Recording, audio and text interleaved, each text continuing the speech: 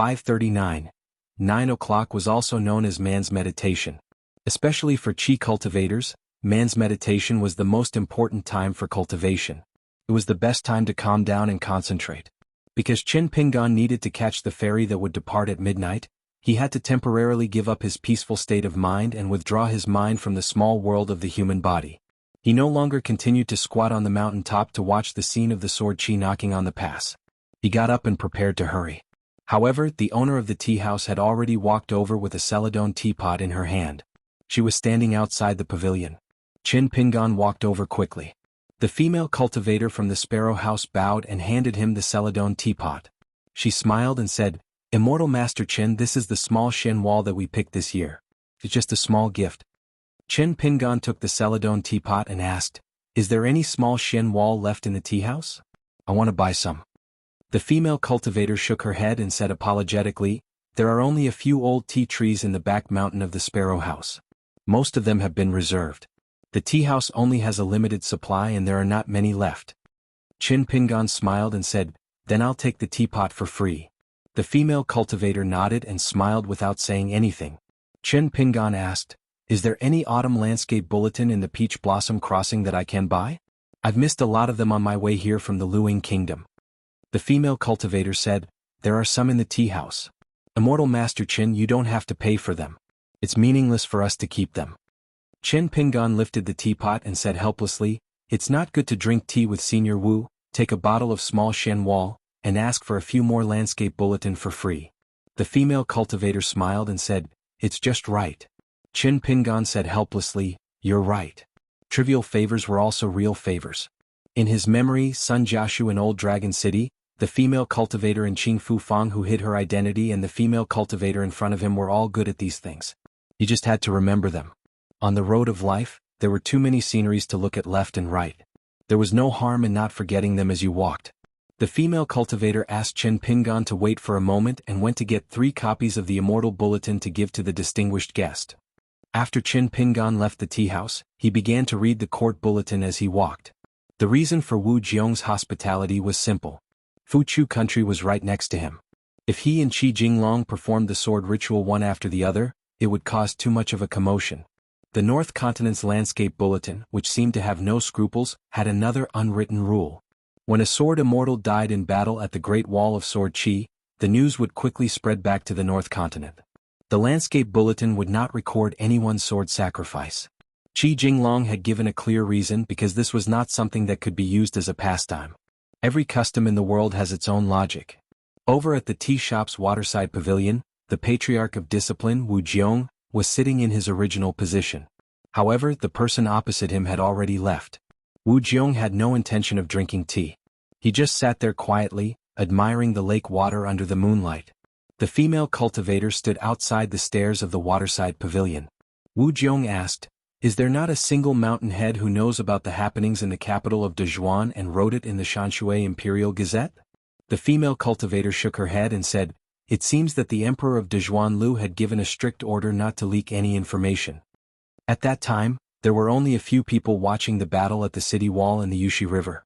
The saint of the academy was there personally, so no earth immortals dared to spy on the battle. Even if they used the divine power of Mountain View to observe from afar, they did not dare to do so. Wu Jiong smiled and said, "That saint has a bad temper." However, after he intervened twice, the situation in the central part of the North Continent has become much more peaceful. The female cultivator asked curiously, "Grandmaster Wu, why didn't you just give Mr. Chen a high-quality Dharma robe?" Wu Jiong gestured for the junior to take a seat. After she sat down, Wu Jiong smiled and said, "Give him what he likes. If he values etiquette, then let's follow the rules and talk about etiquette. If he is greedy and lustful, then we need to do something else." The female cultivator said carefully, "It's just a small jar of dark wall." When Immortal Master Qin accepted it, he was really happy. Wu Jiong glanced at the smart junior who was helping the mountain head greet and send people off. Being the manager of the tea house in the Sparrow Manor, she must have a good heart. However, since she was in this position, it meant that her future in cultivation was bleak. She was in the same awkward position as most of the fairy managers in the world. Wu Jiong did not want to say more. Cultivators had to be mindful of things. Talking about these matters that involved the fundamentals of cultivation with this junior of the sect would be very heart-wrenching. In any case, the other party's way of dealing with people could be said to be watertight, and he never did anything superfluous. That was enough. Wu Jiong sighed. He wondered if his mansion master had met that land dragon. There were too many stories about Lu Jinglong, who was not a Khanate sword embryo from the Taihui sword sect. However, many of the rumors were too far away from a third-rate immortal force like the Sparrow Manor in the North Continent. However, because the Manor Lord had traveled through mountains and rivers with Lu Jinglong in her early years, and she had never concealed her admiration for this Mr. Lu, she openly asked everyone about love and romance. She had even asked for advice from Wu Jiong. Therefore, the female cultivators of the Sparrow Manor were filled with curiosity and longing for this Mr. Lu. Generally speaking, women admired the elegance of sword immortals, while men yearned for fairies. Therefore, Wu Jiong was actually very curious about how those immortal couples on the mountain could be united. If disaster befell them, would they really be able to live and die together? Wu Jiong did not know. She also hoped that she would never know about it and cultivate in peace. Unfortunately, Wu Jiong knew that she was not talented enough. She could only wait for death. Thinking of this, Wu Jiong asked the manager of the tea house to bring 2 jars of wine. The female cultivator was about to hide it.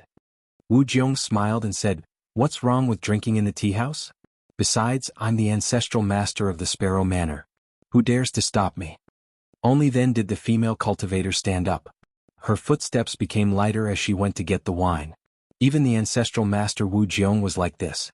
She was just a cave-dwelling realm cultivator with no hope of achieving the great Tao. She could only guard this tea house for years. How could she not secretly drown her sorrows in wine? A colorful rainbow light descended from the sky and landed on the lake. She flew into the pavilion. She was extremely beautiful. She sat opposite Wu Jiong and said in a muffled voice, "Drinking is good. Count me in." Wu Jiong smiled and said, "Not very good? That Mr. Lu, or the blockhead that the manor had mentioned?" The person opposite Wu Jiong was the earth fairy cultivator of the young manor head of the Sparrow Manor. She was the famous female cultivator Sun Qing. According to seniority, she was lower than Wu Jiong. Sun Qing shook her head. "Mr. Lu has changed a lot. When we met this time, he said some straightforward things to me. I understand that Mr. Lu is doing it for my own good, but I still feel a little unhappy." Wu Jiong was puzzled. What did he say? The young manor head waved her hand and said, "Let's not talk about this. It's a little embarrassing." Wu Jiong was speechless. "You're already blocking the way and you're still talking about being embarrassed?" However, Wu Jiong was really puzzled. Although his manor head was not considered a heavenly favored one, he had reached the Oris core bottleneck in less than 100 years. He was also one of the 10 fairies of the North Continent. To put it bluntly, no one would find it strange if an upper 5-realm sword immortal took the initiative to ask to become immortal Tao companions with this promising manor head. But then again, if this was a utilitarian calculation, to be fair, his manor head really could not compare to the water classic mountain fairy Lu Sui. Not only was she in the 10 fairies of the North Continent with Lu Jinglong, but she was also more beautiful than Sun Qing. Wu Jiong asked softly, "Have you completely given up on Mr. Lu?" Sun Qing laughed loudly and said, "How can that be? I like him even more." Wu Jiong facepalmed and was speechless. Why was Mr. Lu, who loved to reason the most, so unreasonable? The 3 of them drank together. The female cultivator in charge was still a little reserved. However, when the 3 female cultivators of the same sect, whose seniority and status differed greatly, deliberately gave up on the abhijna of cultivators, they would get drunk and their faces would become as beautiful as peach blossoms. In the end, the 3 of them were just women. When a woman spoke dirty words, it was true that nothing was taboo. She had a unique charm that was especially moving. The adult and the child rode the wind north to the Taihui sword sect. As Qi Jinglong had to take care of the new disciple, Whitehead, whose cultivation level was not high, he did not travel quickly. Then he bumped into the manor head of Sparrow Manor, Sun Qing, on the way. Qi Jinglong was now quite confident. It was nothing more than applying what he had learned and talking to Fairy Sun step by step. The extremely beautiful Sun Qing did not act strangely from the beginning to the end. However, when she left and her graceful figure disappeared, the white-haired young man shook his head and clicked his tongue. "Surnamed Lu, such a beautiful fairy sister actually likes you. You must be blind. If I remember correctly, Manor Head Sun is one of the 10 fairies of the North Continent. Mr. Lu, it's not that I want to criticize you, but so what if you don't become Tao companions? I think that Sun Qing will still agree to you. How can you bear to reject such a good thing?" Qi Jinglong, who was somewhat relieved, continued to ride the wind north with the youth beside him. He said with a smile, Reasoning with you, especially about the love between a man and a woman, is like playing the lute to a cow. Whitehead said angrily, then why did you take me in as your disciple? Why didn't you let me return to Deer Mountain? Qi Jinglong said slowly, compared to the North Continent having another sword cultivator who kills for money, I would still prefer to see a young sword immortal who has truly achieved the Tao. Qi Jinglong said again, don't worry. After entering the Taihui sword sect and being registered in the ancestral hall, you don't have to call yourself a disciple of the Taihui sword sect when you go down the mountain in the future, and you don't have to admit that you are my disciple. Within the rules you just have to attack the sect, and I will not deliberately restrict your temperament. However, you must be clear about the rules of the sect and me. I don't want you to say that you don't know the rules when I punish you in the future. Whitehead was sullen. The youth did not even want to understand half of the rules of the Taihui sword sect in Lu. It must be boring, pedantic, rigid, and extremely boring. What kind of immortal master was he to be? What kind of sword immortal was he to be? How could it be as satisfying as being an assassin of Deer Mountain? The people of the Jianghu also cared about heroism and gratification. The assassins of Deer Mountain did not care about these. After receiving money they killed for others. They were responsible for their own life and death. That was true freedom. Qi Jinglong was silent for a moment. He said softly, whether you listen or not, I have to tell you. As long as you follow the rules, no matter who you attack in the future, whether you lose or get beaten up, you just have to tell me when you come back to my side. I will reason with them for you until they are completely reasonable. Whitehead crossed his arms. Don't give me that. How can a genius like me lose to others after practicing the sword? Alright, I can't beat a sword immortal for the time being. However, for people of the same age, if you ask them to jump in front of me, I will casually cut them into pieces. After you really practice the sword, you won't have much strength to talk big. Qi Jinglong said with a smile, as for not needing my help to reason, you can attack by yourself. Of course it's better. Whitehead's face was full of disapproval. However, he caught a glimpse of Lu's side profile from the corner of his eyes. The youth's state of mind was still a little strange. Like a child in ragged clothes in the difficult winter when he was young, basking in the warm sun that could not be seen or touched. However, this feeling disappeared in a flash. Whitehead suddenly shouted, if I memorize the rules of the Taihui sword sect's ancestral hall, you will allow me to drink. How about that? Qi Jinglong shook his head. No money. Whitehead said angrily, if you have no money in your pocket, don't you know you have to pay on credit with that Chinhaoren? Qi Jinglong thought for a moment. I'm afraid of being persuaded to drink. It's not worth it. The money for the pot of wine was borrowed from Guemo of the Taixia lineage. Every time Qi Jinglong left the sect to travel, he did not bring any money or other things. Eating clouds and drinking dew, the essence of the sun and moon, the spiritual energy of heaven and earth, these were the 5 grains of cultivators. As the sword cultivator with the greatest killing power in the world, he did not need any robes or any offensive treasures. When he borrowed money from her, luckily he did not blurt it out. Otherwise it would be even more troublesome. Qi Jinglong originally wanted to say that he would return the money when he passed by Taixia Mountain. However, in a flash, he understood that if he said such words, she would definitely misunderstand that he had bad intentions and wanted to use the opportunity to get close to her Guemo. He might as well not say it and just remember it in his heart. After Qi Jinglong thought about it, he increasingly felt that he could be considered to have comprehended the side path by analogy.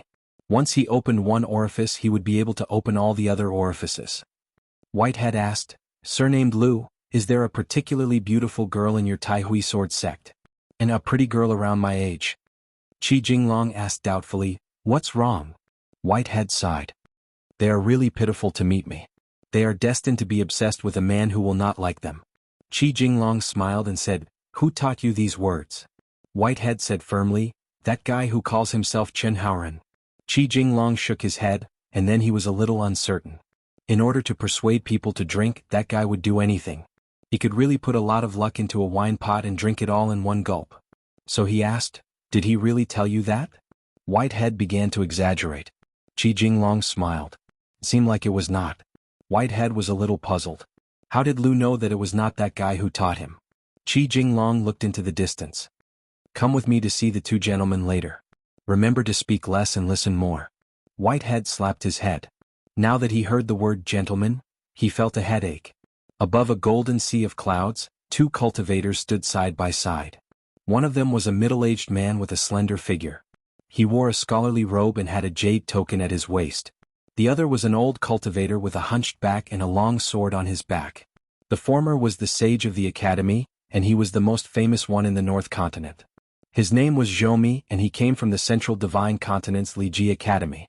It was said that the Academy's Grand Chancellor gave this disciple the word, anger control. It was also this person who, after leaving the Academy, still beat up the two big cultivators who did not know what to do. He shouted angrily, "Did you pass?" What else could the two big cultivators do? They could only try to convince him. In the end they were beaten up again and said, "What **t did you pass?" But of course, Qi Jinglong knew that the sage of the academy was very knowledgeable. Not only was he specialized in his field, but he was also proficient in Buddhism.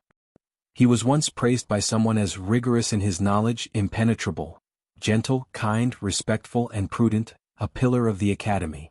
In fact, if there were only 12 words in the 16-word evaluation, no one would question it. Unfortunately, because of the 4 words, gentle, kind and prudent, this scholar of the Liji Academy was controversial. Think about it, a disciple of the academy who was about to rush to another continent to be the sage of the academy was given the word, anger control, by his own teacher. Was it really related to gentle, kind and prudent? But Zhomi himself was the most proud of those 4 words. But he never admitted the other 12 words.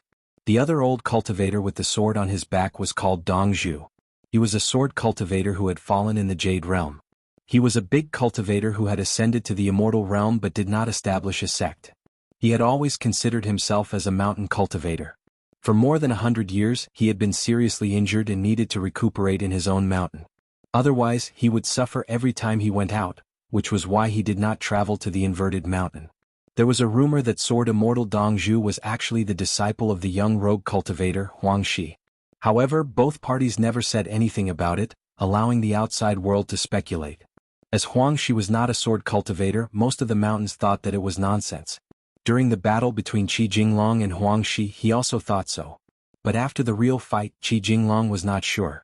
This was because Huang Shi was indeed a sword cultivator and possessed 2 intrinsic flying swords. Huang Shi was willing to reveal his identity as a sword cultivator and not escape directly because his opponent was called Lu Jinglong. In fact, for so many years, Qi Jinglong had never mentioned it to anyone. Qi Jinglong brought the young man and landed in front of the 2 seniors. Qi Jinglong bowed to both sides. Dong Zhu did not think much of it. A good young sword cultivator who had a chance to reach the top of a continent. Why did he have to learn to be a scholar? He really did not like it. If the academy had not discovered Qi Jinglong's whereabouts and wanted to talk, Dong Zhu would not have bothered to talk nonsense with this land dragon. If they really wanted to talk, he would wait until Qi Jinglong broke through the realm and ascended to the pure Jade Realm. Then he, Dong Zhu, would go to the Taihui sword sect to ask. The white-haired youth hated these complicated formalities and messy politeness the most. The young man simply hid behind Qi Jinglong and acted like a wooden man. "You don't know me and I don't know you. Why are you being so polite?" Qi Jinglong did not deliberately force the young man. Everything would wait until they reached the Taihui sword sect. The saint of the academy was Zhomi. At first glance, he was actually an ordinary scholar with an elegant appearance.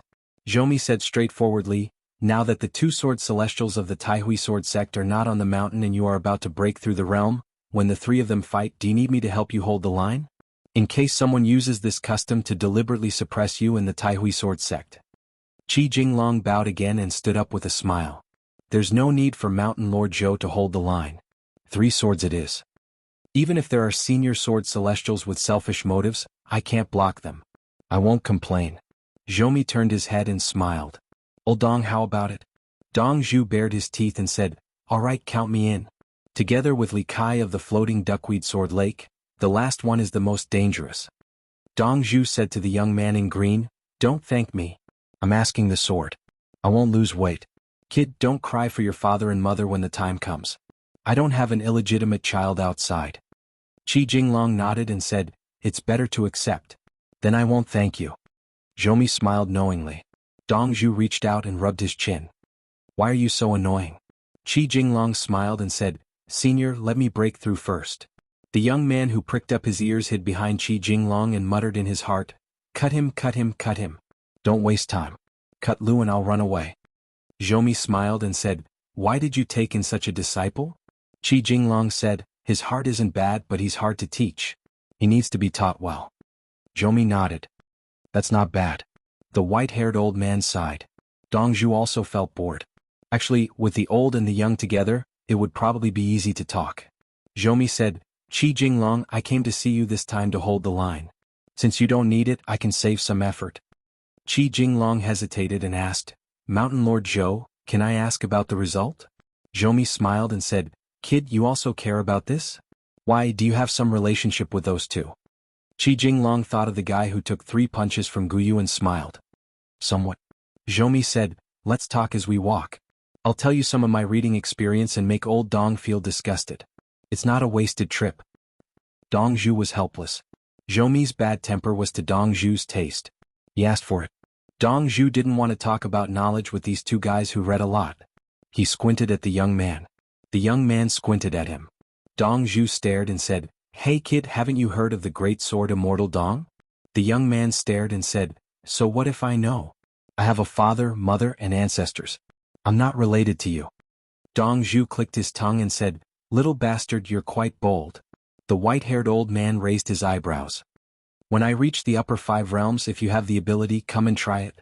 Then you'll know who's the bold one. Dong Zhu slapped the young man's head, and the latter fell to the ground.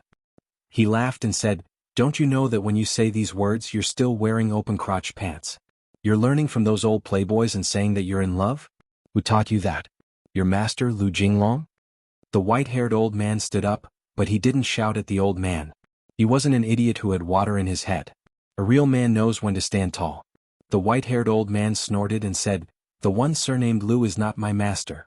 I only have one master in my life, but I still have a drinking friend who hasn't been recognized by me. His name is Qin Haoran. If you have the ability, go find him. What kind of senior are you bullying me? He can make you cry for your parents and run away with one sword. Qi Jinglong turned his head and frowned. The white-haired old man. The young man immediately said in a sickly voice, Well, Qin Haoran is not as good as senior for now. On the ferry, Qin Pingan had already put away the mountain and river court bulletin. He didn't find the result he wanted to know. The latest court bulletin didn't mention anything about the situation in the capital city of Great Seal Country. In the battle between Guyu and Jiyu, the sword immortal of Ape Tooth Mountain, it was unknown whether they were dead or alive. Qi Jinglong had mentioned this before, saying that Guyu had always been cautious in his actions. He definitely wouldn't do it purely because of personal feelings, and wouldn't just go to Jade Seal River to throw his life away and wash Jiyu's sword. Qin Pingan stood at the railing of the ferry's bow and flipped through several mountain and river court bulletins. It wasn't that he didn't gain anything. For example, in 10 days at noon, there would be a great battle on Julie Mountain. The 2 sides who would fight to the death on this mountain had great backgrounds. One was the famous wild cultivator Huang Shi, the other was a female martial artist Xion Yang. Both of them were among the top 10 youths of North Continent, and their rankings were close, one 4th and the other 5th. As for the reason for this battle, the 2 mountain and river court bulletins had different records. One said that Huang Shi returned to his old profession and met that female martial artist with a strange name in Jianghu. Another said that the 2 of them fought in a broken heavenly abode for the sake of an immortal treasure. They couldn't determine a victor, so they agreed to fight on Julie Mountain. This battle was extremely eye-catching, and would definitely attract the attention of many cultivators of the upper 5 realms. It was completely conceivable that the mountain near Julie Mountain that was bought by the Jade Forest sect and built many immortal residences, would definitely be packed with people. In the Su Hen shop on the cross-continent ferry of the Hemp sect, Qin Pingan had bought a spirit tool that could be used on Julie Mountain's mirror flower, water and moon. It was a glazed, glossy and lustrous porcelain brush washer. However, although it was said that he had bought it, it was only later that he found out that it could be recorded on Julie Mountain. Regarding the Aquarius continent, the mountain and river court bulletins actually had a few pieces of news, and the length was not small. From this, it could be seen. Regarding the small Aquarius continent that no one would pay attention to, after the hooves of the Song clan's cavalry trampled all the way from the northernmost to the southernmost Old Dragon City, the cultivators of the other continents already had a big change in their perception of the smallest continent under the heavens. The true master of the Dali cavalry, the martial artist Song Jianqiang. After challenging the heavenly monarch Xie Shi, the sword immortal of the Wind Snow Temple, Wei Jin, rushed to the Great Wall of Sword Qi.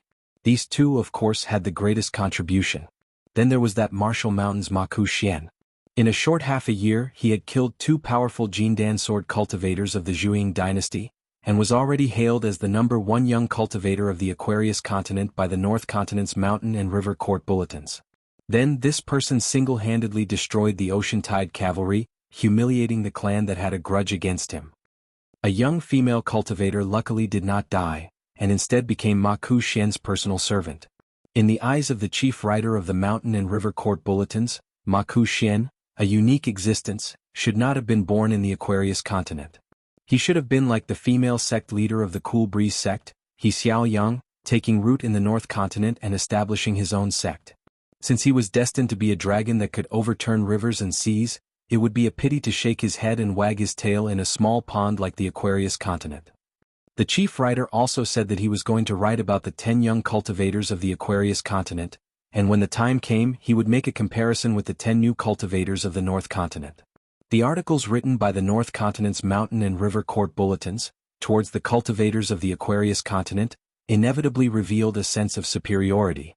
But compared to the early years they were too lazy to even look at them and did not even mention them. It was very different. Other than that, there was also the matter of the great god of Dali Wei Pai's breakthrough. Within the jurisdiction, there were auspicious signs everywhere, and there were continuous auspicious signs. It was obvious that he was going to become a mountain god of the upper 5 realms. From this, it could be seen that the prosperity of the Song clan was not to be underestimated. The court bulletins began to remind the many businessmen of the North Continent that they could place their bets on the Dali dynasty early. If they were late, they might not be able to get a share of the pie. Regarding this matter, intentionally or unintentionally, it also mentioned a few words about the hemp sect, and was full of praise for the sect leader Zhu Quan. This was because according to the rumors, the Skeleton Beach and the Wood Clothing Mountain were obviously one step ahead, and the cross-continent ferry should already have some connection with the Dali Northern Peak. Then there was the True Realm sect of the Tong Yi Continent's Jade Gui sect, the location of the Book Slip Lake, and the court bulletins were not stingy with their detailed descriptions. When Chen Pingan saw those words, it was as if he could clearly feel the anger of the person who wrote them. There was no other way. The first sect leader of the True Realm sect was called Jiang Shangzhen. He was a troublemaker whose cultivation level was not too high, but the North Continent was helpless against him. This guy alone had harmed 3 of the 10 fairies of the North Continent in the early years. It was also rumored that the other 2 female cultivators of the sect, who were outstanding beauties, seemed to have interacted with Jiang Shangzhen in the past. However, there were no clear clues as to whether or not they had a heart-wrenching love affair. Therefore, at the end of the court bulletins, there was a lot of criticism about the Dali cavalry and the new emperor of the Song clan. Because they were simply eating sh*t. They actually watched as the True Realm sect successfully chose a location and took root in the middle of the Aquarius continent. If the Song clan secretly colluded with Jiang Shangzhen, they would be eating sh*t and drinking piss. They could have plotted with anyone else to achieve great things, but they just had to do business with a sinister villain like Jiang Shangzhen. What else could it be other than asking a tiger for its skin?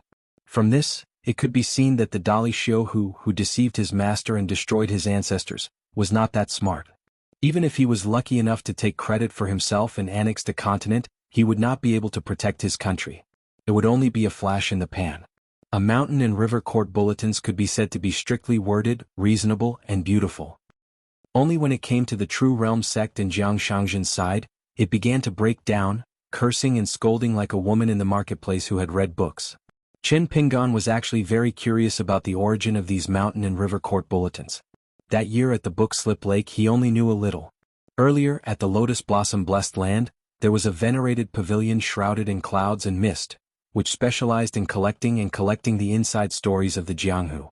Chen Pingan returned to the ferry house and took out a book written for the ferry. It was a small book that described the scenic spots along the way. After setting off from the Peach Blossom Ferry, the first scenic spot was a celestial sect on the border of the water sky country called Cloud Above City. The founder of the sect traveled far away to the Liuxia continent by chance and obtained a half-refined cloud sea from a broken blessed land. At first it only had a radius of 10 miles.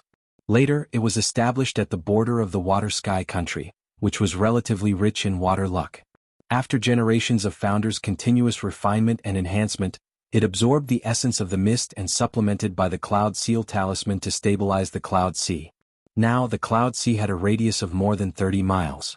The ferry would stop at Cloud Above City for 12 hours, hovering at the edge of the city. Before dawn, the ferry slowly came to a stop. Chen Pingan stopped the 3-in-1 fist stance and woke up from the mysterious half-asleep state. When he walked out of the house, he carried a bag on his back. Outside Cloud Above City, there was a market where wild cultivators gathered. They could trade goods from the mountain, and they were all in the same trade. Chen Pingan took out a few worthless celestial objects from the pile. They were all leftovers from the shop on Laohui Street. Their quality couldn't be considered good, but they were relatively rare. Their appearance was pleasing to the eye, and they were suitable to be sold to those spendthrifts who thought it was difficult to buy good things with money. However, this time the bag shop was selling a few talismans that had nothing to do with the true works of alchemy. Most of them were the secret manuals of the Array Master from the first batch of Deer Mountain assassins.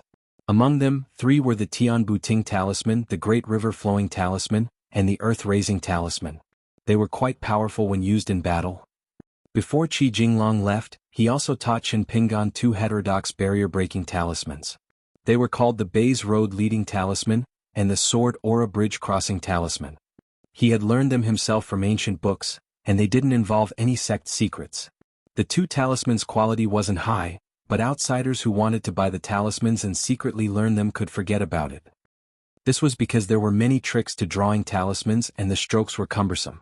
Moreover, it was very different from the main branches of the talisman sections.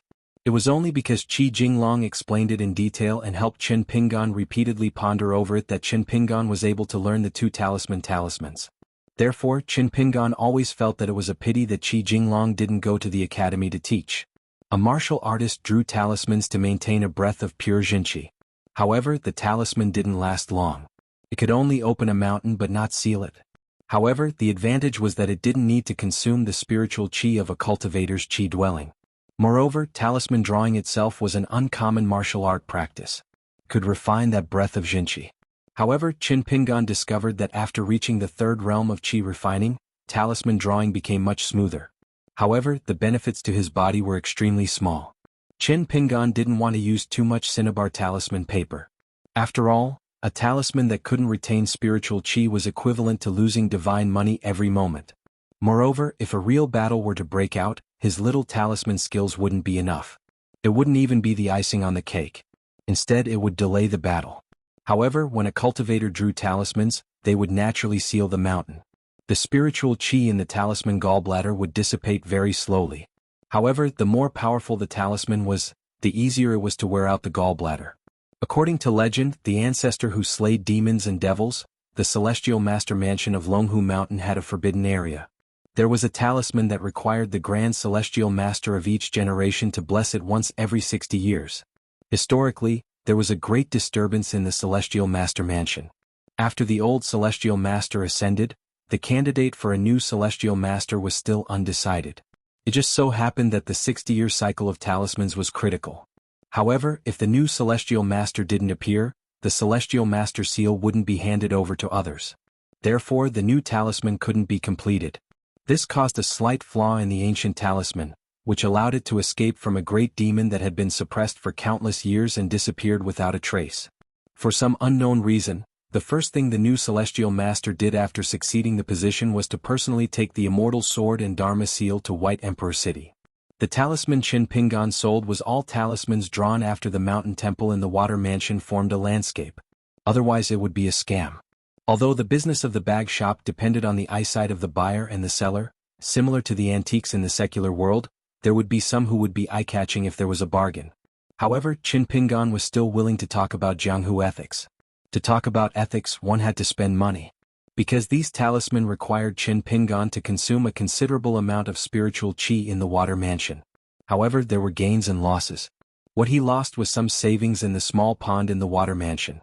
What he gained was that he could try to gradually open up a fundamental meridian for the operation of the water mansion, similar to a hidden water vein in the rivers and lakes. Therefore, the group of boys in green didn't have any objections. On the contrary, they supported Chen Pingan's talisman drawing. On the path of cultivation, how to view gains and losses was Tao. As for the balance between gains and losses, it required Chen Pingan to draw talismans for a long time. He had to constantly explore and ponder. Fortunately, the boys in green in the water mansion would also remind him. Chen Pingan wore a black robe and held a green bamboo cane. He walked out of the house and looked up. In the secular dynasty, there were families in the depths of the clouds and immortals in the mountains. As expected, there was a city above the clouds. Outside the city, there was a small market town that was brightly lit. The city above clouds was an important place for cultivation. It was heavily guarded and very few outsiders were allowed to enter. It was probably because of the different environment. The city above clouds, which was under the jurisdiction of the water heaven country like the Sparrow Mansion, also made robes called the Cloud Robe. However, the quantity and quality of the robes were far less than the Sparrow Mansion. It wasn't famous and its business was mediocre. Most of the cultivators in the lower 5 states, especially those in the mountains and lakes, would weigh their money and buy one. It was probably because of the limited financial resources of the sect that the bag shop appeared in the market. Not to mention the shops that didn't have legs, even the stalls with legs had to pay a sum of money to the city above clouds. The ferry stopped at a distance of 500 feet from the sea of clouds. It couldn't get any closer. Otherwise, if the bow of the ferry accidentally hit the sea of clouds or if the distance was too close, it would drift with the wind. The slight friction between the body of the ferry and the sea of clouds would cause damage to the foundation of the city above clouds. Therefore, those who disembarked from the ferry could ride on the clouds or spiritual beasts as they wished. If it was a pure martial artist below the golden body state, this distance of 500 feet would not be easy. Chen Pingan took a deep breath and took a few steps back. Then he rushed forward and jumped high. He stepped on the railing at the bow of the ferry and used the force to leap forward. After landing on the ground, his body swayed a few times and then he stood still. On the ferry that belonged to a vassal of immortals in the Dragon Palace Grotto Heaven, a middle-aged female steward extended her hand to her friend and said with a smile, "Give it to me." The two of them were betting on whether the young man with a sword on his back who boarded the ferry at the Peach Blossom crossing of the Sparrow Mansion was a sword cultivator from the mountains or a swordsman from the Jianghu. The woman on the ferry guessed that he was a pure martial artist who carried a sword on his back, while the old cultivator in the sea-viewing realm guessed that he was a young sword cultivator who hid his strength. The old cultivator shook his head and said, "Can't this person deliberately use a camouflage?" This was stubbornness. It was obvious that he was going to renege on his debt and not pay. The woman sneered and said, "The young sword cultivators of our continent, those sword embryos, which one of them doesn't have the cultivation of the cave state, the demeanor of an earth immortal and the tone of an upper 5 state. Is there such a person?" The old cultivator said seriously, "The world is vast. It's not strange for there to be someone who is willing to hide his strength and be cautious." The woman steward said angrily, "Don't use your mouth to shit. Give me the money. One small sum of money." The old cultivator sighed and took out an immortal coin. He slapped it heavily on the woman's palm and then rode the wind to the city above clouds.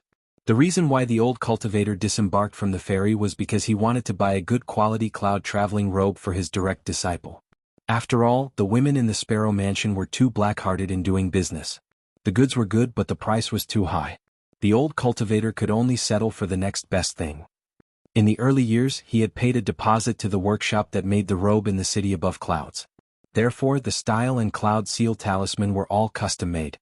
He could also add some heavenly materials and earthly treasures to increase the robe's efficacy in the city above clouds. After that, as his master, he had to work hard at the foot of the mountain to earn money from all over the place. Just like that, he diligently accumulated money for dozens of years. He finally managed to gather enough immortal coins when his proud disciple reached the cave state. Cultivation was not easy. Especially when there was a small mountain like the head of a family, he had to worry about daily necessities.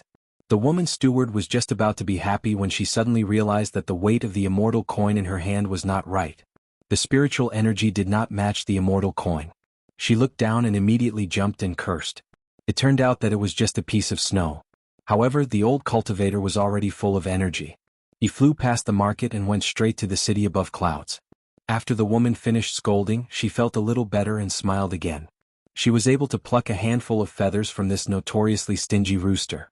Even if it was only a snowflake, it was still an amazing thing. She was a golden core cultivator, not a cross-continent fairy. A golden core steward was enough. Moreover, a golden core cultivator in the Dragon Palace Grotto Heaven could be treated as a nascent soul cultivator in terms of status. This was because, besides her own sect, she was also related to the Cloud Palace of the Great Yuan Dynasty and the floating Duckweed Sword Lake. To the cultivators on the mountain, business relationships that could earn them money were more reliable than the monarch and vassal relationships at the foot of the mountain. As for the old cultivator that she had known for a long time, his future was not good. He was already so old at the sea-viewing realm. One had to know that this person back then was not a miser at all. Instead, he was very carefree, romantic, and heroic. However, after more than 100 years, everything seemed to have been worn away. He was no longer young and handsome. He also did not have the spirit of the past. He had become an old cultivator who spent all his time in the noble mansions at the foot of the mountain and searched for treasures in the Jianghu. However, she still liked him. As for whether she only liked the man back then or the old man now, she could not tell. Qin Pingan entered the market. There was an empty spot on the bustling street with many pedestrians. He had just opened his bag and set up a stall. Inside, he had already prepared a large piece of green cotton cloth. Opposite him and beside him were people of the same trade. Some were yelling with all their might, some were willing to take the bait, and some were yawning listlessly. Soon, a young man and woman wearing snow-white robes came to collect money. A piece of snow a day would cost money. Qin Pingan asked if he would pay half price if he stayed for 4 to 5 hours. The young male cultivator smiled and shook his head. He said that a piece of snow would cost money. Qin Pingan did not say anything else. He handed out a piece of snow to spend money. The skeleton beach at the southernmost tip of the continent and the Yaoya River sold gloomy tea. The rules were similar. Qin Pingan asked a few more questions. If he wanted to rent or buy a shop in the market in the city above clouds, what would be the price? The young male cultivator told him one by one with a pleasant expression. Shops were divided into 3, 6, and 9 grades. There was also a price difference between renting and buying. In the end, this foreigner who came down from the ferry boat to try his luck only expressed his thanks and no longer mentioned the matter of the shop.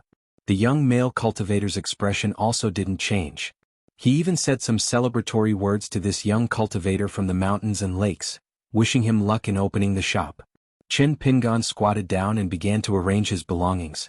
There was the hard yellow goddess painting from the city of murals, the treasures of several great monsters such as the Empress of the Skeleton Beach, and also several items from the Dragon Palace at the bottom of Tsangyun Lake. There were more than 20 scattered items, all of which were far from being magic treasures. However, there were even more talisman sheets. The 5 types of talisman were neatly arranged on the green cloth like soldiers in a battle formation. Qin Pingan looked up. The young man and woman from the city above clouds were walking side by side on the main street, slowly disappearing into the distance. The young man seemed to be the manager of this market. He was familiar with the shopkeeper and many of the bag dealers. The young woman did not speak much. She looked more at the man beside her. Her eyes were whispering to him. Qin Pingan held his hands in his sleeves, calmly watching this scene. The scenery was excellent. The tourists on the streets here, because they were all cultivators, were much more taciturn compared to the mortals who visited temple fairs, shops, and stalls. Moreover, they were much more patient. Almost all of them strolled through the various bag dealers, but they did not casually ask about the price. Their footsteps were slow. Occasionally they would come across an item that caught their eye. Only then would they crouch down and carefully examine it. After some inspection, they felt they had a good idea of what was going on, so they silently stood up and walked away.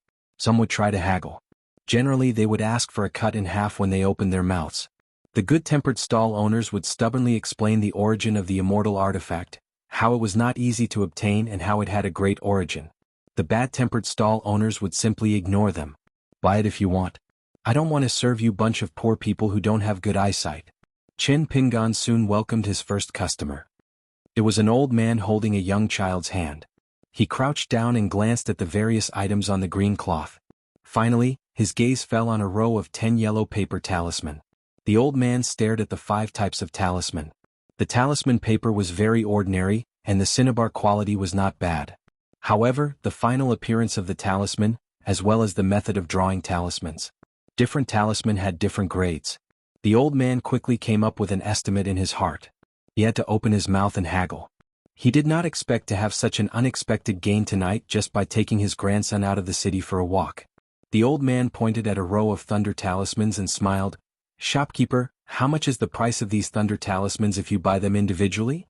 Qin Pingan smiled. "1 thunder talisman, 11 snowflakes will cost you money. If you buy all 10, 100 snowflakes will cost you money. However, this stall of mine does not haggle." The old man nodded and smiled. "The talisman is a good talisman. It's just that the material of the talisman paper is slightly inferior. It can't bear the full power of this thunder talisman, so it's greatly discounted. Also, the price is a bit expensive." Qin Pingan smiled and did not speak. The other party should be at least half an expert. Then there was even less need for him to say anything. The old man then asked about the price of earth talismans and water talismans. They were more or less the same. A talisman was only worth 1 or 2 snowflakes. The thunder talisman was the most expensive. After all, thunder arts were known as the ancestor of all arts in the world. Moreover, one of the foundations of Longhu Mountain's celestial master abode was the 4 words, Thunder Arts Orthodox. However, according to Qi Jinglong, this thunder talisman could only be sold at a passable price if paired with yellow seal talisman paper. Otherwise, the power of drawing talismans on ordinary yellow paper was too mediocre. Ordinary cultivators of the middle 5 realms might not even pay attention to it. In the end, Qin Pingan said, Qi Jinglong thinks that you're not an ordinary talisman.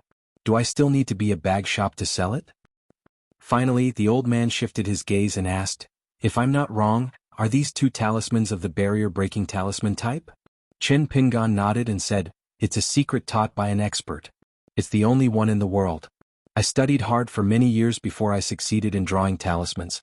However, I can only guarantee a success rate of 50 to 60%. The talisman paper is wasted. If I sell it cheaply, I'll be ashamed to face the expert. The old man looked up at the young stall owner in a black robe with a long sword on his back. After a moment of hesitation, he asked, shop owner, can you tell me the name of these 2 talismans? Qin Pingan was relieved. He really knew what was good for him. Qin Pingan asked back, the name of the talisman in the world is often in accordance with the true meaning of the talisman method. It will reveal the secret of heaven itself.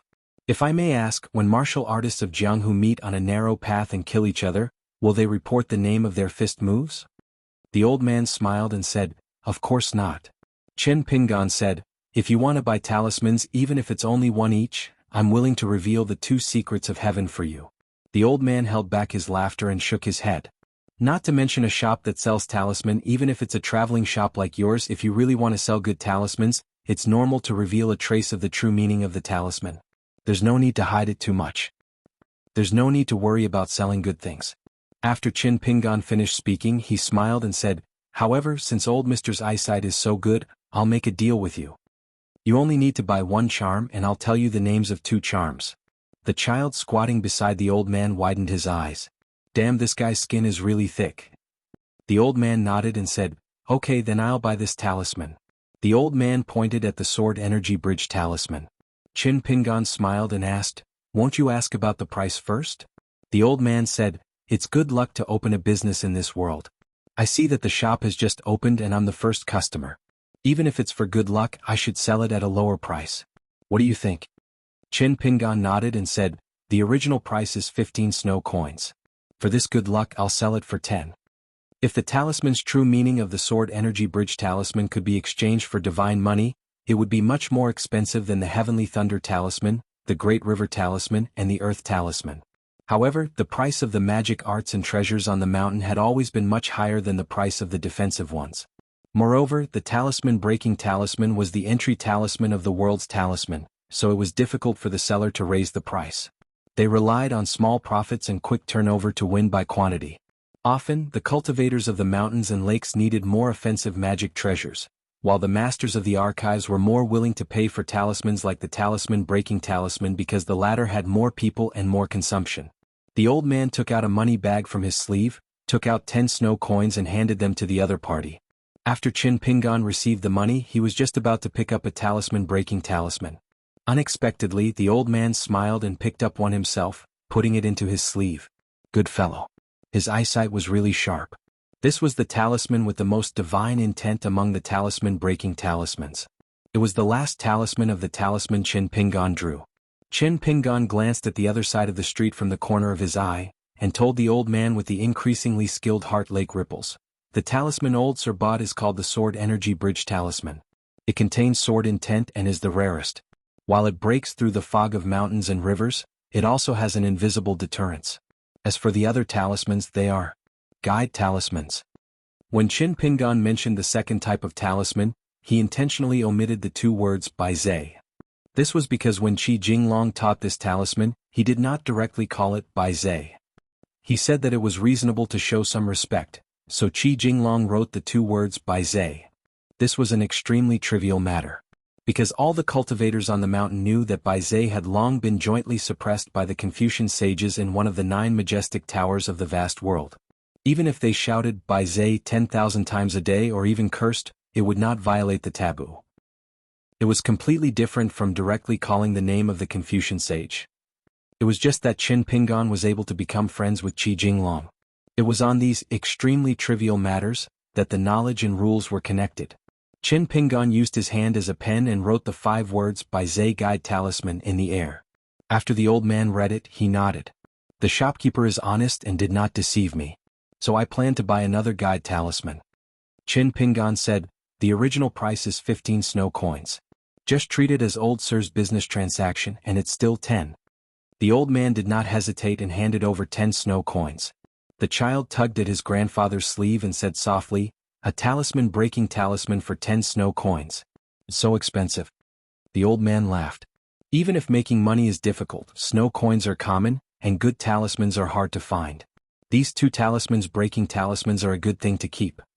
Qin Pingan said from the bottom of his heart, old sir is wise. Then he changed the topic as he wished, not at all stiff. So, old sir might as well buy these 10 thunder talismans together. These thunder talismans can be considered to have met a noble person, so they won't meet a bad person and be wasted. No matter how good the child's upbringing was, he still couldn't help but turn his head and roll his eyes. The old man thought for a moment and laughed. Then, including the talisman breaking talisman, I will buy 5 of each of the 5 types of talisman. These 2 talismans breaking talismans are good talismans and I am indeed moved. So, 15 snow coins for one I won't bargain. 150 snow coins. As for the other thunder talismans, water talismans and earth talismans, they are not the best. I am only willing to pay 120 snow coins. Qin Pingan frowned and said, after dividing it evenly, 1 talisman is only 8 snow coins? The old man said, shopkeeper, by selling twice, I have bought 27 talisman in one breath. This is not a small business and everyone on this street is watching. I am helping the stall to attract business, this is the truth, right? Qin Pingan said righteously, don't, I guess most of the customers on the street already believe that we are in the same group. So, it really can't be considered to be soliciting business. Maybe it will leave a bad impression and delay the next business of my stall. Old sir, to be honest, I am also telling the truth, right? The child only felt that it was an eye-opener. The old man laughed and said, okay, then I will add 10 snow coins for the remaining 3 talismans. Qin Pingan said with emotion, old sir, you have such good taste, you should have that kind of magnanimous demeanor of doing business, so that it can match old sir's vision and identity. The old man shook his head with a straight face and said, shopkeeper, if you continue to bully honest people like this, I will not buy a single talisman. Qin Pingan smiled and said, good, good, good. Old sir is so kind. My little bag shop, it is rare for me to puff myself up at my own cost, so I will be magnanimous this time. I don't want the 10 snow coins that old sir increased the price. 25 talisman, I will only charge old sir 270 snow coins. The child didn't feel that this guy was magnanimous at all. He raised his 2 small hands and moved his fingers slightly. He quickly calculated the price in his mind, worried that this guy would cheat people. Fortunately, the price was like this. The child put away his palm, still feeling that it was too expensive, but his grandfather liked it and felt that it was good, so he didn't help to bargain. Otherwise, when he haggled, even he felt afraid. The old man took out 3 pieces of small summer money from his money bag and used the extra 30 pieces of snow money to bargain with the young man. He bought the painting of the goddess, which showed his skill, and the small Xuanbi tea cake. He planned to give it to his good friend when he returned. The old man chose 5 talisman from each of the 5 rows. Qin Pingan let the old man choose. But the old man's choice made Qin Pingan a little surprised. He asked softly with the ripples in his heart, old sir has such good taste, why don't you choose the better talisman, but choose the slightly inferior talisman? The old man seemed to find it very strange. He smiled and said, shopkeeper, your business experience is very unusual. Qin Pingan didn't say anything more. There was no need to say more. There were many strange things in the world, but people were still the most unpredictable. The old man left. Others came. Qin Pingan's stall became much more lively. There was an endless stream of onlookers, but there was no one who was really willing to pay. The old man, whose name was unknown, was still shopping with his grandson and looking at the shops. Then he disappeared. Qin Pingan squatted on the ground with his hands in his sleeves. In his sleeves, he rubbed the snow coins with the words, often envious of the world's talisman, and Susie's poems are like paintings. The snow coins in the world were so interesting. There were many different characters. Within a continent, the snow coins had many different characters. But most of them were 4 characters on one side. It was extremely rare to see a snow coin with as many as 7 ancient characters. What made Chinpingan happy was that other than earning the unexpected 3 snow coins, he was also happy that he had collected a brand new snow coin. Moreover, the 3 snow coins had a premium when it came to snow coins. Adding the rare characters, it was a small premium. Originally, Chinpingan's estimate of the value of all the talisman was to cut it in half. This trip to the bundle shop in Cloud City. Generally, in the shops at the Immortal Fairy, as long as the talisman was made of yellow paper and the talisman was drawn like a talisman gallbladder, it was already a high price to sell 1 snow coin. Chinpingan was actually prepared for the worst if the price was too high and he lost a snow coin. He never thought that he was fated to have 3 snow coins. They insisted on running into his pocket. He really couldn't stop them. Everything was difficult at the beginning. With that rich old man with good eyesight, it was a good sign. Next, he sold 2 more thunder talismans. No one cared about the water and earth talismans and the barrier-breaking talisman. Many customers almost cursed when they heard the price. One of the men with a rough appearance used 5 snowflakes to buy an old treasure from the Dragon Palace of Tsangyun Lake. The smell of cosmetics was very strong. The man most likely wanted to give it to the woman he liked or as a gift to some female cultivator. After hearing the young vendor say that 5 snowflakes cost money, the man cursed, but in the end he still obediently paid the money. Then he pointed at the dignified heavenly thunder talisman and asked for the price. Chinpingan smiled and said, 2 Motherf asterisk curs and 2 more snowflakes to spend money. The man cursed, "Kid, are you killing a pig?" Even with Chinpingan's thick skin, he didn't know how to respond for a moment. The tourists who were watching the fun laughed. The man also realized that his words were inappropriate. He scolded others and himself. No matter how he looked at it, it wasn't worth it. The man scratched his head. He really needed to buy an offensive thunder talisman to deal with a great demon that occupied a mountaintop. If he succeeded, he would be able to plunder the great demon that occupied the top of a mountain. If he succeeded, he would be able to plunder the great demon, and it would be a steady profit. However, if he failed, then he would be in for a huge loss. In the end, the man still couldn't bear to cut the meat and left resentfully. Chinpingan didn't ask him to stay. The man walked out for a distance and couldn't help but turn his head to look. He saw the young man smiling at him. The man's thoughts fell through and he felt even more uncomfortable. He strode away. Out of sight, out of mind. Chinpingan continued to do business. It was also worry-free. In any case, the price of the talisman and all the items were fixed. After earning 3 small coins, his bag shop became more and more stable in his fishing platform. In any case, less than 2 hours had passed. There was still quite a bit of time before the ferry set off. Chinpingan originally planned to do business while nourishing his fist intent. In addition, he cultivated by the Heart Lake. He didn't delay any of the 3. But for some reason he only enjoyed the leisure at the moment and didn't practice boxing for the time being. He was still multitasking, carefully sizing up the tourists on the street. At the same time, he let his mind wander thousands of miles, thinking about some people and some things. As he was currently in Cloud City, Chinpingan thought of the Cloud Gem book. Speaking of which, the first bag shop that Chinpingan met in his life could actually be considered the guy who wore a bamboo hat and carried a bamboo blade. At that time, Wei Pai was still the local lord's chest Dun Mountain. It was just that this bag shop didn't accept money. Alliance squatted on the ground.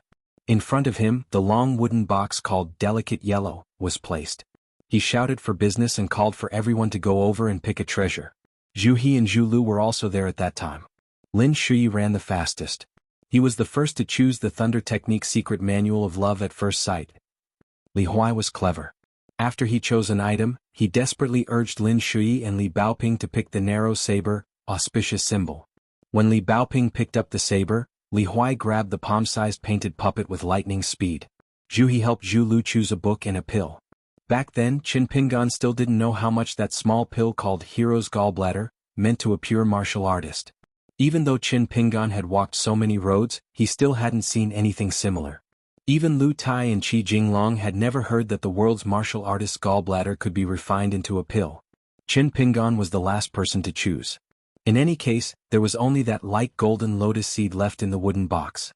He couldn't pick anything else.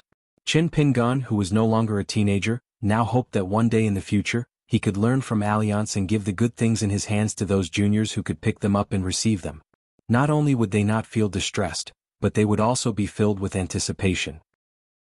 In the world, there were always some words and deeds that would be imperceptibly passed down from generation to generation. It wasn't Taoist magic, but it was better than Taoist magic. After daybreak, the old man who threw money away held the child's hand and walked through the gate of Above Cloud City. When the gatekeeper saw the old man, he respectfully greeted him as Taoist Juan. The old man smiled and nodded in greeting. They returned to a rich and powerful mansion in the city. There were only a few treasured lands in Above Cloud City that were willing to hand over their deeds to outsiders. This mansion was one of them. This was because the old man's name was Huan Yun. He was a Taoist perfected one who was famous in the central part of the North Continent. The old perfected one's cultivation and combat strength were not of much use in the North Continent where sword cultivators were common. He could only be considered an ordinary golden core cultivator who was not good at fighting. However, he was of high seniority, had a wide network of connections and had many followers. He was a person who had attained Tao from a branch of the Central Plains talisman lineage. He was proficient in talisman and had far surpassed his cultivation level. He had a good relationship with the other Taoist lineages, including the Yang family of the Cloud Palace, as well as many great cultivators of the North. He liked to travel around the world as his home. Of course, he would buy a mansion in a place with beautiful scenery. He had already bought a mansion with a wide view at Julie Mountain. It was cheap back then, but now it was unknown how many times the price had increased.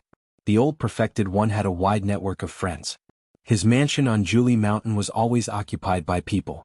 On the contrary, the old perfected one himself might not even stay there for more than 10 years. The child's name was Huan Bai. He was a potential cultivator. Even the descendants of Earth immortal cultivators might not be able to cultivate. None of the children of the old perfected one could cultivate. Such a good seedling had appeared in such a large family for more than 100 years. Therefore, the old perfected one liked to bring the child with him when he traveled all over the world. When they arrived at the study, the old man carefully took out an exquisite small box made of beautiful wood from the spring dew garden. It was very lively with cloud patterns and water splashes. This box had a great history. It was called Cloud Lock Box. It was the Immortal's Cave, that was specially used by talisman experts to store precious talisman. The old perfected one's face was full of smiles as he gently placed the 27 talisman that he bought from the stall into the wooden box. Huan Bai was smart since he was young. He immediately knew that his grandfather did not take advantage of the situation. It was even possible that he had picked up a bargain. The old man sat on the chair and carried the child on his knees. He said earnestly, "Every immortal sect on the mountain will have a founder." Then, for the talisman drawing of the talisman in the world, the talisman drawing has reached a higher level but has not reached perfection. Those who first pick up the brush to draw the talisman that looks the most superficial in terms of technique and spirit, are the most precious and rare. Therefore, grandfather purposely chose the talisman with the worst appearance. At that time, that young man was still doubtful and took the initiative to remind grandfather that he is a good young man. He is talented in talisman drawing and his conduct in business is not bad. The old man was in a good mood as he told his grandson the inside story. He pointed to the wooden box that was already closed. As long as these talisman are maintained properly, there will be some mysterious opportunities. Of course, the possibility of that is extremely small. But cultivating on the mountain, the what if, is a bad thing that can cause one's Tao to disappear, but it can also be a good thing that can bring great fortune. Even if we don't mention this accident, these talisman cost grandfather almost 3 small pieces of money. It is not a loss. Huan Yun suddenly smiled. The city lord has arrived. Let's go and welcome him. Huan Yun put down his grandson and walked out of the study to the courtyard. Immortal cultivators who were close to him naturally did not need to knock on the door. They only needed to release some of their qi. The city lord of the city above clouds was called Shinjinza. He was a golden core cultivator like Huan Yun. He wore a white robe and looked elegant. He was a middle-aged man and it was obvious that he was a divine immortal. After his grandson bowed, Huan Yun went straight to the point.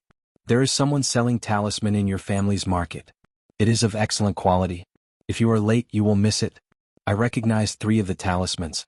They are the Heavenly Thunder Talisman, the Great River Talisman and the Earth Talisman. They are not authentic and thus are not considered rare. But there are 2 barrier-breaking talismans that I have never seen in my life. The Guiding Talisman and the Bridge Crossing Talisman are excellent. The former is not only suitable for cultivators to go up the mountain and into the water, it can also be used to open the way for otherworldly items to go to the underworld. The latter contains a trace of pure sword will. Cultivators of the 5 realms in the city above clouds can use it to intimidate ordinary ghosts and demons. Shinjinzo was a little shocked. If an ordinary earth immortal cultivator said that a talisman was good, he would not dare to believe it completely. But when this old Taoist perfected said it, there was no doubt about it. Huan Yun continued, "It is a pity that the talisman is of poor quality and the cinnabar used to draw the talisman is also ordinary. Otherwise, a talisman would cost more than a dozen snowflakes." Shinjinzo was confused. Perfected Huan, a barrier-breaking talisman costs a dozen snowflakes. Is it not a good deal? Huan Yun smiled. "Have I ever been wrong about whether a talisman is good or bad? Hurry, I will not let the city above clouds waste money on those snowflakes." Huan Yun described the young man's appearance and stall. Shinjinzo nodded. "I will be back soon." Huan Yun suddenly reminded him. "That talisman is very shrewd in his business. I advise you not to buy it yourself. It is also to prevent others from coveting it and harming that little cultivator. Although this person purposely took out the small dark wall T from your neighbor's sparrow residence when he set up his stall, it can barely be used as a protective talisman. But money moves people's hearts. If someone really covets his wealth, this little relationship will not be able to prevent disaster." Shinjinzo understood and flew away with the wind. He went to the center of the city to buy a talisman and then returned to his residence. This time he came to discuss something with the old perfected master Huan Yun. In the territory of the western neighbor of Water Sky Country, in a remote mountain, there was a secret realm of mountains and rivers. A mountain woodcutter came across it by chance. He only found the entrance to the cave but did not dare to explore it alone. After he left the mountain, he treated it as a fortuitous encounter and told his fellow villagers about it. Then, a mountain cultivator who was passing by heard about it and went to the local government office. He carefully looked through the local county records and maps.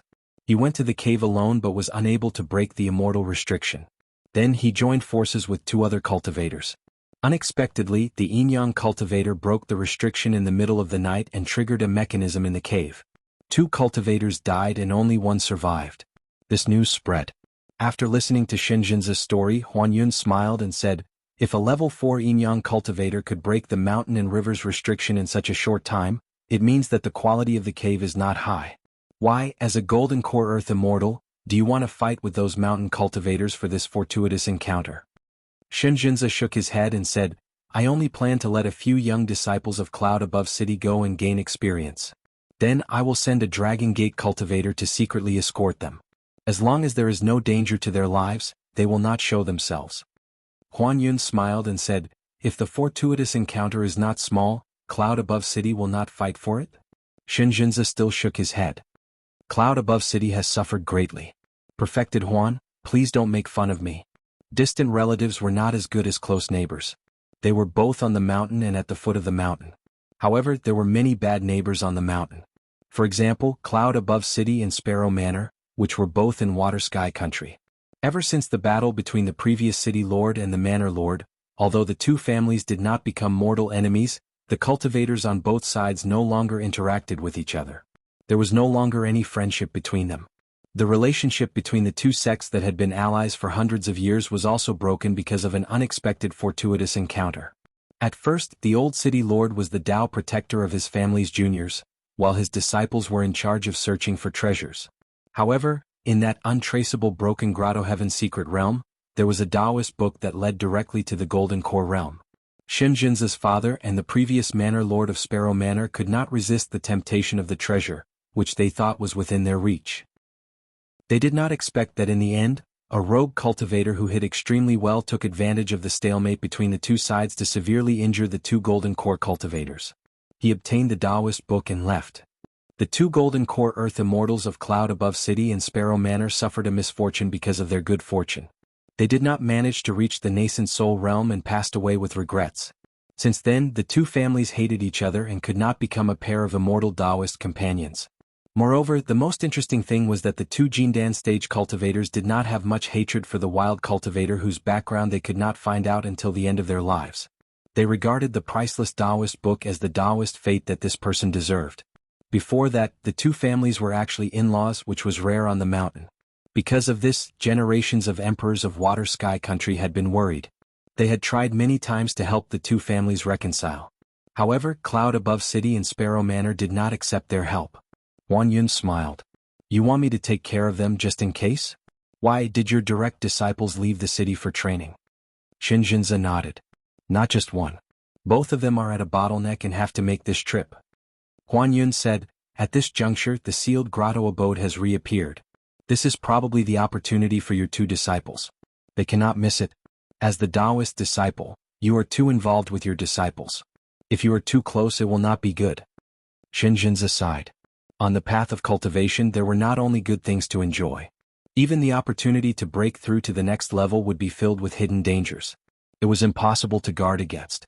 Moreover, there were many experiences and rules that were exchanged with the lives of many seniors and masters. Huan Yun said, all right, I will be the Taoist protector. Shinjinza stood up and bowed. Huan Yun did not avoid him. The child Huan Si was obedient and sensible. He had already run away. Even if it was just a Taoist protector on the path of cultivation, he was still a Taoist protector. Shinjinza had put in a lot of effort into this. It was natural for him to bow to a Taoist protector for his two direct disciples. One of Shinjinza's confidants rushed to the courtyard. He took out those talismans from his sleeve that couldn't be bought even if he tried to bargain for a single piece of snow. He said, City Lord, that person insisted on keeping the last thunder talisman. Shinjinza turned to look at Huan Yun, guessing if there was a secret behind this. Huan Yun smiled. That little cultivator has a strange temper. He left a talisman behind and didn't sell it. I don't think there's much to it. Shinjinza took out one of the sword aura bridge talismans. He rubbed it lightly with 2 fingers. It was indeed extraordinary. However, it was expensive. He kept all the talisman in his sleeve. He nodded and smiled. I can give it to my disciples. The city above clouds can still keep 2 of them. Huan Yun smiled. I was just giving some advice. It might be meaningless. However, the city above clouds should use the rest of the talisman sparingly. Don't squander it recklessly. As for the city above clouds spending money to buy another batch of talisman, forget about it. Otherwise they will lose out. Shinjinza could not be bothered with the deeper meaning behind this. He had already obtained the results he wanted by visiting Huanjinren today. Huan Yun smiled and asked, I followed the commotion at the Fuchu Kingdom sword ceremony. Did you hear anything? Shinjinza shook his head. It happened so suddenly. I believe that the Sparrow residence, which is closer to the sword ceremony, can only confirm that one of them is Lu Jinglong. There are no clues about the other sword immortal. Be it the Fuchu country, the north and south countries bordering the Fuchu country or our Water Sky country, there are no clues. However, the city above clouds is not worthy of such a great sword immortal. Compared to the Sparrow residence, there is a beautiful fairy who is an old acquaintance of Lu Jinglong. Huan Yun joked. You're too jealous. Shinjinza was honest too. That's because of Residence Lord Sun Qing's ability. Can't the city above clouds be envious? Huan Yun stopped joking with the city lord of the city above clouds. It was normal to complain in front of an old friend due to internal and external problems. The internal worry was Shinjinza of Cloud Above City. He could not be compared to Sun Qing, who had an excellent aptitude for cultivation and was extremely beautiful. On the other hand, Sparrow Manor was good at making money and had a vast source of income. If they were really ruthless, they could rely on the immortal money to produce a second Earth immortal of gold core. On the other hand, Cloud Above City was short of manpower. Among Shinjinza's direct disciples, there was not even a single Dragon Gate realm cultivator. As for external problems, they were neither small nor large. Any mountain that opened its doors for business would have them. Didn't immortal Huan Yun see through the awkward situation of Cloud City on this trip? That was why he purposely came to stay after 60 years to cheer for Shinjinza? Shinjinza said self-deprecatingly. If that sword immortal whose name I don't know is on good terms with the city above clouds like perfected Huan, a useless golden core cultivator like me would have nothing to worry about. Huan Yun shook his head. Don't be discouraged. According to the Tao sect, if you beat yourself to death in your own home without knowing it, the great Tao will be truly severed. Shinjinza smiled bitterly. He understood the logic, but so what? On the market street, Qin Pingon was still squatting in his sleeves. He looked up at the sky and estimated the time. If that person did not come, he would have to pack up his stall in less than an hour. The fairy waited for no one. On a large piece of green cloth, there were 50 talisman. Only a lonely heavenly division thunder talisman was left. As for the other miscellaneous items, most of them were sold. In total, they only earned about 70 or so snow coins. The ones who really earned the most money were still those talisman. It was rare for the business of the bag shop in the mountains to be so prosperous. As for the cultivator who came later, it was obvious that he came from the city above clouds. Compared to the first old man, be it in terms of foresight or business methods, his Tao was far inferior. It was only because Qin Pingan was fair in his dealings. Otherwise, it would be easy for him to earn 100 or so snow coins from the other party's pockets. When it came to business, the seller liked it when the other party had no choice but to buy. Although it was clumsy, it could not hide its intentions. This was equivalent to giving money to the seller. Qin Pingan basked in the early winter sun and closed his eyes to take a nap. On the street, the people with ferry passengers had already begun to pack up their stalls. Most of their business was average and there was no joy on their faces. After the time it took for an incense stick to burn, a man pretended to shop around a few bag shops. Then he dawdled over to Qin Pingan's side. He did not squat down and smiled. "What, you can't sell these?" Qin Pingan raised his head and said unhappily, "What, did you pick up money on the road? You want to buy them all? I'll give you a 30% discount including this thunder talisman. How about it?" The man was very sullen. Qin Pingan did not speak anymore. The man squatted down and picked up those items. However, he did not look at the thunder talisman. The man occasionally asked about the price of some miscellaneous items. The stall owner would answer all of his questions. However, he did not speak much. It seemed that he was about to pack up and leave. When Qin Pingan stretched his hand out of his sleeve, the man gritted his teeth and asked, "Since you can't sell this thunder talisman, how about you sell it to me at a discount?" Qin Pingan glanced at the man's boots. They were carefully sewn, but they were very worn out. They could not be considered good craftsmanship and could not be compared to the ones sold in shops. They were only good at heart. He smiled and said, "You're a cultivator. Don't you think it's shabby to wear such rags when you're outside?" The man was stunned for a moment and subconsciously withdrew his feet. Then he became angry out of humiliation. "Why do you care what kind of boots I wear? It's fine as long as the boots can be worn. What else do you want?" Qin Pingan also said angrily, "Show me some respect. You're just a little cultivator of the fourth realm. How dare you talk to a great cultivator of the cave realm like that?" The man was a bit stunned and also a bit guilty. He glanced at the black robe on the other party. If it was really a robe that not even the immortal masters of records on the mountain could afford to wear, then he could not afford to offend him. The man became more and more helpless and decided to give up. If he did not want to buy it, then he did not want to buy it. There was no reason to be humiliated. Unexpectedly, that person suddenly said, "I'm going to close my stall. Today's luck is not bad. I have a good start, so I won't keep this thunder talisman. I want to start well and finish well so as not to ruin my next fortune.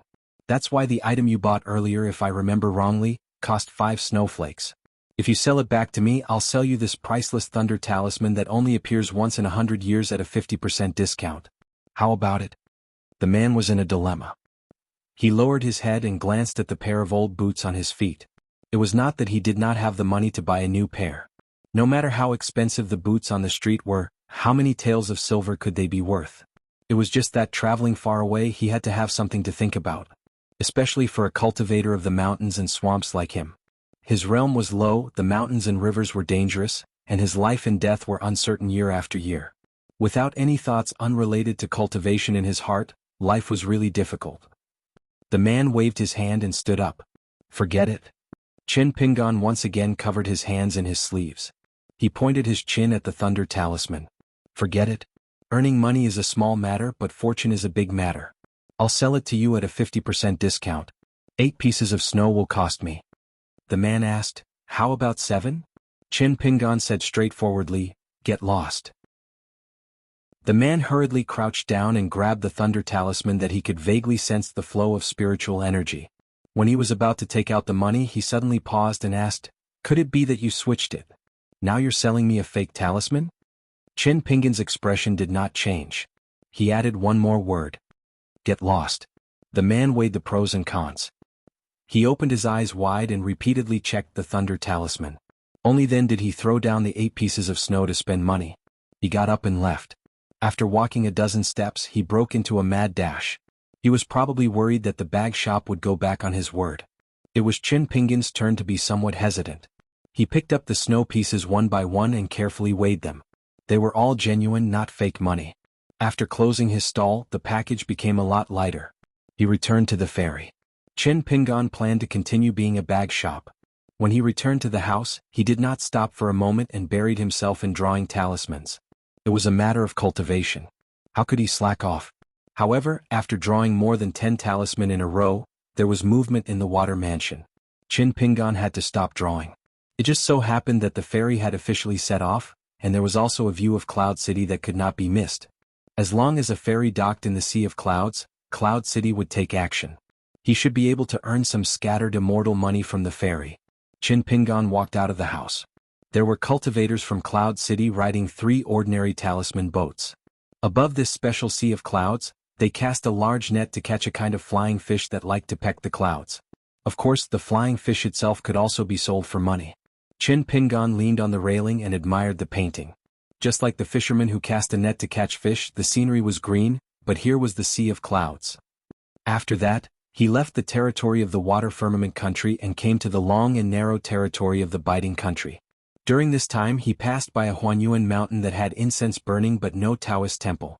The good men and women in the world, if there was a wish, there would be a wish that would be fulfilled. Many places that used to burn incense might be thousands of miles away from their hometown. Many devout old people who were too old or sick and could not travel far, would entrust the young disciples of their family to make a trip to Huanyuan mountain, which was not too far away, to burn incense and worship the gods. There was not only one Huanyuan mountain in the North Continent. On the other hand, there was no such example in the Treasure Vase continent and the Tongyi continent. Chen Pingan was not blinded by lard. He did not stay here as a bag shop and went down the boat to burn incense. However, he did not make a wish, nor did he fulfill a wish. He only burned incense to worship the mountain. At the back of Huanyuan mountain, there was a reverse waterfall.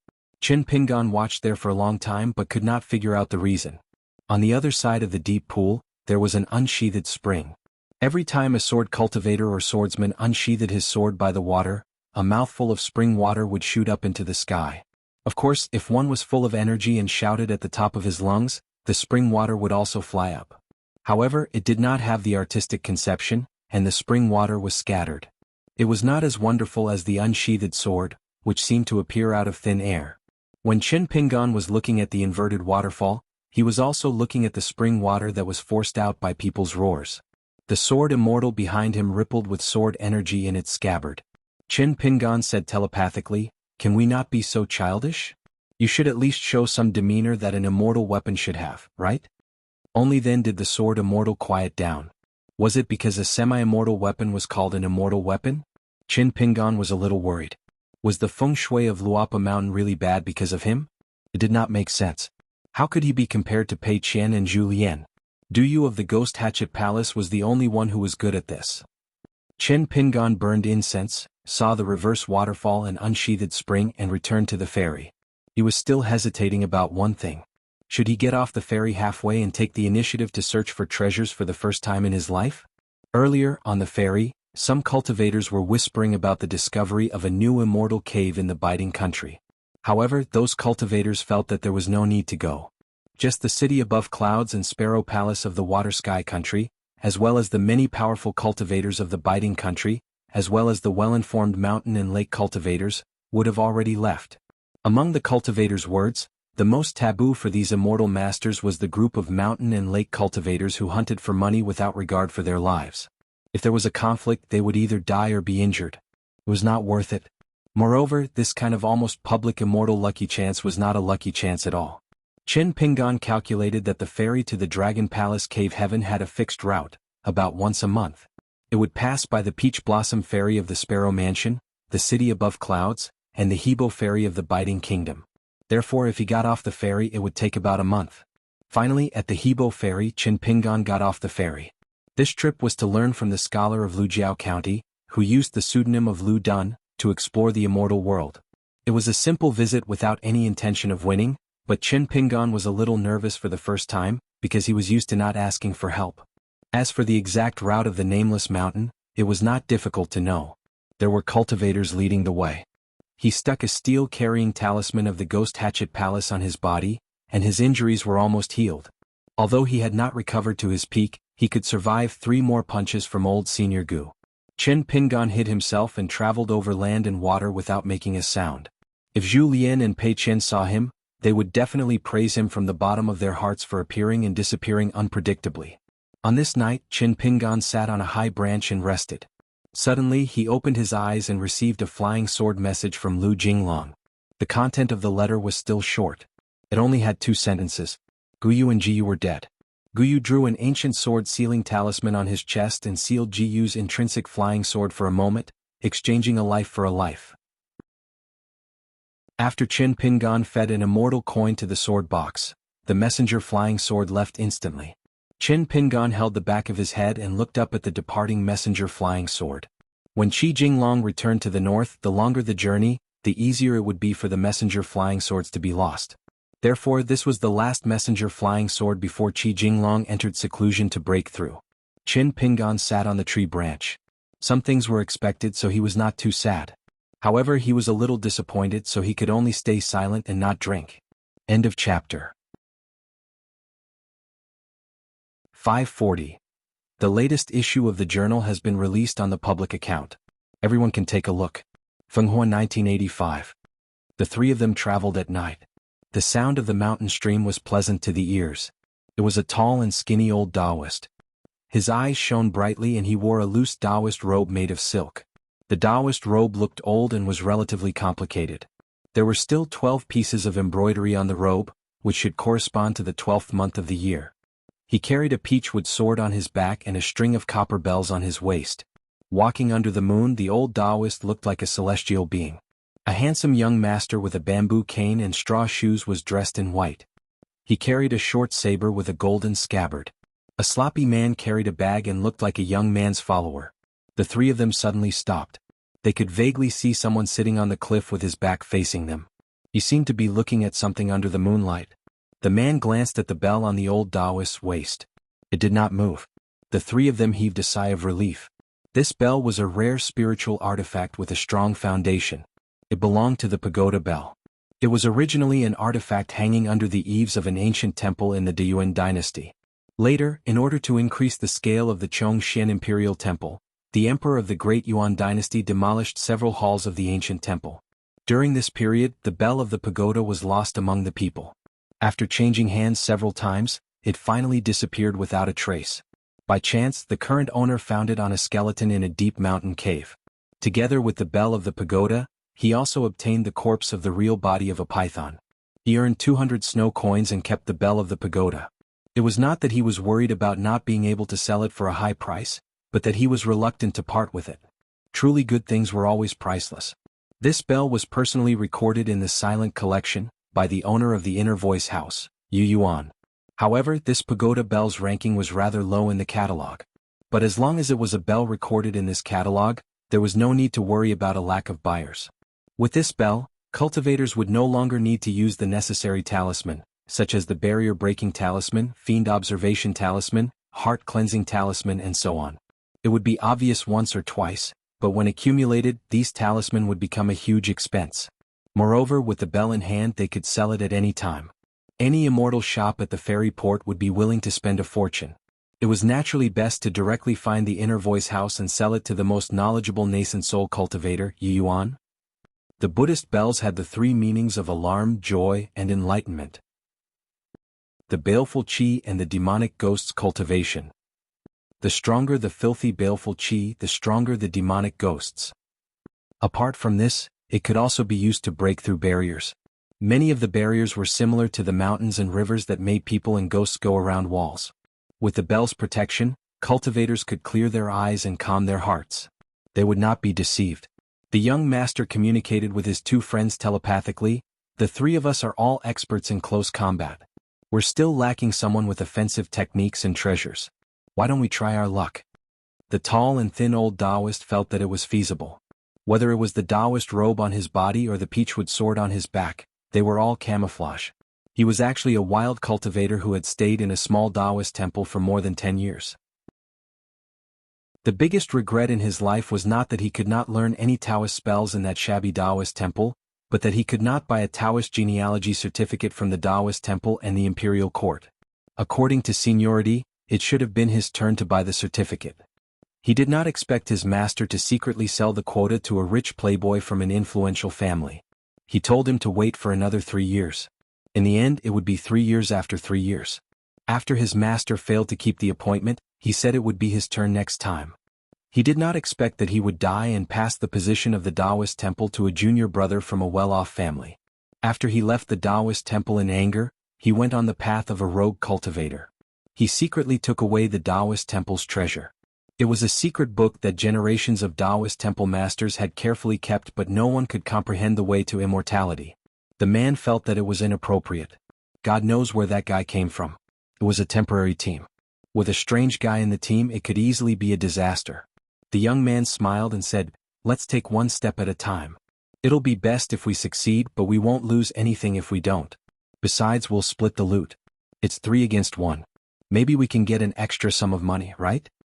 The tall and skinny old Taoist smiled while stroking his beard. The man nodded and agreed. The young man smiled and said, "Let me test him. Taoist son and brother Huang, please wait." The young man walked forward alone. After a few steps, the black-robed man who had his back facing the 3 still did not move.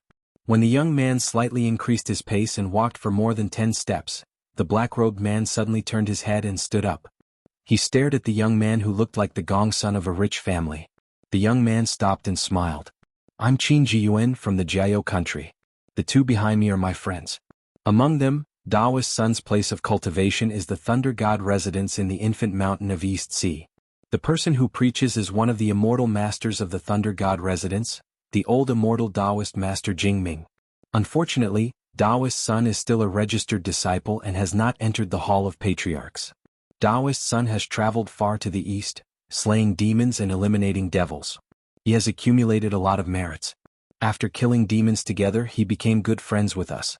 This time, he heard that an ancient immortal's cave appeared in the Biting Mountain, so he wanted to come with us to see if there's a fated chance." On the other side of the stone cliff by the stream, there was a black-robed old man. His hands were hidden in his sleeves and ripples flowed out of his sleeves. It was obvious that he was very wary of these 3 uninvited guests that he had met in the mountains. The black-robed old man squinted his eyes and asked, "The Thunder God residence in the Infant Mountain? What a coincidence, I've heard of it. It's rumored that the Thunder Talisman in the Infant Mountain can control thunder and lightning and summon wind and rain. It's very powerful. Not only that, I have a talisman of the Thunder God residence's secret technique." The old man took out a thunder talisman from his sleeve and held it high. He sneered and said, "I wonder if Taoist Sun can recognize the evil sun ghost suppressing talisman or the temple exorcism talisman from the Infant Mountain?" The young man stood with his hands behind his back. One of his palms was open and the other was a fist. He signaled for the 2 people behind him to act according to the situation. When he pressed down on the hilt, it meant that they could attack each other in advance. However, this was the worst-case scenario. If the other party's talisman was too good and made people wary, they would temporarily brush past each other. On the surface, they would mind their own business. However, the 2 sides had already formed a grudge. As soon as there was a good opportunity, they would cut the weeds and eliminate the roots. The registry master on the mountain naturally didn't need to do this. This young bladesman was a disciple of a noble clan whose clan had declined. However, he was not from the Jiao nation. Qin Jiyuan was also a pseudonym. The real Qin Jiyuan was someone of the same age who made him suffer a lot in the Jiao nation. His real name was Di Yuanfeng. His swordsmanship was wholeheartedly taught by a consecrator of a family born at the border. The sword he carried was an immortal treasure passed down from his ancestors. He had only wandered the Jianghu for a few years, so he couldn't be considered a true rogue cultivator. However, he had already experienced the shrewdness of rogue cultivators below the mountain twice. The first time he met that coarse-looking big brother Huang. The second time he turned from an enemy to a friend and formed an alliance with Taoist Sun. The tall and thin old Taoist took a few steps forward and casually glanced at the talisman in the black-robed cultivator's hand. He smiled and said, "Fellow Taoist doesn't need to test me like this. Although the talisman in your hand is undoubtedly a thunder talisman, it definitely isn't the 2 secret talismans of our Thunder God residence. My baby mountain's thunder talisman is an ancient well. It resonates with heaven and earth and produces a pool of thunder and plasma. The divine firmament brush refined from this has a pure talisman light and a trace of scarlet red. This is something that no other talisman can have. Moreover, the talisman of the Thunder God Residence's 5 great ancestral halls has a secret that isn't passed on. Fellow Taoist clearly passed the mountain but didn't manage to ascend it. It's truly regrettable. If there is a chance in the future, you can return to the baby mountain with this poor Taoist. At that time you will know the mystery. The black-robed old man nodded and put away the Thunder Talisman into his sleeve. He bowed to the registry master of the Thunder God Residence on the baby mountain. Greetings, Taoist Sunday. The young master heaved a sigh of relief. These King wild cultivators were each more cunning and shrewd than the other. They were really hard to please. The tall and thin old Taoist was naturally not a Taoist from the Thunder God Residence. The Thunder God Residence was a big mountain with 2 nascent soul ancestors overseeing it. It was a place where the great blasphemy sea entered the area and was one of the top Taoist schools. How could the one surnamed Sun be so lucky as to become the disciple of one of the 5 great Taoists of the baby mountain? Although Taoist Master Jingming was the last Earth Immortal of the Gold Core realm in the Thunder God Residence and couldn't be compared with the other 4 Earth Immortals, he was still an unreachable old Taoist immortal at the foot of the mountain. Fortunately, since this Taoist Sun dared to walk around the foot of the mountain under the guise of being a talisman of the Thunder God Residence, he still had some knowledge about the talisman of the Thunder God Residence. However, if the other party really took out a secret talisman of the Thunder God Residence's Hall of Ancestral Masters, the one surnamed Sun would probably stare blankly because the latter was only hearsay. The 5 great talisman of the Thunder God Residence had a lot to pay attention to, but Taoist Sun was not qualified to know what exactly it was.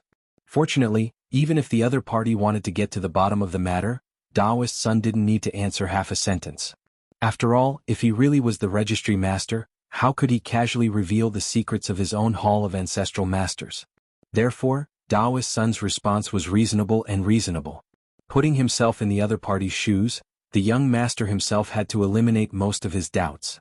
Right at this moment, the black-robed old man suddenly said another sentence without rhyme or reason. Divine General Iron Chain suppressing mountain cry. The tall and thin Taoist laughed out loud. 5 Thunders divine decree from the Crimson Palace. The old man obviously heaved a sigh of relief and bowed again. I was rude. I apologize to Taoist Sunday. The black-robed old man obviously didn't care too much about the young man and the sloppy man. Yuanfeng's heart is full of criticism. Sure enough, the golden signboard of an immortal master of the Thunder God's Residence is useful wherever he goes. During their travels they have visited several small vassal states and third-rate mountains in that place. Yuanfeng and Li Wuyo have benefited from this and were treated as distinguished guests. The old man seemed to want to walk down the stone cliff and treat the 3 with respect. Halfway he suddenly asked, Taoist Sun, why didn't you wear the Thunder God Residence's standard Taoist robe when you went down the mountain to gain experience? Yuanfeng was furious. Was there an end to this? He almost couldn't help but reach out and press the hilt of his knife. This old man was so cautious everywhere. Perhaps there really were many variables in the alliance. At the very least, the 3 of them wouldn't be able to kill him so easily. The tall and thin Taoist smiled while stroking his beard. He shook his head and said, wearing the mountain's Taoist robe and swaggering through the streets will only make me tired of socializing. Could it be that the experience is to be gained at a banquet with wine cups intertwined? The black-robed old man smiled slightly and finally walked down the stone cliff. He sighed with emotion. Taoist Sun, you're indeed a Taoist master of the infant mountain. Your cool heart away from the riches and honor of the mortal world is indeed admirable. Presumably, when you return to the Thunder God Residence's ancestral mountain this time, you'll definitely be able to progress further and become the direct disciple of Taoist Jingming and the Ancestral Hall. Then the old fox wild cultivator in the eyes of the 3 people became a bit more respectful. He still only had Taoist Sun in his eyes. He smiled and said, my surname is Chen. I come from Wuling country which is poor in Taoist magic. My cultivation is insignificant and my sect is not worth mentioning. It's just a sad thing. I learned the art of drawing talismans by chance. It's just a small skill that makes me a laughingstock. I don't dare to show it in front of a talisman master like Taoist Sunday. I used the talisman to test you. Now that I think about it, I'm really ashamed. Taoist Sun is magnanimous. Please don't lower yourself to my level. Taoist Sun smiled and said, when we're outside there's nothing wrong with being careful. Brother Chen doesn't need to feel guilty. Taoist Sun took the lead and walked towards the black-robed old man. Yuanfeng and the sloppy man naturally followed behind. In fact, among the three of them, Di Yuanfeng had always been the leader. Therefore he could take 40% of the loot and the other two would take 30%. The black-robed old man gave way to the stone cliff path. When Daoist Sun was climbing the mountain, he stepped in and followed behind Daoist Sunday. He did not give Di Yuanfeng and the sloppy man any face. Di Yuanfeng and the man carrying the luggage quickly looked at each other and smiled. This style was very similar to a wild cultivator. After being cautious, he became familiar with how to steer the rudder according to the wind. He should be a fellow Daoist. It's a good thing. The four of them sat together on the stone cliff. Daoist Sun smiled and asked, "Fellow Daoist also came for the abode in the mountain?" This black-robed old man who was wrapped in a green cloth probably believed that Sun Daozhang was the immortal master of the infant mountain register. After probing him 3 times he no longer had any doubts. At this moment, he revealed a helpless expression and said frankly, "Of course. It's just that I didn't get the local government's map. After entering the mountain I've been wandering around here for a long time. Otherwise I would be hundreds of miles away in the deep mountains. If my luck was better, I would be able to find the abode with the abode's restriction broken." Daoist Sun looked at the noble young master Di Yuanfeng with the bamboo cane and straw shoes. The latter smiled slightly and took out a neatly folded map of the county. It was a copy. The map of the various regions had always been a taboo item in the imperial court of each country. It must not be leaked to outsiders. Di Yuanfeng and the other two could successfully copy it. Of course, it was because of Daoist Sun's identity. However, the county governor was not someone easy to deal with. He made Daoist Sun reveal his celestial spells and dozens of Daoist talisman that could be posted in the government office. The tall and skinny Daoist talisman drawing was actually clumsy. He had only seen a few beginner talisman from the infant mountain and his drawing was 70 to 80% similar. The secret manual that he stole from the Daoist temple did not have any records of talisman. However, the old Daoist talisman gallbladder did have a trace of spiritual energy.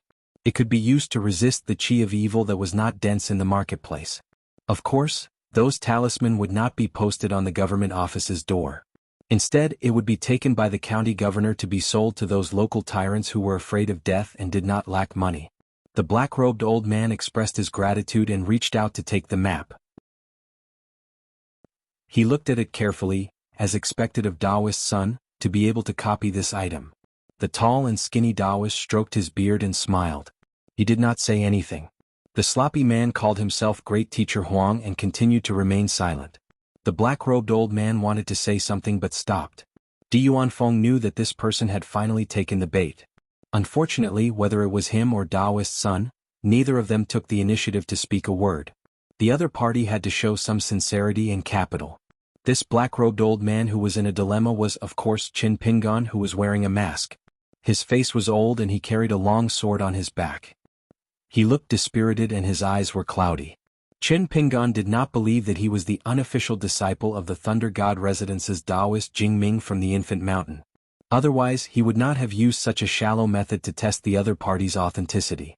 Since the Infant Mountain was an important mountain gate at the western estuary of the Great Blasphemy Continent, he knew about it before coming to the North Continent. Later on, he asked Qi Jinglong about the Thunder God Residence's talisman mission in detail. Although Qi Jinglong was from the Taihui sword sect, everyone in the continent knew that this land dragon talisman's realm was very high.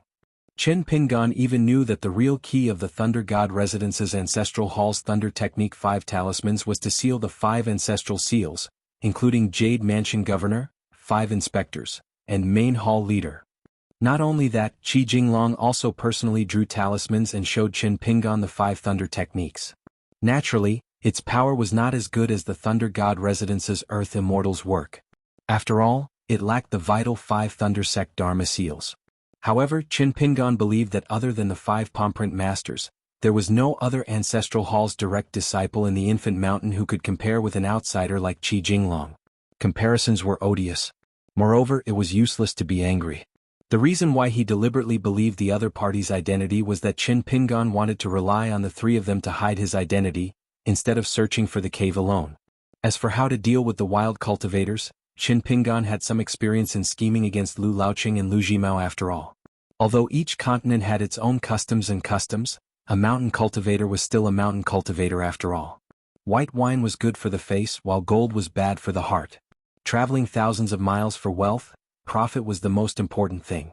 After carefully weighing the pros and cons, Qin Pingan asked carefully, I wonder if Daoist Sun needs another helper?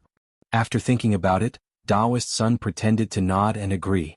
He knew that Qin Zhiyuan would stop him. As expected, there was no need for the two of them to communicate telepathically. Di Yuanfeng asked, Brother Qin, this is our first time meeting.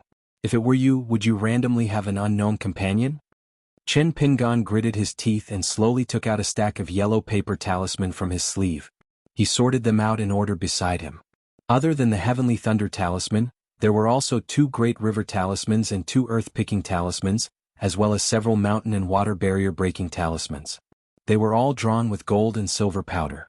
Compared to the 50 talismans sold in the above Cloud City, other than the fact that they were made of the most common yellow paper, the rest of the talismans were worlds apart in terms of brushwork, appearance, and power.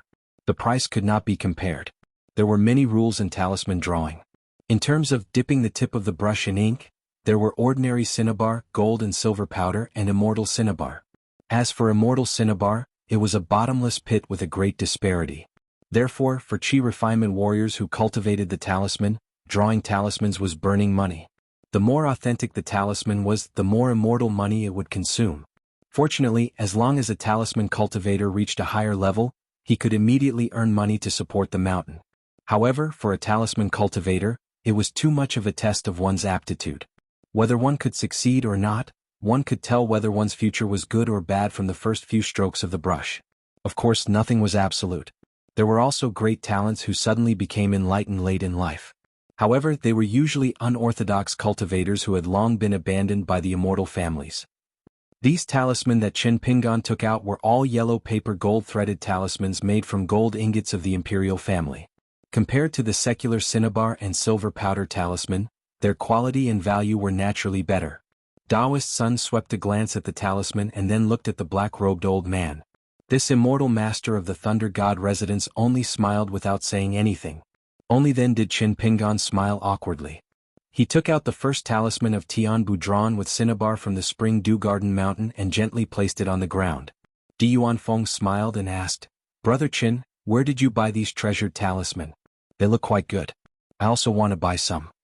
The black-robed old man said rather proudly, although I'm not an immortal master of the imperial family, nor do I have a talisman master, I still have some aptitude in the talisman Dao. At this point, the old man immediately withdrew his proud expression and said resentfully, Of course, in front of Daoist Sun, it's no different from a child's play in the countryside. Daoist Sun felt that the time was about right.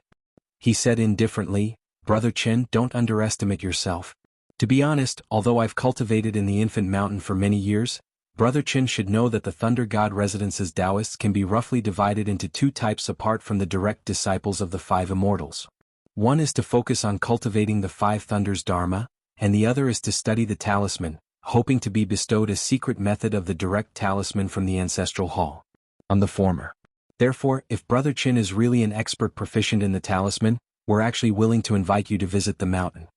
The sloppy man who called himself Master Huang said, I wonder how powerful the talisman that Brother Qin painstakingly drew is? Qin Pingan hesitated for a moment. He picked up a great river traversing talisman and formed a seal with one hand. He seemed to be chanting something and after a moment he threw it into the stream. With a light shout, his hands quickly formed seals, dazzling the eyes. The talisman melted as soon as it entered the stream, but the talisman glowed with spiritual light. In the stream, it shone brightly, like strands of intertwining fishing lines. The 3 of them saw the black-robed old man give a light shout. He no longer formed seals, but put 2 fingers together and shouted the word rise. Then with a light swipe, a flood dragon rushed out of the stream. After circling around Shurya, it returned to the stream where the old man's 2 fingers pointed. The old man obviously wanted to show off more of the talisman's demeanor, and indeed he still had some strength left. The rank of the talisman was quite high. After this there was still more. Because in the stream, more than half of the sparkling silk lines were still there. The black-robed old man raised his sleeves, and pillars of water rose from the ground. They rapidly revolved around Shurya and the other 3 people. For a moment, mist filled the air, and a chill seeped into their bones. Di Yuanfeng asked Master Huang telepathically. The latter used his martial arts ability to condense his voice into a line and replied, He has some skills but his killing power is weak. These tricks look powerful, but they're actually broken with a few punches. However, if this person can control all the talisman, it will be of great help. After all, we lack a cultivator who can attack from afar. Moreover, a talisman cultivator is most suitable to be in charge of breaking the barrier and opening the path. The black-robed old man withdrew the talisman's divine ability, and the stream returned to its calm state. There were no more talisman galls condensed from spiritual chi in the water. Qin Pingan looked around and sighed. If he was alone in that cavern, he might be able to find some clues if he pondered for a while. However, the place where Di Yuanfeng's palm was placed at the death gate of the 8 trigrams formation might have made his heart beat like a drum. However, this Taoist son was able to rely on the compass to calculate that it was indeed an auspicious place where life and death would change. This was why that young Master Qin didn't hesitate to punch. As for the matter of needing the water talisman, Qin Pingan didn't deliberately hide it. Without needing Di Yuanfeng's reminder, he had already flicked the talisman out of his sleeve. The other party must have already seen it. Even if he didn't care at the time, he must have started to think about it now. Qin Pingan was simply reminding this young Master Qin of the Jiao country that his cultivation wasn't good, but his brain was still sharp. Therefore, he wanted to enter the Immortal's cavern. Even if it was a double cross, he should at least take action later. On the other side of the cavern, 2 young men and 2 old men stood side by side under the statue. One of the old men smiled and put away a talisman that appeared out of thin air. With a light shake, it turned into ashes. The scene of the 4 people successfully breaking the formation and their words were all taken in. If Qin Pingan was present, he would be able to recognize the 3 people at once. The old man who bought the talisman from Cloud Above City and the young man and woman who were patrolling the streets of the market. They were the old Taoist Master Huan Yang and the 2 direct disciples of Cloud Above City Lord Shinjinza. The woman was surprised and shocked. She asked curiously, "Taoist Master Huan, you wanted us to leave the cavern first but left this talisman behind. Did you know that this group of wild cultivators could lead the way for us?" Huan Yun laughed. He didn't pretend to be an expert. He shook his head and said, "When they approached the entrance of the cavern, the talisman along the way moved. I just didn't want to get into a conflict with them. When we meet on a narrow path, there's no way to retreat. Do we have to fight and kill? What's more, although the young Marquis of the Biting Kingdom and his men haven't left the pavilion yet, judging from their posture, they've already regarded this place as theirs. If we make a big commotion here, they'll rush over. At that time there will be a 3-way battle and more people will die. Your master sent the 2 of you down the mountain to train, not to send you to your deaths." Huan Yun walked to the dragon claw on the ground that had returned to normal. He sighed and said, "That's why it's said that on the path of Tao, taking a step back occasionally is just a few steps up the mountain." Huan Yun suddenly laughed and said, "Oh, you're indeed accompanied by 2 level 7 martial artists. 1 punch from each of you and you destroyed my 2 valuable roadside talisman. There must be an expert in the group. Normal martial artists wouldn't be able to detect the ripples. Or is that little girl actually an Earth Immortal of the Golden Core stage?" The woman saw that the old Taoist master was only squatting there and didn't move. She asked worriedly, "Why didn't you hurry and trigger the mechanism?" The old Dragon Gate Realm Consecrator from above Cloud City said slowly, "If that group of wild cultivators who took the lead were waiting for you, think about it. If the 2 of you followed them recklessly, would you die with a single punch? Even if you didn't die, you would be injured. Wouldn't you still die?" The young man and woman looked at each other and felt a lingering fear. The old Taoist master hesitated and asked, "Taoist Master Huan, can I destroy the entrance of the cavern?"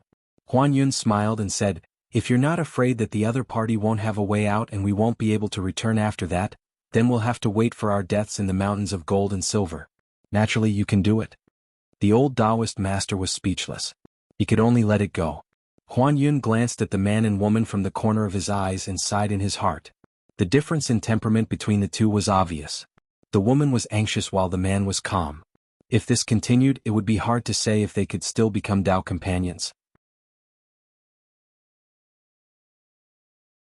541.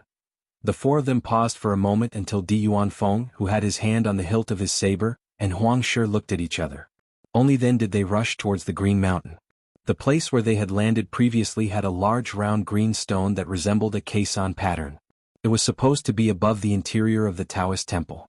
Who would have thought that someone would step on it in this immortal secret realm? In the center of this caisson was a lotus flower. Outside the circle were 2 dragons and outside the circle were 16 flying heavens. There were many layers, dense and exquisite. Di Yuanfeng knocked on it many times with his bamboo cane. There was the sound of metal and stone. It was indestructible. However, even if they could move it away, Di Yuanfeng would not dare to act recklessly. After all, they still had to leave this immortal mansion ruins through this place. Just now he and Huang Shi had pretended to stop just in case. If someone had secretly followed them into this place, they would have suffered a knife and a punch from the two of them. Chen Pingan, who was at the back, secretly took out a Yangqi lantern lighting talisman. There was still no sign of evil spirit. Compared to the outside world, the talisman burned more slowly. It should be because the spiritual energy here was abundant. The other three just glanced at it and did not pursue it. Among the green mountains and clear waters, there was a white jade arch bridge. It was like a white rainbow lying on the water. On the bridge railings, there were carvings of all kinds of strange beasts. None of them were the same. They were ingenious like sleeping creatures. Under the bridge there was a large stone pier near the water surface. It was carved with one of the legendary dragon species. It had 2 horns on its head and dragon scales all over its body. It was sculpted to lie on the ground and look at the water. Chen Pingan fell into deep thought. The object under the bridge was not a rare sculpture of a strange beast. However, the name of this dragon species was very strange. In Haoran world it was commonly known as Basya or Basha. However, in Lotus Blossom Blessed Land, Chen Pingan had seen this creature when he visited all the rivers and bridges in Nanyuan Kingdom. The only difference was that its style was slightly different from Haoran world. Moreover, according to the books that the imperial tutor Zhongqiu had brought back from the Ministry of Works, the book that Chen Pingan had read the most, Construction Methods, recorded this creature as a water-repellent beast that could swallow river water. It was reared by the master of Jianghu in ancient times. According to legend, it was disliked by the god of fire, who used the method of boiling the lake and burning the sea to kill it. However, in the vast world there were no such strange records. There were only vague records of one of the 9 sons of the dragon, and they were mostly the same. There was absolutely no such thing as the master of Jianghu. Chen Pingan suppressed the thoughts in his mind. He took out a sword chi bridge amulet and hesitated for a moment. In the end he didn't pass it to Huang Shi and the others. Instead he walked onto the bridge. There was no wind, no waves, no shock, no danger. Chen Pingan walked across the white jade bridge just like that. He looked back and waved his hand, indicating that there were no traps and that they could cross the bridge without worry. The other 3 had different thoughts. Daoist Sun thought that this fellow Daoist Chen was probably trying to show off since they were about to enter the treasure mountain. It was futile. This fellow Daoist would still die if he deserved it. He shouldn't have agreed to go along with them when they were at the cliff by the stream. He shouldn't have entered the ruins of this immortal mansion filled with treasures. Just thinking about it made the tall and skinny Daoist feel frightened. Could it be that he would also meet with misfortune? The young immortal master of archives left the mountain to experience the world. He was here to search for treasures and also to cultivate. As long as he didn't meet with an enemy sect, he would usually be harmonious. Even if he met with strangers by chance, he would reveal his identity. It would be a form of fate and friendship. However, most of the mountain cultivators were in groups of 3 or 4. If there were too few people, they wouldn't be able to do anything. If there were too many people, there would be trouble.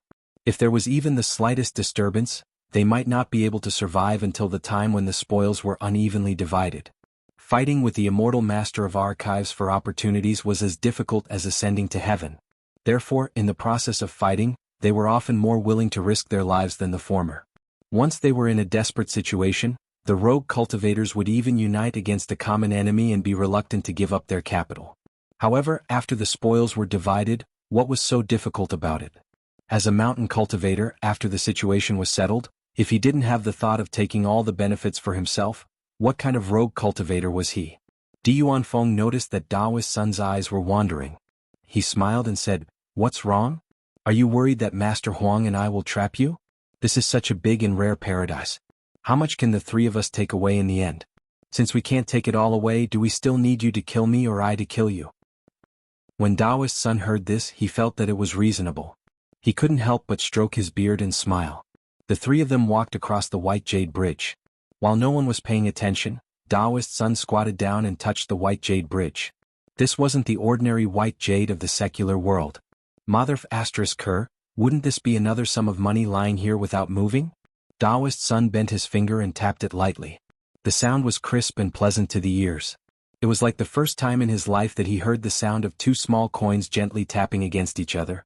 It was fascinating and could never be tired of hearing it. When Di Yuanfeng approached the mountain gate, he raised his head and looked at a flight of stairs that led to the summit.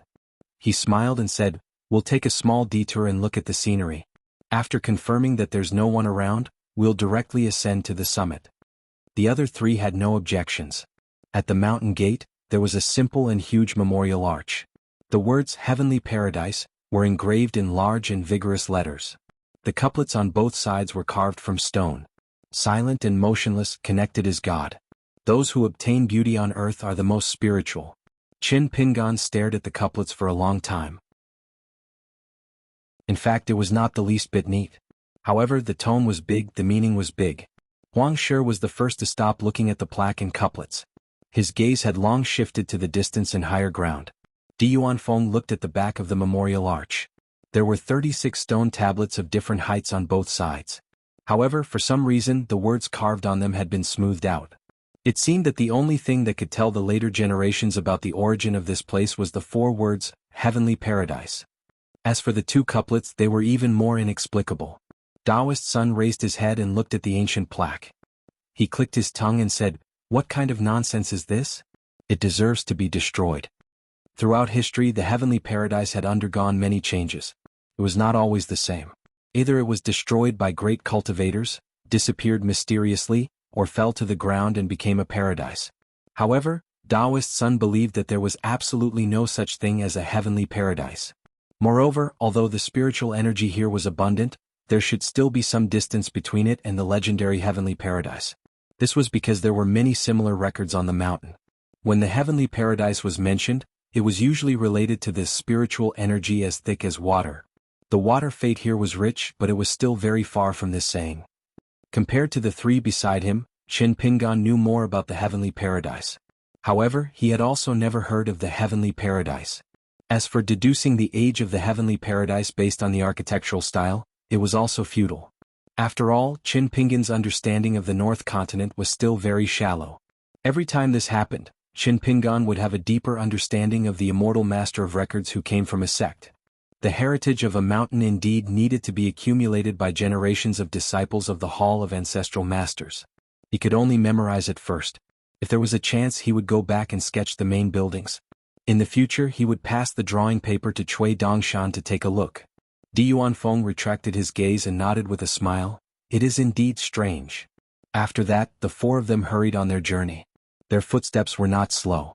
They passed by many grand halls, beautiful houses, pavilions, corridors, and vermilion railings. The 4 of them could see skeletons and corpses from time to time. Looking at the position of the corpses, they had all died suddenly. No one pushed the door open and entered. They still wanted to go to the Taoist temple on the mountain to investigate. Generally speaking, the treasures of a mountain gate would be at a high place. There were fine scratches everywhere in this unknown immortal residence, but they were not deep.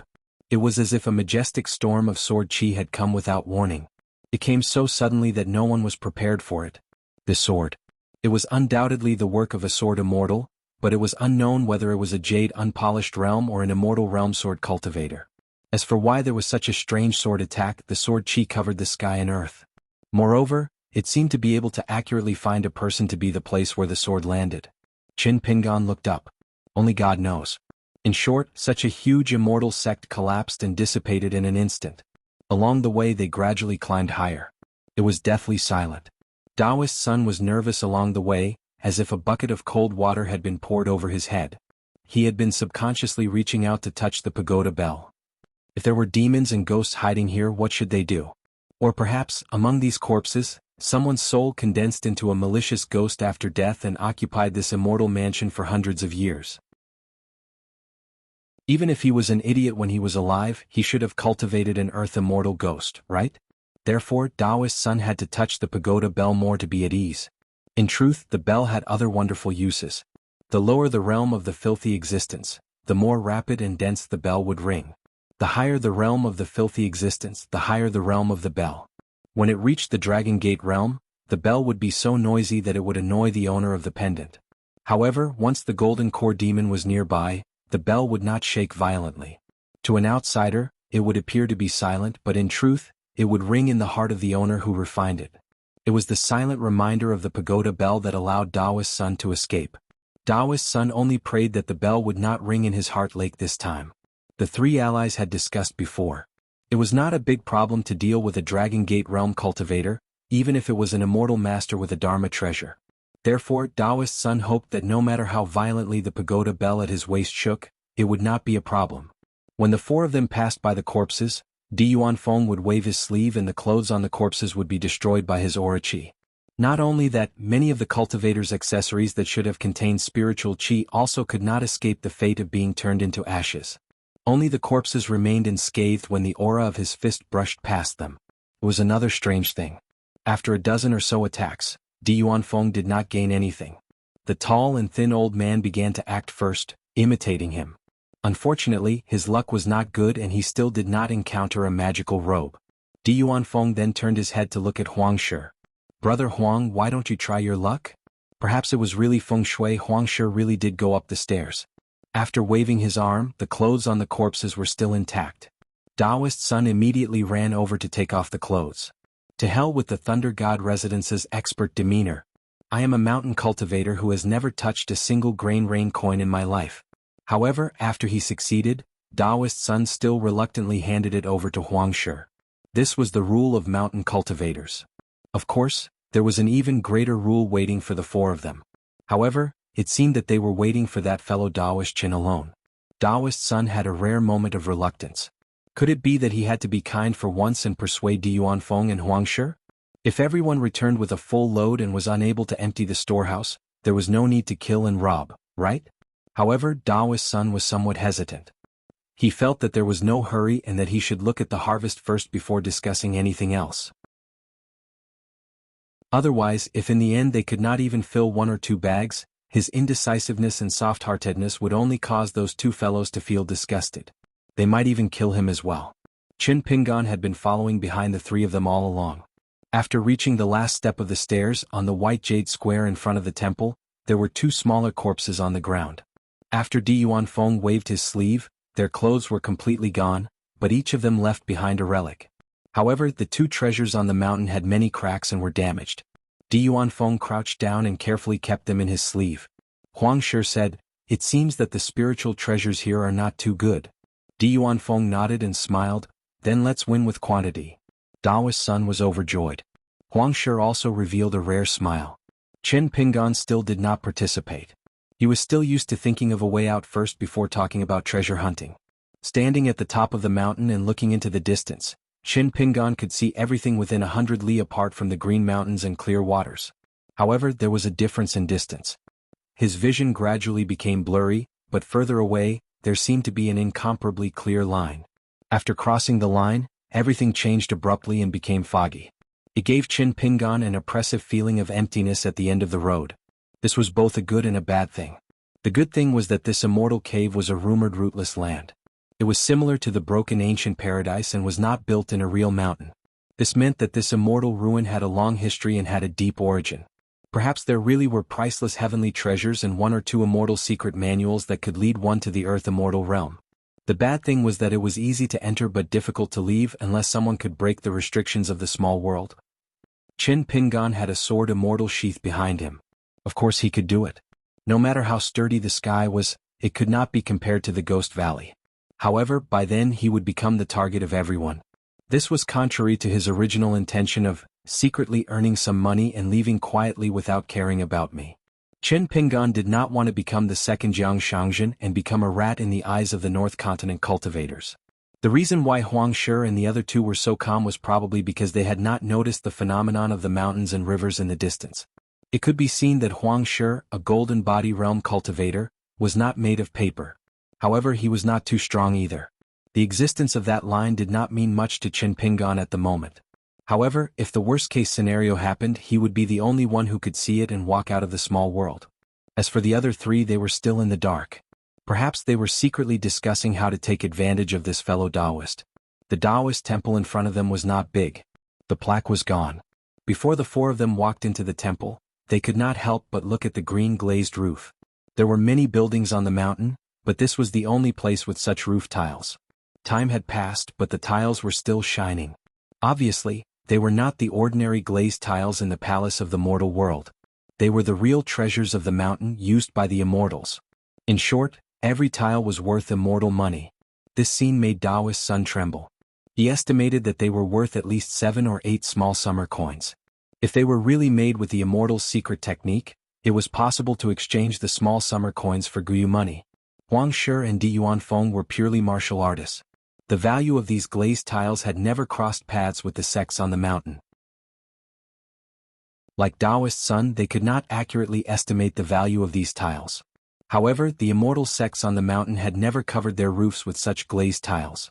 It was not rare to see such a thing in the mortal world below the mountain.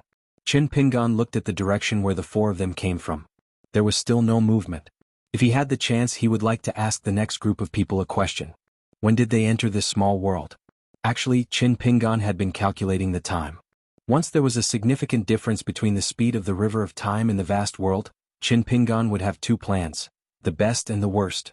Biting Country's young Marquis Zhan Qing and the rest came to the entrance of the cave.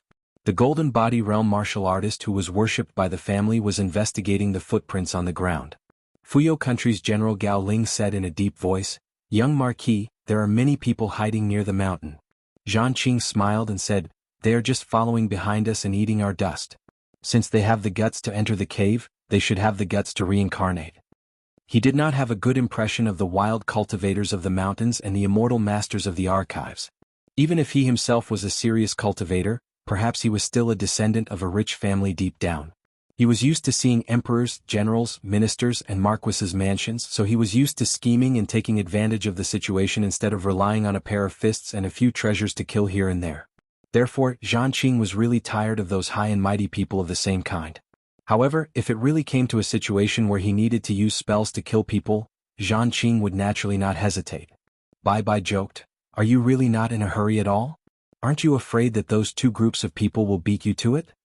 Zhan Qing smiled and said, "If they can refine the immortal treasures and eat the secret manuals in the blink of an eye, then I'll consider myself unlucky and admit defeat. Otherwise, where can people and things escape to?" Gao Ling looked at this person in a new light. Previously, he only thought of the Biting Country's young Marquis as a good-for-nothing who had reincarnated. Now, it seemed that in the future, if anyone dared to underestimate this person, there would be a so-called battle of the great Tao on the path of cultivation. The other party would definitely fail miserably. The 2 Golden Body Realm martial artists opened the way and entered the dark cave with candles. Bai Bai was in a relaxed mood. As long as there were no major accidents, there was no need for him to personally come to the mountain to search for treasures. Even if Sun Qing from the Sparrow Manor and Shen Jinza from the city above clouds came personally, it could only be considered a small accident. The 2 level 7 martial artists in his group were enough to deal with them. The group came to the cave with the 4 painted murals of the Heavenly Kings. Zhan Qing frowned slightly. She was not good at breaking formations. Her nascent soul realm master, as a wild cultivator of the mountains and lakes, had learned a variety of things. He should be familiar with it. However, he never taught Zhan Qing any ways to search for opportunities in secret realms. He always said that those unorthodox mechanism techniques would delay his cultivation. He would only talk about other things after Zhan Qing entered the Dragon Gate realm. Since the first group of wild cultivators and the cultivators from the city above clouds had disappeared, they must have entered the ruins of the immortal residence. Bai Bai smiled and said, "What do we do next? Are we just going to stand here and stare at each other?" Zhan Qing said helplessly, "If we know the location of the exit, we can just wait for it. I'm just afraid that we won't be able to discover it from 100 miles away." Bai Bai put his hands behind his back and looked around. "Let's look for clues first. If it doesn't work, you'll owe me a huge favor." Zhan Qing asked, "Is the price very big?" Bai Bai nodded and said, "It's not small. It will cost me 10 years of cultivation." This direct disciple of the Water Dragon sect's ancestor carefully took out a natal item. It was an extremely rare green talisman. It was a talisman pattern of flowing water. It was simple yet strange. The water flow on the talisman flowed slowly. One could even vaguely hear the sound of flowing water. A golden core realm cultivator from a sect was willing to refine a talisman as his natal item. Then the grade of this talisman should be at least a magic treasure. Bai Bai said, "This is an ancient talisman. My master got it by accident in the early years. It came from the ruins of one of the 3 ancient temples of Jibu. It's called the Inch Golden Talisman. It has many benefits. Cultivation of water arts is twice the result with half the effort. Because of the ownership of this talisman, there was some discord in the sect.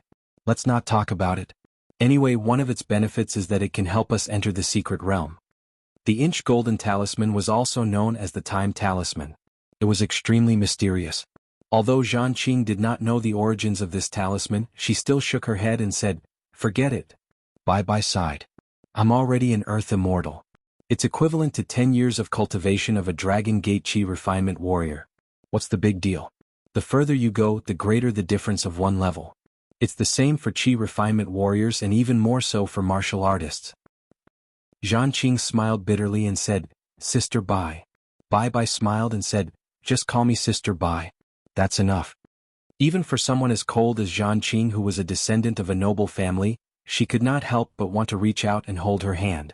However, Bai shook her head and said calmly, "There are many women who are willing to die for you. Why aren't you touched? Just because I'm an Earth Immortal and lost a few years of my cultivation you're moved? I don't think it's worth it to have such feelings.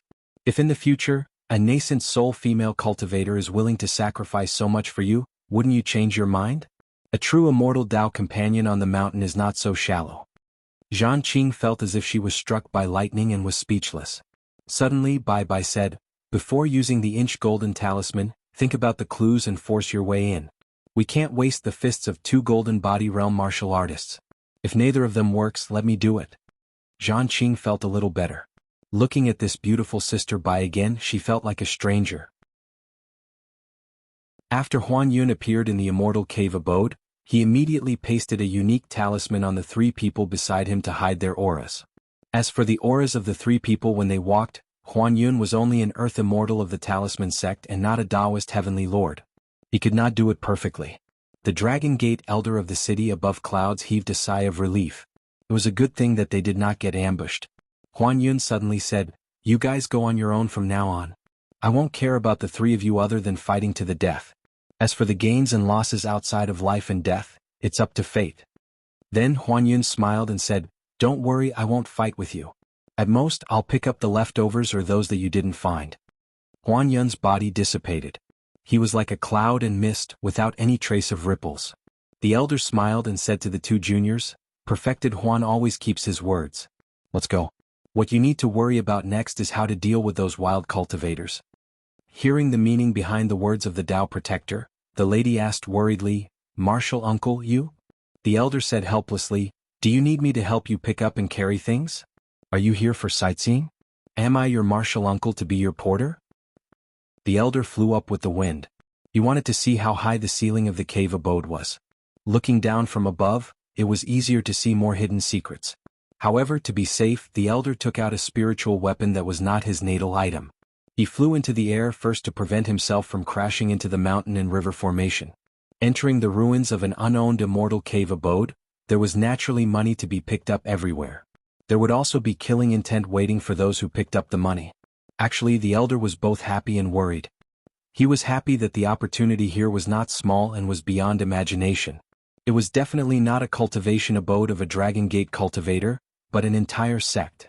Just looking at the scale of the buildings, it was not inferior to the city above clouds and the Sparrow Palace. Therefore, the city lord Shinzhenza, giving him the Fengsuan item was the right thing to do. He was worried that this immortal cave could not be taken away.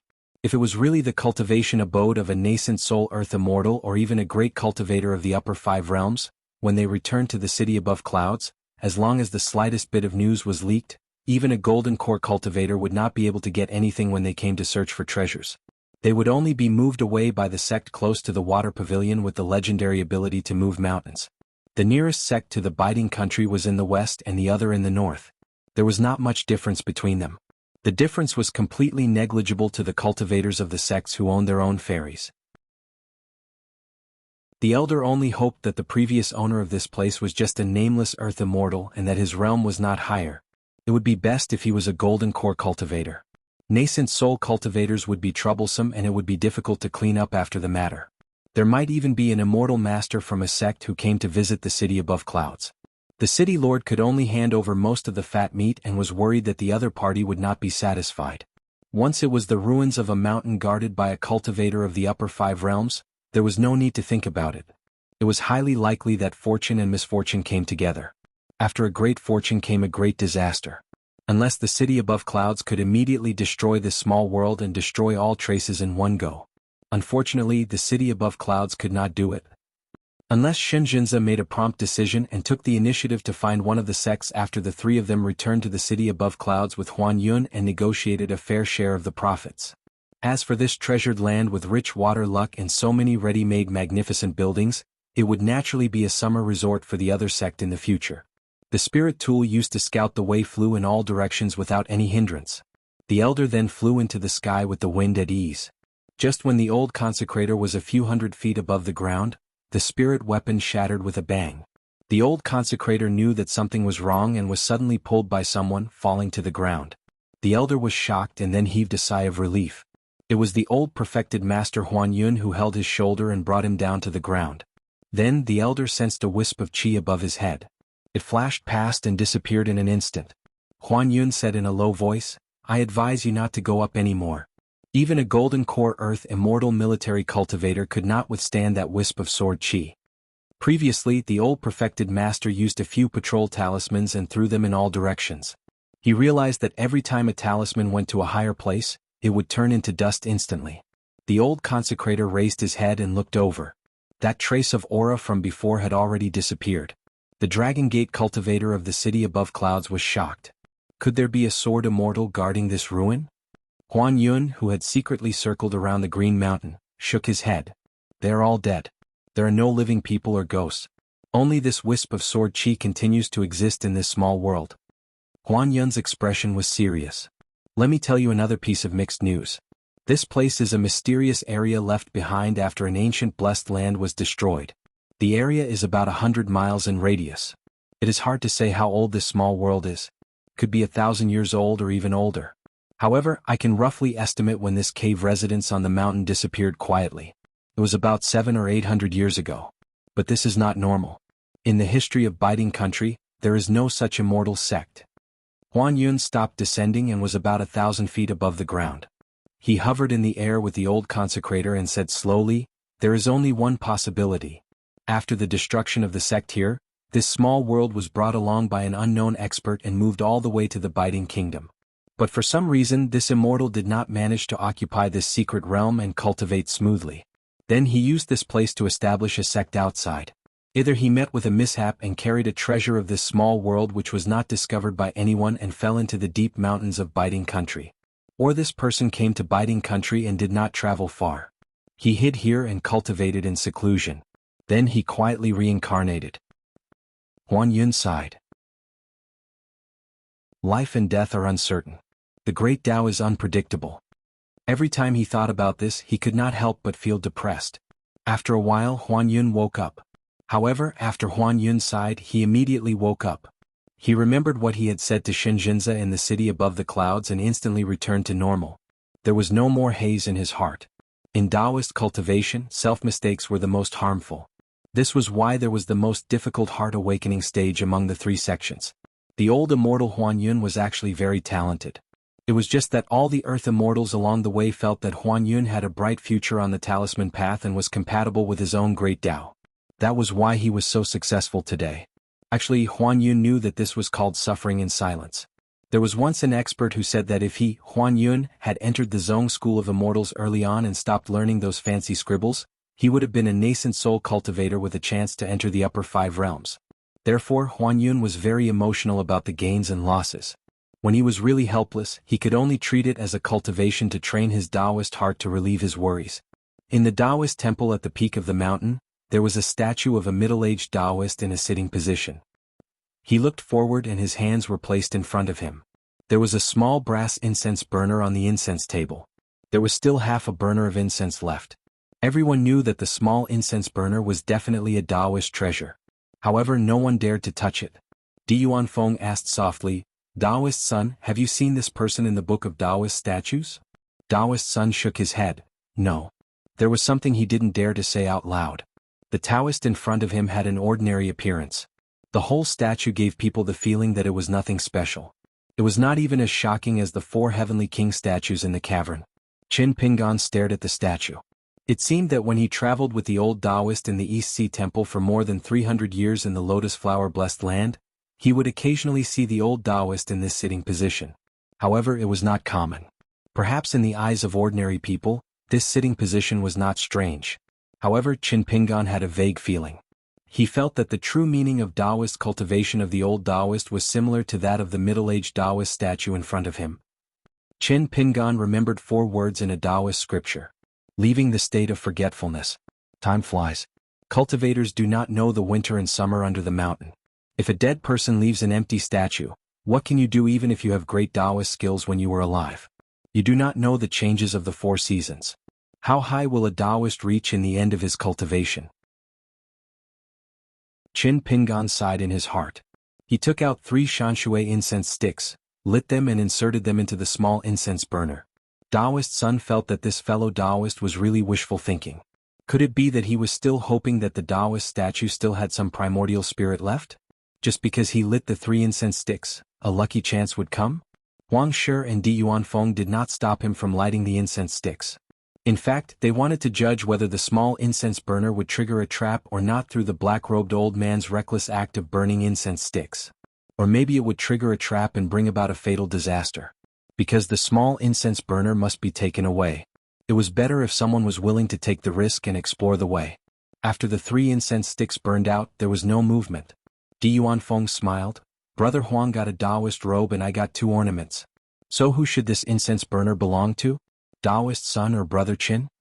Qin Pingan smiled and said, "Forget about me. There are so many buildings in the mountain and I have not explored any of them. After we split up, I will be very busy. If Taoist Sun wants this incense burner, just take it." Huang Shi said, "I can use the Taoist robe to exchange for the incense burner." Taoist Sun felt his heart ache but he still nodded and agreed. Huang Shi threw the Taoist robe to him and put the incense burner into his bag. Then he took out all the worthless clothes and bottles from the large bag and threw them on the ground. Then he tore the bag in half and threw 1 half to Di Yuanfeng to use as a bag. Huang Shi glanced at the embarrassed Taoist Sun. Taoist Sun is wearing such a big Taoist robe. If you take it off, won't it be a bag? Taoist Sun was enlightened and was filled with joy. Then the 4 of them busied themselves in the small Taoist temple. Di Yuanfeng found a snow-white praying mat and Taoist Sun tore off a few pieces of golden cloth made of unknown material. Huang Shi guessed that there was a secret hidden in the statue. So, he smashed the statue with a punch but he did not get anything. At that time, Qin Pingan was squatting on the ground and touching the moist green bricks. Just as he was about to do something, he heard the commotion. He raised his head and looked at Huang Shi. The latter smiled at Qin Pingan. Taoist Sun was shocked. Di Yuanfeng only glanced at the broken pieces of the statue. It was the most worthless painting and he did not look at it anymore. The 4 of them walked out of the Taoist temple. Just as Taoist Sun stepped over the door, a series of explosions sounded from the waist of the tall and thin Taoist. It was the pagoda bell that exploded. Taoist Sun wailed, "How tragic. It must be our disrespectful actions that have angered this Taoist immortal."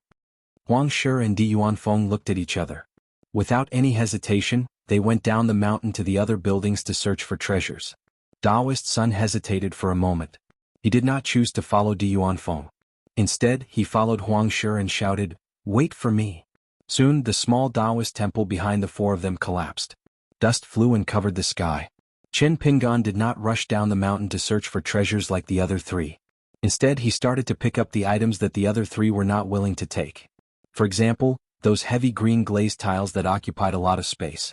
There were also those green bricks that were condensed with dense water fate. Other than the bag on his body, Qin Pingan still had the square-inch item and the foot-in-hand item. It just so happened that there was a lot of space for the Swan and Eye shop that he opened on Spring Dew Gardens Laohui Street. However, what Qin Pingan really wanted to collect was the broken pieces of the statue that Huang Shi destroyed with a punch. In the ruins of the Taoist temple, Qin Pingan's movements were neither fast nor slow.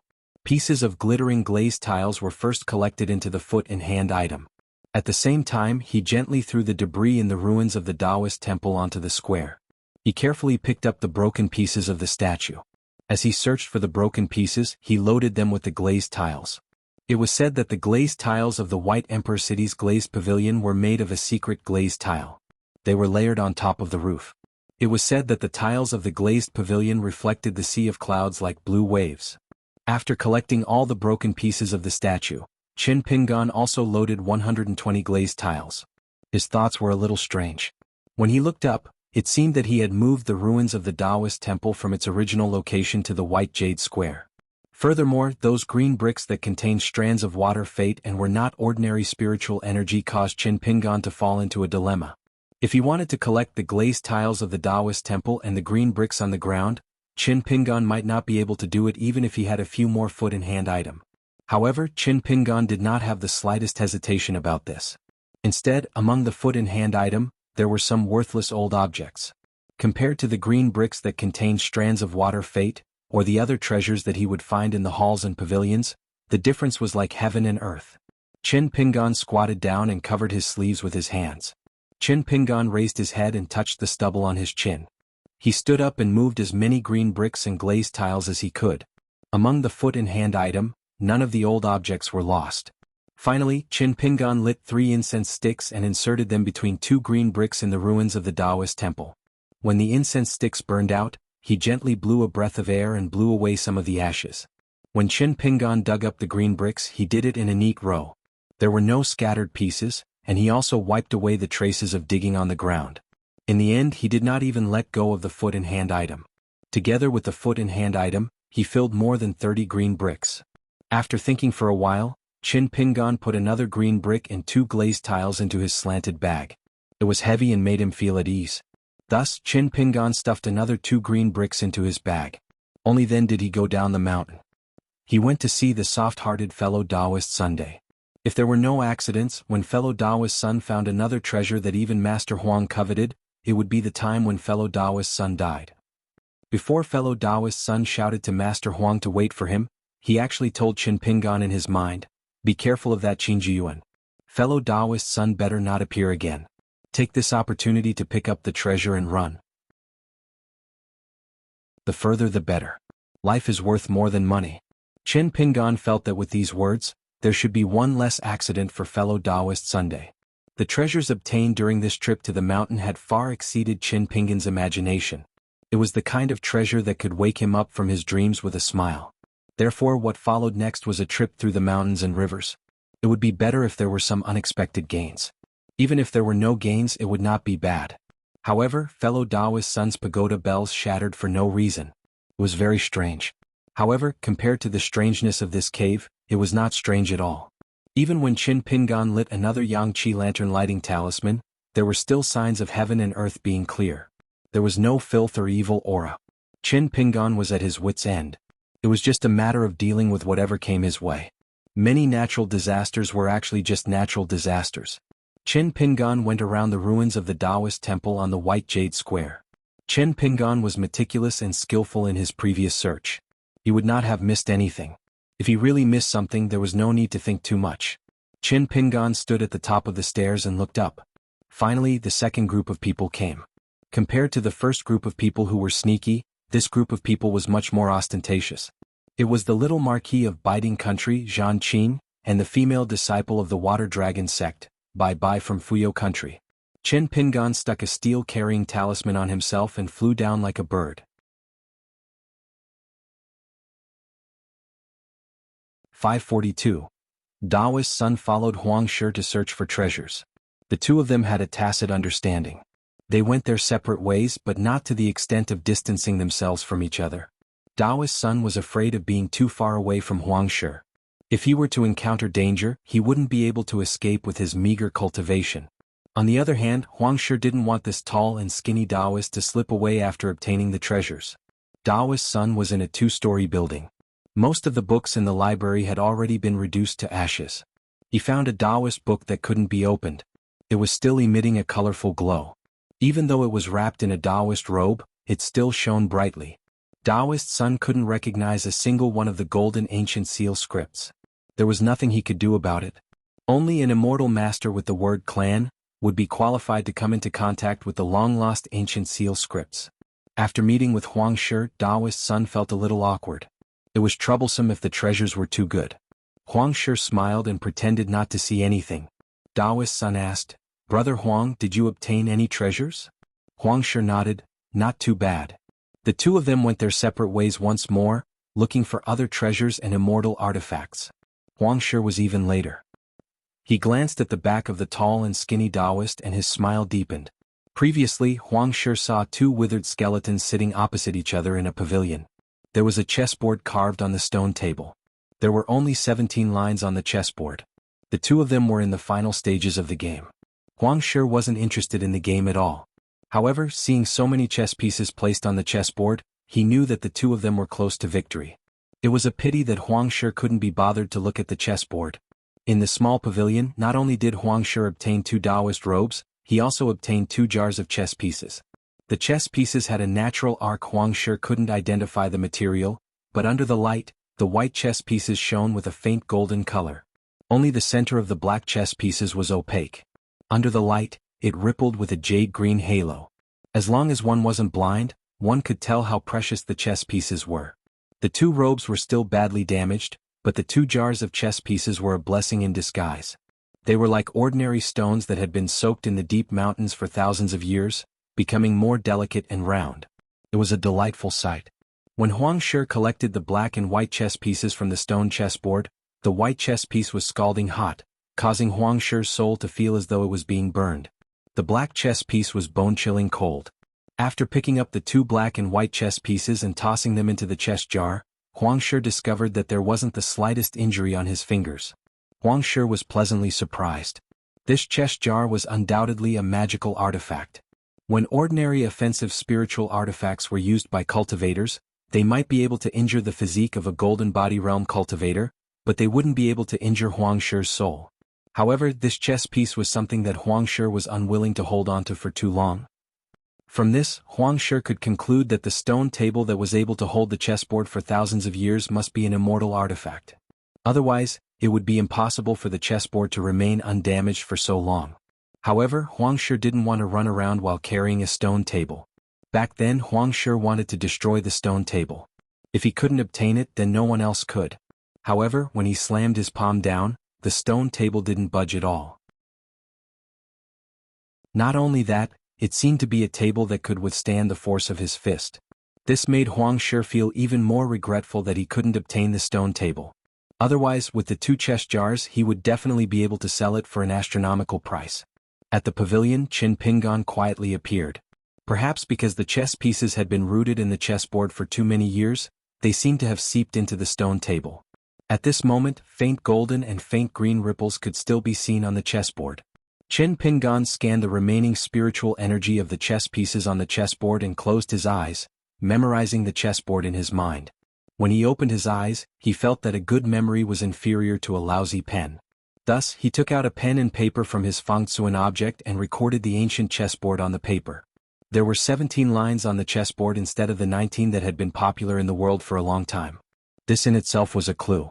In addition to that, many chess moves and life and death moves could also reveal the secrets of heaven. The martial artist Qin Pingan didn't care about these clues at all.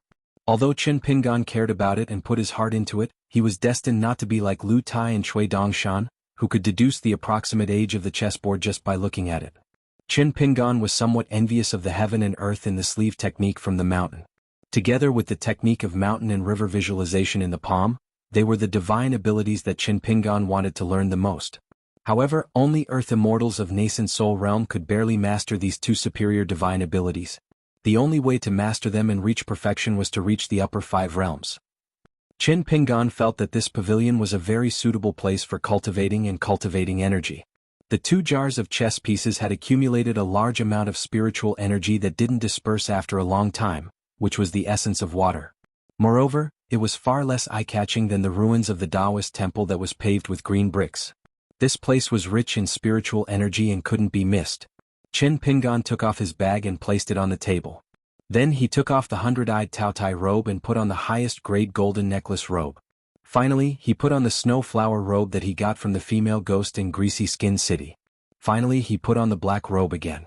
In this way, with 3 robes on his body, he could use the robes to absorb and store more water qi. Qin Pingan leaped into the pavilion and sat down cross-legged. Relying on the steel-carrying talisman, he restrained his breathing and remained as still as a mountain, trying his best to see the whereabouts of Huang Shi and Taoist Sunday. From the pavilion, the spiritual energy of the chessboard, which contained light gold and dark green, gathered at the top of the pavilion and slowly seeped into the robe. From this, one could see the purity of the spiritual energy on the chessboard. Under Qin Pingan's purposeful guidance, the golden necklace robe was the first to eat and drink to its fill. The spiritual energy of water that was attracted by the chess pieces and lingered in the pavilion for many years had also been absorbed. It was about the same level of spiritual energy as other halls. Qin Pingan hesitated for a moment and did not absorb all the spiritual energy in this place to prevent any clues from being exposed. If he did a good deed and took all the advantages, he would have to consider whether it was a blessing or a curse. After all, the various immortals would ascend the mountain one after another. Following that, there would be a series of scheming and scheming. This would be the true test. Luck was an item. If he could save some, he should save some. At the end of the day, earning less now was for the sake of earning more in the long run. Only when the overall situation was set could he talk about profit and loss. Qin Pingan then changed his strategy. He no longer kept an eye on Huang Shi and secretly followed Taoist Sunday. If Taoist Sun was wholeheartedly chasing after Huang Shi before obtaining the Taoist book, then even if Taoist Sun wanted to run away, Huang Shi would not let him succeed. As this mountain was not a true temple, the central axis was the white jade stairs that led all the way to the top of the mountain. It was more like an immortal sect without any obvious inclination towards the 3 religions and 100 schools of thought. What made Qin Pingan feel the strangest was that there was no ancestral hall on this mountain. Especially on the mountainside, there were scattered thatched nunneries and majestic halls and mansions. It was messy and without any order. After entering and exiting each building, Taoist Sun intentionally or unintentionally distanced himself from Huang Shi. Every time he passed by the vermilion railings of the winding corridors, he would not swagger. Instead, he would walk quickly and hide his body as much as possible. In the end, he hid in a small and exquisite secluded hall. The inscribed board fell to the ground and was in tatters. One could vaguely make out the 2 words Water Hall. Inside the hall, there was a statue of a female deity. Ribbons fluttered in the wind, giving off a mysterious feeling of ascension. Using his Taoist robe as a bag, Taoist Sun walked through the corridors, halls, and pavilions again and again. He gained a lot of things. As long as they had not turned into ashes, he put them in his bag and carried them on his back. Even the Taoist robe that he exchanged with the incense burner from Master Huang was used as a bag and carried on his shoulder. What a fruitful return. Of course, the prerequisite was that he could leave this immortal mansion alive. Taoist Sun closed the door to the hall. However, after a moment of contemplation, he recalled that none of the buildings he had passed by had their doors closed. Thus, he discreetly opened the door to the hall so as to prevent Huang Shi from noticing anything amiss. Qin Pingan, who was using the steel-carrying talisman as a cover, was sitting on a roof. He was worried for Taoist Sunday. Isn't this the same as stealing the silver and inserting a wooden tablet to tell Huang Shi that Taoist Sun did not steal the money? Fellow Taoist Sun, in any case you should at least run a bit more, open the doors of more palaces, pavilions, and houses, and pretend that you've crossed the central axis of the flight of stairs and fled in the direction of young Master Qin of Jiao country. Otherwise, if Huang Shi has a brain, he'll have to start his search from this small palace. If it was Qin Pingan, he would have to open or close those doors from the beginning. However, along the way, Taoist Sun often had to choose between the items in the big and small bags. In any case, the tall and thin Taoist did not know whether the new item was better or the old one was more valuable. In the end, it all depended on fate. Qin Pingan picked up the trash behind him. On the other hand, if there was not enough space in Huang Shi's bag, every time he changed the items he did not want, he would break them with a punch. If he could not break them, he would have other plans. Perhaps he would have to change them again? Most of the treasures left behind by the immortals here were like this. Most of them were on the verge of breaking. Repairing them might require a large amount of money, but breaking them was a piece of cake for Huang Shi, who was a golden body realm cultivator. The items that he intended to discard were naturally kept by Huang Shi if they did not break with a single punch. This could be considered an alternative method of inspection. However, this trip to the mountain to search for treasures was a huge opportunity. Usually, when the immortals saw the light of day again, a group of mountain cultivators would fight to the death. After splitting the loot, if each person could obtain 2 or 3 immortal artifacts, it would be enough to make them go wild with joy. However, Huang Shi was still not satisfied. As expected, after suddenly losing track of Taoist Sun, Huang Shi began to give up on searching. He followed the path of the door and hurriedly found this small hall. When Huang Shi approached, Qin Pingan no longer sat down. He lay down on the roof and held his breath. There was no sign of breathing at all. Huang Shi glanced at the plaque on the ground and smiled. Taoist son, there are more treasures in the water hall? Why don't I give you a hand? Don't worry, according to the rules we set, whoever opens the door first will have all the treasures in the house, no matter how valuable they are. In the water hall, Taoist son was trembling in fear. He silently prayed to the three pure ones of Taoism to ask Huang Shi to leave quickly. Probably because Taoist son was not a disciple of the three branches of Taoism, praying was useless. Huang Shi directly stepped over the door and smiled. Taoist son, what's wrong? You want to turn your back on us after obtaining some treasures? You even have to be wary of your allies? Don't we have to be wary of Di Yuanfeng, who is holding a magic saber? I'm just a fifth realm martial artist, why do you have to be so wary of me? Taoist son, who had nowhere to hide, could only walk out from behind the statue. He smiled bitterly. Brother Huang, you must be joking. Huang Shi joked. We've only walked through 20 to 30% of the Immortal Mansion's territory. There's still a long way to go. Let's not talk about other things. When we were at the Mountain Ridge Taoist Temple, we saw a beautiful scenery at the back of the mountain. Why did Taoist son lose the magic robe package so early? I know that it's not good to walk back after entering the temple to burn incense. Taoist son had no choice but to walk back the way he came. He picked up the package that he carefully placed on the ground behind the statue and carried it on his body. Sweat seeped out of his forehead. Brother Huang, why don't we work together to guard against that Di Yuanfeng? Wouldn't it be better if we hurt our relationship and let Di Yuanfeng reap the benefits? Huang Shi nodded. Can you let me have a look at the secret manual that exudes the brilliance of the Taoist robe? Taoist son sighed and said, Brother Huang, you've already gotten the incense burner. You should stop while you're ahead. Besides, this secret manual of mine is a Taoist classic. It's meaningless for Brother Huang to take it. Huang Shi smiled. It's not up to Taoist son to decide whether it's meaningful or not. Taoist son's face was gloomy. Huang Shi, then I have to give you a piece of advice. I'm a sea-viewing Taoist priest who's good at close combat. Huang Shi said, it would be troublesome if that's not the case. I know that your trump card is the broken pagoda bell. You used it for defense, but it's gone just like that. Other than that, it's nothing more than an offensive natal item. Do you know that I'm actually a sixth realm martial artist? Killing you in 2 or 3 punches will be as easy as taking something out of my pocket. Taoist son was shocked. Sixth realm martial artist? Taoist son sneered. Who doesn't know how to scare people? If I say that I'm still a gold core earth immortal, are you afraid? Huang Shi was about to end this old Taoist's life with a punch when a series of footsteps came from outside the water hall. Huang Shi turned his head and saw that it was the black-robed old man, Taoist Qin, who didn't go to Di Yuanfeng's place to search for treasures. Huang Shi glanced at the guy's slanted bag. It seemed that it was filled with some glazed tiles and a few Taoist temple bricks. Was he too cowardly or was his luck too bad? He rushed all the way here and crashed into the gates of hell. Did he not gain anything else? If that was the case, Huang Shi felt that it would be a waste of energy to kill such a pitiful person with a punch. Taoist son saw that Taoist Qin had rushed over. He was both happy and helpless. Why didn't Taoist Qin listen to his advice? Well, since things had come to this, let's see if there's a chance for the two of them to work together to prevent Huang Shi from taking all the treasures that they had painstakingly searched for. After glancing at the guy's shabby slanted bag, Taoist son thought that if there was no other way, they could work together to escape and give Taoist Qin a few worthless treasures. Qin Pingan wiped the sweat from his forehead. Just now, I was looking for you all the way, so I skimmed over the roof. I didn't expect to see 2 groups of people climbing the mountain.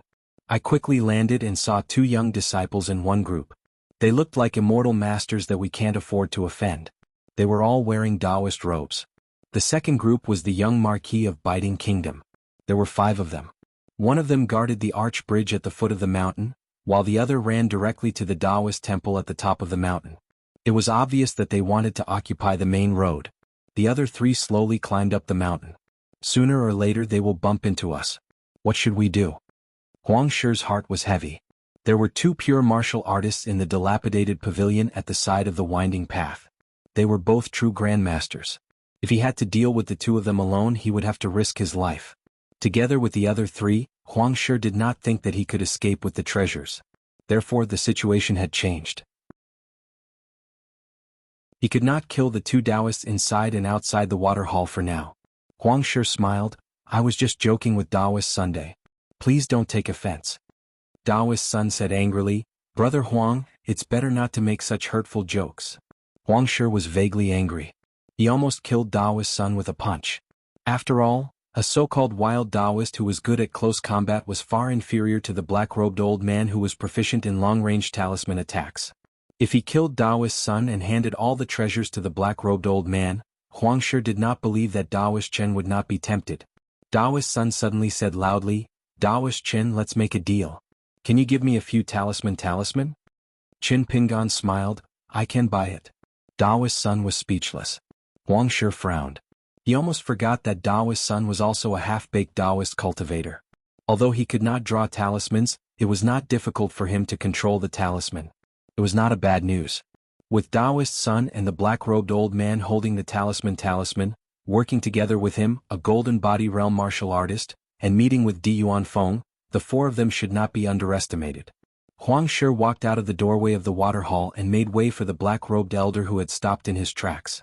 He stood sideways and looked at the two Qi refinement warriors from the corner of his eyes. He smiled and said, "Whether or not we can grab hold of the opportunity in our hands will depend on whether we are willing to cooperate sincerely. I, Huangshi, am a cultivator of the 6th level and I am not lying. I will not hold back in the slightest once I engage in a battle with someone. However, as long as we leave this place, each of you will have to give me a fortuitous encounter in return." Qin Pingan patted his bag. The outline of the green brick could be vaguely seen. He said straightforwardly, "Just take it." Huangshi looked at him and his eyelids trembled.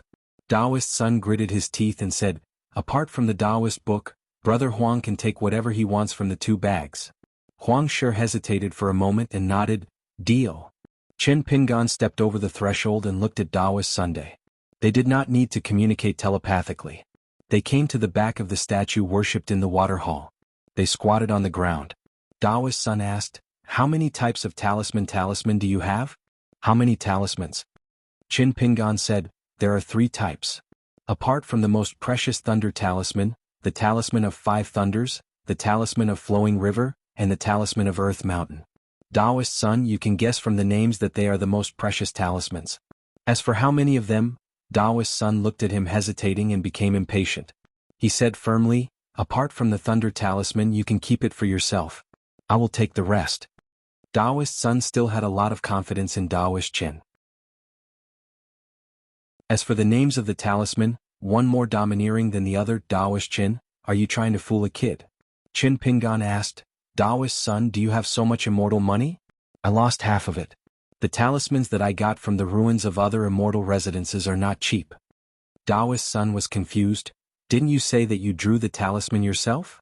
Qin Pingan said, "Daoist Sun also believes in this? If I could draw such talismans myself, why would I be a rogue cultivator at the foot of the mountain? I would have been worshipped by the top immortal residences like the Sparrow Mansion or the city above the clouds. I could just lie down and enjoy every day. Why would I go through all this trouble?" Daoist Sun grimaced and rubbed his cheeks. "Daoist Chen, tell me, how many talisman do you have? I will buy all of them." Qin Pingan shook his head. "Daoist Sun, you are a senior, but business is business. You have to show me the immortal money first. These are precious life-saving talisman. Every time I sell one, my heart will tremble." Daoist Sun said angrily, "Daoist Chen, you have to be honest." Qin Pingan did not back down. "Daoist Sun, you have to be fair in business." Daoist Sun was a little discouraged. Damn it, this Daoist Chen was not easy to fool. Daoist Sun hesitated for a while, then opened the bag in his robe and spread it on the ground. He said earnestly, "Water and earth talismans, 3 of each. Sell me 6 of them. Then you can pick a priceless magic treasure on the mountain." Qin Pingan took out 2 talisman made of ordinary yellow paper from his sleeves. Then he twisted the talisman in one hand and moved it behind him. His other hand began to flip and pick. He said, 2 talisman in pairs.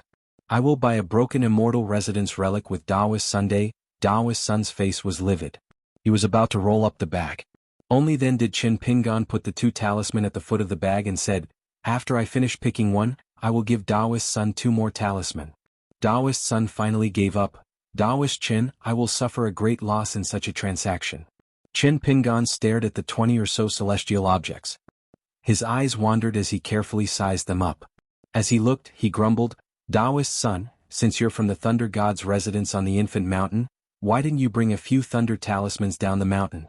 Daoist Sun relied on the fact that you're the immortal master of the register and acted carelessly. Only now did Taoist Sun remember his identity as an immortal master. He stroked his beard and smiled. Traveling down the mountain, there are thousands of accidents. How can everything be calculated with one's fingers? If there really was no room for error, would there still be a need to go down the mountain to train one's Tao heart? Chen Pingan nodded and continued to pick. Chen Pingan saw 2 items at first glance. After rummaging through them, he saw another one. The first 2 items caught his eye the most. One of them was because he felt that it would be best to give it away. As for its quality, Chen Pingan did not care too much. He could give it to Li Huai. It was a wooden statue of a deity with the height of a palm. This statue depicted the figure of a Taoist progenitor. Her face was similar to the female statue in the water hall. Her figure was graceful, slender, and elegant. Her slender fingers were pinching a spell. Her expression was peaceful. She wore a crown on her head. Her robe was exquisite and delicate, like silk and satin in the human world. The hem of her robe hung down on the seat. There were 16 characters of seal script at the base of the robe. It was clear inside and not confused by external demons. Chen Pingan. There was also an antique small round fan. It looked very valuable. In the future, if he placed it in a shop on Laohuai Street in the Spring Dew Garden, or in a shop on the Oxhorn Mountain, he might be able to meet a spendthrift. After all, the female cultivators in the world were not different from the women at the foot of the mountain. They were more willing to spend a lot of money than men. As long as they liked something, there was no need to talk about reason and quality. The last item was the one that surprised Chen Pingan the most. It was a pair of small bamboo cages that were pulled by golden threads. The color of the bamboo was green and lustrous. However, similar to the items here, there were fine cracks on them which greatly damaged their appearance. The 2 small cages were the size of a fist. They looked like cricket cages in the market. They were inscribed with the words "Fighting Dragon" and "Hidden Pan." Looking at them, Chen Pingan's forehead was sweating for the first time. He was a little nervous. He always felt that if there was a chance, he must travel Jianghu with Priest Sun, visit famous mountains and search for treasures. Taoist Sun felt that something was wrong. This was destined to be a profitable business. Why did fellow Taoist Chen look so awkward? Could it be that he suddenly realized the truth? No matter how valuable the items in his bag were, they were actually not as valuable as the talisman. One more talisman meant one more chance of survival? Beads of sweat appeared on Taoist Sun's forehead. He reached out and stealthily grabbed the 2 paper talismans, thinking, "Fellow Taoist Chen, considering how close we are, there are only 2 paper talismans left." Taoist Sun tucked the paper talismans into his sleeve and let out a sigh of relief. He was just about to say that there was no need for the remaining 2 paper talismans. Unexpectedly, Taoist Chen took the round fan and kept his promise. He took out 2 more water and earth talisman from his sleeve and handed them to Priest Sunday. After that, he took off the slanted bag and took out another folded bag from among the green bricks and green glazed tiles. He gently shook it open and put the round fan into the bag. Priest Sun was surprised and envious. Taoist Chen actually carried so many green cloth bags with him. He was very experienced. Chen Pingan took out 4 more talisman and put them on Priest Sun's robe on the ground. He then put the wood carving progenitor into the bag. Priest Sun was in a good mood. He smiled and said, "Taoist Chen, do you want 4 more talisman? Take your time and pick the treasures on the ground." Chen Pingan hesitated and dilly-dallied. In the end, he took out a stack of more than 20 talisman from his sleeve. There were 3 golden talisman among them. It should be 3 golden talisman.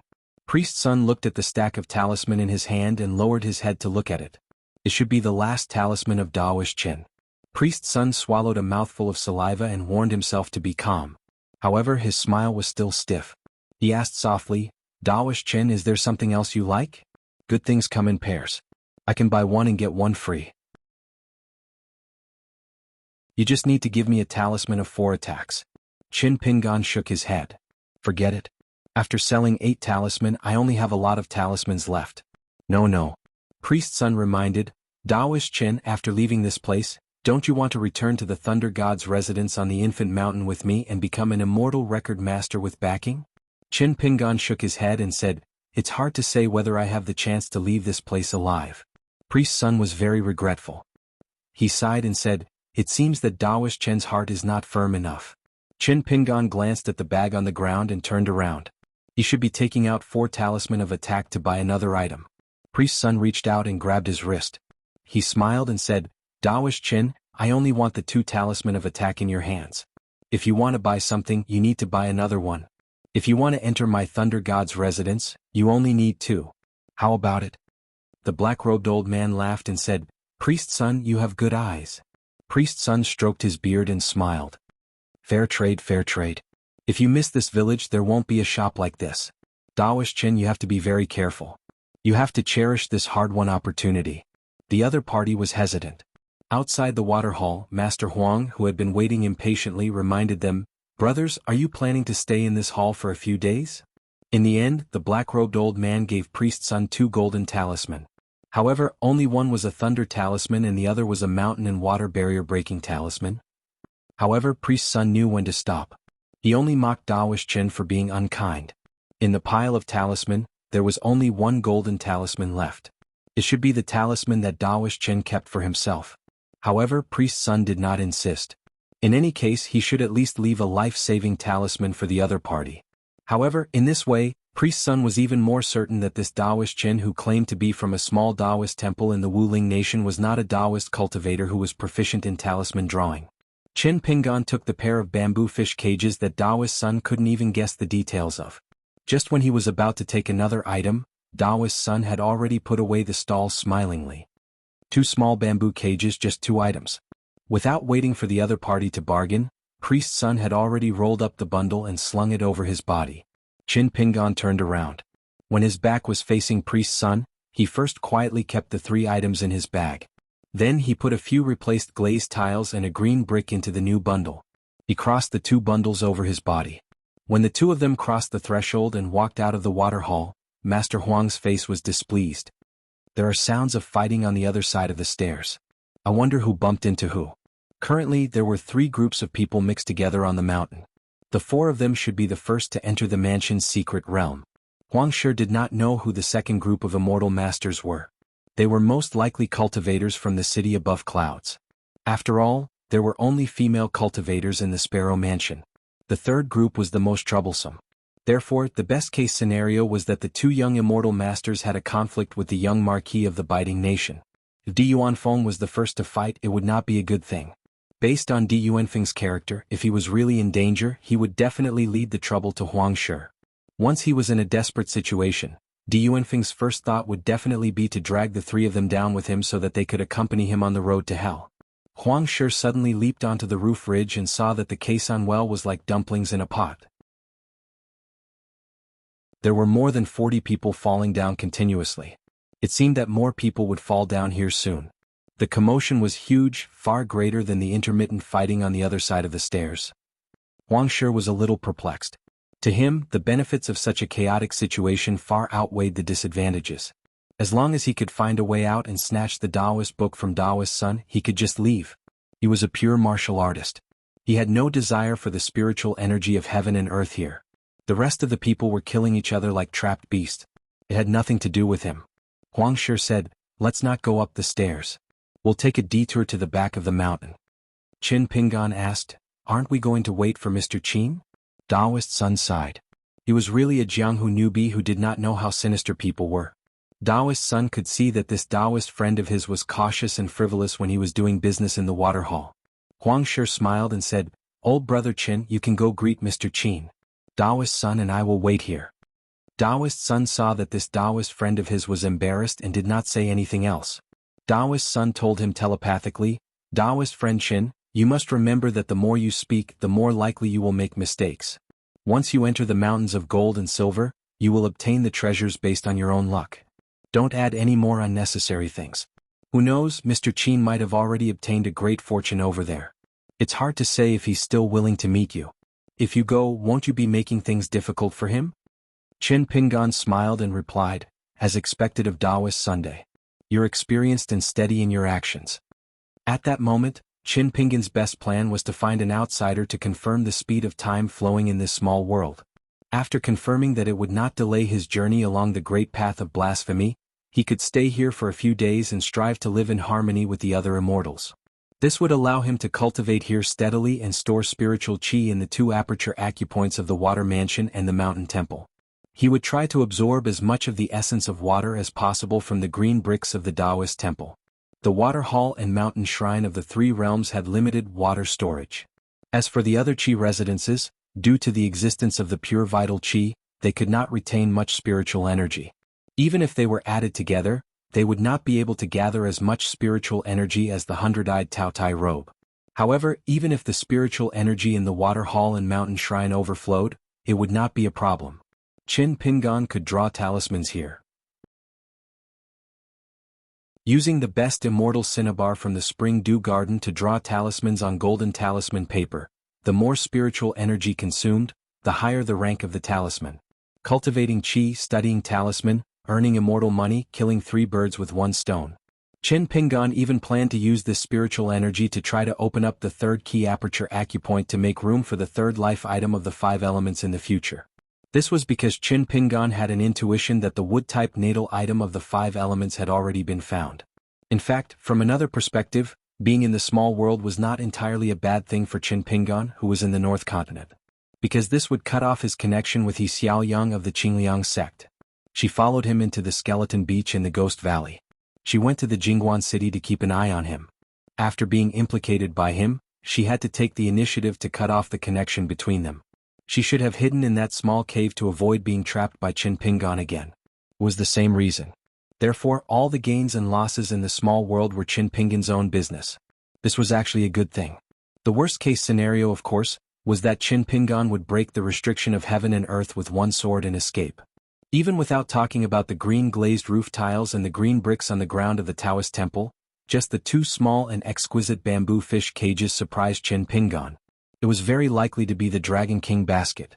Even if the 2 small bamboo cages were seriously damaged and of the lowest quality, it was still worth spending money to repair them and then use them to catch the flood dragon. The Taoist son's accident, should he continue to be unable to control it? Should he really give Taoist son 2 golden talismans so that he could be at ease and have a clear conscience? Or should he simply get rid of the martial artist Huang Shi, who was the cause of the accident, in order to save effort and energy?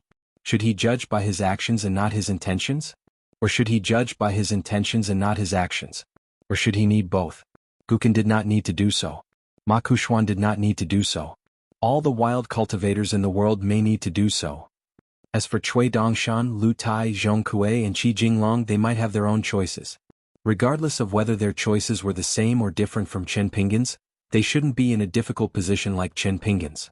When Qin Pingan really embarked on the path of cultivation and became half a cultivator, he would discover all the principles that had supported him to this day. It would really make him feel like a burden. Just like when he was young and climbing the mountain, the big basket on his back already made him feel heavy even before it was filled with herbs. But the difficult part was that it was precisely these burdens that had brought him all the way to this day. Making things difficult for oneself was the difficulty of cultivating the Tao and climbing the mountain. At this moment, Taoist Sun told Qin Pingan telepathically, "Fellow Taoist Qin Pingan, be careful. This talisman Huang Shi has hidden his strength and is actually a 6th realm martial artist. Fellow Taoist, you don't have many offensive talisman left. This poor Taoist is good at fighting. When the time comes, just back off a little. But don't forget to hold the line for this poor Taoist. Don't be too stingy with your talisman. Don't injure him accidentally." Qin Pingan was stunned for a moment. His mind suddenly became clear. He smiled and replied, "Taoist son, don't worry. To be honest, other than the Tao of talisman, I'm also very good at fighting enemies." Taoist son said helplessly, "Fellow Taoist Qin, don't be like this. Hearing such big words from you, this poor Taoist won't feel relieved at all. It will only make my heart tremble." Qin Pingan smiled and said, "Taoist son, you come from a high immortal family and your Tao is profound. Maybe you don't even need my help." Taoist son didn't say anything else. He thought to himself, "I don't feel any sense of accomplishment being flattered by a short-sighted guy like you." Huang Shi's intuition was sharp. He roughly guessed that the 2 of them were secretly communicating. But he didn't think that these 2 Taoist trash could talk about anything. How to die. How to hold each other's arms in front of the gates of hell. After Qin Pingan understood some things, he felt that the sky was far, the mountains were far, and the scenery was amiable. But when he looked again, Qin Pingan frowned. He shook his head and the phenomenon disappeared. Qin Pingan couldn't help but remind Taoist son, "Taoist son, be careful." Taoist son smiled and said, "Fellow Taoist, don't talk nonsense." On the other side of the stairs. It was indeed a conflict between Di Yuanfeng and the 2 immortal masters of the city above clouds. The two young man and woman of the city above clouds inadvertently found an ancient immortal's place of cultivation. Then, by chance, they opened a mechanism from a book. They actually found the remains of a golden branch and jade leaf, glittering like a treasure.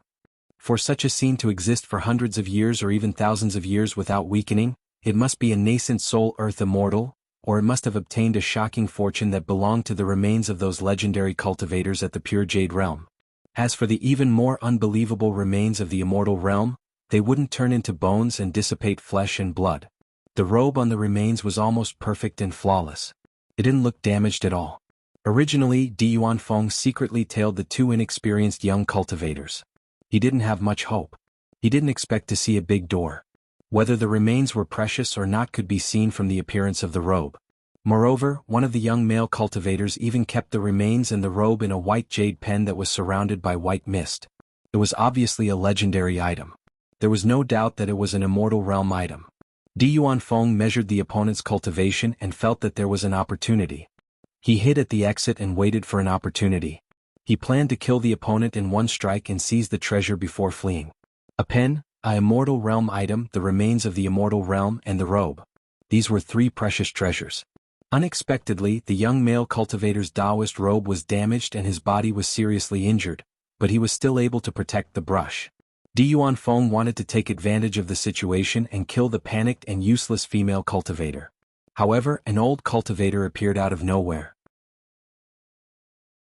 Not only did he repel Di Yuanfeng, but he also almost left Di Yuanfeng in the cottage where the immortal died.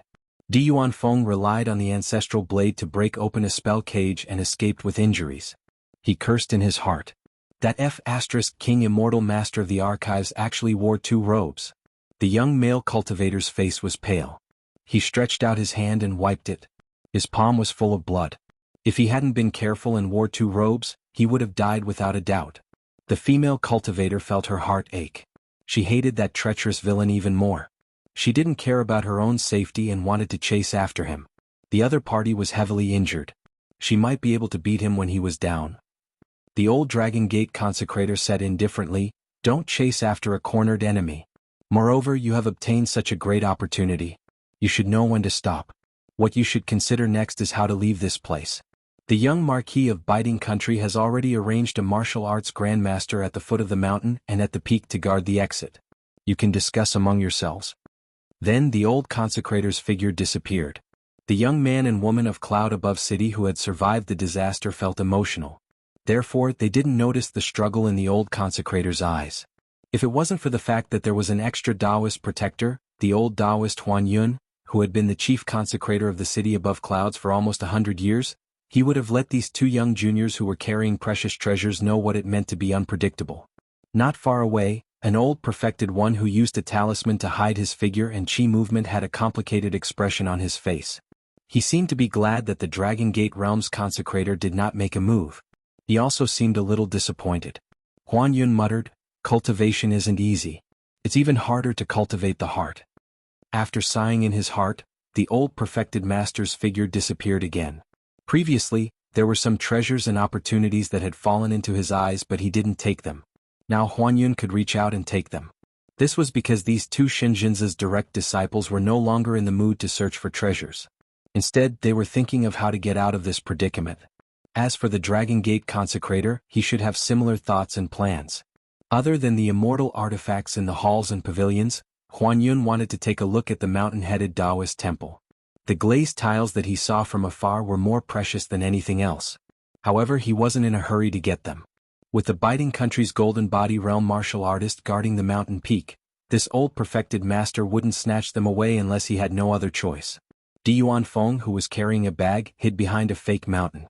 After swallowing an elixir, he panted heavily. Blood flowed from the corner of his mouth as he cursed in his heart. Since he still had the energy to curse, it meant that he hadn't hurt his foundation. Di Yuanfeng didn't regret snatching the treasures. Since his attack didn't succeed, he didn't have the intention to continue fighting. On the steps halfway up the mountain, little Marquis Zhanqing held a folding fan and gently fanned it. The water dragon sex golden core realm female cultivator, Bai Bai, stood at the side. The Fuyo country's general, Gao Ling, stood at the foot of the mountain at the end of the white jade bridge. The consecrator of Zhanqing's House of Marquis went to the top of the mountain. The remaining Fuyo country's imperial consecrator who came with Bai Bai went to search for treasures after receiving Bai Bai's approval. Zhanqing looked at the strange phenomenon in the distance and frowned. How did so many people get in? Did someone break the cave's restriction? Bai Bai sighed and said, "This place itself is the biggest problem. I'll go around the mountain and see if I can send a flying sword message to the sect." Zhanqing stood up and said, "I'll go with you." Bai Bai shook his head and said, "Go to the foot of the mountain. Gao Ling knows what's important and will definitely protect your safety. Don't rush to the top of the mountain. There are too many variables there. I won't be able to rest easy and explore the borders of this place." Bai Bai rose into the sky and turned into a rainbow. Zhanqing was fascinated. This was the elegance of a golden core realm earth immortal. Zhanqing slowly descended the mountain. A golden body realm martial artist, Gao Ling, might not be able to stop all the treasure hunters. However, as long as the guests who were rushing to the top of the mountain didn't have the ability to gather together, they would be like a plate of loose sand, allowing Zhanqing to do whatever she wanted. After entering the secret realm and discussing with Sister Bai, Zhanqing changed her mind. Therefore, Zhanqing didn't plan to start a massacre. Instead, she planned to make a deal with those cultivators and martial artists who crossed the border. They could go up the mountain, but when they went down the mountain they had to meet with Zhanqing in private and hand over one of the mountain artifacts that she took a fancy to. One was enough. As for the other items that were carried by the lucky ones, Sister Bai would of course silently record them and hand them over to the Water Dragon sect's ancestral hall so that those earth immortal cultivators could capture these ants one by one and take back the treasures. In this way, Zhanqing didn't have to kill anyone personally. Harmony breeds wealth. At the moment, it could save a lot of trouble and accidents. Mountain cultivators, unless they felt that they were in a situation of certain death, were generally very afraid of death and cherished their lives. Everything was negotiable. On the contrary, those mountain sect's immortal masters who didn't rely on either side couldn't see the situation clearly. His nascent soul master, who was a wild cultivator, was now a nominal consecrator of the Water Dragon sect. Sister Bai was his future immortal Tao companion. No matter how one looked at it, they were family. Therefore, this immortal mansion ruins were in the bag of the Water Dragon sect.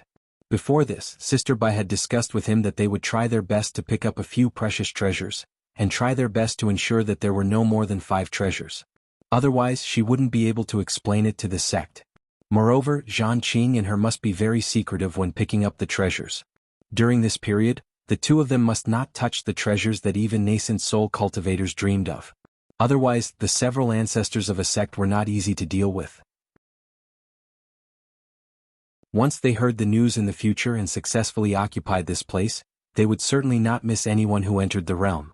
When they got to the bottom of the matter, they would use endless methods and often work on the cultivator's soul. At that time, as long as Zhanqing was tracked down and exposed, she, Bai Bai, would also be blamed. She would be labeled as a traitor by the ancestral hall, and the gains would not make up for the losses. However, with 3 to 4 treasures, the two of them were the greatest contributors to the expansion of the sect. Even if the ancestral hall found out about it, with the face of her teacher and Zhanqing's master, the dozen or so great cultivators who had the qualifications to set up seats in the ancestral hall would turn a blind eye to it. Any immortal record master on the mountain would be protected by rules and resources, but they would also be bound by rules and commandments. When Zhanqing arrived at the foot of the mountain, she amiably instructed Gao Ling, a golden body realm martial artist who had just been promoted to a primary 3rd-grade martial general, had no objections. On the day he escorted the female cultivator, Bai Bai, back to the capital, the imperial edict arrived at Gao Ling's general mansion. Therefore Gao Ling knew one thing. In the Fufu kingdom, where military merits were as difficult as ascending to the heavens, establishing a relationship with the Water Dragon sect was more useful than anything else. Zhanqing stood at one end of the white jade arch bridge, gently tapping the strange beast on the bridge with her folding fan.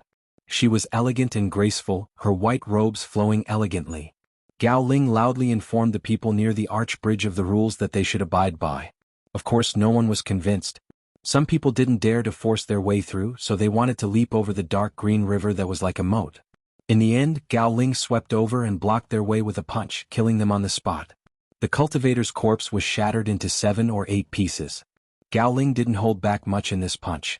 Therefore, there were cultivators who exclaimed that he was a golden body realm martial artist, as well as the great name of the #1 martial artist in the Fufu Kingdom, Gao Ling. After the punch, the clamor on the other side of the river immediately quieted down, leaving only whispers in 2s and 3s. It was unknown who or where, but they must have used a celestial secret technique. A hoarse voice shouted with the ripples of the Heart Lake, "We have the advantage in numbers. Let's work together to kill these two. When the time comes, we'll go up the mountain separately and take our own treasures. Wouldn't that be better? Why do we have to look at other people's expressions? If our luck is average and we can only take one treasure, don't tell me we have to offer it up with both hands and give it to this biting country's profligate son for free?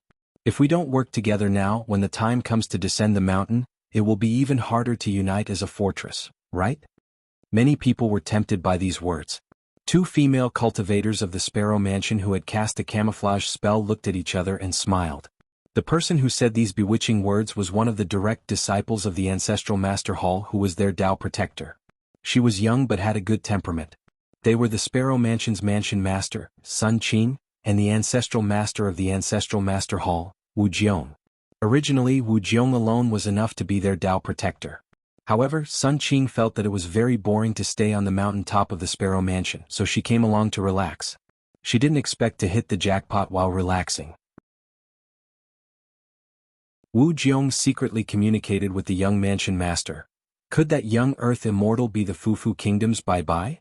Sun Qing sneered and said, "So what if he's the direct disciple of the Water Dragon sect? In a chaotic battle, if he's not shrewd enough and weak enough, his death will be in vain."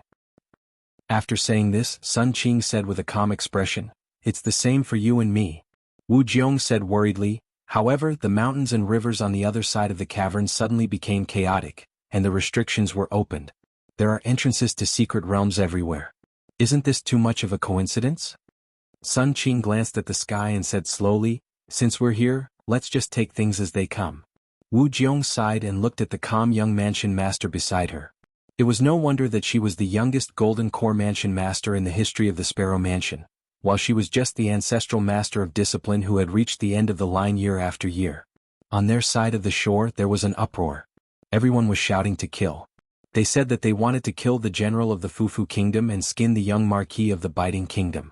In the end, Zhan Qing smiled brightly. She opened her folding fan and gently fanned it in front of her. She only said one sentence, "You can kill me, but first come first serve." Sun Qing smiled and elbowed Wu Jiong lightly. "You go first. Otherwise both sides will fight for 100 years. Wu Jiong understood. Wu Jiong, who was wearing a hedgerow on her head and concealing her appearance, strode out of the group and took the lead to walk onto the white jade arch bridge. Her footsteps were not fast at first. This time she wore two sets of robes. The inner one was the first-class robe of the Sparrow Mansion, while the outer one was the robe that she had asked someone to buy from the city above clouds at a high price. However, the outer robe of the city above clouds had a small concealment spell cast on it. Otherwise it would be too obvious and others would be treated as fools. In fact, the two direct disciples of the city above clouds, Shenzhenzi, did the same. They changed their robes on the inside and outside. Their own robes were on the outside and the Sparrow Mansion's robes were on the outside. Wu Jiong walked slowly previously. Some of the people on the other side of the arch bridge moved, but they walked even slower. They were afraid that they would be tricked by this woman of unknown origins. They ran too fast and became the first bird to stick their heads out. Gao Ling punched them until their flesh and blood scattered. However, after that, all the wild cultivators, immortal masters and martial artists of the Jianghu felt as if they were relieved of a heavy burden. Their moods instantly surged and they no longer had too many doubts. Because the woman actually walked faster and faster. In the end, she directly flew over and used an immortal attack spell. Then she took two of Gao Ling's punches.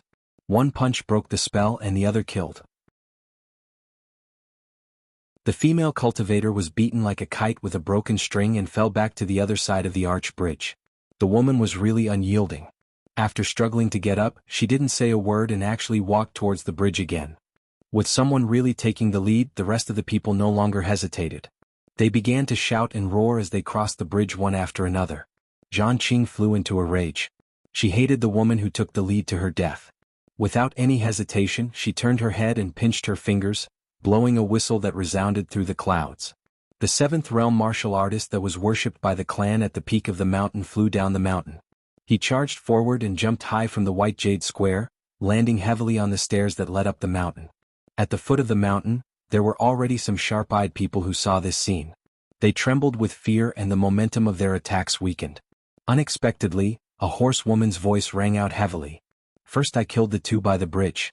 So what if one more comes? One move from each person and there'll still be a pile of meat paste. At the foot of the mountain, a chaotic battle had already begun. In the distance, Bai hovered on the edge of a boundary. Beyond a line, there was boundless white fog. No matter how she used her magic, she couldn't see the scenery beyond that line. She slowly descended and drove the stone into the white fog. Like a clay ox entering the sea, there was no news of her. Then she tore a large piece of the ground and crashed into the fog. Still there was no movement. This was even more terrifying than the mountain and river restriction. The thing in front of her was called Unknown. In the history of the Water Dragon sect, there was a pure Jade Realm ancestor and a nascent soul great cultivator who died one after another in the secret realm. After that, the sect couldn't even find their bones. Bai was deeply worried. She should think of a way out. The ruins of this immortal abode, which had originally been seen as a shallow pond, definitely had a powerful origin. The Desolation River that traversed the central part of the North Continent was the foundation of the Water Dragon sect. The most important ancestral hall was one of the three ancient Desolation temples. As for the other two, one was occupied by the Great Yuan dynasty and was regarded as an authentic Desolation temple. It was still flourishing with incense. The other was occupied by a destroyed sect for many years and was also built into an ancestral hall. However, it was destroyed in a battle with a sword cultivator sect. The atmosphere here was somewhat similar to that of her ancestral hall. This was also the reason why Bai had the confidence to let Zhan Qing take the 4 Dharma treasures. If it really was the ruins of an ancient Desolation temple, her and Zhan Qing's contribution to opening the door would be too great. But for some reason Bai was worried. She was afraid of the worst outcome. Wasn't it just that they couldn't find a way out? Because if she and Zhan Qing disappeared for too long, the Water Dragon sect would follow the clues and come looking for them. What Bai was really worried about was that this place would become a new burial ground for everyone. Just think about it. What if those seemingly orderly skeletons were also the corpses of newcomers and not the old members of the immortal abode? This meant that this place was actually a huge trap waiting for outsiders to come in and die. They thought that they were blessed by the heavens and that everyone who saw it would have a share. Of course this was just in case. But Bai was anxious. He felt that this in case seemed to have become 1 in 1,000 or 1 in 100 as time passed. For a moment Bai's state of mind was in a mess. He didn't dare to stay at the border of the small world. He quickly rode the wind and returned to the Green Mountain to find Zhan Qing and try to discuss a foolproof plan. After Bai's figure disappeared, a tall old man with an ethereal figure walked out of the white fog. He smiled and said, 3 golden core cultivators, 2 golden body cultivators. There's also a little guy who's a little strange. It's enough for a full meal. A wisp of sword chi descended from the sky and pierced through the old man's head.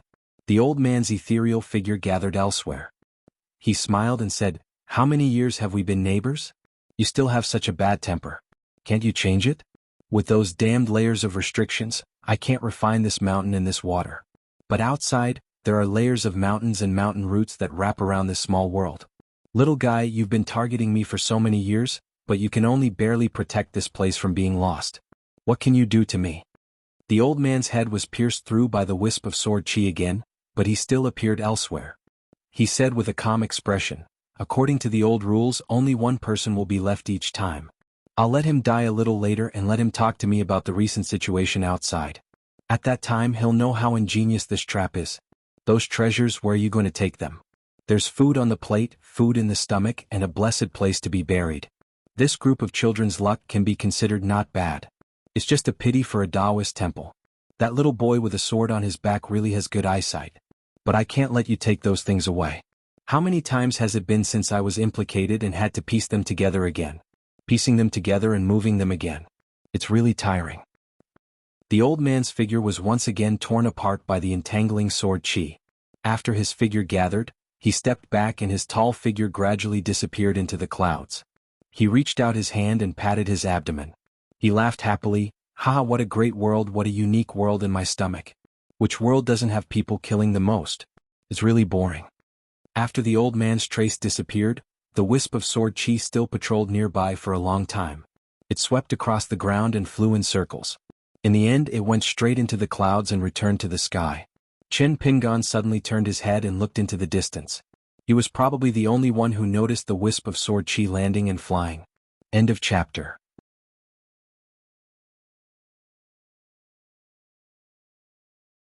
543. There were many exotic flowers and plants in the back of the mountain, but there were no birds or insects. Moreover, Qin Pingan discovered a small matter. When they first entered the immortal mansion, they saw the red-crowned cranes circling around the mountain. When the four of them climbed up the mountain, the red-crowned cranes were nowhere to be seen. Whether it was Qin Pingan looking up at the foot of the mountain, overlooking the mountains and rivers in the Taoist temple, or following Huang Shi and Daoist Sun to search for treasures, Qin Pingan did not see the red-crowned cranes again until they reached the back of the mountain. If there was really an otherworldly expert guarding this place, and the worst-case scenario was that the owner of this place had ulterior motives towards all visitors, then the other party was definitely an expert in scheming. Ordinary people and woodcutters might have entered the mountain and given up after glancing at the red-crowned cranes. Most of them were shocked by the white jade arch bridges, memorial arches and horizontal boards, and saw this place as a paradise on earth. Coupled with the white skeletons everywhere, they would naturally see this place as an ownerless place. However, for cultivators, those inadvertent sights were the truth. Especially the first sight, it would affect one's mind even more. It was silent and undetectable. As long as one was a chi cultivator, regardless of their level, they would repeatedly ponder over the following matters. Qin Pingan was no exception when he first saw the green mountains, clear waters and snow-white red-crowned cranes. The first thought that came to his mind was that this was an immortal mansion with beautiful mountains and clear waters. What he saw after that was nothing more than an immortal mansion with the suffix of a historical site. Immortals were still immortals and their fortune was still fortune. The clues were extremely complicated, as if there were mysteries everywhere. After seeing too many of them, one would feel confused and lazy to think too much. Qin Pingan also did not have many clues. However, the sudden descent of the sword aura as if it was rising into the sky. If the red-crowned cranes were some kind of ingenious trick, and coupled with the string of bells on Daoist Sun's waist that exploded for no reason, then he could barely draw a line, or rather, the worst possibility. This kind of meticulous mind of looking at the best and the worst of both ends of the line was the key to Qin Pingan's ability to walk out of the Ghost Valley alive under the watch of Jingguan City's Gao Cheng. The affairs of the world are complicated. To see or not to see, to think or not to think is learning. It is the work of one's temperament. Of course, there were also those who stumbled upon it by accident. They either died in a daze or stumbled upon a fortuitous opportunity. The three of them continued to tour the back of the mountain. Compared to the life and death battles in the front of the mountain, at least it looked much more leisurely. As for Di Yuanfeng's life or death, Qin Pingan didn't feel the slightest burden. If he was not a father, mother, or ancestor, Qin Pingan might have interfered and done a fair business or something like that if he was a kind-hearted person. At this moment there was a green bamboo on the side of the road. It was quite eye-catching. In the eyes of the three, it was lonely and the shadow of the bamboo swayed. The bamboo pole was as thick as the mouth of a bowl, and the bamboo leaves were verdant. It was not a rhetorical statement, but verdant in reality. Many bamboo leaves had water droplets on their tips. When the wind blew they swayed. As the three of them stared at the bamboo, a drop of green water droplet fell to the mud and disappeared instantly. Qin Pingan looked at it attentively. Although it did not give birth to the essence of water like the green glazed tiles and the green bricks of the Taoist temple, it had reached the exaggerated stage of condensing spiritual energy into water. When Daoist Sun passed by, he tapped his finger gently and put his ear to listen. He exclaimed and said, "There's a way." When the two of them were staring at the green bamboo, Qin Pingan turned around and took off his bag. He first took out the blade-strengthening gourd from the items close to him. He held it in his hand and put the bag back on. He then smiled and said, "I'll have to trouble Daoist Sun to shake the bamboo so that I can collect some water from the tips of the bamboo leaves." Daoist Sun was a genuine sea-viewing cultivator after all. He could roughly see the depth of the bamboo. He shook his head and said with a smile, "Daoist Qin, I advise you not to do anything unnecessary. These bamboo leaves and water droplets are born from spiritual energy. Ordinary objects can't contain such rich spiritual energy. Even if you pick a handful of bamboo leaves and water droplets and carefully store them, as long as they leave this strange bamboo, they won't be able to retain them." Although the tall and thin Taoist said so, he didn't stop him from taking off his bag and taking out a small celadone bottle with a picture of a green pine hermit. Huang Shi disliked the two of them and kicked the bamboo pole. Suddenly water droplets fell like a drizzle. Daoist Sun laughed loudly. His body swayed and he used the gang steps to collect water from the celadone bottle. Qin Pingan was no exception. He didn't want any water droplets to fall to the ground and dissipate. Under the premise of not fighting with Daoist Sun, he used a water spell to gather the water droplets that were about to fall to the ground into a line and slowly collected them into the blade-strengthening gourd. Huang Shi glanced at the black-robed old man's technique and didn't find any suspicious flaws. He didn't care about it anymore. Since Qin Pingan took out the blade-strengthening gourd, he didn't put it away. He hung it on his waist and gathered the water droplets formed by the spiritual energy of heaven and earth. The amount of 7 or 8 taels of wine was about 10 kilograms. The three of them continued on their way. Qin Pingan looked back at the green bamboo. Was it the same as the bamboo forest that Wei Pai painstakingly planted on the Chituan mountain? If they really wanted to recognize their ancestors, they all came from the green immortal mountain of the bamboo sea cave? Otherwise, according to the immortal book that he bought from the inverted mountain, the numerous immortal bamboos in the world and dozens of different species didn't seem to be so powerful in the matter of gathering water fate. It was a pity that, like the chessboard stone table, they couldn't be carried away. Daoist Sun didn't feel satisfied. He stretched out his hand and said with a smile, "The bamboo sky is connected to the gods. It lightens the body and replenishes the qi." In my early years of cultivation I read many books. I once saw an ancient book that made tea with bamboo leaves is the best way to quench thirst and clear the heart. In the summer you only need to hold the bamboo leaves and a few lotus seeds on the mountain. 1 or 2 cups of tea will make you feel as light as an immortal. Qin Pingan glanced at Daoist Sun and then looked at the slender green bamboo that didn't give him any face. In this case he really couldn't say some words of flattery. Daoist Sun retracted his hand and said with an indifferent expression, "Forget it. I'll leave this fated chance for the future generations." Huang Shi added, "If these bamboo leaves were refined into a natal item by a cultivator of the lower 5 realms who cultivated the water element, they might be a supreme treasure. The treasure is right in front of you. Be careful that you don't take it. Daoist Sun, are you sure you don't want to take a few? Even if you don't use them to make tea, you can give them to the juniors of the Thunder God residence on the Infant Mountain as a gift for returning to your sect." Daoist Sun said casually, "The matter of cultivation involves the fundamentals. How can I give away fated chances carelessly? I'm not the disciple of those juniors. If the gift is too expensive it won't be nice. Forget it." Qin Pingan praised softly, "Daoist Sun's words are as good as pearls and thought-provoking." Daoist Sun carefully put the small celadone bottle into his sleeve and walked slowly. He stroked his beard and smiled unfathomably. Huang Shi couldn't stand this itinerant Daoist from the Wuling country. From the beginning to the end, after knowing that Daoist Sun was the disciple of the Thunder God Residence's Daoist Jingming, he had been fawning over Daoist Sunday. Huang Shi suddenly used his golden body realm movement technique and the strength of a fist of the 5th realm to show some mercy. After measuring the Qi refinement warrior's physique, he punched the black-robed old man beside him without any warning. With a bang the old man was sent flying. He rolled on the ground and struggled to get up. He seemed to be dazed and sat on the ground. Suddenly, his throat moved slightly and he spat out a mouthful of blood. He seemed to have just regained his senses. He stood up and hid his hands in his sleeves. It was obvious that he was already holding a talisman at his fingertips. Qi ripples lingered around his sleeves as he cursed, "Surnamed Huang, are you courting death?" Huang Shi's heart calmed down. He was indeed a good-for-nothing. Daoist Sun was so frightened that he quickly ran several feet away. He also held an offensive talisman that he had just bought from Daoist Qin. The three of them were in a triangular situation. Huang Shi didn't even look at the black-robed old man. He turned his head and smiled at Daoist Sun. "Daoist Sun, we have to be careful. We are allies with young Master Qin. However, we met this person by chance. If he's a scourge who knows how to feign ignorance, wouldn't we fall into his trap? In the end, all the treasures and opportunities we have will be sacrificed for him. I don't think Daoist Sun is willing to do that, right?" Daoist Sun used the Heart Lake ripples to talk to Qin Pingan. "Daoist Qin, what do you say? Do you want to fight? This Huang Shi isn't a kind person. If we really fall out, we're in the same boat. Let's not hide anything." In comparison, Daoist Sun trusted the black-robed old man more. Along the way he had some relations with good and evil but not much. He felt that this Daoist Qin was weak and didn't pose much of a threat. Of course, if the black-robed old man's words and actions were shrewd and cunning, Daoist Sun wouldn't be willing to cooperate with him.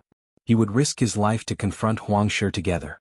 Although he was speaking to Qin Pingan in his heart, Daoist Sun's mouth was full of nonsense. Daoist Qin, old brother Huang's actions are a little too much. However, the situation is unpredictable. If we fight among ourselves, we'll only be helping others. Why don't the two of you give me some face? Daoist Qin, don't be impatient. I'll ask old brother Huang to apologize and we'll consider this matter over. How about it? Qin Pingan was flustered and exasperated. How about it? After taking such a punch and suffering such an unexpected calamity, my vitality is greatly damaged.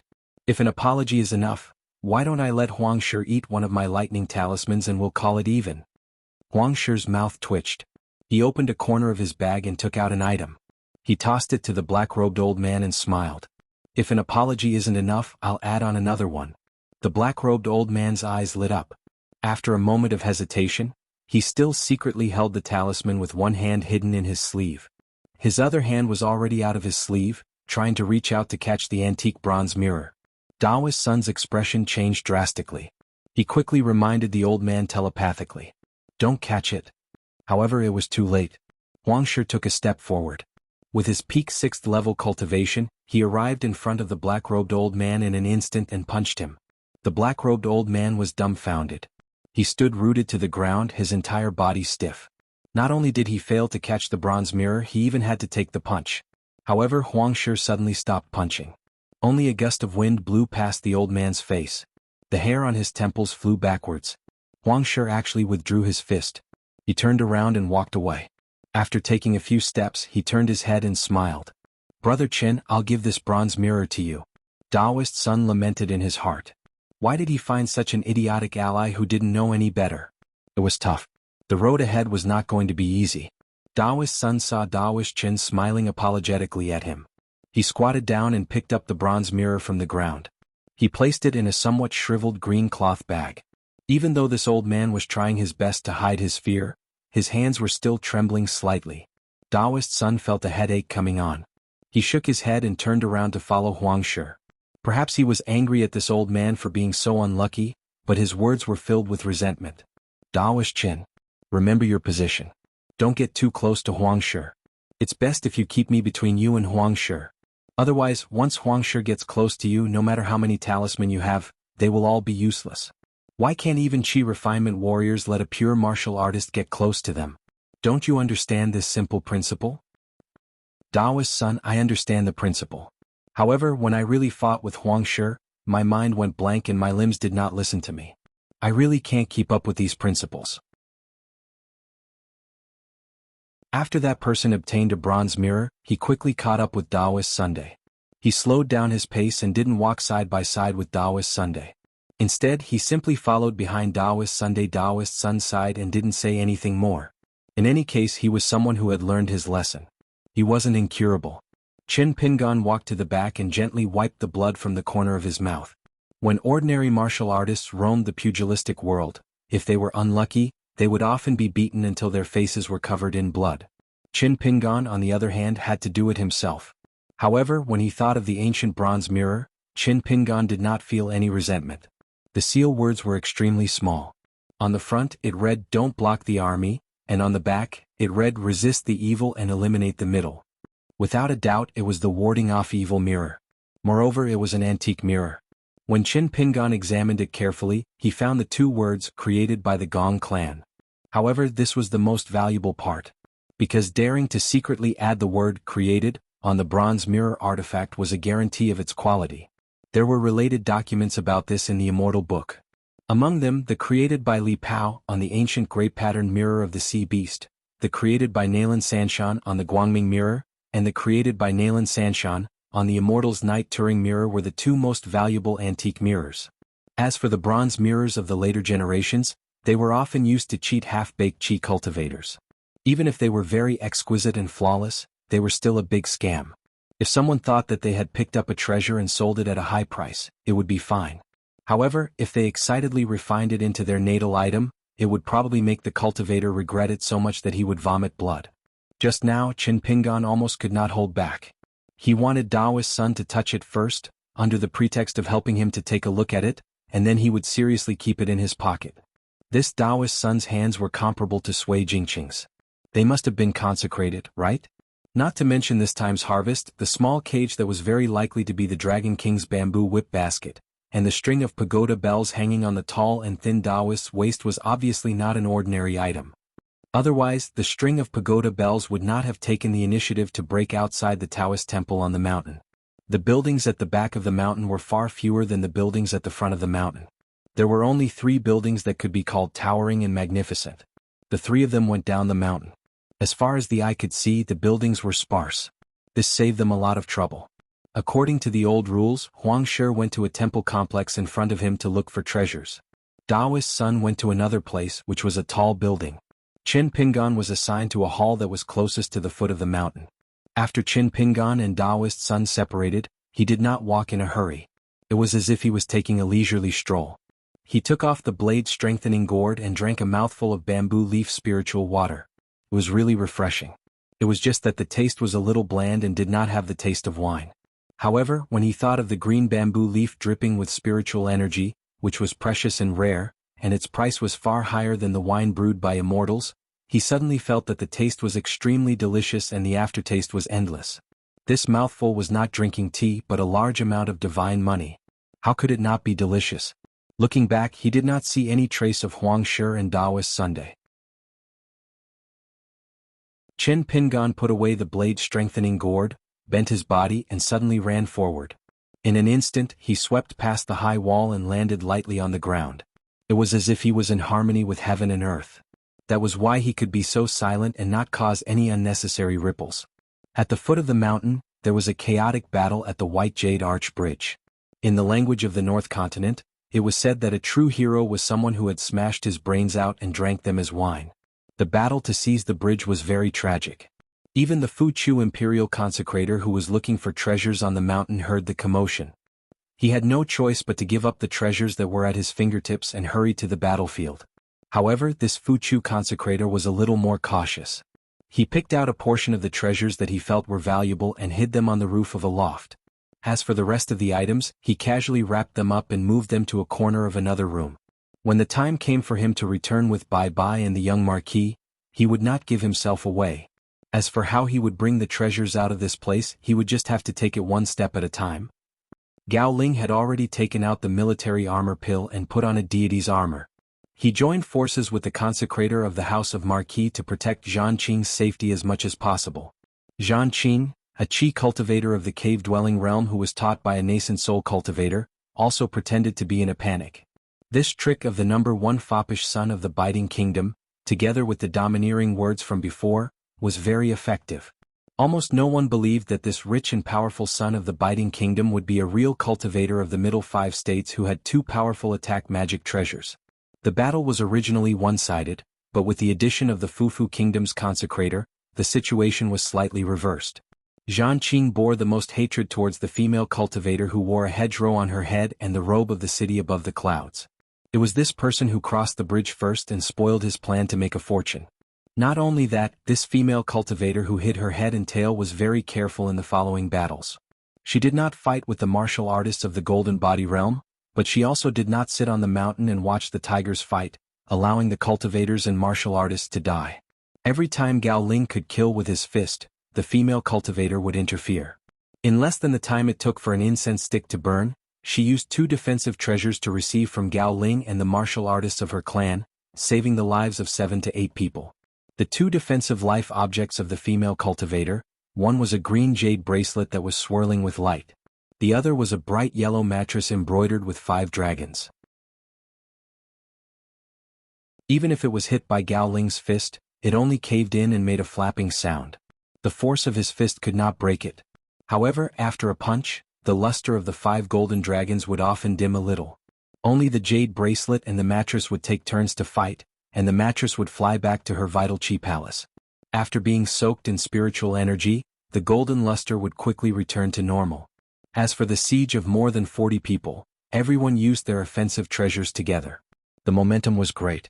If it were not for the fact that the cultivators were unfamiliar with each other, some of the pure martial artists of the 4th and 5th realms would not dare to fight too close. Most of them used bows and crossbows to attack from afar, or sent out force of their fists to disturb the other side of the bridge. They could not link up well with each other, and Gao Ling and the others would have a harder time dealing with them. However, once the cultivators of the mountains and lakes chose to fight with their lives, not to mention Zhan Qing who rarely saw blood, even Gao Ling who was born as a martial artist and the clan's consecrator who was used to living like a prince in the house of Marquis would feel their hearts palpitate. The consecrator of the house of Marquis was ambushed with a secret treasure. His abdomen was pierced and blood flowed endlessly. He could only rely on the physique of a martial artist to hold on. On the other hand, Gao Ling was proficient in battle formations and close combat. He was no stranger to being surrounded by a large army of spears and halberds. Therefore he could be considered to be more daunting than dangerous. As for the consecrator of the Fuziu imperial family, he was even more miserable. He was smashed by a wave of offensive spiritual weapons. If it were not for Gao Ling's help to disperse most of the attacks with force of his fist, and if it were not for the fact that Zhan Qing used the secret treasure in her hand to summon a celestial screen depicting a snowy night, this Fuziu imperial family's consecrator would have lost his life on the spot. However, the two martial artists of the Golden Body realm, including Gao Ling, were not to be trifled with. Even with the help of the Sparrow Mansion's Wu Jiao to resist the force of their fist, they still killed 7 to 8 people. Their deaths were tragic. Without exception, it was as if they were being dismembered by 5 horses on the execution ground. Therefore, the Earth Immortal of the Water Dragon sect, Bai Bai, rushed over as fast as he could. He was not the icing on the cake but the timely help. However, just as Bai Bai used his 2 natal magic treasures, one for offense and one for defense, the young master of the Sparrow Mansion, Sun Qing, flew into the air and chose to fight with this disciple of a large sect. Bai Bai was surrounded by a set of 18 winnings given to him by the Water Dragon sect's ancestral hall. Bai Bai was a genius cultivator who was born to cultivate the water spell. Those winnings were profound and contained a trace of the fate of the nation. They were once used to cast coins and open furnaces in an ancient dynasty. After that, they were scattered everywhere. They were either placed on the beams of ancient Taoist temples, buried in ancient tombs, or kept in the royal treasury of the later generations. The Water Dragon sect collected them into 2 sets and gave them to Bai Bai when they gathered 10 sets. In fact, this set of winnings was considered a good item even in the Water Dragon sect's ancestral hall. It was both offensive and defensive. However, Bai Bai still used a treasure from the mountain. It was the proud work of a zither master in the history of the North Continent. The zither was called Scattered Snow. After the 2 Golden Core cultivators attacked, the battle became even more intense. Once again, the hoarse voice reminded everyone loudly, "Let's kill the young duke first." Zhan Qing was furious. This guy was the one who was really difficult to deal with. The few times he opened his mouth to speak, it was very effective. However, the other party had obviously used a secret technique from the mountain. Coupled with the thrilling battle, it was a mess. Zhan Qing and the others could not clearly identify his location. The military general Gao Ling and the 2 high priests would not dare to watch him be killed by spells and weapons. However, if they took care of him too much, they would inevitably lose sight of him. Once there was a mistake, it would affect the whole situation. It was very easy to cause Bai Bai to be distracted. Zhan Qing dared to say that if one of the Golden Body cultivators on her side died in battle, or if someone was seriously injured and temporarily lost the ability to fight, they would have to retreat from the battlefield and return to the mountain. This group of wild cultivators and martial artists would definitely fight even harder. In fact, Zhan Qing had reminded Gao Ling and the 2 high priests in her mind from the beginning that every time they worked together to kill someone, it would be best to choose 1 or 2 people and wipe out a small mountain with 3 or 4 people in one go. Not only would it have a deterrent effect, but it would also prevent the other party from avenging their friends and becoming outlaws. However, man proposes, God disposes. Zhan Qing had many plans, but in the end, it could be because she did not check the almanac before leaving this time. It could be said that everything was not going well. As the battle progressed, Gao Ling and the 2 high priests could no longer act so cautiously. They had identified a target to kill, but the other party had the advantage in numbers. They did not care about the consequences.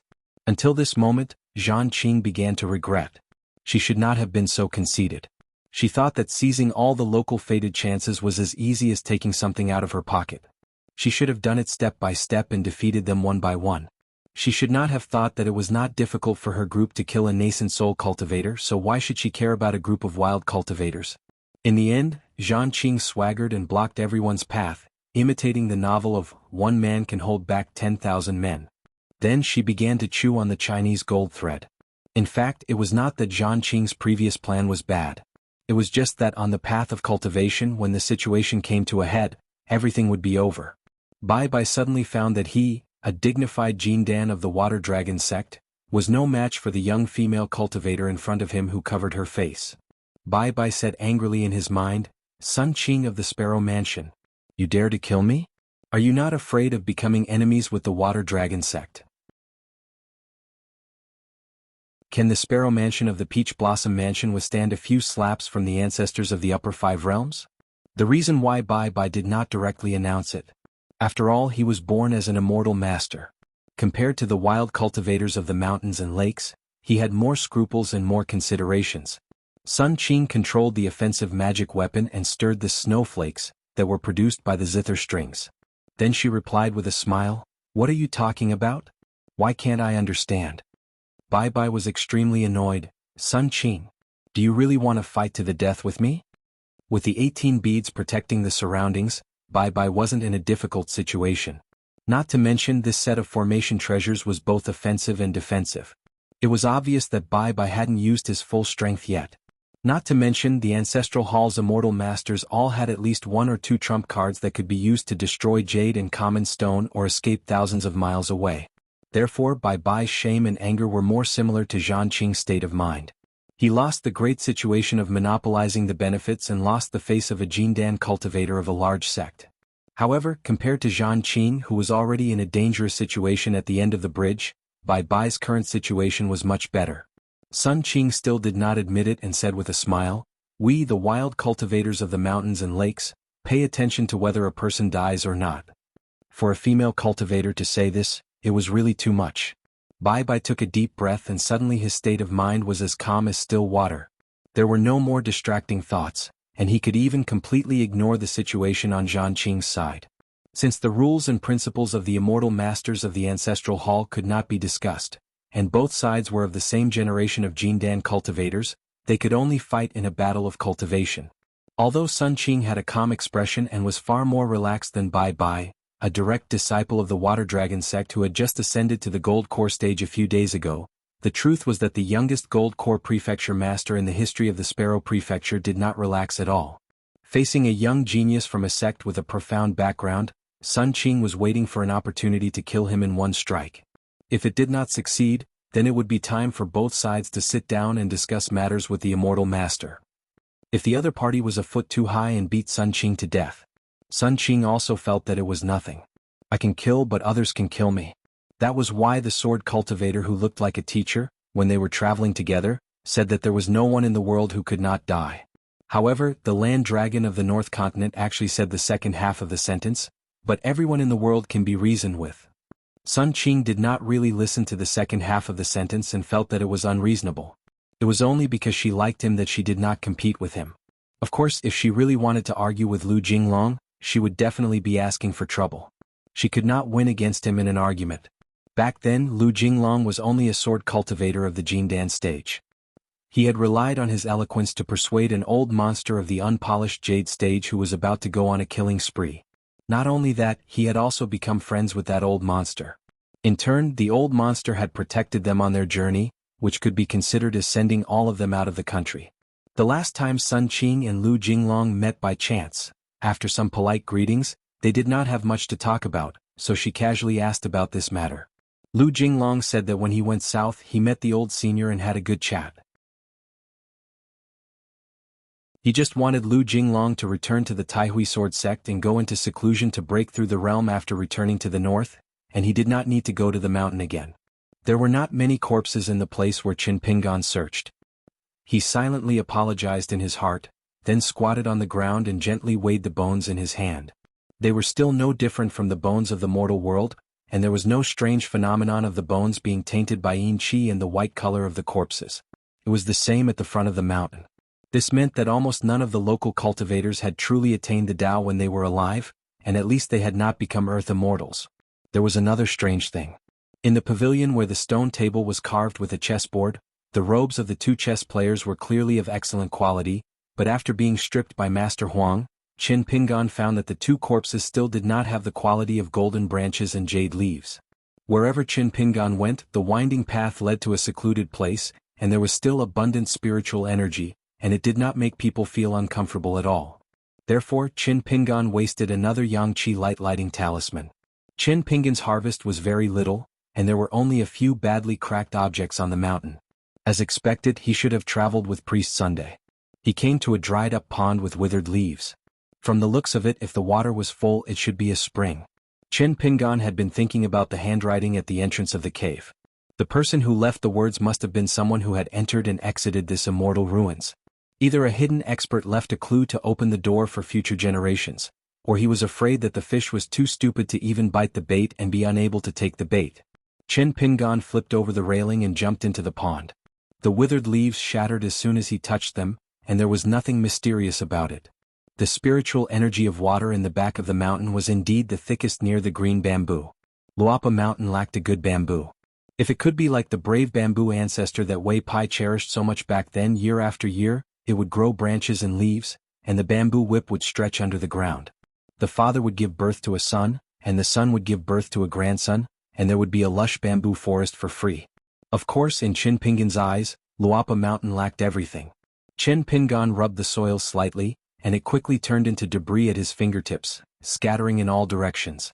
Qin Pingan knew quite a lot about the blasphemy in the North Continent. However, he knew very little about the inside story of the blasphemy, the rise and fall of incense in the ancestral temples, and the changes in history. He only heard Wei Pai mention that there was once a blasphemy in the Liuxia continent that went from east to west, and it meandered for 30,000 miles. Every time the mountains and rivers met, a group of sages and land immortals would emerge. There was also a blasphemy in the Fuyao continent that was breached by a huge river that only had the word river in its suffix. It took the blasphemy to enter the sea, and from then on, the entire blasphemy was affected. In just a short 300 years, the blasphemy disappeared. This meant that all the water gods, river immortals, and river immortals of that blasphemy would disappear. As for the conferment of the gods along the blasphemy, the etiquette and rules were extremely complicated. It was far more complicated than a dynasty's monarch conferring the gods of the mountains and rivers within his jurisdiction. It was said that a letter was required. Qin Pingan looked around and saw no movement. He took off the blade-strengthening gourd and took a big gulp. In a spurt of energy, he drank all the spiritual water in the blade-strengthening gourd. He then immersed his mind, and his thoughts were as small as a mustard seed, patrolling the underwater residence. He saw that the door of the underwater residence was wide open, and it did not even close. There was a green stream at Qin Pingan's feet. From all over the skeleton, water lines gradually converged and turned into a stream, slowly flowing into the pond in the underwater residence. The busy green-clothed children did not even look at the one who had done the most meritorious service. They were all running back and forth in high spirits. This scene made Qin Pingan feel a little sad. To have someone like him as the head of the household, the little guy was probably really afraid of being poor. Qin Pingan went to the mountain temple to take a look. In fact, in the underwater residence, there was a more slender stream, gurgling and flowing to the key aperture point where the mountain temple was located. This stream, because the essence of water had been retained in the underwater residence, was clear and colorless, without the wisps of green color. The thick water-like spiritual qi, after reaching the qi residence where the mountain temple was located, began to seep into the ground, like a sweet rain soaking the earth. Qin Pingan thought about it and withdrew his mind. He did not stay in this mansion where there were no treasures to be found. With the cultivation and footsteps that a fellow Taoist should have, he ran all the way and secretly ran to the green bamboo that was most likely from the green immortal mountain. He pressed his palm on the bamboo pole and shook it slightly. The green bamboo swayed gently. Then he held the blade-strengthening gourd and waved his sleeves to collect the remaining drops of water from the bamboo leaves into the blade-strengthening gourd. Qin Pingan was quite complacent. He was indeed an expert in picking up scraps. Then Qin Pingan put away the blade-strengthening gourd and began to climb up the bamboo. However, he did not expect that the slender bamboo branches, which looked like they could be easily broken by a child, could not be broken easily. Qin Pingan looked at the distant temple. Huang Shi was standing on a wall and had been sizing this place up for a long time. Qin Pingan, who was slow to realize, grinned and waved his hand. Huang Shi took a step and landed on the ground. He was really a pitiful person who was crazy about money but had no way to make money. Without Huang Shi prying on him, Qin Pingan tried bending the bamboo branch to pluck the bamboo leaves. With his current cultivation he was barely able to do so. Thus, he plucked handfuls of bamboo leaves and stuffed them into one of the sling bags. Relying on the bamboo leaves, the abnormally shriveled bag was filled to the brim with bulging bamboo leaves. Huang Shi, the martial artist who continues to size up the man holding the bamboo in the distance, looks at him with endless admiration. If this kind of person is the legendary hidden expert, he, Huang Shi, will put his own neck on Du Yuanfeng's magical saber. It was only after Huang Shi left that Qin Pingan began to chop down the various bamboo branches with his fingers and swiftly stored them into the items within his reach. Between the square-inch bag and the close-inch bag, the dark green glazed roof tiles and the large green bricks could not fit. These slender bamboo branches were just enough to fill up the gaps. After the job was done, the close-inch bag and the square-inch bag were filled to the brim. Qin Pingan hugged the green bamboo and stayed there for a long time without sliding to the ground. He vaguely remembered the time when he was young, when he climbed trees to catch cicadas with two people. One was his best friend who was used to protecting him, the other was half a family member he was used to protecting. At that time it seemed like they lived in poverty, but for years, months, years they did not have any worries. Qin Pingan sighed. He retracted his thoughts. Soon a teasing voice came from afar. "Brother Qin? What are you doing?" Qin Pingan turned his head and laughed. "It's cool up there, the scenery is nice."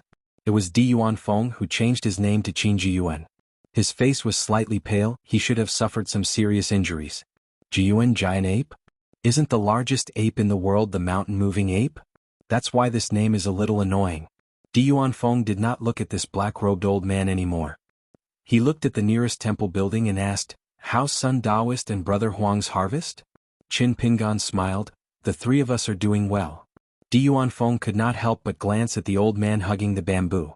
The two bags on his shoulders were either tiles or bricks. "What, are you in a hurry to go home and build a house to marry a wife?"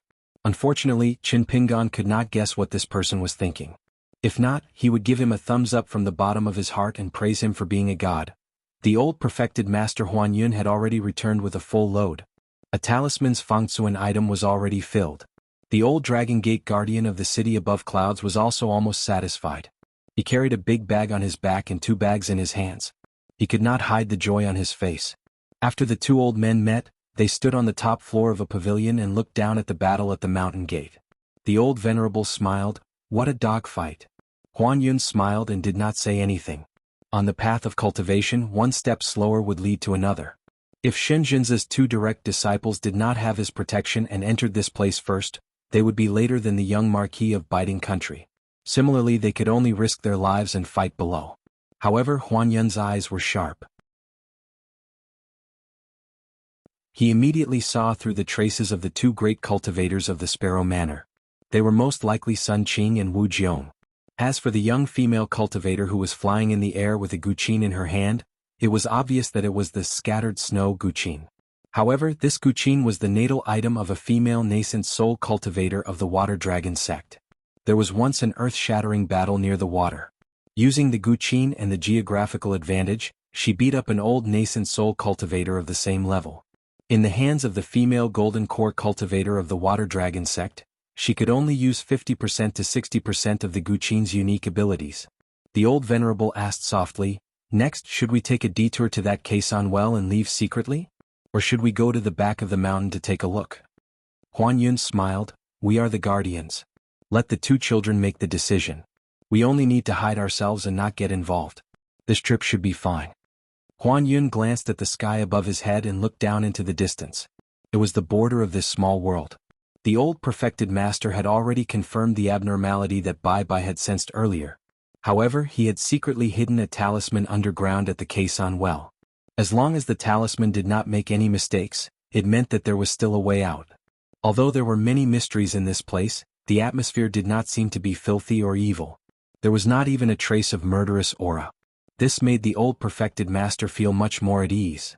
The atmosphere of a place was the hardest to fake. Even if you were a nascent soul realm mountain lake demon, you would still be able to find clues in an immortal mystic realm that was full of illusions and camouflage. Huan Yun was an expert in the Tao of talismans. The Taoist sects of the world had many factions in the past.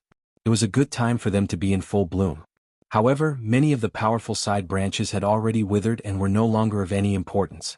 Some of them had even been lost. For example, the sword immortal lineage of the Central Plains Tao sects was once at its peak. That was truly a phenomenon. Back then, even though the North Continent was filled with sword cultivators and sword immortals, they still did not dare claim that they occupied 80% of the world's sword Dao's light from Providence. In the early years, the sword immortals of the Taoist sect occupied one of the 4 troublesome ghosts on the mountain. They were known as the sword immortals of the world.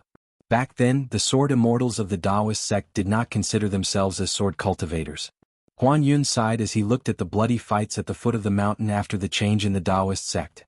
In the old perfected master's eyes, those who were fighting for the opportunity at the mountain gate should be juniors. They were children. The old perfected master suddenly thought of a poem that said, "In the eyes of 10,000 youths, their intentions are all rugged." When later generations of poets read this sentence, they would write, "Rugged is the opposite of suave." Hence, this sentence revealed the unpredictability of human emotions. The rugged path of a person's heart was far better than the steep path in the mountains. Huan Yun thought of his greed and killing intent and felt even more helpless. In the eyes of the sages of the 3 sects, who was not a youth in their eyes, Huan Yun suddenly said, "Go and protect them in the future to search for opportunities. I will go to the foot of the mountain to mediate. The fewer deaths, the better." The old guardian wanted to say something but stopped. His thoughts turned quickly. After weighing the pros and cons, he understood the old perfected master's intentions and nodded. Unless the group from the city above the clouds left quickly, the mess at the foot of the mountain, especially the death of the direct disciple of the Water Dragon sect, would cause the wrath of the cultivators of the upper 5 realms of the Water Dragon sect to descend from the sky and engulf the Biting country and the Fufu country. The Sparrow residents and the city above the clouds would not be able to escape. Perhaps, the one who would benefit more today would suffer more. Furthermore, if the old perfected master could help the 2 parties who were in a stalemate and allow both parties to sit down and come up with a plan, this would be the favor that Huan Yun earned. The Water Dragon sect, the Sparrow residents and the Biting country Marquis residents would all acknowledge it. Huan Yun took out a talisman and passed it to the old guardian of the city above the clouds. He smiled, "If there is trouble, take out the talisman and I will rush over immediately." The old guardian of the Dragon Gate territory kept the talisman and disappeared in a flash. Huan Yun was actually not feeling relaxed. He is going to stir up trouble. Don't try to be a good guy and end up being a troublemaker for both sides. After Huan Yun took action and attacked, he did not help either side but also helped both sides.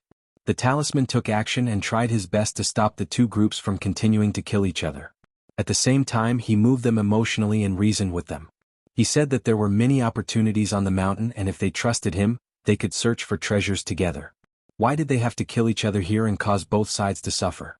The originally chaotic situation was like a raging river that suddenly changed its course and entered a huge lake. Hence it quickly calmed down. Especially when Huan Yun called 5 people to have a secret discussion. Among them were Biting Country's young Marquis Zhan Qing, Sparrow Residence's Sun Qing, Water Dragon Sect's Bai Bai and the 2 most powerful leaders of the mountain cultivators. As such, they came up with a plan where both sides of the bridge would take a step back. Of course, Zhan Qing and Bai Bai would take a step back. The reason was simple. As long as they continued to kill each other, the only one who would survive to the end would be the Golden Core Bai Bai who was forced to flee. Of course, on the other side, only a few would survive. At most, 10 would survive.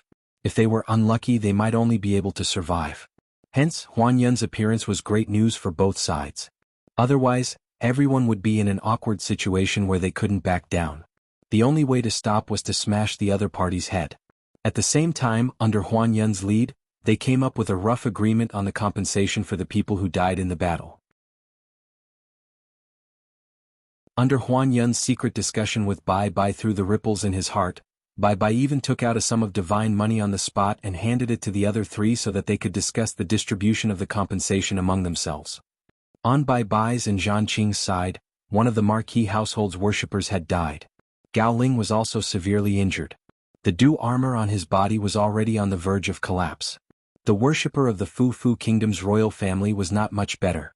Zhan Qing herself could not even find the secret treasure that was not refined as her natal item. Who knows if it fell into the river or was secretly kept by some black-hearted bastard. This young Marquis White's hair was disheveled and his Taoist robe was already in tatters.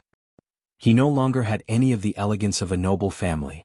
However, his family had lost a mainstay of the 7th-tier martial artist.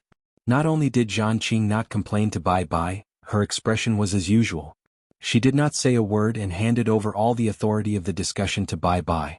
This made Bai Bai very happy. During this time, Sun Qing took the initiative to speak telepathically to Bai Bai, who was at a disadvantage in the battle. Since this place belongs to you, the Palace of Sparrows is willing to help you hold out until the elders of the Water Dragon sect arrive. We will try our best to prevent the city above clouds from leaking information to other sections. However, if Shinjinza from the city above clouds arrives first with other great cultivators, don't blame the cultivators of the Palace of Sparrows for leaving. With just these words, Bai Bai's impression of the mansion master of the Sparrow Mansion changed greatly. Previously, both sides had held back their strength in the battle. Other than the old Taoist Huan Yun, no one else could see it. Therefore, after they made a verbal agreement, Bai Bai had the idea of building some personal friendship with the Palace of Sparrows in the future. Huan Yun saw that both sides had come to an agreement and felt relieved. It was easy to be a peacemaker but difficult to be a good peacemaker.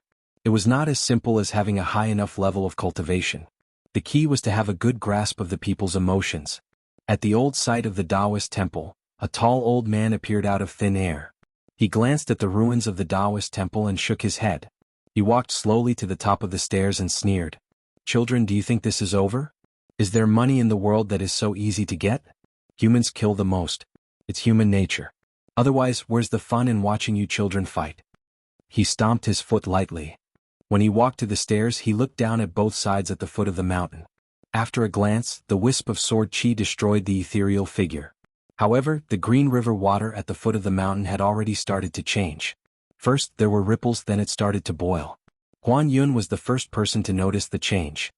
He waved his sleeves and talismans flew out like water.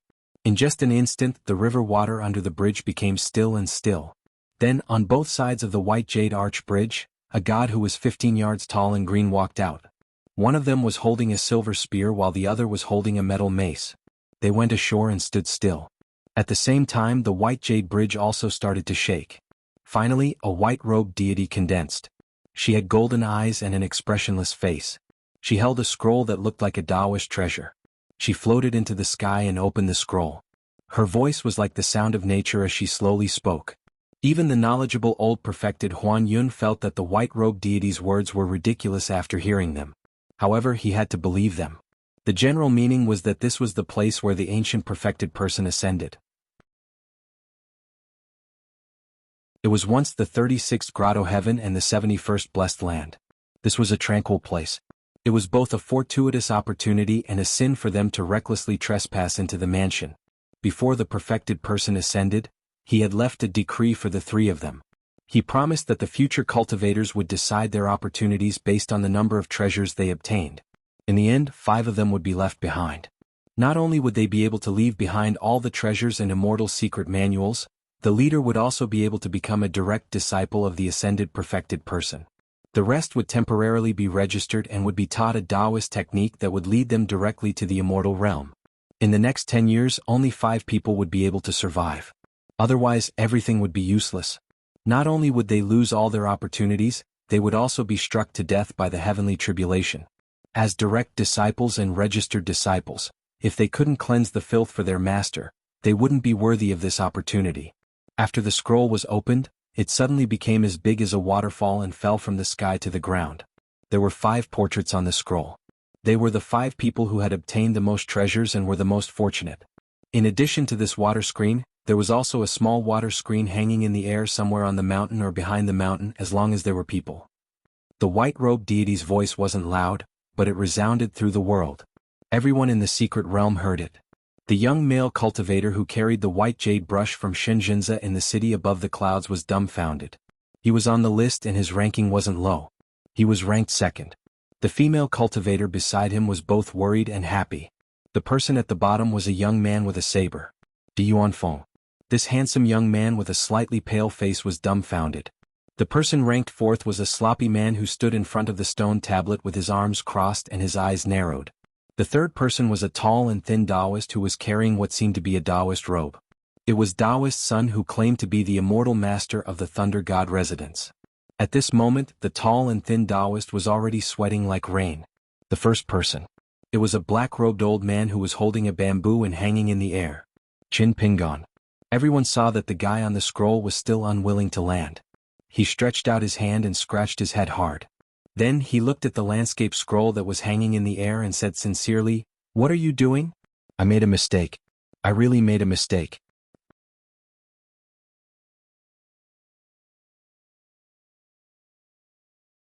(544) Author's note, uploaded a bit late. The white-clothed goddess and the two blue-clothed gods had already disappeared. Half a day later, the water screen would appear again. If it came again and there were more than 5 people left, the heavenly tribulation would descend and kill everyone. Huan Yun found that the talisman he buried at the caisson had already shattered. Clearly, the mountain and water gods had already closed the exit of the immortal residence. On the White Jade Bridge, the cultivators and martial artists from all walks of life looked at each other. The scattered people that Huan Yun had helped to win over were instantly beaten back to their original state. They returned to a state of disunity. Even the 6 of them retreated at the same time and distanced themselves from the people around them. Only Bai Bai and Zhan Qing stood side by side and communicated silently. For a moment, the world was so silent that one could hear a pin drop. The young man and woman in the city above clouds felt heavier and heavier. The young woman asked, "Senior brother, can old perfected Huan protect us?" The man smiled bitterly. "Maybe old perfected Huan didn't want to kill us. He's already very kind." The woman's face turned pale. The man said helplessly, "Huan Yun is not one of us after all. The only person we can trust now is Honorary Elder Su." After a while, the two of them pondered over their predicament and tried to break the deadlock. Unfortunately, they still couldn't come up with a solution. The worshipper from the Dragon Gate realm who had rushed over was their true protector. He floated to their side and said with a grave expression, "Why don't you give me the white jade brush? I'll draw everyone's attention away." The man handed over the core item without hesitation and said gratefully, "Thank you, Honorary Elder Su." The Honorary Elder carefully put the white jade brush into his sleeve and left. The young woman was surprised. The man shook his head and signaled her not to speak. Although the young woman wasn't as calm and careful as her senior brother and had been taught a lesson by City Lord Shinjinza, she knew that handing over the core item now wasn't a good thing. The man said telepathically, "If we didn't hand it over, we would be 2 corpses now. Half a day later, if Honorary Elder Tao and we can survive until that day, the core item will be returned to its rightful owner." The woman said sadly, "Wait until the water screen disappears and then take it away?" The man smiled. "What else?" The girl's face was covered in tears. The man gently wiped away her tears without saying a word. It wasn't that he didn't want to say anything, but he had nothing to say. Under the green bamboo tree at the back of the mountain, Di Yuanfeng looked up with a solemn expression. He had no intention of finding trouble with the black-robed old man. He planned to hide as far away as possible. Without the slightest hesitation, Di Yuanfeng flew down the mountain and bypassed the temple. Qin Pingan slid down the bamboo pole.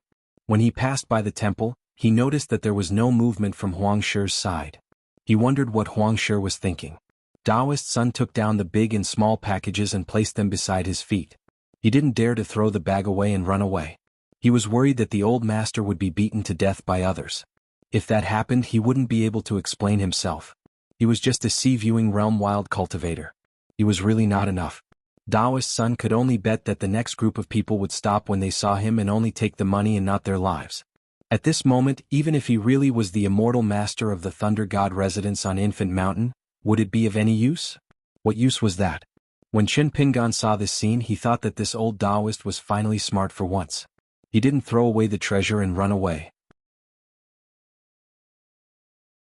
Daoist Sun's tearful eyes looked pitifully at fellow Daoist Qin standing on the wall. He then waved his hand, "Go, go, go as far away as possible." Qin Pingan nodded, "Take care." But before he left, he threw over 3 talismans. All of them were steel-carrying talismans that could conceal one's body. Giving them to the killing talisman didn't have much meaning. After telling Daoist Sun the use of this talisman through his mind, Qin Pingan also flew down the mountain. After Daoist Sun caught the talisman, he raised his head again. There was already no trace of fellow Daoist Qin on the wall. He sighed with emotion. A true heart is revealed in adversity. Qin Pingan only hoped that Daoist Sun could save his life temporarily by giving up the treasure. After that, there was actually a glimmer of hope for survival. The Lotus Flower-blessed land was in a similar situation back then. After the murderous battle, the armed Saint Qing Yuanshan didn't fight at all. Not only did he survive to the end, if it wasn't for the fact that he couldn't reach the top of the city on time, He would have gained the blessing of ascending to the vast world for nothing. As for the 5 people who could survive in the end, there was still a great blessing coming, and they were accepted as direct disciples and registered disciples by some ascendant realm master. Qin Pingan didn't believe it at all. On the path of cultivation it seemed like a blessing, but because it was linked to magic weapons, it was often the most tempting and intuitive. It seemed that whoever had a greater blessing would have a better foundation for cultivation. But Qin Pingan was roughly clear that the higher the realm, the more important the disciple's foundation, aptitude, temperament, and opportunity were. None of them could be missing. When an ancient ascendant realm cultivator accepted a disciple, especially a direct disciple, how could he only look at how many treasures the descendant had in his mountain? This time there was hidden killing intent everywhere. If it was said that seeking treasures and fighting for opportunities before was like everyone on the path of cultivation, it was reasonable. Therefore, Qin Pingan couldn't determine whether the environment here was right or wrong. But now, the situation was completely forcing everyone to kill according to their intentions. It was simply a situation where everyone around them could die. The guy who was in charge of this place was obviously not a good person. It was very likely that he deliberately bewitched people's hearts and let the remaining 40 or so people kill each other, so that that person could sit and reap the benefits. Moreover, with the sudden shattering of Daoist Sun's pagoda bell as a foreshadowing, Qin Pingan even guessed that the person behind all of this might be a greater demon. However, due to some old rules, it was unable to act as it pleased. For example, the existence of that strand of fierce sword chi was extremely likely to be a type of restraint. Qin Pingan suddenly remembered the conversation with Cui Dong on the steps of Luapa Mountain. Cui Dong was incomparably certain about the general trend of the world. At that time, Qin Pingan wanted to ask the Dali imperial tutor why he didn't tell this matter to some people, or directly announce it to the world. It was just that Qin Pingan didn't ask at that time, and then he had the answer. If he said it, no one would listen, no one would believe it. Qin Pingan didn't go too far from Daoist Sun's building. However, he had a plan.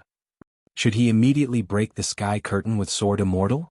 This was a choice that was very likely to determine life and death. Because Qin Pingan's understanding of this ruin, after the scene of pretending to be a ghost, raised the level of the local god hidden behind the scenes by a level. At that time he was able to successfully escape from the Ghost Valley without warning. Jingguan City's Gao Cheng was somewhat caught off guard, but the person here may have begun to stare at him, Qin Pingan. Therefore he had a compromise.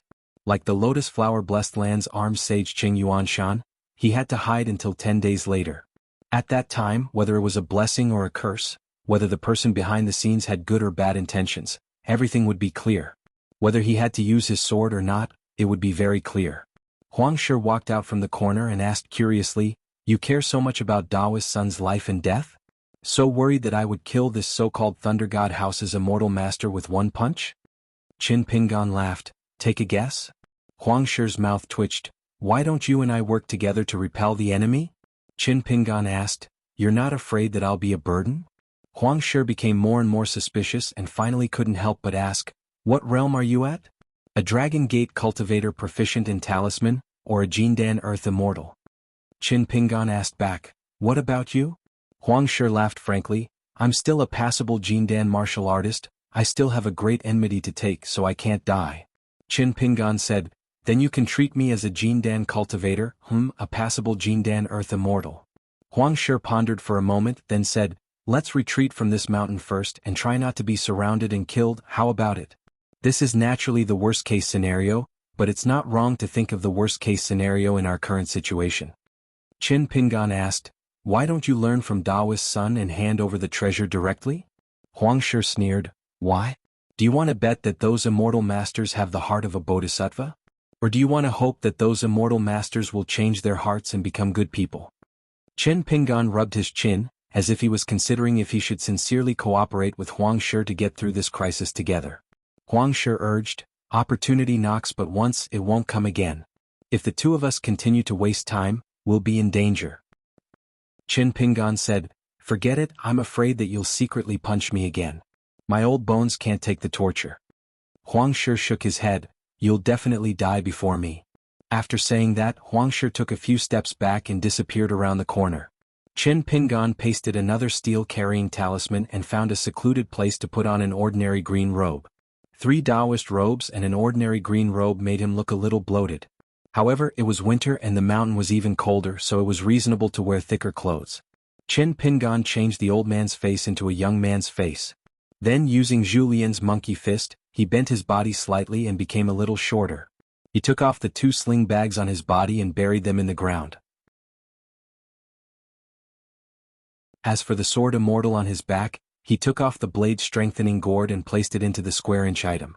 At this moment, in addition to the imitation swords of the hateful Sword Mountain, which Qin Pingan had to buy in the future, he wanted to buy another Fengsuan item. Next, Qin Pingan planned to follow the river at the foot of the mountain back to the front of the mountain. Then he would find an opportunity to go to the White Jade Arch Bridge at the foot of the mountain. There was no need to rush. The outstanding tree comes out of the forest, and the outstanding tree returns to the forest. They were 2 different principles. Since Qin Pingan could tell Gukin this principle at the Book Slip Lake, Qin Pingan would naturally be more adept at it. Choosing to travel together with Daoist Sun, or what he was going to do next, was all because of this principle. Cui Dongshan once said something very chewy. The principles at both ends of the line were smoothly broken down and understood. It was as if after 2 sides finished fighting, they finally landed in the middle. That was a little bit of true knowledge. Otherwise, the principle was not the principle. Once it was in the stomach, the world outside was all bullshit.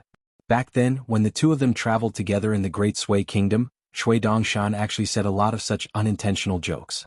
However, perhaps Cui Dongshan's words were too frivolous and careless, so Qin Pingan did not really listen to them. Afterward he remembered.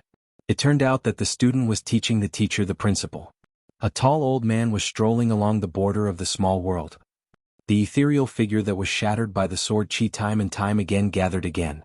One was not tired and the other was indifferent. Of course, the old man knew what was so wonderful about his plan. Every person's heart, which perhaps even those little fellows themselves could not understand, was at the critical moment of death and the great opportunity to obtain the immortal's inheritance. Great disasters and great blessings depended on each other. Then, everyone's words and actions would extend to all kinds of accidents and possibilities. They would form alliances, plot against each other, be difficult to distinguish between friend and foe, endure and lie dormant, rise to kill, flee with their hands covering their heads, have a compassionate heart, and have a heroic temperament. Just who to find first, who to kill first, and how to kill were all delicious side dishes to accompany wine. If not for the fact that there were too many remnant rules in this small world, and one of them was more like an insurmountable lightning pool, perhaps he would have refined the entire mountain and water long ago, and not approach that green mountain and water time and time again, and always be restrained. Once he really took charge of this small world, he would probably have cultivated a Tao fruit with a square sky and a square earth. However, after so many years of hardship and wandering, it was not entirely a bad thing that he could only choose some low-level ants to fill his stomach. He used the thoughts of others to sharpen his Tao heart, and after each time he benefited greatly, and became more and more knowledgeable about the word truth. After this meal he had to move again. To prevent the neighboring sects of the North Continent from finding any clues. He could not go to the Middle Continent as there were too many experts, and the northernmost Snow Peak Continent was a good choice. As for the Aquarius Continent in the south, from the idle chatter of the cultivators outside, unless he took a detour, he would have to pass through the North Peak Continent. Once the North Peak god entered the Jade Pure realm, he would be equivalent to an immortal cultivator. It would be more troublesome. Especially when the other party was a mountain god, it would be harder for him to completely hide his tracks. He could not possibly become a small consecrator of the Song clan, right?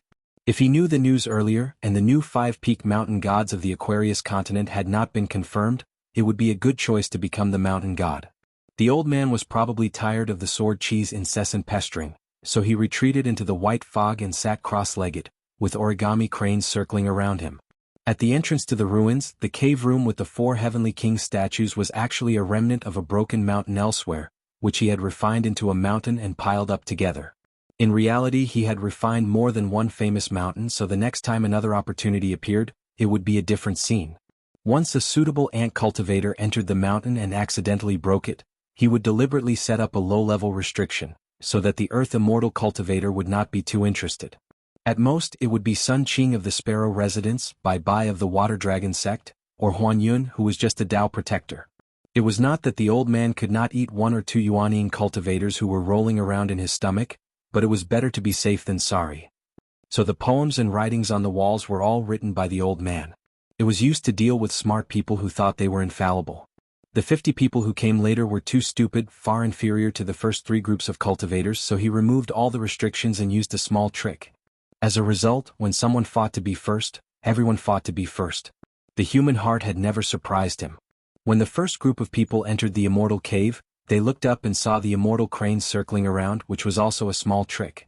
The cultivators in the world all liked to be suspicious. If he did not play a trick, they would either be too stupid to take the bait or too afraid to take the bait.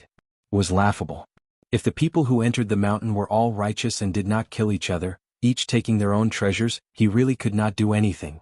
At most, he would just close the door and let those cultivators die of old age. The 2 corpses playing chess in the pavilion were like this in their early years. It was not that he could not kill them, but that the gains did not make up for the losses. Once the true body was revealed, the remnant sword aura would not be polite anymore, and could even follow the traces and kill its way into the white fog. In the long 1,000 years of hibernation, the old man had suffered greatly twice. Moreover, relying on his cultivation level and strength to kill people was like a child smashing an ant's nest with a piece of wood. When the old man was in a foreign land, he had done many things and finally met the person who was worshipped by the Taoist temple, which was why he was reduced to such a state. There were many palaces and pavilions on the mountain, heavenly materials and earthly treasures and immortal secret manuals, but to the old man they were no longer significant. He was more prepared to wait until his cultivation level was high enough to protect himself in any continent in the vast world, then he would establish his own sect. By then, all the treasures and opportunities would be the foundation of his own sect. The old man really did not care for those of poor quality. After they were broken, they would return to the world and turn into spiritual energy, which was not a problem. The spiritual energy here was rich, especially the water fate. It was not the universal phenomenon that existed in the beginning. The people that the old man really paid attention to were not the 3 earth immortals of the Golden Core realm, but the other 3. One of them was too lucky, which was why his luck was bad. He had somehow obtained 3 of the opportunities of the Taoist temple on the mountain peak.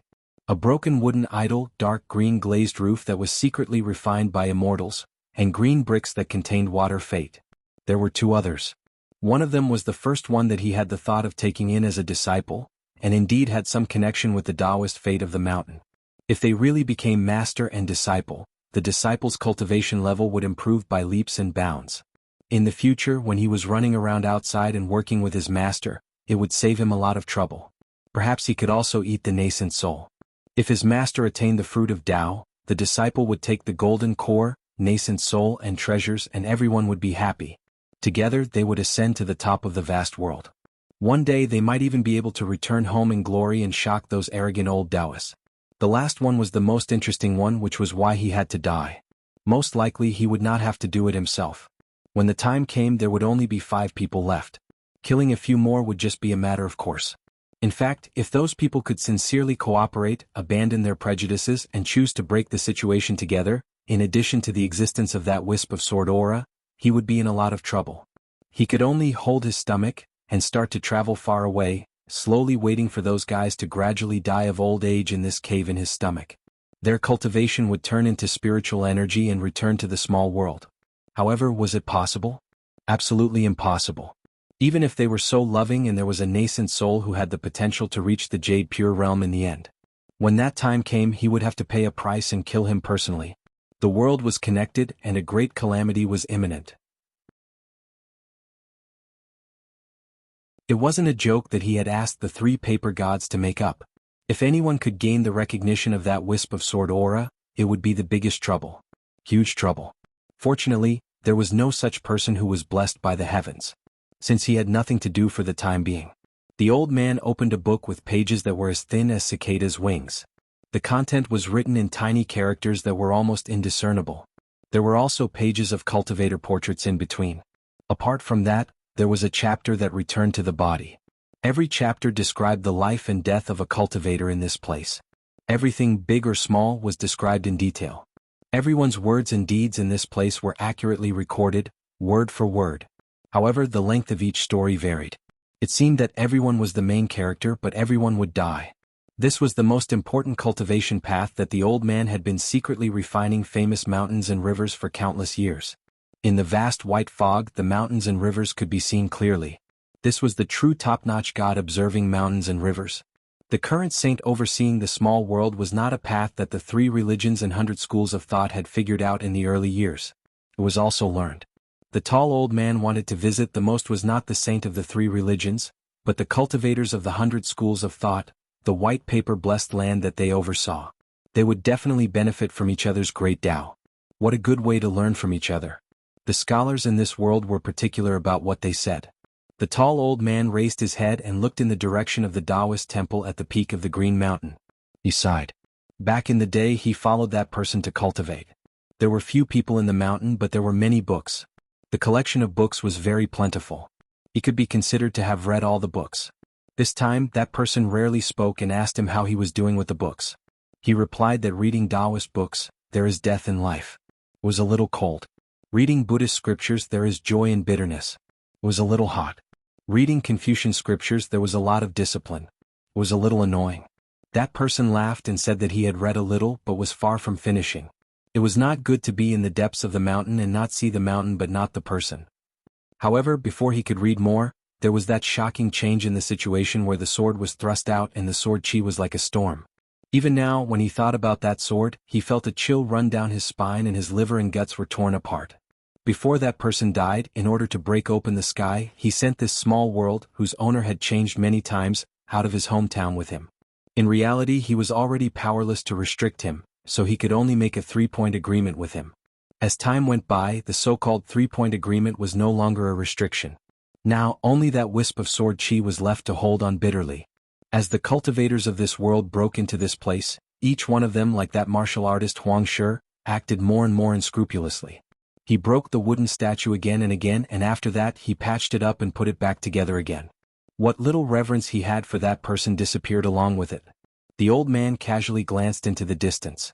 If someone dared to ruin his observation plan, such as daring to suppress everyone with brute force, then they could die first. It was a good opportunity to make an example of them so that those little bastards would believe that this place was the cultivation place of some ancient ascendant realm cultivator. Paying a price was nothing more than wearing down the superficial cultivation that he had accumulated for decades. For an existence like him, time was worthless. What was most valuable was to sharpen his Tao heart and cultivate Tao techniques. Those who had the chance to do so did not do so. Those who did not have the ability to do so just wanted to puff themselves up at their own cost. For example, that young marquis named Zhan Qing was a joke. One wrong step after another, she was destined not to live long. Moreover, she might die more sadly and hurt her lungs. For example, dying in the hands of some ant? Or should he arrange for this little fellow to die in the hands of his beloved big sister Bai? There were no more fights near the White Jade Arch Bridge. It had turned into a chaotic battle that was even more dangerous in terms of mental state. Huan Yun surrounded himself with talisman formations. Bai Bai held the Guqin scattered snow in her arms. She had no intention of putting it away. All of a sudden the energy ripples here were extremely chaotic. However, it also blocked off the prying eyes of all the other cultivators and martial artists. After the 6 of them stood still, they all communicated mentally. Huan Yun, Sun Qing of the Rainbow Sparrow Manor, Bai Bai of the Water Dragon sect. For the time being, they only had the chance and strength to survive until the end. However, the 3 of them all had their own concerns. Sun Qing was Wu Jiong and that disciple. Bai Bai was Zhan Qing. Huan Yun needed to protect Shinjinza and the other 2 direct disciples. Their sect's inheritance, their future Tao companions on the Tao, and their own conscience. Therefore, this was an extremely difficult situation for the 3 of them. They would not lose to anyone else who lived for the sake of survival. It wasn't that Huan Yun didn't think of uniting everyone to go against the strange rules of this small world. However, if they took too much risk, it would be easy for them to die early on. It was the same for Sun Qing and Bai Bai. They had the will but not the power. Moreover, they might not even have the will. Bai Bai spoke first. Let's find those 5 first. Sun Qing smiled. What should we say after we find them? Bai Bai changed his suggestion. We have to find that black-robed old man first, right? Sun Qing shook his head. Do you think you can kill this kind of person just because you found him? When the time comes, will you be the one leading the charge or will our young marquis be the one doing it? Soon 2 people agreed with Sun Qing. Zhan Qing smiled bitterly. In the first battle, after he was killed by everyone wanted to kill him. However, an old man with funny words and actions made everyone wary. It seemed like they wouldn't hunt him down for a while. Huan Yun hesitated and suggested, we won't kill anyone. We'll only take the treasures. Moreover, we won't take any of the treasures. We'll leave them at the Taoist temple on the mountain peak for now. A leader of the rogue cultivators sneered, "Isn't this the same as taking off your pants to fart? In the end, there will only be 5 who can survive. Let's raise our hands and cut them down. We'll be able to die a quick death and save them some suffering." Another old martial artist nodded, "We'll die sooner or later. Why don't we get rid of a group of people first?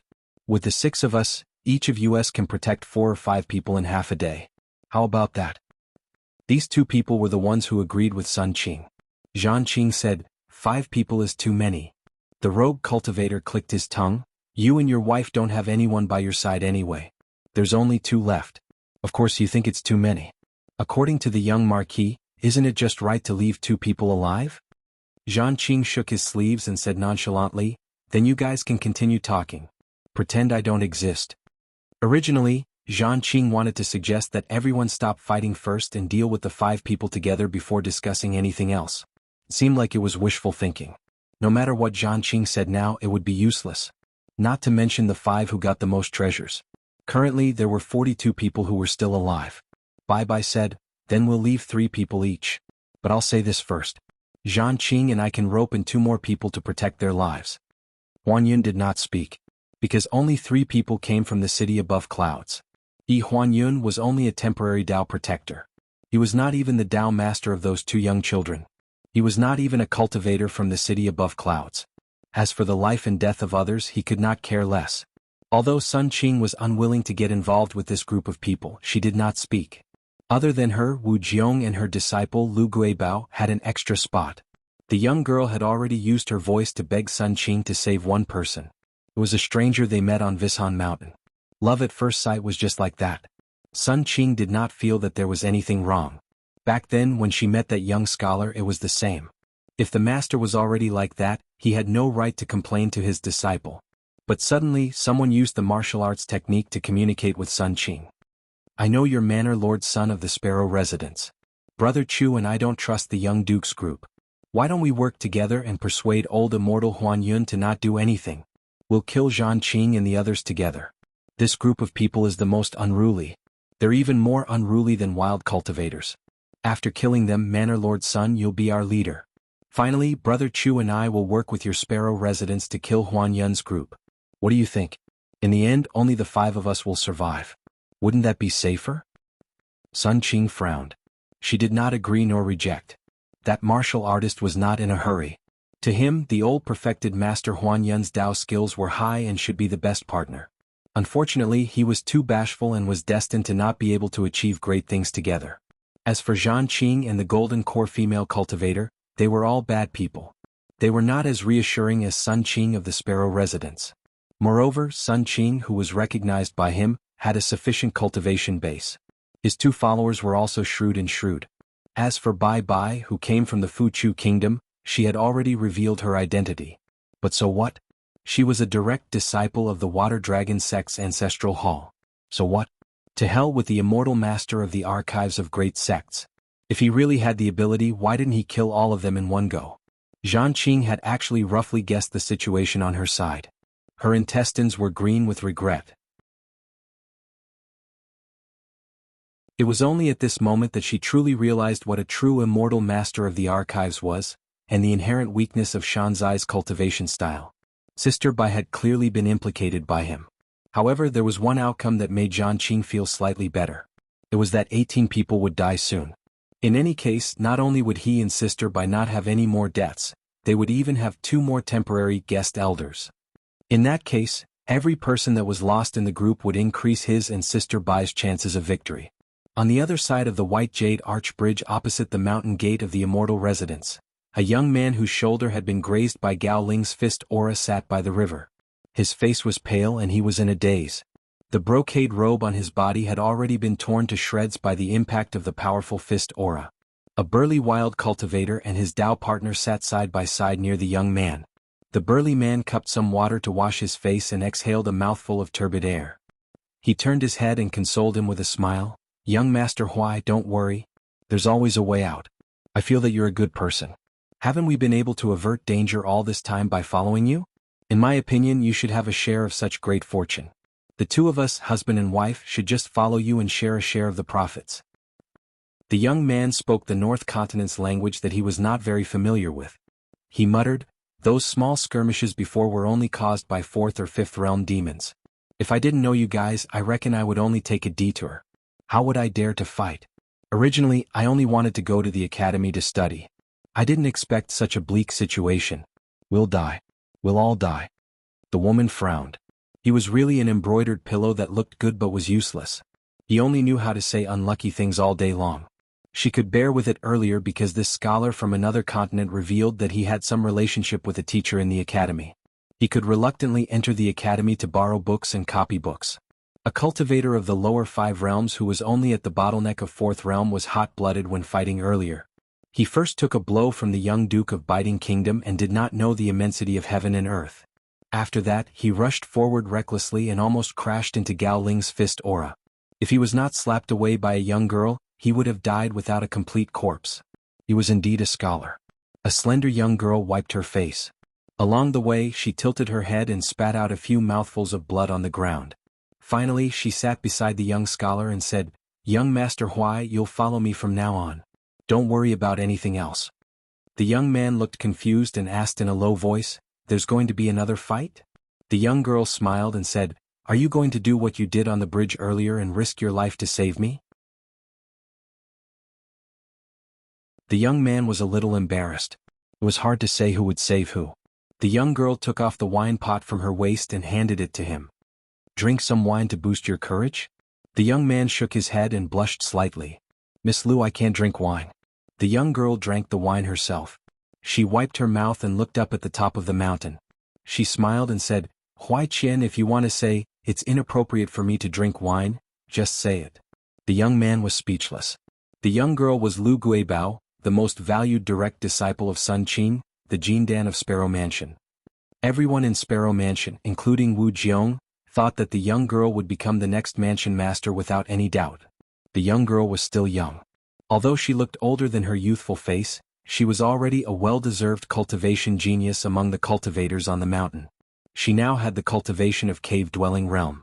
Moreover, before Wu Jiong took the initiative to attack Gao Ling, she spoke twice and directly decided the direction of the whole battle.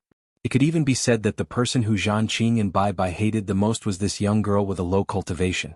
The young scholar who came from another continent to study, surnamed Huai Qian, was inexplicably involved in this disaster. Lu Guibao liked him a lot, especially when he tried his best to pretend that he was an experienced cultivator. That pretense of being smart and cleverness was really cute. Perhaps Lu Guibao was too precocious. She liked Huai Qian, who did not fake his cultivation at this cultivation level. Just like what her master said, if you like someone, you have to reason with them. If you have too many reasons, then it's not true love. You should quickly change your love. Every time her master was drunk, he would confide in his disciple about Mr. Lu's various deeds and unintentionally say such things. In Lu Guibao's eyes, it was actually very cute. Her master had come to a conclusion again. Lu Guibao felt quite bored. They had discussed who to kill. Now they were deciding how to kill and who to kill. Those who were a little smarter should be able to detect the signs. Lu Guibao turned around and looked. It seemed that there were still very few smart people. On the other hand, the 6 people on her master's side were still focused on scheming against each other. A man sat alone by the river, his hands and feet cold. He was some distance away from everyone. It couldn't be helped. He was alone. It was already a miracle that he didn't die in the previous chaotic battle. The man was wearing a pair of badly worn boots. Someone took the lead and shouted in their mind, saying that the 6 people had agreed with young Marquis Zhan Qing's suggestion and decided to kill all the wild cultivators. No one was too sure, but no one dared to not believe it. After a moment of sluggishness, they started to either run or ride the wind in 2s and 3s, retreating from the White Jade Arch Bridge. The person who spoke obviously did not have Lu Guibao's exclusive secret technique and underestimated the keen consciousness of the 6 people on the other side. He was immediately targeted. And he probably didn't want to give himself away too obviously, so he didn't take the initiative to move. He waited until most of the people started to disperse before he was about to turn around. In the end, Gao Ling used the tip of his foot to pick up a sharp knife and threw it out. It pierced through his head and killed him on the spot. Zhan Qing wanted to stop him, but it was already too late. For this kind of despicable framing, the truth was actually no longer important. He felt that this treasure-hunting trip that he had been so confident in was really one accident after another. At this point he was a little numb. Wu Jiong's expression was desolate, but he hid it very well. The person who died was the backbone of a small mountain immortal family. He was one of the few elderly cultivators who hoped to rely on the ruins of this immortal residence to prolong their lives for a few years. So Wu Jiong made a deal with this old cultivator who knew that he was going to die. Wu Jiong naturally kept his promise. In the future, the Sparrow Manor would secretly sponsor his small mountain. He also promised to nurture at least 3 cultivators of the middle 5 realms, including the old cultivator's last disciple, within 100 years. This was the reward the old cultivator exchanged with his life.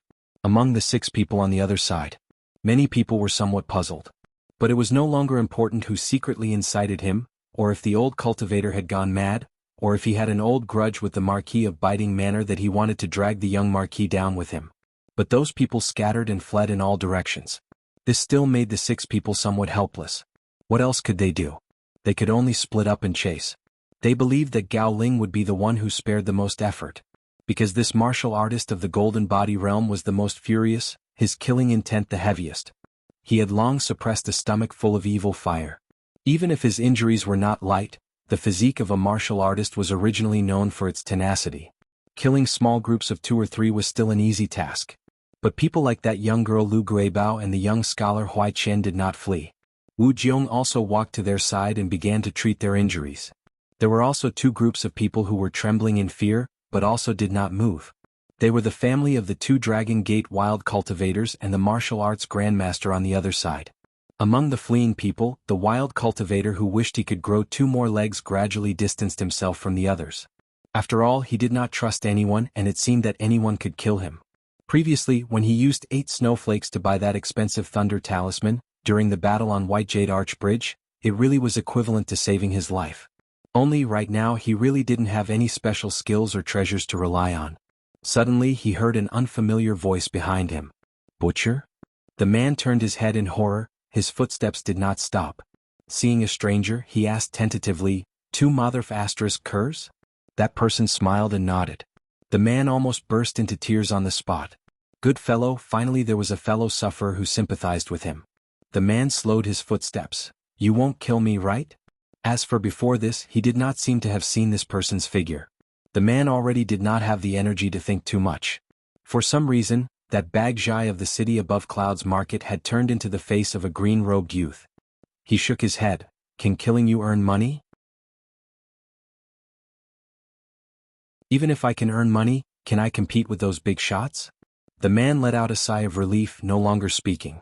The 2 people buried their heads and ran madly together. Suddenly, someone in front caught a glimpse of the vast expanse of white fog, extremely shocked. Could it be that we have reached the end?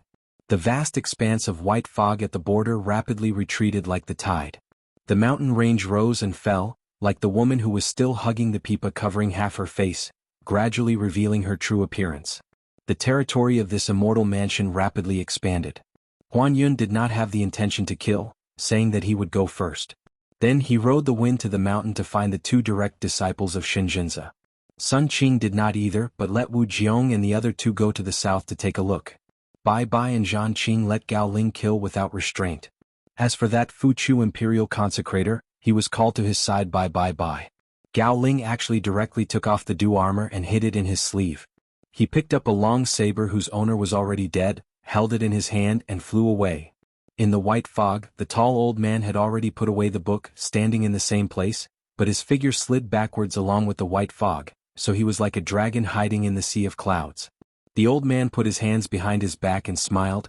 If the territory is too small, I'm afraid that you will die too quickly, and you will miss out on a lot of good shows. After half a day he would announce a few extremely interesting new rules to everyone. For example, from now on, the person who killed the most people would become the 2nd direct disciple of the immortal mansion among the last 5 people. Then Yu, Huan Yun and Sun Qing, 2 kind-hearted cultivators who were not willing to start a massacre, would still kill people? Should he just kill to his heart's content, without any restraints? The old man turned his head to look at a young man with a saber who had already hidden at the border and dug a hole to bury himself. He said, at the same time, let's see if you have the luck and fate to become my first direct disciple. Feng, who was wearing straw shoes, bamboo cane and white clothes, cursed when he realized that the situation at the border had changed. He had no choice but to break out of the ground. He did not even have time to shake off the dust on his body as he continued to run towards the depths of the mountain. Then Huang Shi suddenly stopped and changed his route. He came to the hole and squatted down, picking up the soil. He raised his head to look at a distant figure the size of a mustard seed and smiled. Killing that black-robed old man, fellow Daoist Qin, might be a little risky, but killing a fifth-realm martial artist like you, Feng, was really not difficult. The 5 people at the foot of the mountain gave their orders and climbed the mountain together. They agreed to meet at the peak of the mountain, and then they would search for the other 4 people besides the male and female cultivators from Cloud City. Find them first, then decide whether to kill them. In the depths of the forest, Qin Pingan brought the man called Jin Shan and fled for their lives. On other routes, Gao Ling's saber was extremely sharp. As long as he caught up, one slash of his saber would often result in a corpse being decapitated. As they had to take care of the scholar Huai Qian's leg strength, Wu Jiong and Lu Guibao did not walk quickly. On the other hand, the 2 groups of people under the wild cultivator and martial artist had already gathered together and worked together to kill those who were escaping alone. They were very enthusiastic. Huan Yun told the young man and woman who were waiting for death not to worry about their lives. They could stay where they were or continue to search for treasures. Then Huan Yun discovered the hidden Dragon Gate realm worshipper, but the old spiritual master pretended not to discover him and continued to climb the mountain. On the white jade square at the peak of the mountain, the ruins of the Taoist temple, the green glazed roof tiles and the green bricks on the ground that contain the essence of water made by Bai, who was from the Water Dragon sect, feel extremely shocked. However, at the same time Bai smiled bitterly. This mountain of gold and silver was right beside her feet, but she did not dare to take too much. She only dug out a green brick and held it in her hand, silently absorbing the essence of water to replenish the spiritual energy in her chi dwelling after the battle. Then, under the lead of Huan Yun, the 6 of them quickly found the tactful priest Sunday. As for whether they should keep him alive or not, it was 3 against 3 and they were in a stalemate. Priest Sun sat on the ground paralyzed and accepted his fate. In the end, the old martial artist made a joke and asked Priest Sun to casually throw out a celestial coin to see if it was right or wrong. If it was right, he would live. If it was wrong, he would die. However, at the same time, the old martial artist secretly whispered to the other 5 that if this fellow dared to use spiritual energy to control the celestial coin, he would kill him. Priest Sun was extremely lucky. Not only did he not show off his little tricks, he even threw the celestial coin that rolled down the stairs to the front. The 6 of them asked him to take the initiative to send the 2 bags to the Taoist temple at the peak of the mountain. Then they could walk around freely. Priest Sun's eyes were dazed and he even forgot to be happy. Bai said telepathically, "If that black-robed old man who obtained the most treasures is still at the top of the list after half a day, we will find him even if we have to dig 3 feet into the ground and kill him together." This time, even Huan Yun and Sun Qing had no objections. After the 6 of them left, Priest Sun carried the 2 bags and walked up the mountain while wiping his tears. When he passed by the green bamboo, he actually missed fellow Daoist Qin.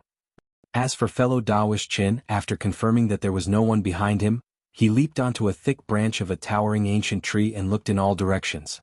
That man did not dare to go up at all, afraid that he would be attacked for no reason. Qin Pingan looked down and said to that man, "I can only send you up to here. If you continue to stay with me, it will only harm you. Remember to make good use of the 2 concealment talisman and stick them on your body. Find a secluded place where you feel safe and don't move around too much." Without waiting for that man to ask him to stay, Qin Pingan had already left and disappeared in the blink of an eye. The man had a panicked expression. He did not expect the 5 talisman that floated down from above to be one of each of the 3 offensive talisman. There were also 2 that he did not know the origins of. The man gripped the 5 talisman tightly and suddenly burst into tears. However, he stopped crying very quickly and continued on his way.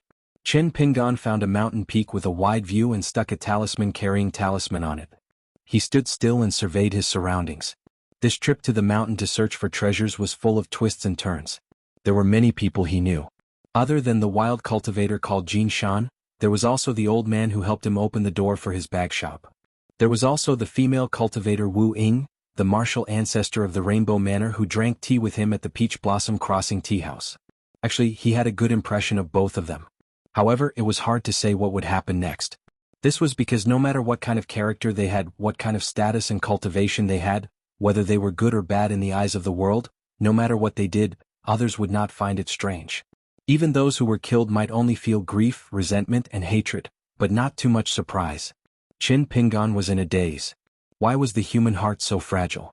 However, what really made Qin Pingan uncomfortable was not the human heart of others, but his own. Since he had such thoughts, it meant that he had such thoughts. Now that Qin Pingan had arrived in the North Continent, he had been cultivating and trying to become a cultivator on the mountain. He had been silently cultivating his heart. Qin Pingan suddenly thought of a sentence from a Taoist classic. After that, a certain military sage who wrote a book and published a biography had his own unique explanation and extension. These two sentences were engraved on the bamboo scroll by Qin Pingan with a carving knife. The latter was the sentence, "The people on the boat are all enemies." It was to remind the monarchs of the secular dynasties that the affairs of the country were important and that the dangers of the mountains and rivers were not the real barrier. As for the words of the Taoists, the literal meaning was greater. Moreover, Qin Pingan felt that the current situation of everyone, including himself, was extremely compatible with this saying. The boat is hidden in the gully, the mountain is hidden in the swamp. It is said that the strong will carry it in the middle of the night, and the ignorant will not know. Qin Pingan could not help but think, now that I'm in this extremely dangerous small world, or even in the vast world protected by rules, are they essentially the same? No one knew that the boat was moving stealthily.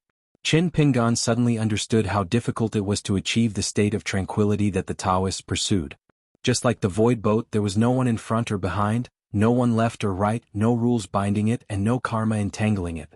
Qin Pingan sighed softly. Some knowledge, when studied in depth, would really make one feel lonely and at a loss if one did not truly understand it. Qin Pingan started to breathe in and out, quietly accumulating strength. Once there was a fight, the first person to find him would definitely be the talisman expert. Half a day later, 18 people who were destined to die, apart from an unassuming wild cultivator, were all dead. Then, when the white-clothed goddess and the two green-clothed gods appeared once more and opened up the mountain and river screen, many more people died. That was because the warning clearly said that the person who killed the most people had a chance of becoming the second direct disciple. Therefore, the Dragon Gate wild cultivator and the martial arts grandmaster among the 6 of them killed their friends and family without hesitation. They were going to die anyway, so rather than die in the hands of others, they might as well do it themselves. Lu Guibao's face was covered in frost when she saw that. The young scholar hiding beside Wu Jiong and the young girl sighed. Why do they all have to act so violently? Indeed, just as the young male cultivator from Cloud Above City expected, before the time was up, his family's consecrator appeared punctually beside the two of them.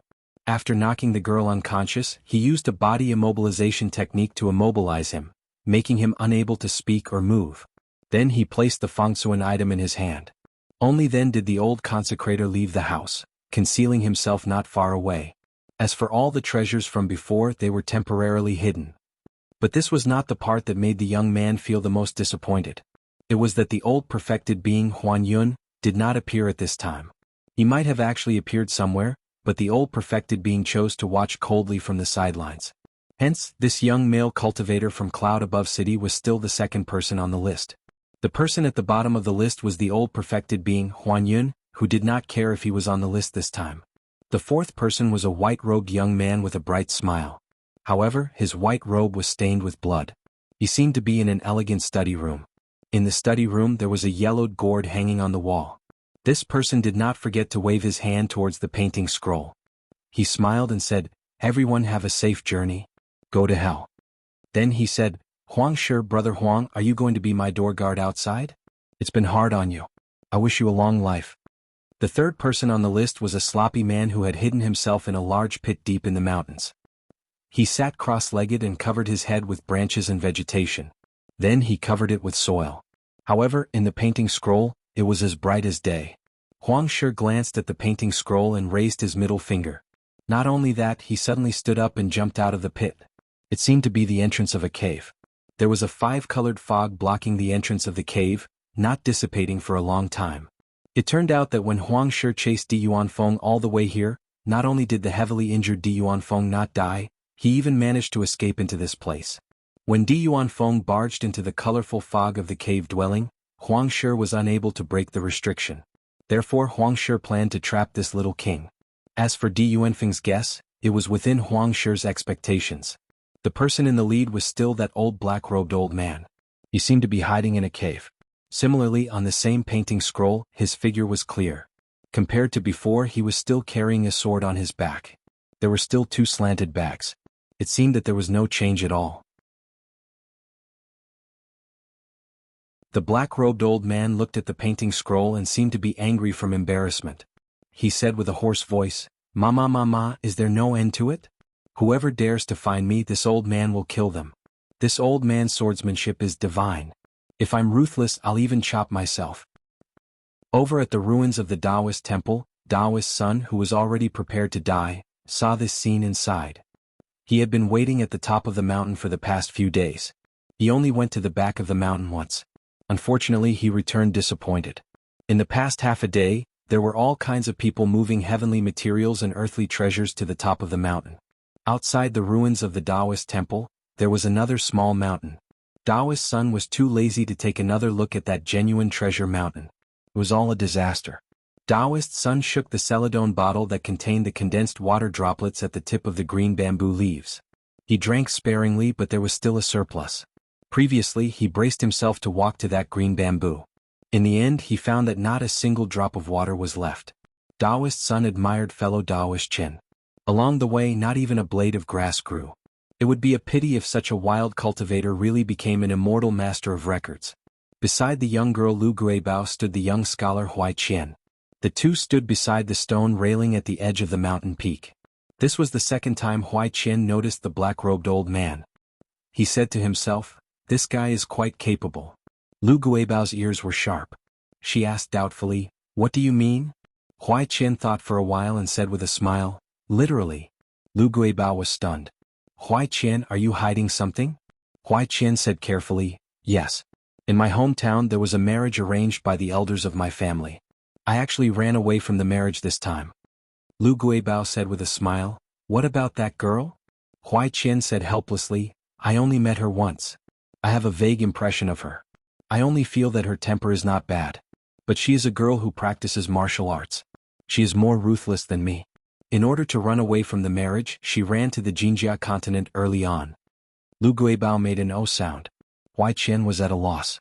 His gaze wavered. "Miss Lu, can I tell you something else?" Lu Guibao laughed. "No need. You like me. What are you afraid of? I like you too." Huai Qian was speechless. After chatting about these small things that would not make Lu Guibao feel too conflicted, Lu Guibao began to think about the next situation. Sometimes the brain was more useful than the fist. That young Marquis of Biting was not smart enough. His fist was even worse.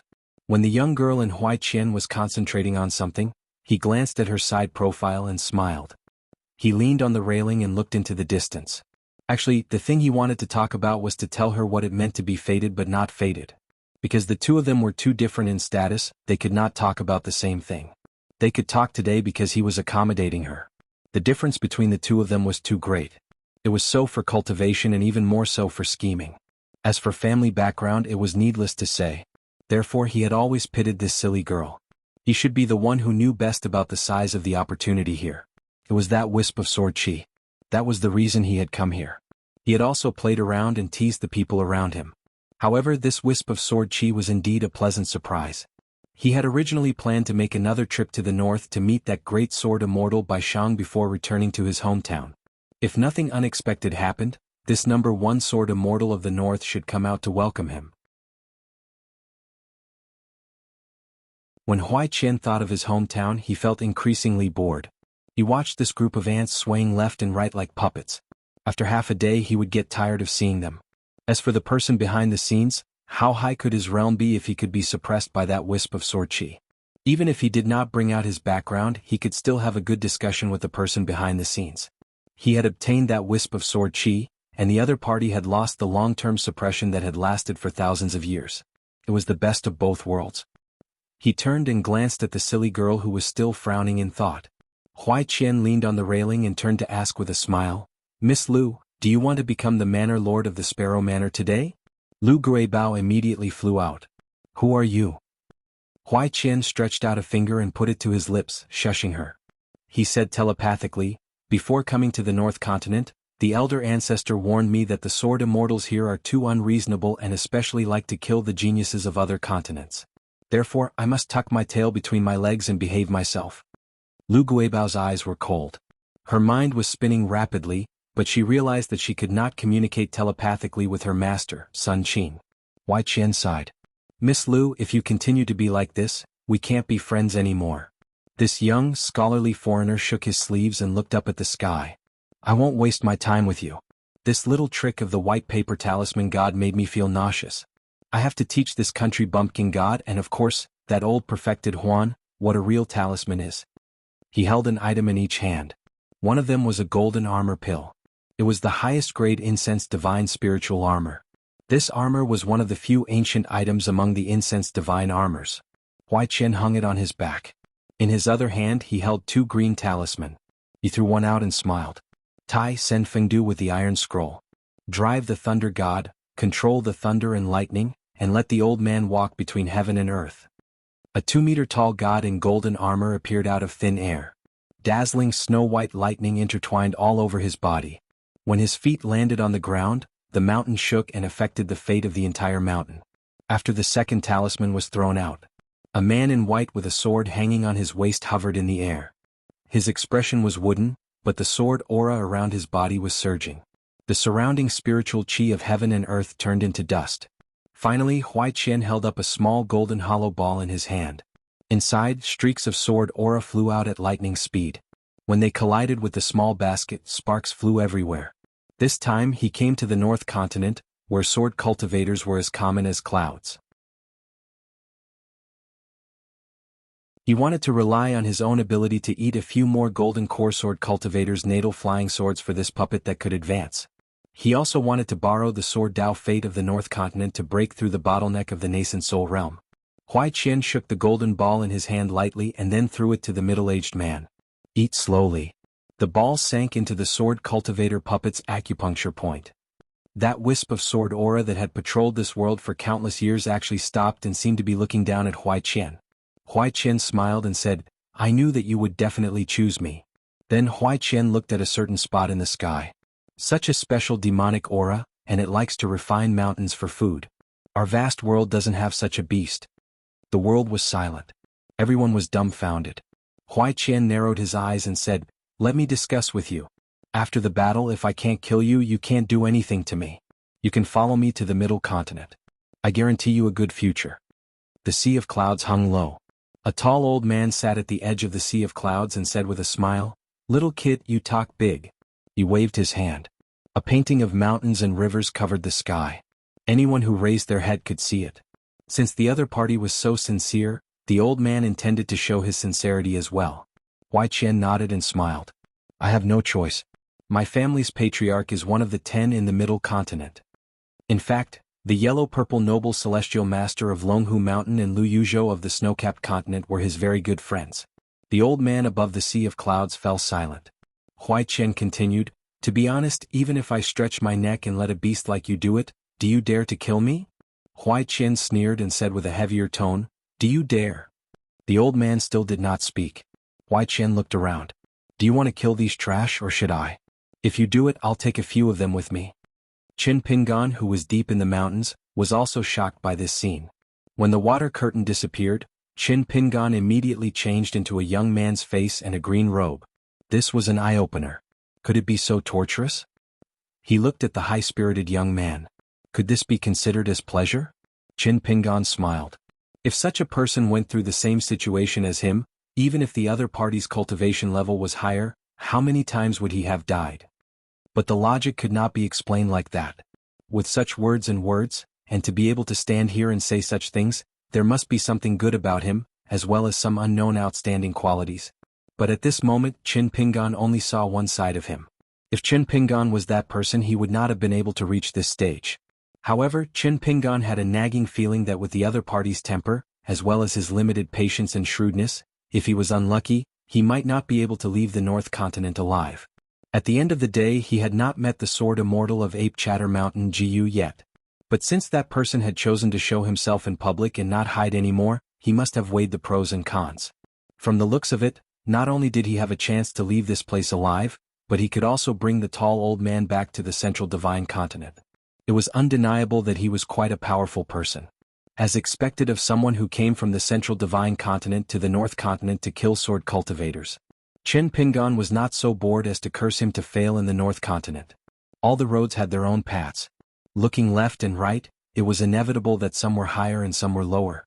For example, Chao Ci was still on the same path as Chen Pingon on the martial path. Chen Pingon was just trying to catch up.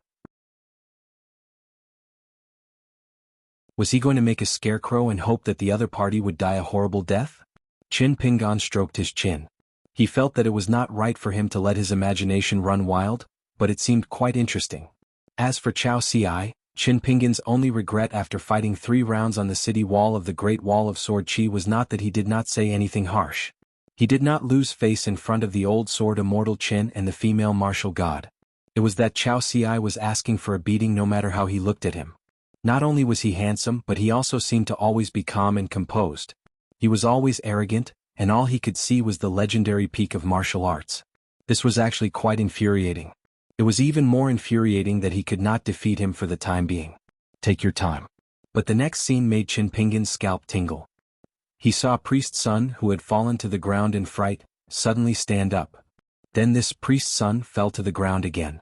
However, Dao's son's figure was faintly discernible, as if his Yin spirit had left his body and traveled far away. Priest's son reached out and grabbed the remnant sword Qi that was trying to escape. He held it gently in his hand. The tall old man on the sea of clouds sensed that something was amiss. Even though he did not know why priest's son had become like this, he only cared about stirring up the sea of clouds to conceal himself and escape. Priest's son was expressionless. A puny demon dares to refine this mountain and attempt to taint the Taoist temple. Priest's son glanced at the ruins and seemed a little sad. He looked at a certain place in the sea of clouds. Do you think you can rest easy after coming to this vast world? Do you think my lineage is dying and can't lift a sword?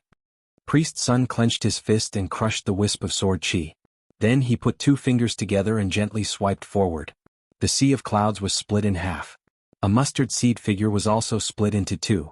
Huai Qian was about to say something. Priest's son turned his head and laughed. What is this? Aren't you afraid of biting your tongue by saying such big words at such a young age?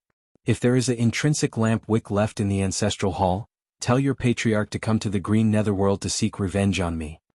Huai Qian wanted to say something again and report the life of his patriarch. Priest's son swiped down with 2 fingers again and killed the young scholar on the spot. When the nascent soul sword cultivator puppet fell to the ground, it turned into 2 pieces of talisman. Priest's son finally lowered his head and looked at the ruins of the Taoist temple. The person consecrated in the Taoist temple at the top of the mountain was his junior brother.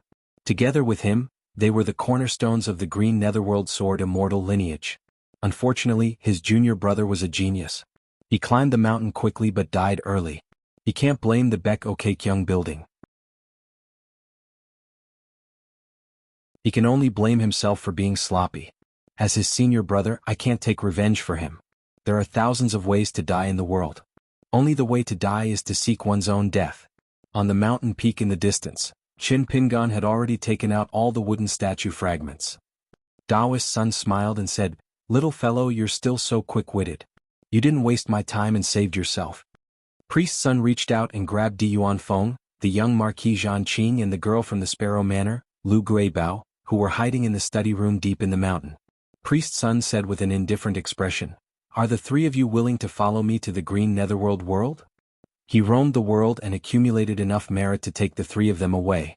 While waiting for the 3 answers, time seemed to have stopped flowing. Only Priest's son stroked his beard and smiled. He said to the young man in the distance who was also fine, Fellow Taoist Chen, for the sake of the 3 incense sticks, you can keep the broken wooden statue. Chen Pingon blinked his eyes.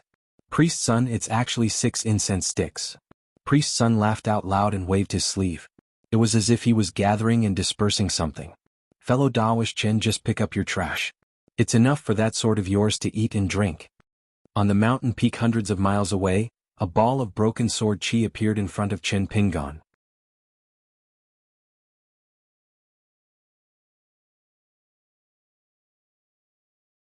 "5:45. After the flow of time stopped. The mountains were high and the waters were deep. Huang Shi hid in the depths of the mountains.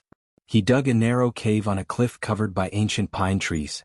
It was just enough to fit him and his luggage. He was frozen in the river of time, sweating profusely. The four of them came to the mountain to search for treasures. Huang Shi always thought that he could kill the other three easily. He never thought that he was the small fry that could be killed easily. The sloppy man called Jin Shan hid in the reeds beside a lake. He had a steel-carrying talisman on him. He had a blank expression. The two direct disciples of the city above clouds, Shenjinza, held hands. Their veins were bulging, showing that they were uneasy at this moment. Not far from them was the Dragon Gate cultivator Su. His face was pale and his gaze was a little dazed. Among the people on the mountain peak, the old Taoist Huan Yun closed his eyes. He was exhausted and did not know where his thoughts were. The military general Gao Ling was wearing the Du armor. He clenched his fists and looked like he was in pain. Wu Jiong's gaze was blank. He held his chest with one hand. He must have been shocked by the accidents that happened one after another. There were all kinds of people. After Huai Chen's death, the golden-bodied deity and the nascent soul puppet, who had blocked the sword with 2 fingers, changed from 2 green talisman papers to 4. The small golden hollow ball that contained many sword cultivators' natal flying swords finally leaned against the railing quietly after rolling on the ground. It was even stained with blood. That strand of sword chi was too fierce, to the point that Huai Chen's soul, golden core, and nascent soul were instantly shattered. Even the 2 priceless treasures in his possession were destroyed on the spot. All the treasures in them naturally vanished into thin air, transforming into dense spiritual energy that fused into the mountains and rivers of this world. The stagnation of the river of time would occasionally emit 7-colored ripples. It was like a small stone thrown into the river. The movement was not big, but there were still small splashes. Only the green glazed tiles in the ruins of the Taoist temple were left on the mountain peak. They seemed to be grinding against the stagnant river of time, emitting circles of light that were unique to the immortal's secret glazed tiles. Qin Pingan was used to such a situation. It was not a bad thing. It could train the body of a martial artist. He had even seen the old monastery master of the East Sea Monastery pick up golden pieces the size of rice grains from time to time during the 300 years of time in the lotus blossom-blessed land. However, Qin Pingan did not directly catch the sword chi. Taoist's son laughed. "Why, are you afraid?" Qin Pingan nodded. "I am still a little." Taoist's son said, "This is a fortuitous opportunity that you deserve. It has nothing to do with whether the Taoist son you know is kind or evil towards you. Just accept it. Everyone in the world who didn't seek death didn't deserve to die. At the very least, that's the case for me. As for those who seek death, they can only blame their backers for not being powerful enough, and their ancestors for not having a frightening enough reputation." One of the top 10 in the Central Plains. Was it comparable to the top 10 of the entire green pitch world? If you really want to arm wrestle with me, I am afraid your ancestors' small arms and legs will not dare to hand it over. However, Taoist Sun's magic sword and true life form were left in the Taoist temple in the Qingming Tian. Moreover, the vast world was suppressed by the Confucian rules. Therefore, Taoist Sun was far from his peak state. Qin Pingan took out the blade-strengthening gourd. He carefully kept the sword chi into the blade-strengthening gourd. The blade-strengthening gourd suddenly became extremely heavy. Qin Pingan laughed. "I dare not refuse an elder's gift." Taoist Sun laughed and retracted his gaze. Without any movement, Di Yuanfeng, Zhan Qing, and Lu Guibao instantly woke up. They were in the stagnant river of time. They were a little dizzy, especially Zhan Qing. She felt that her internal organs were shattered. She was on the verge of collapsing. She gritted her teeth and did not let herself fall. Not only that, but Taoist Sun also healed Sun Qing and Bai Bai, the 2 golden core cultivators, back to normal. Taoist Sun said, "I plan to take the 3 of you as my in-name disciples. However, I will not force you. Whether you are willing to change your sect, you can choose for yourself. Remember, you only have one chance. Just ask your heart." Biting Country's young Marquis Zhan Qing did not hesitate. She kowtowed and thanked him with tears in her eyes. He did not even look at that sister Bai. Bai Bai was disappointed. She could speak, but she did not. Because she did not know whether to congratulate him or to feel sad for herself. Di Yuanfeng, who had been wearing straw shoes and bamboo cane, imitated the person from the Taoist sect and bowed to this old immortal. His heart was in turmoil. He had mixed feelings. After thinking for a while, he probably felt that the etiquette was not grand enough. He kneeled on the ground and kowtowed 3 times. He did not dare to get up for a long time. Kneeling on the ground, Di Yuanfeng felt like he was in a dream. First, in the study room of the cave, The tall old man who seemed to be very skilled in spells took the initiative to appear and said that he would take him as his first disciple. Then that guy died and was replaced by this Taoist son, in front of him, who said that he wanted to take him as his disciple. How many good deeds did he, Di Yuanfeng, do in his previous life? However, Taoist's son did not tell Di Yuanfeng about the Taoist fate of his lineage. It was better to tell him later than earlier. His junior apprentice brother used straw shoes and bamboo cane to travel the world. However, the Taoist path was unpredictable. He died and his Taoist Tao disappeared. He was hit by the sword of the second Taoist disciple from Baek Okekyung building. The whole Qingming world said that his junior apprentice brother died honorably. It had not happened in 3,000 years that he could make the second Taoist disciple attack with all his strength. Taoist's son was not willing to care about these seemingly good words. The reason why the demon was willing to treat Di Yuanfeng well was because of this. It was not really nostalgic for the Taoist surname Song, but it wanted to get a good omen. As for the young girl Lu Guibao, she was no different from Zhan Qing. She was just a trick that Taoist's son came up with on the spur of the moment. However, to them Taoist fate was still Taoist fate. Furthermore, it was not small. In the future, each of their destinies would be guided by their master. Even Di Yuanfeng was no exception. In fact, the Peach Blossom Crossing and the Peach Blossom Water of Lu Guibao's Rainbow Manor were actually related to Taoist's son's lineage as a sword immortal. No matter how small the Taoist fate in the world was, it was still Taoist fate. These three people's Taoist hearts could be slowly sculpted. Their current realms or even their current lifetime's Taoist cultivation might be a green brick on the steps to climb the mountain in the long run. The young girl was hesitant. Sun Qing tried to tell this disciple with his heart that the fortune of the Taoist path was so close. If she did not grab it, it might be too late to regret it in the next moment. However, Sun Qing was sent flying. Blood flowed from his 7 orifices. His mind was in turmoil and his soul was in torment. Sun Qing was in great pain. Taoist's son looked at Lu Guibao and shook his head.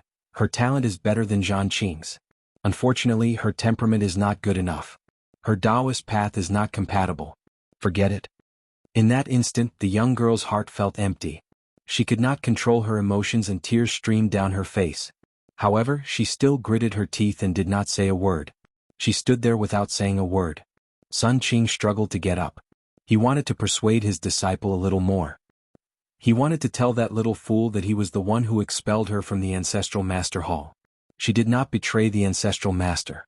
So what if she betrayed the ancestral master? On the Taoist path, would you be able to encounter such fortune a second time even if you reincarnated 1,000 times? On the path of cultivation, there were many mysterious and profound opportunities. In this lifetime there was only one. If you missed it once, it would be impossible for you to encounter it again in your lifetime. Taoist's son glanced at the young golden core and was slightly surprised. He said with a smile, "Your temperament is not bad. Unfortunately, your aptitude is too poor. Even if your luck is good, you will only stop at the nascent soul realm." Perhaps his words were unpleasant, but they were the truth. Taoist's son said, "Then I'll only take the 2 of you away. Di Yuanfeng, Zhan Qing, stand up. In the future, there is no need to pay attention to the etiquette between master and disciple." Taoist's son thought for a moment and carried the unpolished Jade Realm demon that was slashed into 2 to the mountaintop. "You like to play dead? Shall I send you on your way?" The 2 corpses merged into one and knelt on the ground. They did not say anything and only remained silent. Taoist's son sneered and said, "My junior brother led you on the path of cultivation in the early years. Although my lineage has always been indifferent to matters of gratitude and grudges, a beast like you doesn't even know how to be grateful. That's a completely different matter." The great demon trembled. Taoist's son nodded and said, "I couldn't save my junior brother back then, but I can help him get rid of this entanglement of his Tao fate." Playing with people's hearts? Was it fun? He did not even know his own heart and was playing with mud in a pile of mud. Wasn't he afraid of making people laugh their heads off? He had followed his junior brother for so many years, but in the end he had read so many books of the 3 sects and 100 schools of thought for nothing. He only knew the surface of the word truth-seeking, but did not know the essence of the word careful. Taoist's son reached out and touched the great demon's head, patting it lightly.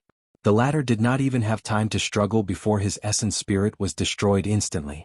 He did not even have the chance to cry out. Instead, 2 items jumped out and fell to the ground. One was a tattered book and the other was a token. Taoist's son took a glance and did not look anymore.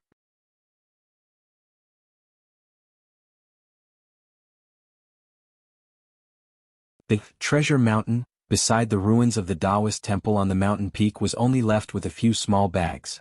Then, in the next moment, everyone left the mountain peak and came to the empty space outside the White Jade Bridge. The green mountains and clear waters, as well as the many mountains that were diligently refined by the great demon, were all kept in Taoist Sun's sleeves. It was as if the world had suddenly become vast and foggy. Taoist Sun smiled slowly and said, "Other than what you have already obtained, I will stay here for the 10% of the opportunities in the mountain. When they wake up, they will be beaten or killed, sad or happy. Everything will be the same as before."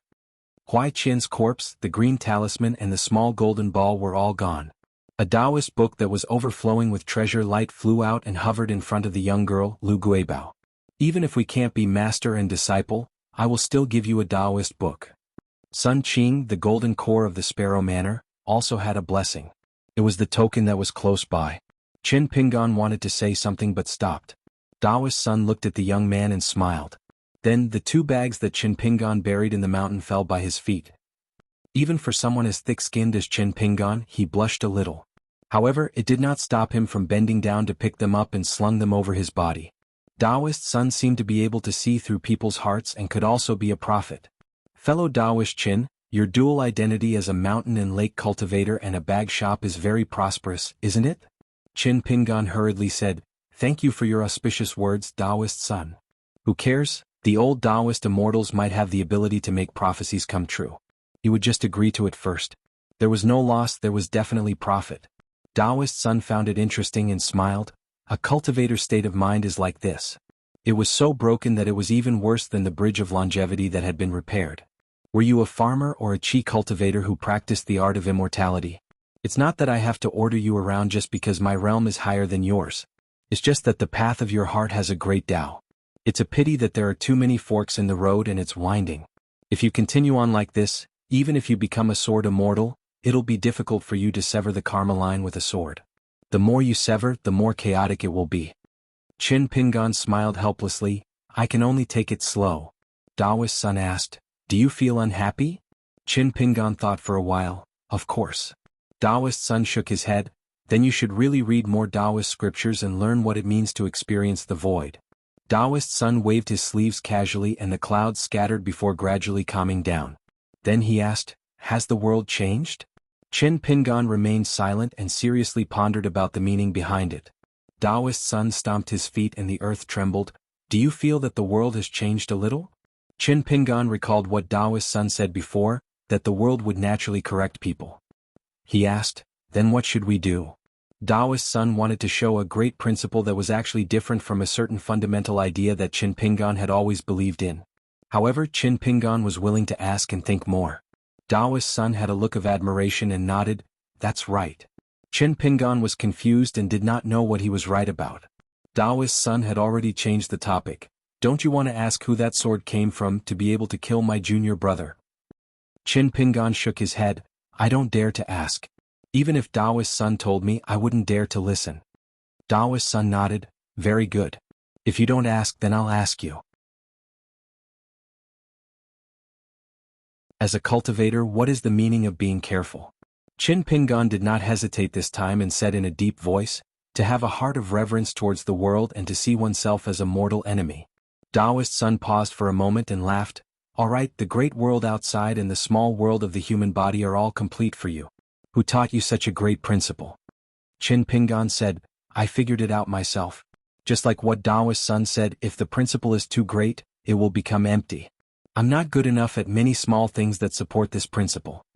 Taoist Sun was a little emotional. Back then his junior brother had similar thoughts. He always said that Taoism was far and wide and had to be started from the details.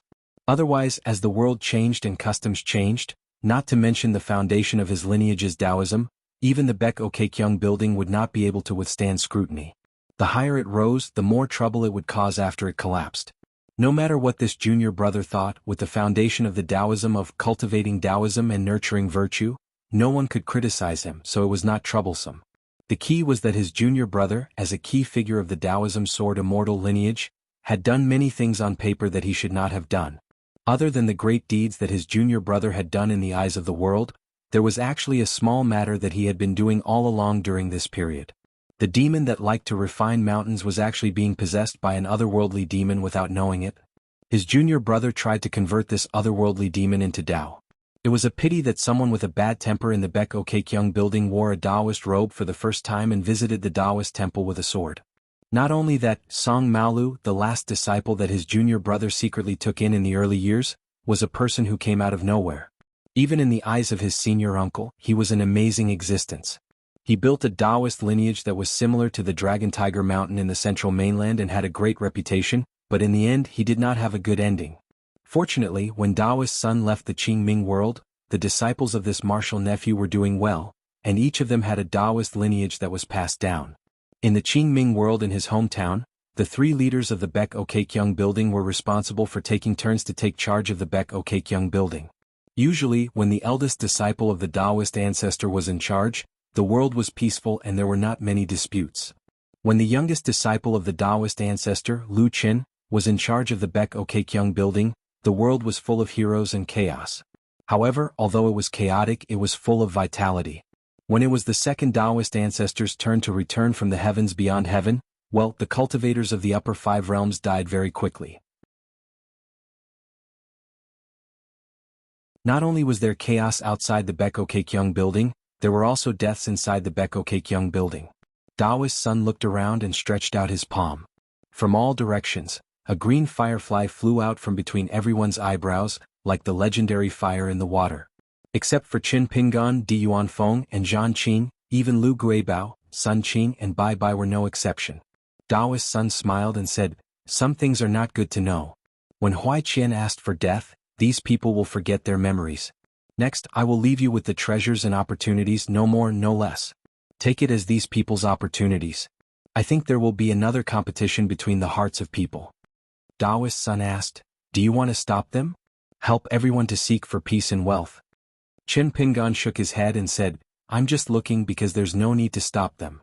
Taoist Sun nodded, and the tattered book on the ground floated to Qin Pingan. "Then let's look at the hearts of people more. Stones from other mountains can be used to improve jade. This book, in the hands of others, is just a pastime, but for you, it will be of great use." Qin Pingan put the book into his sleeve and thanked him. Taoist Sun smiled and said, a cultivator, who in the world is more qualified than a Taoist?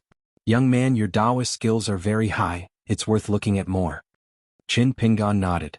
"I will." Taoist Sun stroked his beard and smiled. "Fellow Taoist Qin, do you still want to explore the mountains and diligently pick up scraps?" Qin Pingan's expression did not look too good, and he wiped his face hard. "I don't have such thoughts for now." This time it was Huai Qian who met Taoist Sunday. Who knows, it might be Qin Pingan who met someone next time. Taoist Sun said, "After I leave, there's no need to think too much. Do what you need to do, whether it's a wild cultivator or a bag shop, rely on your own abilities. Fortune and misfortune will follow." Qin Pingan began to consider how to wrap things up. Taoist Sun smiled and looked at Qin Pingan. Qin Pingan was a little confused. Taoist Sun said with a slightly teasing tone, the words he said before. "Fellow Taoist Chen's Taoist heart is not firm enough." Qin Pingan immediately understood and blurted out, "Taoist Sun, Taoist Sunday, the same long word, a different meaning." Taoist Sun stroked his beard and smiled, nodding gently, very satisfied. He reminded, "After half an hour, the long river of time will flow again." Taoist Sun kept Di Yuanfeng and Zhan Qing in his sleeve, and then turned into a rainbow breaking through the sky. This was probably the so-called chicken and dog ascending to heaven. After being hit by the resplendent rainbow light, a large door appeared in the sky dome of the entire immortal abode. Then the whole slowly expanded, and the mountain and water restriction gradually dissipated. However, after the white rainbow left the small world, it instantly disappeared without a sound. Qin Pingan was stunned for a moment, retracted his gaze and began to run. He temporarily left the troublesome place. As for the packages on the ground that contained treasures, Qin Pingan did not even look at them. However, after the dust settled, he could actually carefully plan again. After the time it took for half an incense stick to burn, Qin Pingan was long gone. The mountain range rose and fell, returning to normal. He just did not know where Huangshe and Jinshan were. However, Qin Pingan went to the Kaisan Midway, on the way, and actually stayed in the same place. The spiritual energy was still abundant, but unfortunately, it was an item that could be moved but could not be taken away. Wait a minute.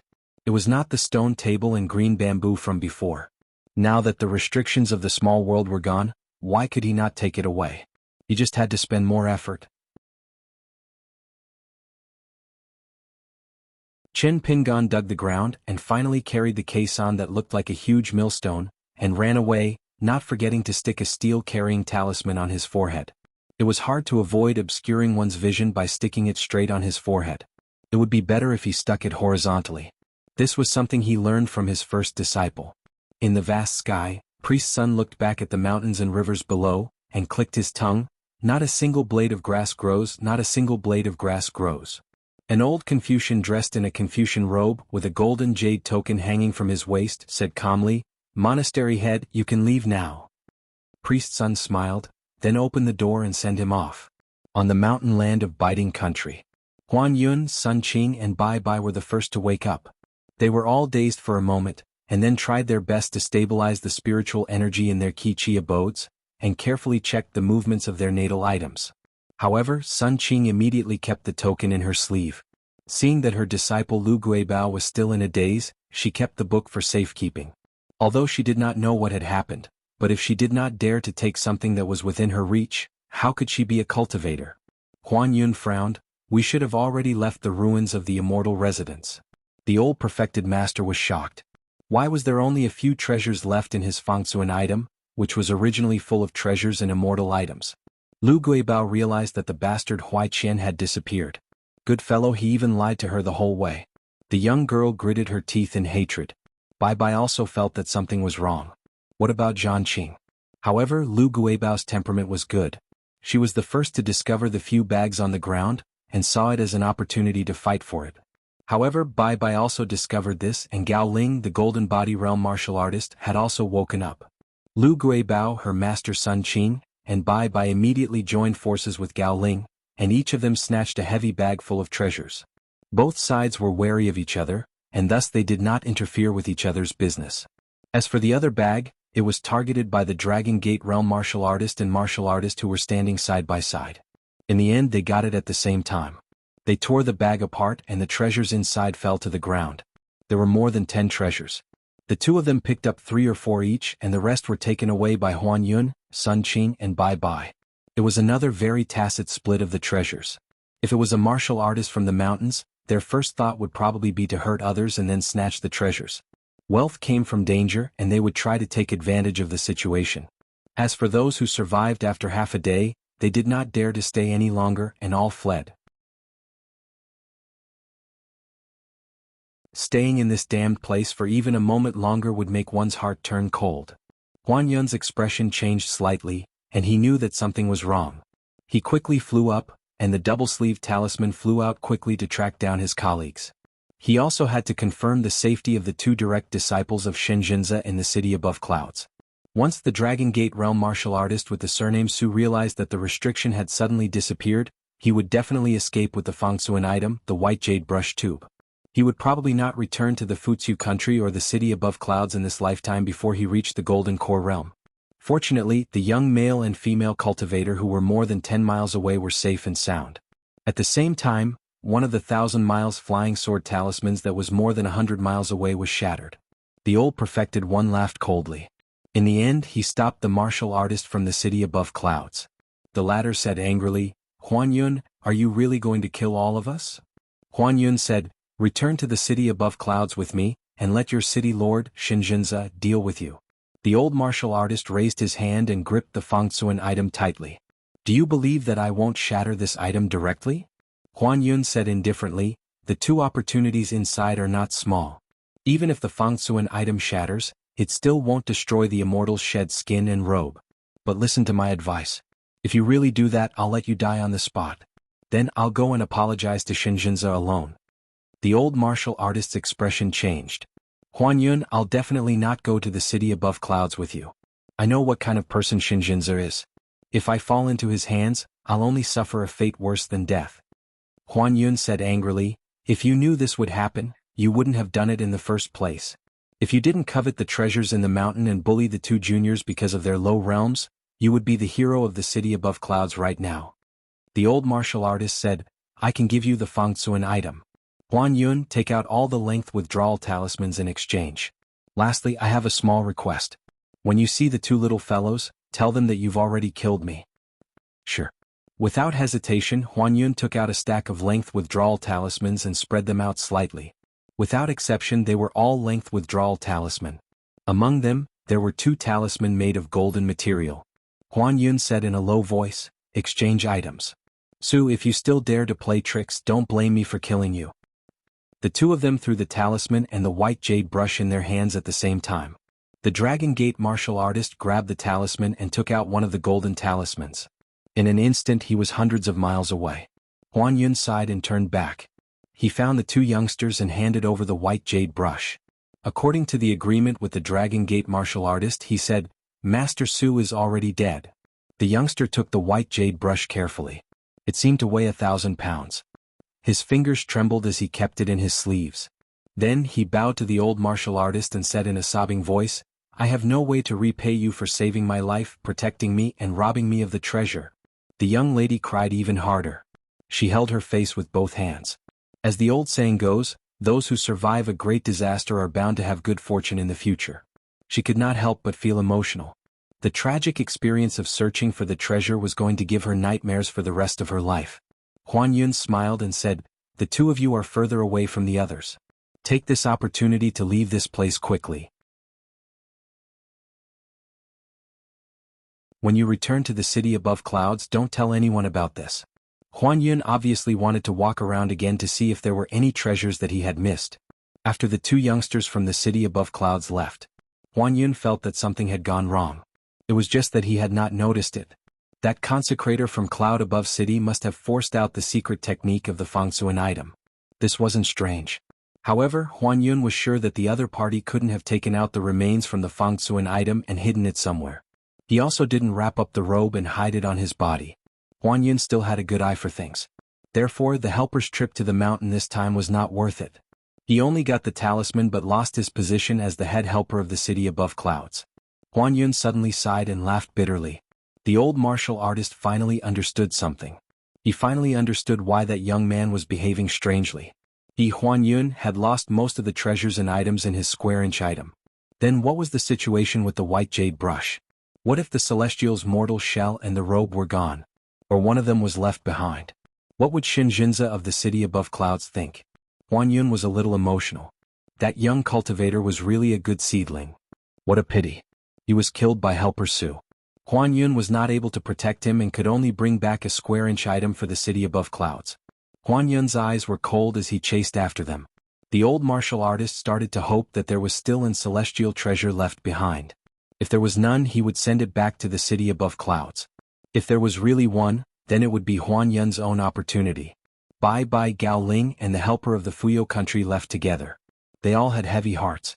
The young marquis of the biting country and the helper of the family were either gone or dead. It was not easy to explain. It was not easy to explain to the biting country's marquis residents, Zhan Qing's nascent soul master, and the water dragon sect's ancestral hall. Bai Bai could only hope that those treasures could make up for it.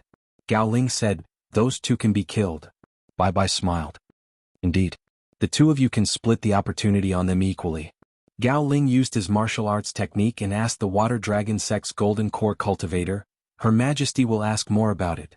After that, Immortal Master Bai's sect might think more. Bai Bai said, then we'll kill another one. Gao Ling did not speak anymore. Bai Bai said again, Gao Ling, I guarantee that you can become the most powerful general in the Fuyo country. Gao Ling hesitated for a moment and suddenly said, I want to change to a chair that Qi refinement warriors can't sit on but martial artists can. After I sit on it, it might not just be the Fuyo country. It might even be the Water Sky country and the Biting country. Immortal Master Bai can take whatever you want. Bai Bai smiled and agreed. Your appetite is not small, but I think Gao Ling can sit on that chair steadily. The next moment, the helper of the Fuyo country was hit by Gao Ling's fist and his head rolled far away. Bai Bai's expression was normal as he immediately used his techniques to destroy the corpse. There was no need for words. The Sparrow residents seemed to have become the biggest winner, or at least one of them. 3 people came and 3 people left. They were neat and tidy. Moreover, they were not injured. They had taken many treasures and opportunities. Wu Jiong suddenly said, Will the black-robed old man who has topped the scroll twice come and find trouble with the Sparrow residents? Wu Jiong recognized the other party's Taoist robe. Sun Qing smiled. A person who can be friends with Lu Jinglong would not be so despicable. Wu Jiong was still a little worried. Just now, Sun Qing had roughly confirmed the rank of the Taoist book in the token. He only said that the latter was a treasure that only ordinary cultivators of the upper 5 realms could possess. After this disaster, other than Sun Qing and Lu Guibao, Wu Jiong did not trust anyone else. In the end, what Wu Jiong did not trust was the way of the world and the people's hearts. Not only that, Wu Jiong had a thought in her heart. It was a thought that even she was afraid of. When Wu Jiong asked herself, if she had the skills and cultivation of that young sword immortal, would Sun Qing and Lu Guibao, who were envied by their cultivation talent and fortune, be able to return to the Sparrow residence alive? Wu Jiong did not know the answer. She did not dare to think too much. Qin Pingan hid the caisson at the bottom of a deep pool deep in the mountains where there was no one around. He changed his attire and took off all his Taoist robes, changing into an ordinary green robe. He carried a large bamboo box with 4 bags inside. After walking for more than 10 miles, he saw an old acquaintance standing on a tall branch beside a mountain path with a large bag on his back. It was the martial artist of the Golden Body realm, Huang Shi. Huang Shi smiled and said, "I know it's you." Qin Pingan said, "Then why didn't you hide as far away as possible?" Huang Shi smiled and said, "It's funny. Even I can't figure it out. After leaving that strange place alive, I feel more at ease staying by Brother Chen's side." Huang Shi no longer had any confidence in judging other people's cultivation and the depth of their Taoist techniques. He only had some confidence in judging people's good and bad. Qin Pingan shook his head and said, "Don't provoke me. Let's go our separate ways and cherish our blessings." Huang Shi shook the eye-catching bags on his back and said, "Brother Qin is an expert. With so many tricks I'm still far behind. Soon, bye-bye Gao Ling and the other 2 might come looking for trouble with me. If they splash some dirty water on me, I might not even be able to walk out of the biting kingdom with so many things on my back." Qin Pingan asked, "I heard that you wanted to take revenge. What revenge?" Huang Shi's expression was indifferent as he said, "Back then I was at fault for being impulsive. However, I didn't expect that I didn't die. My family of more than 40 people, old and young, were all skinned by cultivators and replaced with human skins for the dead to wear." This pure martial artist's tone was calm, as if he was talking about a story from a book. The true suffering of the world would not be the heart-wrenching and lung-tearing that others would see. Even if there were, after 1 or 2 times, they would become even quieter.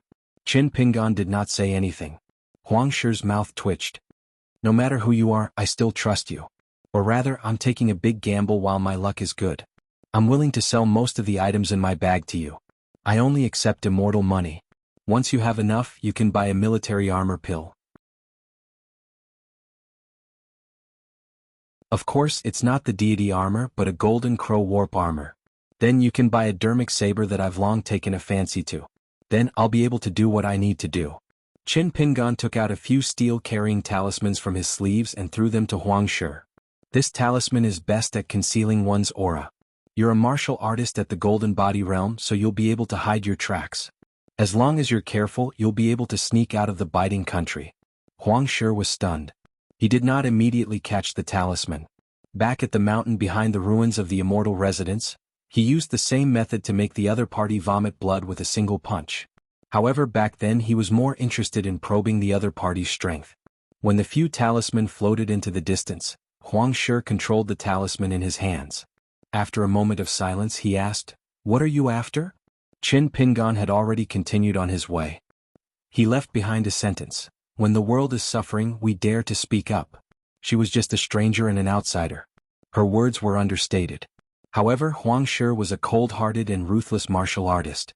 His lips trembled and his fists clenched tightly. Huang Shi loosened his fists and took a deep breath before wiping his face. Suddenly Huang Shi shouted, "Hey old brother Qin, please stop."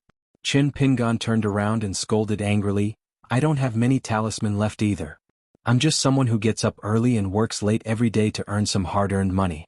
I'm not a child of wealth. Damn you, how dare you ask for a yard after getting an inch? You're so unkind. You haven't even settled the old scores on the mountain.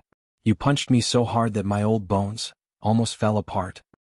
The corner of Huang Shi's mouth twitched. He was about to go back on his words when he suddenly laughed.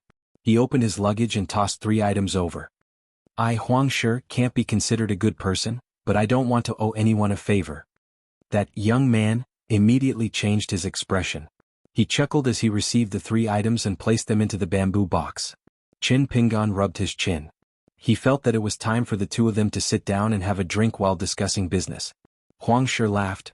With these talisman, why would I sell them to you? With your business acumen, how could I not make a loss? Qin Pingan smiled. You flatter me. The 2 of them parted ways just like that. Huang Shi suddenly asked, What's your name? Can you tell me? That person didn't turn around. He raised his arm and clenched his fist. I'm a good person, Qin. Huang Shi couldn't be bothered to speak anymore. To hell with your good person, Qin. However, this person was really a good person. That person suddenly turned around. With a light flick of his sleeves, 2 thick stacks of talisman appeared in his hands. He said in a serious tone, Actually, I still have some offensive talisman here. To be honest, every single one of them is a treasure.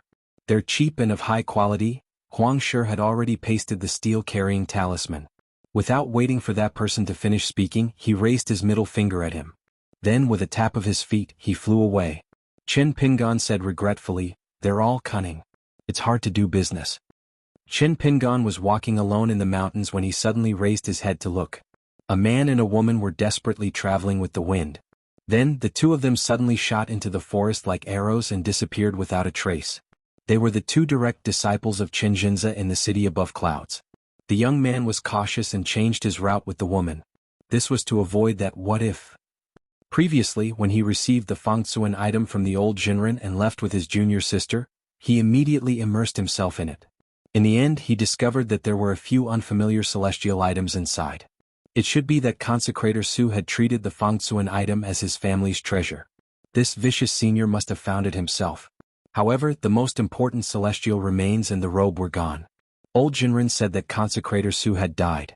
Did he force out the secret method of the Fangtzuan item from Consecrator Su and take away the 2 priceless treasures? Why did Huan Yun do this? Why did he return the white jade brush to him? Was he certain that he wouldn't dare to reveal the secret to his master? Once suspicion arose, he would be suspicious of everything. Wasn't the old Jinren Huan Yun the same? In reality, both of them were smart and good people. During this visit, even though Huan Yun did have some thoughts, he didn't do anything that went against his conscience. However, in the end, the direction of his heart took a turn for the worse. Huan Yun chased after them and landed on the ground. He stared at the 2 juniors and said indifferently, What is the secret of the Fangtzuan item? The young man pulled the girl behind him and said, Why do you ask when you already know the answer? Huan Yun said angrily, If that's the case, why do I have to do something unnecessary? The young man smiled bitterly. How can I guess the thoughts of you celestial masters? Huan Yun told him what had happened. The young man was stunned and said bitterly, If that's the case, why do you want to know the method of opening the Fangtzuan item? Huan Yun said, I want you to know why you died. The young man asked, We can betray the city of clouds and cultivate with you. Huan Yun looked behind the young man and said expressionlessly, You have to prove yourself. The young man suddenly laughed and spat. Damn you, Huan Yun, you're worse than those wild cultivators. The young man felt a chill on his back. A small sleeve knife was stabbed into his back. He staggered forward and then slowly turned his head. His face was blank. The girl behind him had already retreated more than 10 steps. Her entire body was trembling. However, for some reason, she held her wrist with one hand as if she was injured. Huan Yun smiled. Very good. The heavily injured man kept turning his head and looked at the pale woman whose eyes were filled with guilt. Tears streamed down his face, but there was no anger, only disappointment and heartache. He softly said, Are you stupid? We're all going to die. Huan Yun sneered. You're smart. Huan Yun turned his head. Since you're willing to save them, why do you have to be so sneaky? Qin Pingan came out from behind a tree. He glanced at the girl who was filled with regret and hatred. At least she was still in time. The young man didn't die. Qin Pingan looked at the old man. Seeing a ghost in broad daylight is an eye-opener. BQ.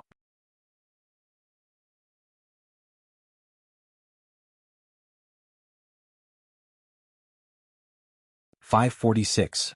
An old Jinren of the Talisman sect. Su Xingjiu of the city above clouds who was stabbed. Zhao Qingwan who had failed to deliver a strike with his knife. There was also a young man in green who carried a large bamboo box on his back. Huan Yun said, "Why don't you be a good Bagjai? Why do you have to get involved in this mess? Quit when you're ahead and leave when you get the benefits. Earning money steadily is the right way." Wu Jiong recognized the young man because of his black Taoist robe. Huan Yun recognized him even more. It was not that Qin Pingan was not cautious enough. It was that the smelted mountain demon's method was too unexpected. He allowed the white-clothed goddess and the green-clothed deity to open the painting so that everyone who came for the treasure could see it clearly. However, Huan Yun could only guess the identity of the young man in front of him. He was the Bagjai who sold talismans in the city above clouds. He dared to save Huan Yun because he knew his identity. Among the people who came for the mountain, only the mysterious old man in the black robe had the guts and ability to do so. Once the cultivators on the mountain had their own guesses, it did not matter whether they were telling the truth or not. Qin Pingan laughed, "Mountain Jai, Mountain Jai, Mountain Jai. Isn't he just busy walking through mountains and rivers every day? What's so strange about that?" Su Xingjiu suddenly said, "Jinren Huan, there's still room for negotiation." Huan Yun shook his head, "From the moment I chose to kill you, there was no turning back." Su Xingjiu, you're very smart. Smart people should not say stupid things. Su Xingjiu was well aware of this. If Huan Yun had been honest from the beginning and did not have any selfish desires, he would not have chased after her and Zhao Qingwan. A person with great desires would be narrow-minded. He was so narrow-minded that he could only walk on a narrow path. He could only walk on it alone. To be honest, Su Xingjiu knew that her previous choice was also a big mistake. When Huan Yun handed over the white jade brush, she shouldn't have guessed Huan Yun's intentions. When she found out that the immortal molting and the Taoist robe had disappeared, she shouldn't have hidden anything. She should have been honest with him. If Huan Yun had explained everything to her back then, they wouldn't be in this situation now. However, things in the world were not as simple as that. Su Xingjiu was not only in a state of panic due to Su Gongfeng's vicious schemes. In fact, Huan Yun, as their path protector, had chosen to watch from the sidelines. This was a hidden killing intent, a hidden killing intent. Perhaps it was a method to get someone else to do the dirty work. If Su Gongfeng killed them and stole their treasures, then Huan Yun would be able to act as the aureole behind and his hands would be clean. Huan Yun wasn't in a hurry to attack. Qin Pingan was not in a hurry. There were many things and many people who thought that there was no turning back. In fact, there was a way. Huan Yun was actually the most awkward one. Su Xingjiu and Zhao Qingwan of the city above clouds had to get rid of them. However, it was dangerous to deal with this person who liked to change his appearance. This was because Huan Yun was not sure of his cultivation level. He was not even sure if he was a Qi cultivator of the Talisman sect or the most difficult swordsman to deal with on the mountain. Once he was sure, it would be either Huan Yun's death and he would know that his opponent's cultivation level was high, or he would die in his hands and all the treasures would be in his pocket. Huan Yun would be lucky for once. Qin Pingan suddenly said, "If I remember correctly, you Taoists always say that cultivating one's life and not one's nature is the #1 disease of cultivation." Huan Yun smiled. "It's easy to say." Qin Pingan said, "It's because it's easy to say that it's difficult to do it. Once it's done, it means that you have treasures and morals." Dual cultivation of life and death was the decree of the gods. Dual cultivation of life and death. The person who succeeded was the so-called seamless tower of Taoism and the leakless fruit of Buddhism. Huan Yun shook his head. "I know that you're not old and you're not a Taoist. Don't play games with me and use those catchphrases. Why don't the two of us talk about something more practical? Let's do a deal like in the city above clouds market?" Qin Pingan shook his head as well. "As long as you still want to kill the two of them, we can't do this deal. I've already said it. Old Taoist, other than your greed and killing intent, you haven't really caused any harm. Can the treasures and opportunities in Su Xingjiu's Fangsuan item compare to the Taoist heart that you've worked hard to accumulate for your entire life?" Huan Yun couldn't help but laugh. He sighed. "What? You want to persuade me to stop and turn back with just your words?" Su Xingjiu said, "Taoist Huan, I'm willing to take out all the treasures in the Fangsuan item as payment for my life. Please leave one for us after you've chosen so that we can answer to Master. Also, I can use the secret technique of the Ancestral Hall to swear that I won't say a word about what Taoist Huan has done. In the future, Taoist Huan will still be an esteemed guest of the city above clouds. If possible, you can even be the honorary guest of the city above clouds." Su Xingjiu had already pulled out the sleeve knife that was still a token of love. She wiped away the blood stains and kept it in her sleeve. Then she casually bandaged her wound and swallowed a precious pill from the city above clouds. The wound wasn't on her back but on her heart. But Su Xingjiu didn't care. Qin Pingan sighed. The smarter Su Xingjiu appeared to be, the more she was able to judge the situation. But in Huan Yun's eyes she was only a hidden danger. There was no other way. Then he would change his method and do it in a more North Continent style. If not, Huan Yun would have gone all out to kill him and bet on his victory. Two flying swords that had yet to be completely refined into natal items flew out of the two Kichi residences and hovered on Qin Pingan's left and right. One was a thin white rainbow while the other was a dark green. Qin Pingan said, "Huan Yun, are you going to continue making mistakes?" Huan Yun's sleeves fluttered and countless talisman floated out.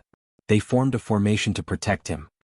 He said in a trembling voice, "Is it the person who worshipped the sword with Lu Jinglong in the Fuchu kingdom?"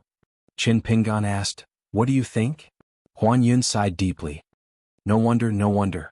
Qin Pingan turned to Su Xingjiu and said, "What do you say?" Su Xingjiu said, "Senior, I will bring my junior sister back to the city above clouds." Zhao Qingwan cried, "I won't go. Su Xingjiu, just kill me." Su Xingjiu smiled bitterly. "Let's not do anything stupid. There's nothing we can't overcome. Qingwan, if you trust me, then leave with me. We'll still be how we were before. I don't have a knot in my heart. As long as you untie it yourself, nothing will change. You can even change for the better. Qingwan, everyone makes mistakes. Don't be afraid. We'll change our mistakes." Zhao Qingwan looked like she was possessed. Her face was pale but her eyes were red. "We can't go back. We can't go back. Either you kill me or I kill you. Otherwise we'll die together. In our next life we'll be husband and wife. I promise we'll love each other for the rest of our lives. Su Xingjiu, what do you say?" Su Xingjiu was expressionless. She took out the hidden blade and tossed it to Zhao Qingwan. She looked around and found herself in the dense forest. She said self-deprecatingly, "Husband and wife are birds in the same forest. When disaster strikes they fly away separately. However, we're already like this even though we haven't become Taoist companions. Qingwan, just give me another blade. Otherwise, I'll tie you up and go back to Cloud City with you. We've agreed to become Taoist companions for the rest of our lives. Su Xingjiu will do what I say." Zhao Qingwan held the blade and stared at Su Xingjiu in a daze. She suddenly smiled. Her face was still like a pear blossom in the rain. Her lips moved slightly but no sound came out. She seemed to have said 3 words. Su Xingjiu's eyes were hazy with tears. She had always been like this. He liked her eyes that could talk the most. Back then his master brought a little girl to Cloud City. The youth looked at her. She tilted her head and stared at him with her round eyes. The youth made a face. The little girl was so scared that she started crying. Year after year there was a family high up in the sea of clouds. Zhao Qingwan abruptly stabbed his saber into his heart. In the next moment Su Xingjiu came in front of her. She held the hidden blade in her hand, which was dripping with blood. Su Xingjiu said softly, "Qingwan, we've both died once. Can we start all over again in this life?" Zhao Qingwan let go of her hand. She squatted on the ground and held her face with both hands. Su Xingjiu threw the blade away. She squatted down and hugged her gently. Just as she was about to pat her back, she remembered that her palms were covered in blood. She turned them over gently and rubbed them with the back of her hand. Her movements were gentle. She murmured, "Don't be afraid, don't be afraid. Didn't you always complain that I didn't like you? Don't ask me again in the future. How can a man say that he truly likes someone? He always talks about it." Huan Yun's expression was complicated. Qin Pingan asked, "Huan Yun, you seem to have left a child in Cloud City?" Huan Yun was furious. "It's not my family's fault." Qin Pingan said, "I'm going to learn from you and get rid of the source of trouble." Huan Yun said, "Are you forcing me to die together with you?" Qin Pingan said, "Are you worthy?" Huan Yun seemed to have aged 100 years in an instant. He looked old. "Forget it. My reputation is ruined. From now on, I won't step into Cloud City. No matter how Su Xingjiu and Shinjinza target me, it's my own fault." Qin Pingan shook his head. "It doesn't matter if you think I'm a good person or a bad person. But I advise you not to treat me as a fool." Huan Yun gritted his teeth. "What do you want?" "What? Do you really want to kill me, Huan Yun, and then my grandson? I don't believe that you can do it." Qin Pingan interrupted Huan Yun and said slowly, "I'll accompany you on the Minxin road." Huan Yun was stunned. Qin Pingan said, "Do you have a talisman boat? It's best if we take a ferry back to Cloud City." Finally, 2 talisman boats as big as mortal boats slowly rose into the air and headed for Cloud City. One boat carried 4 people. The other carried a huge piece of seaweed that someone had taken out from a deep pool. The 2 talisman boats were priceless. Huan Yun had cast a camouflage talisman on them. Su Xingjiu and Zhao Qingwan sat side by side at the 2 ends of the talisman boat. Qin Pingan and Huan Yun sat facing each other with their backs to the wall of the boat. Qin Pingan sat cross-legged with his back against the big bamboo box. He turned to the girl and said, "Cherish this hard-earned good karma. In the future, when the 2 of you get along, you can't ignore this incident. But you can't avoid today's incident either. Otherwise, something will happen sooner or later. It's a sad thing to die sooner rather than later. If the 2 of you can overcome this obstacle, you and Su Xingjiu will be a true Taoist couple. There are thousands of ways to cultivate the great Tao. Examining the heart is the most difficult. Perhaps this is the cultivation heart that the 2 of you should have. Whether or not you can benefit from this disaster depends on whether or not you are willing to consider the gains and losses in this."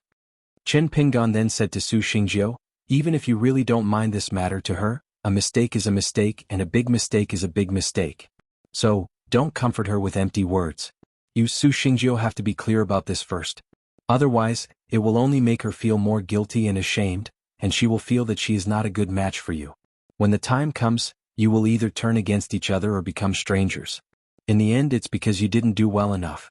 There's no other way. Since you have become a good person, you have to pay the price." Su Xingjiu held Zhao Qingwan's hand and nodded with a smile. In her state of mind, she felt that there was light at the end of the tunnel. Her heart was clear after the rain. Vaguely, she felt that she was about to break through that bottleneck.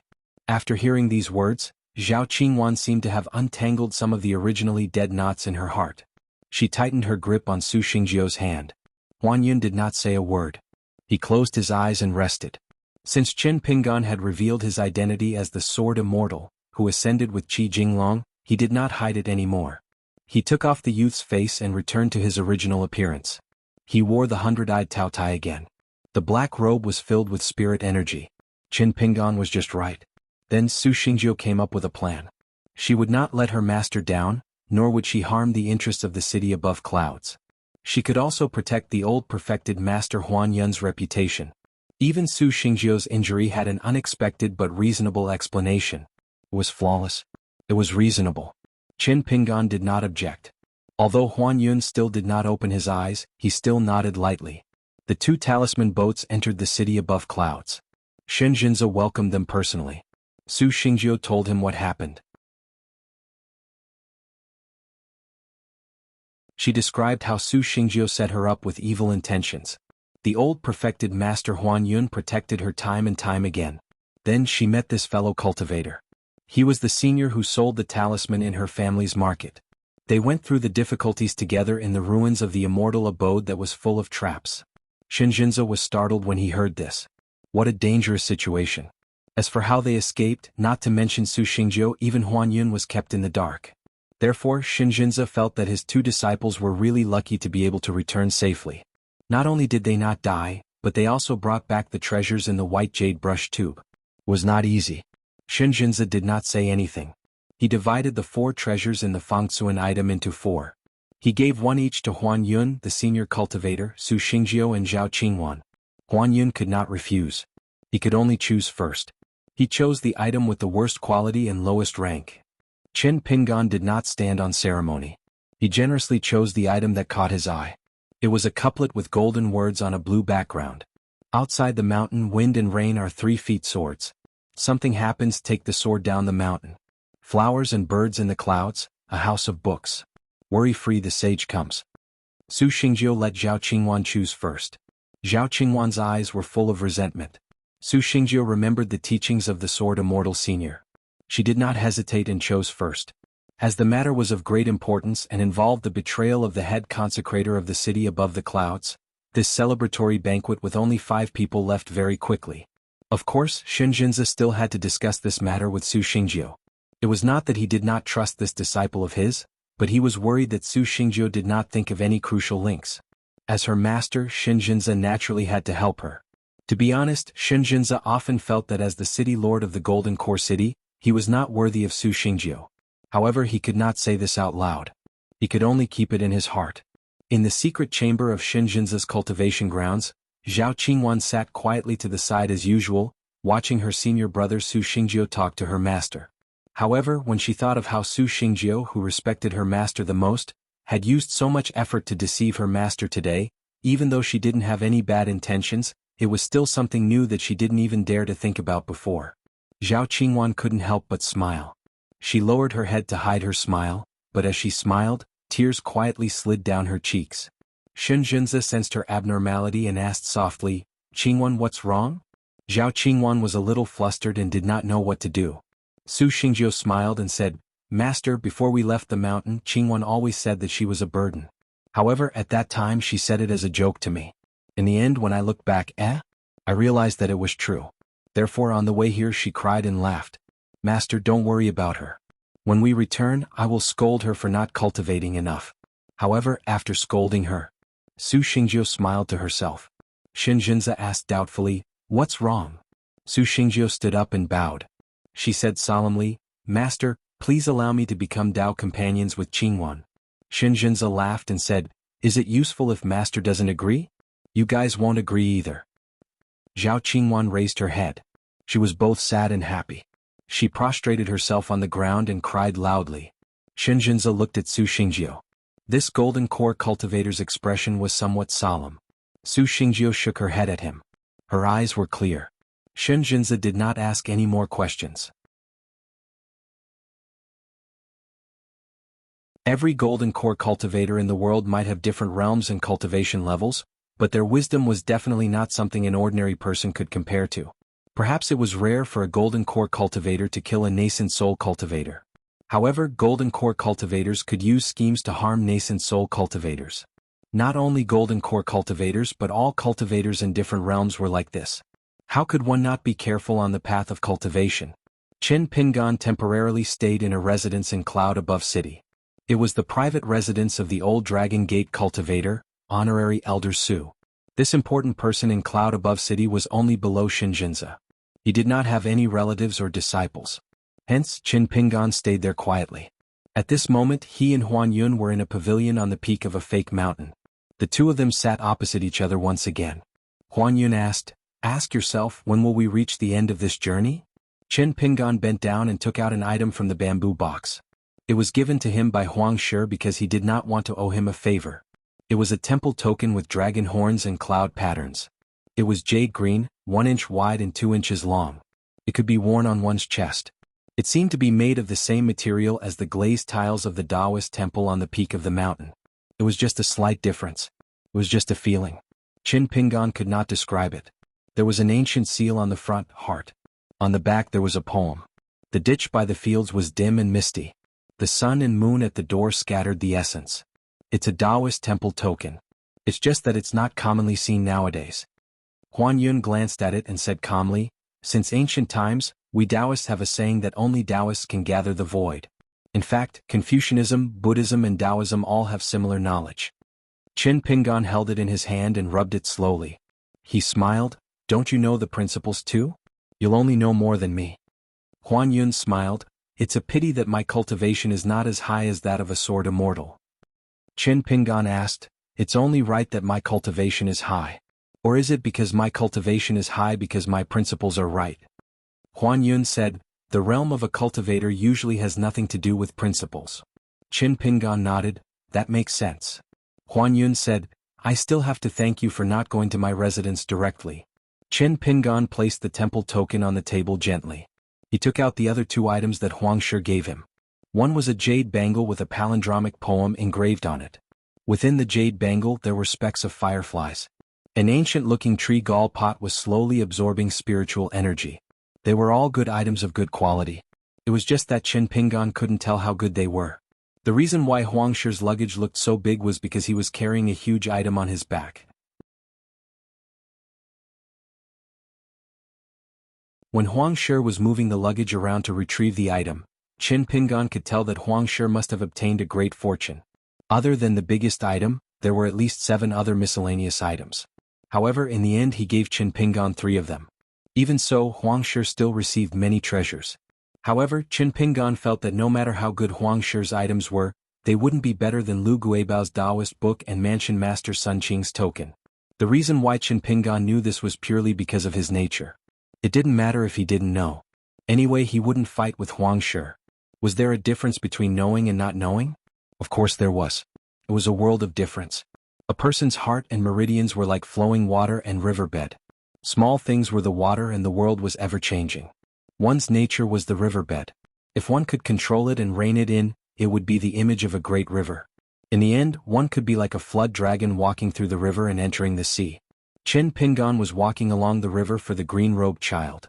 But in reality, along the way, wasn't Qin Pingan's own cultivation heart also like a dragon in the well, quietly moving like a dragon in the river? Killing Huan Yun or Zhao Qingwan with 1 or 2 swords or 2 punches. Was it difficult? What was so difficult about it? He only did simple things. It probably wasn't considered cultivation. Huan Yun continued, the jade bracelet itself is made of good materials. Moreover, a talisman expert used poetry as a formation talisman. Over time it became like fire in the water. This kind of tree gall pot can help qi cultivators absorb the spiritual energy of heaven and earth. At the same time, it can be refined into spiritual energy suitable for wood-type spiritual treasures. It's not a magic treasure, but in the hands of qi cultivators who focus on wood-type spells, it's something that even magic treasures wouldn't trade for. This saved Qin Pingan a lot of trouble. He would definitely not sell this tree gall pot. As for the jade bracelet, even if he wanted to sell it, he would have to offer a sky-high price. But Qin Pingan still asked, how much do you think this bracelet can be sold for? Huan Yun said, why not a few grains of grain rain money? Qin Pingan shook his head and said, old perfected being, you really don't know the joy of counting money. Huan Yun offered a price of 2 grains of grain rain money. Even for golden core cultivators like Sun Qing of the Sparrow Residence and Bai Bai of the Water Dragon sect, 1 grain of grain rain money was not a small amount. Many of the middle 5 realms cultivators below the golden core level, especially those of the cave and sea viewing levels, might not even have a single grain of grain rain money on them other than their natal item. Even the rich mountain and lake cultivators would not easily carry a few grains of grain rain money with them and run around. Most of them would keep some small summer money in case of an emergency. If they really needed money, the conversion of small summer money to snow money was very simple. Any immortal fairy in the world would do. Qin Pingan smiled and said, old perfected being, you have a good eye. Huan Yun's expression was bleak. Good eye but useless. I can't compare to a sword immortal. Qin Pingan said, old perfected being, you have to change your bad temper. Huan Yun laughed coldly and said, I, Huan Yun, a mere golden core cultivator, dare not to listen to a sword immortal's words. Qin Pingan glanced at him and said, I'm just afraid that even if you listen to some of his words, you won't be able to take it. Huan Yun fell silent. Qin Pingan smiled and said, but I'm better than you. I love to hear people speak calmly and rationally. Old perfected being, why don't we talk about talisman knowledge? We can learn from each other and benefit from each other. Huan Yun looked at this person. This person's personality was really unpredictable. He could not sit still and was unhappy. Huan Yun could not help but mock. Why don't I just take out a few talisman manuals? Put them on the table and spread them out. If Sword Immortal Qin says I need to turn the pages, I'll turn the pages? Qin Pingan turned a deaf ear to him. He only put away the jade bracelet and the tree gall pot and carefully put them into the bamboo box. Then he chuckled and opened a package from the bamboo box. He took out an item and slammed it on the table. It was a green brick from the ground of the Taoist temple. Huan Yun closed his eyes and started to rest. This green brick could be used as a treasure to guard the mountain of an immortal. Qin Pingan thought for a while and took out a brush and paper. He started to draw the architectural style of the immortal residence, especially the white jade bridge. Only the Taoist temple at the top of the mountain would not be drawn on a piece of paper casually. After Qin Pingan finished drawing 2 pieces of paper, he said, Old perfected being, can you help me? Can you draw the few big buildings at the back of the mountain? Huan Yun suppressed his anger and took out a brush and paper from the square-inch object. He started to draw. Qin Pingan stood up and walked around the stone table. He looked at the old perfected being drawing and exclaimed, Your drawing is better than mine. You are indeed a talisman expert. Huan Yun was about to stop drawing. That person was about to raise his hand. Huan Yun could only continue to draw. He had no choice. That person was praising him, but he was holding a green brick in his hand. The next day, Shenjinza of the city above clouds was determined to buy the Keisan in the immortal residence in the courtyard. This golden core city lord seemed determined to get it. His words were sincere, and he said that even if he had to sell everything he had, he would buy this immortal treasure that could stabilize the fate of the mountains and rivers. He was willing to pay with all the shops and mansions in the streets of the city above clouds. Chen Pingan did not agree immediately. Huan Yun actually had some thoughts about this priceless caisson, but he did not dare to speak. Shen Jinza wanted to ask Huan Yun to help him, but Huan Yun had a headache when he thought of the green brick in that person's hand. He rejected Shen Jinza. Shen Jinza laughed in anger. Old perfected being Huan, you can't be thinking of fighting with me for this item, right? Huan Yun did not feel embarrassed and simply said, it's a rare opportunity. Let's fight for it with our own abilities. Shen Jinza was helpless. He could only say that since this item was in the city above clouds, it should stay in the city above clouds. Huan Yun smiled. Take care. I won't send you off. Shen Jinza left in a huff. Chen Pingan went to the market outside the city above clouds again and started selling goods. But this time he only sold talisman and nothing else. He squatted by the side of the road with his hands behind his sleeves. He did not sell anything and just answered people who asked. Previously, he had seen the news in the Mountain and River Palace Bulletin. The wild cultivator Huang Shi and the martial artist Xion Yang were going to fight at Julie Mountain. Chen Pingan naturally would not miss this opportunity. After Huan Yun left yesterday, Chen Pingan started to calculate his gains from the treasure hunt. Apart from the broken pieces of wood from the Taoist statues, 36 green bricks from the Taoist temple, there were a total of 122 dark green glazed tiles. Water dripped from the tips of the green bamboo leaves in the blade-strengthening gourd. Of course, there were also many bamboo leaves and branches. For the time being, there was still a ball of broken sword energy stored in the blade-strengthening gourd. There was also the book that Chen Pingan had not read yet. The 4 items that Master Huang had given him twice were the bronze mirror, the vegetarian tablet, the jade bracelet, and the tree gall pot. Actually, he also had to consider the dense spiritual energy that was absorbed into the robe. He also made an extra trip to the River of Time. The old Taoist Huan Yun had actually entrusted the child to Shen Jinza early this morning and had a guest send him back to his mountain. Chen Pingan naturally would not stop him. If he did not have peace of mind, how could he calm down and cultivate? Calming down at night was the Taoist's peaceful state. Just like the Buddhist's first incense, it was everywhere. Chen Pingan suddenly smiled and raised his head to greet her. Su Xingjiu squatted opposite the stall. She had so many things to say but did not know where to start. Chen Pingan asked, "Are you all right?" Su Xingjiu smiled brightly. "I'm all right." Chen Pingan nodded. "That's good." Su Xingjiu asked, "Can I buy some talisman from Senior?" Chen Pingan said, "Of course, you're a guest. However, a talisman is worth as much as it should be. Don't take out the treasure that you obtained earlier. In any case, I don't accept it." Su Xingjiu's expression was awkward. He actually did have treasures on him, and 2 at that. As for the divine money, he did not have a single one. He had miscalculated. After a heart-to-heart talk with Zhao Qingwan last night, they all felt that they should hand over their treasures as a thank you gift. Chen Pingan smiled. "If you feel guilty about not being able to attend your wedding banquet, just treat that treasure as a red packet from me." Su Xingjiu said, "Then I won't disturb Senior's business." Chen Pingan waved his hand. "If you really want to thank me, help me pull over some rich spendthrifts." Su Xingjiu smiled bitterly. "I'll try." Chen Pingan smiled. "You believe a joke? If you can avoid doing things that go against your conscience, then don't do them." Su Xingjiu was speechless. Chen Pingan rubbed his forehead. "I was just saying it casually. Don't always take it to heart. Aren't you tired?" However, Su Xingjiu said, "Senior's words and actions are in line with the great Tao." Chen Pingan was almost covered in sweat. "My sect is temporarily not accepting disciples." Su Xingjiu was baffled, but she still respectfully bade farewell and left. What a sword immortal senior. His words were full of mysteries. Far away on the street, there was a slender young woman. She did not dare to meet the bundle shop. Chen Pingan looked up and nodded with a smile. Zhao Qingwan curtsied. Su Xingjiu held her hand while Zhao Qingwan lowered her head. Su Xingjiu looked at her and spoke softly. Chen Pingan held his hands in his sleeves.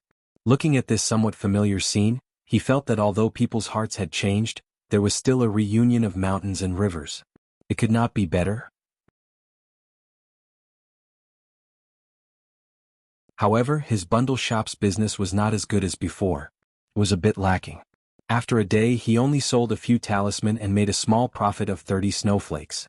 They arrived at the residence left behind by consecrator Su. Chin Pingon squatted in the courtyard and was carefully wiping the caisson that leaned against the wall. From time to time he would breathe a mouthful of mist into the caisson. His head was almost touching the surface of the caisson. Huan Yun had a strange expression. Was this really a sword immortal who could travel the world with Lu Jinglong?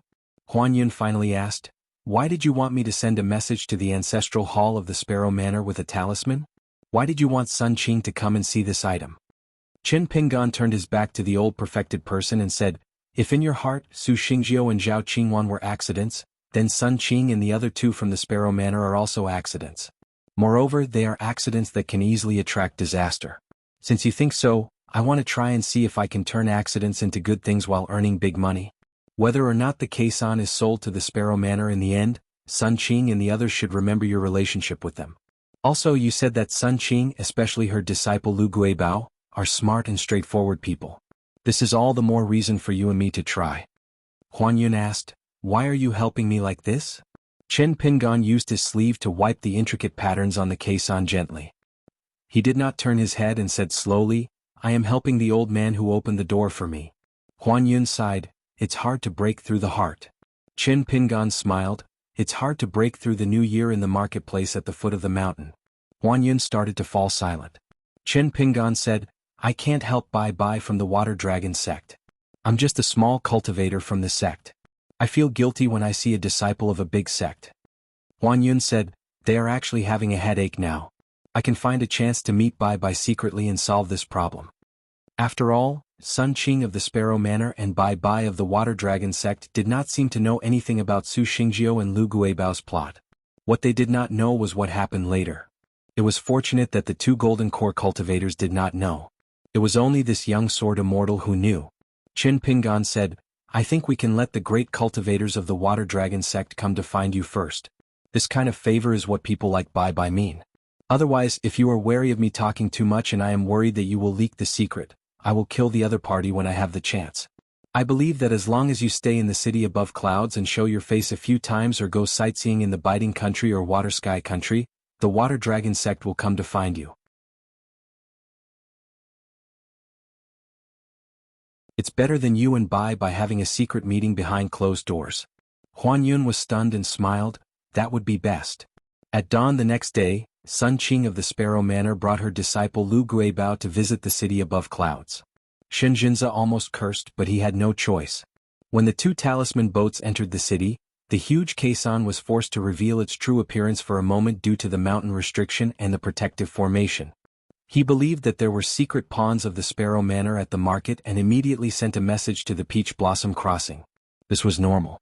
The city above clouds also had secret pawns at the Peach Blossom Crossing. Shinjinza was not so narrow-minded as to not let Sun Qing enter the city. However, he still went to the mansion shamelessly. If Sun Qing offered a higher price than him and Shinjinza could not afford the caisson, he could just raise the price to death. He did not need to spend a single immortal's money. At that time, Sun Qing would not buy it in a fit of anger. At most, he would really have to sell everything he had. Even Shinjinza could directly give him a large piece of land in Above Cloud City. If that was not enough, he could buy it on credit or shamelessly borrow a sum of money from Huan Yun. In the courtyard, Qin Pingon looked at the ashen-faced Sun Qing and Shinjinza who was leisurely raising the price. Huan Yun was not sure about the value of the caisson either. He only said that the price was 80 pieces of divine rain money. Qin Pingon kept a straight face with a hint of innocence and helplessness. In fact, he almost could not resist giving Shinjinza a thumbs up. Shinjinza had already raised the price to 86 pieces of divine rain money. Based on this, Shinjinza could raise the price to 1,000 pieces from morning to night. Sun Qing said coldly, "Shinjinza, that's enough." Shinjinza smiled and said, "Manor Head Sun, are you willing to part with your treasure? Then I have to thank Manor Head Sun on behalf of the city above clouds." Lu Guibao did not speak. There were two young men and women who came with Shinjinza in the courtyard. They were familiar faces. Su Xingjiu and Zhao Qingwan. Lu Guibao was not too curious about the black-robed man who did not carry a sword on his back today. There were many experts on the mountain and there were even more strange things. Besides, after taking off the old man's skin, he was not very good-looking. There was nothing to look at. Instead, she secretly sized up Su Xingjiu and Zhao Qingwan, trying to find some clues.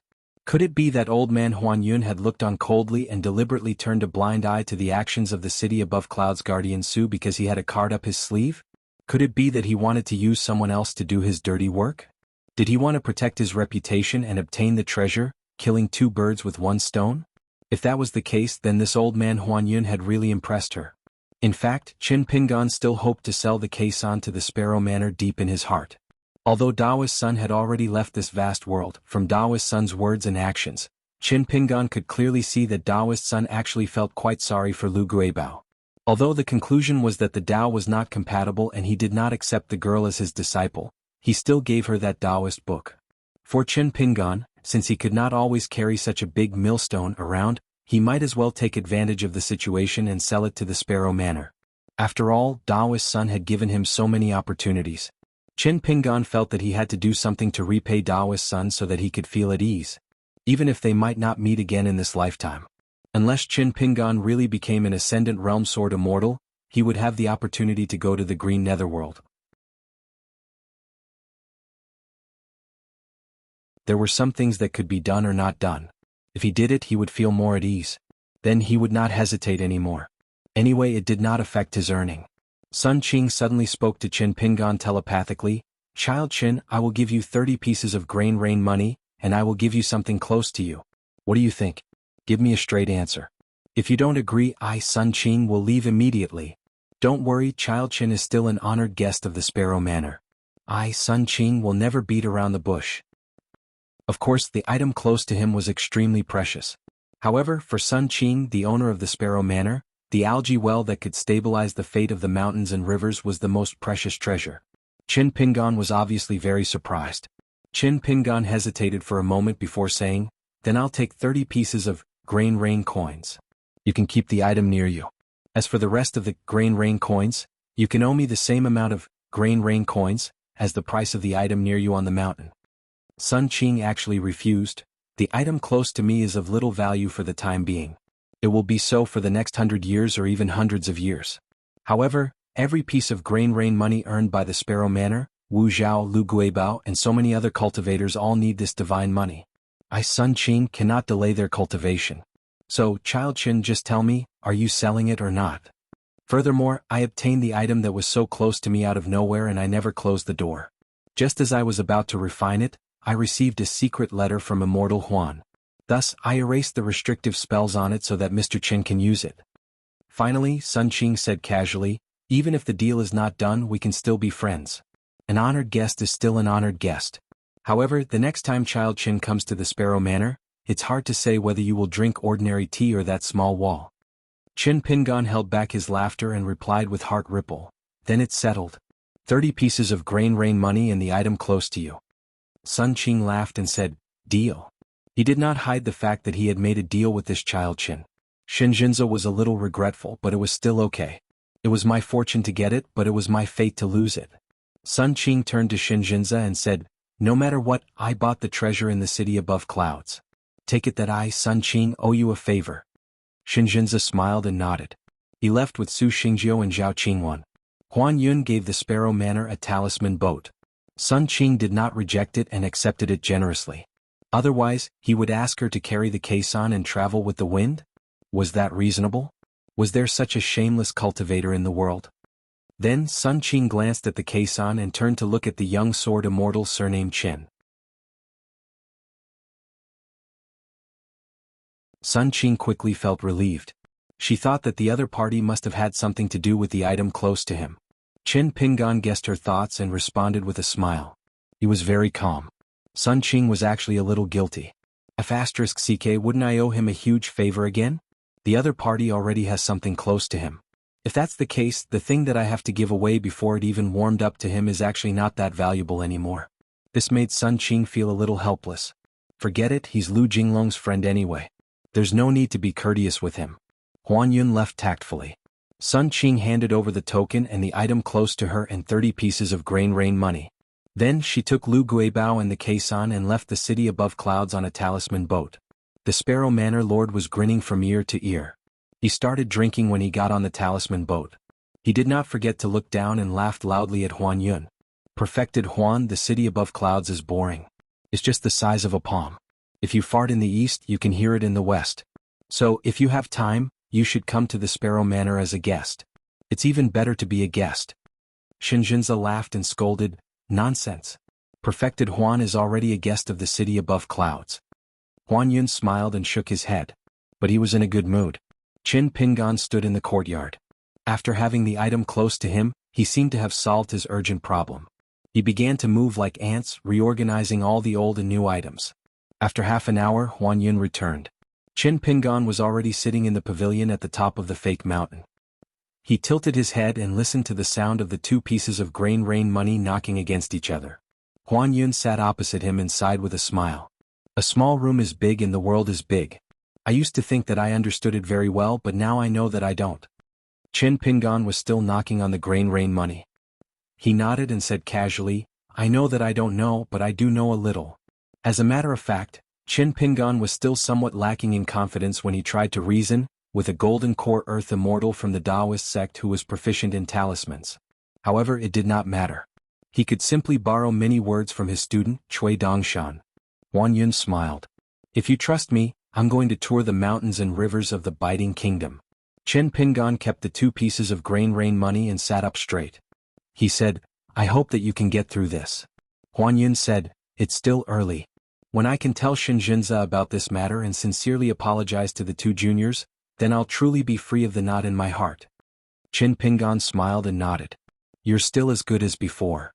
Huan Yun stood up and bowed. "Take care, fellow Taoist." Qin Pingan stood up and cupped his fists. "Take care."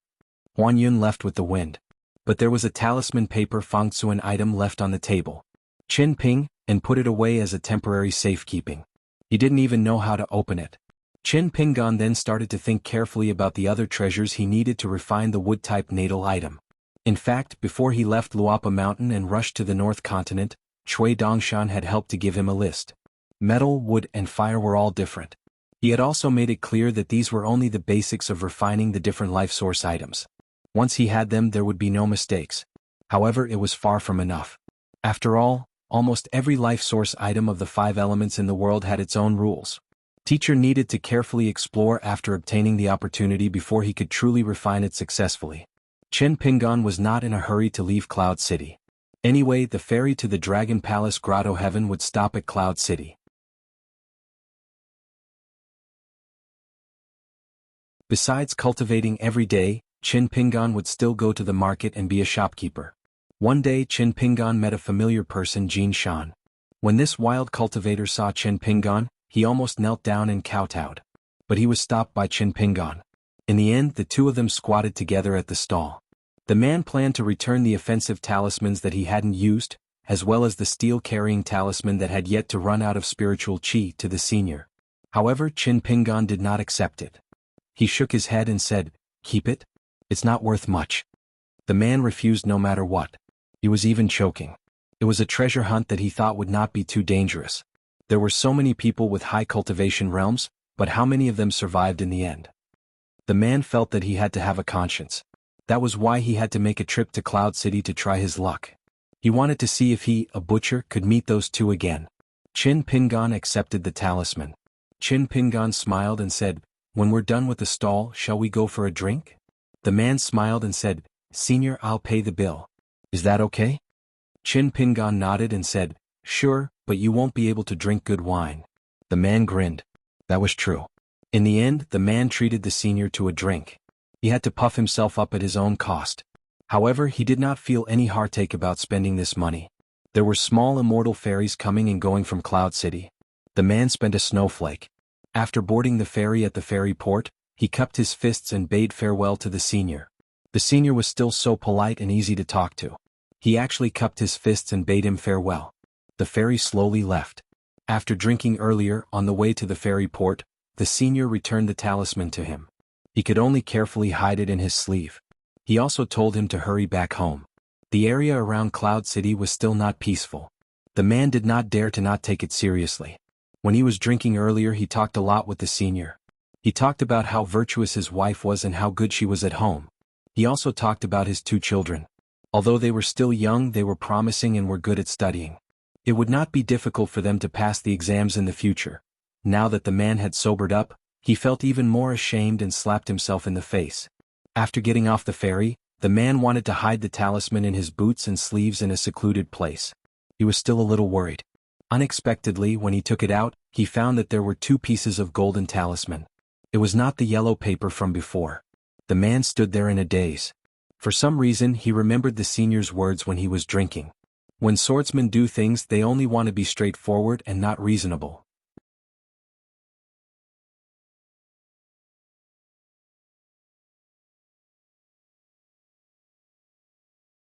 "547. Chen Pingan reeked of alcohol as he returned to his residence in the city above the clouds. There was a circle of snow-mud talisman on the wall of the residence. It could prevent thieves but not immortals. However, it was better than nothing. After entering the courtyard, Chen Pingan gently shook his green robe. The smell of alcohol dissipated from his body. He walked to the place where Consecrator Su cultivated all year round and sat on a futon that could gather the chi of heaven and earth. Chen Pingan had already hung the couplet on the wall behind him. With this couplet, the originally empty house had a hint of a study room. Chen Pingan planned to hang this couplet on the first floor of the bamboo building when he returned to Luapa Mountain in the future. He would definitely not sell it. He would keep it as a family heirloom, just like the cursive handwriting that the county magistrate wrote after drinking. Chen Pingan took out the vermilion Taoist jujube wood token. He had to refine it successfully first. Otherwise, any chi cultivator could open the door and enter casually after they got their hands on it. It was meaningless to just refine the emptiness and keep it in the chi residence. When refining things in the world, the small refining emptiness was like the immortal money in his hand. It was inevitable that there would be a return and a return. The medium refining was like the ancestral hall that was built on the top of the mountain. It was truly rooted in the chi residence. The large refining was the natal item of the cultivator. Before refining the item in front of him, Chen Pingan took out 3 more treasures. He wanted to look at them and nourish his heart. Back in the water hall, Chen Pingan used talismans. He had made 3 deals with Priest Sunday. There was a wooden carving of the primordial lady. It was lifelike and had the beauty of wind and water. There was a round fan. The most interesting thing was that the round fan itself was embroidered with a picture of a lady in a boudoir holding a round fan. The slender lady was playing with a sparrow on a branch in the picture. There was also a pair of Dragon King baskets.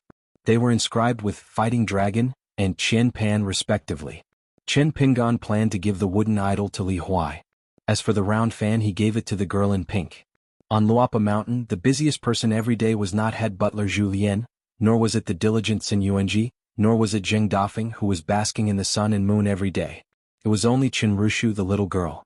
Chen Pingan even believed that as long as Luapa Mountain existed, Chen Rushu would continue to be so busy. She carried buckets of water, held wiping cloths, and a bunch of keys at her waist that jingled softly. Every day he would tell Cui Ching that he was safe, give Pei Chen a handful of melon seeds, water the plants and clean the bamboo house until it was bright. Periodically he would go to the small town in the county capital to buy the things he needed. In Chen Pingan's eyes, how could this not be a big deal? It was very big. Anyone who wasn't blind would be able to see it and keep it in mind. Let alone other cultivators outside Luapa Mountain in Longquang County, even on his own Luapa Mountain, who would dare to bully the girl in pink. This was not Chen Pingan being biased. Instead, in Chen Pingan's eyes, the girl in pink was the one who would not make the slightest mistake. No one could compare to her. Chen Pingan was no exception. That was why he chatted with Taoist Sunday. He heard that wild cultivator Jin Shan talk about trifles. Chen Pingan felt very happy. It was 2 types of comfort. Chen Pingan picked up a small bamboo basket. The other basket that was connected to it began to shake gently. At that moment, 2 mountains of gold and silver were dangling in his hands. Chen Pingan was actually unsure of what to do with the Dragon King baskets.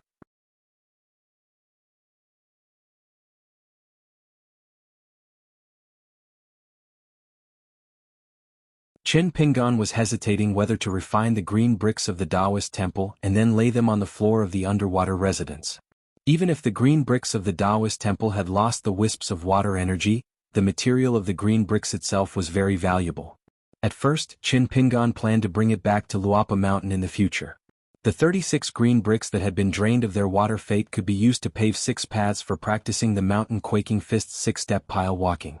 He himself, Pei Qian, Zhu Lian, Zheng Dafeng and Xin Yuanji. Of course there was also Lu Baixiang whom he hit it off with. Forget about Wei Xian. Forget about Sui Yuyu. He had already changed from a pure martial artist to a cultivator in the Jade Gui sect of the Tongyi continent. He wanted to become a female sword immortal that could ascend with a sword in the vast world. However, if the green bricks could add to the splendor of the underwater residence, then the 6 green bricks that belonged to Qin Pingan could all be refined. The stopping water seal hung in the sky, the ground was paved with green bricks and there were murals on the walls.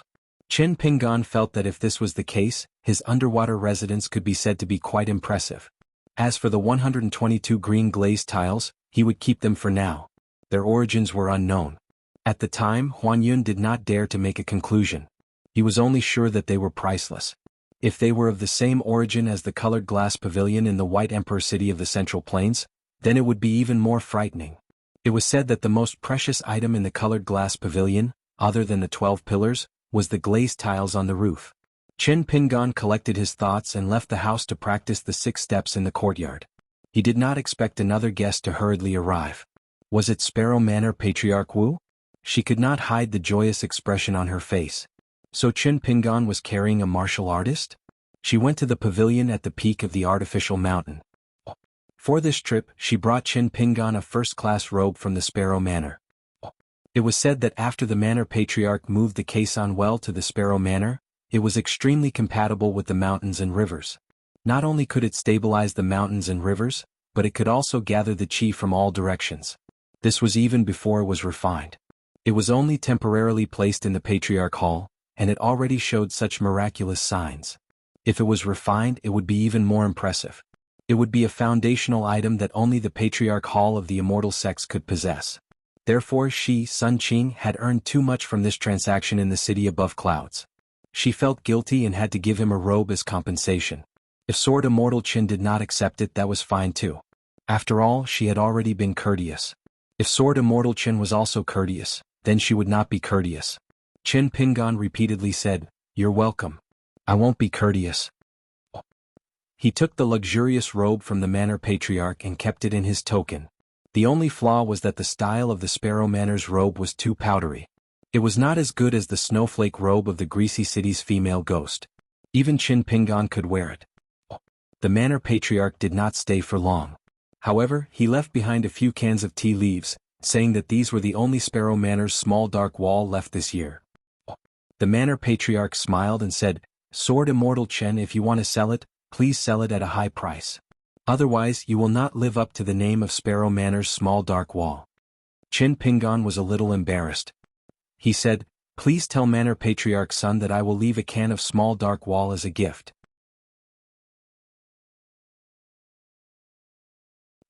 The Manor Patriarch smiled, nodded and left. As soon as the Manor Patriarch left, Shinjinza arrived. Qin Pingan had just sat down and had to stand up to welcome him. The Manor Patriarch of the city above clouds smiled and said, "Wu, don't tell me you're inviting Mr. Qin to be a guest on the mountain? You can't go. You'll only delay your cultivation." Qin Pingan shook his head and said, "The Sparrow Manor has no such intention." Shinjinza sat down and said, "Mr. Qin, since the Sparrow Manor doesn't have such foresight, why don't you join us?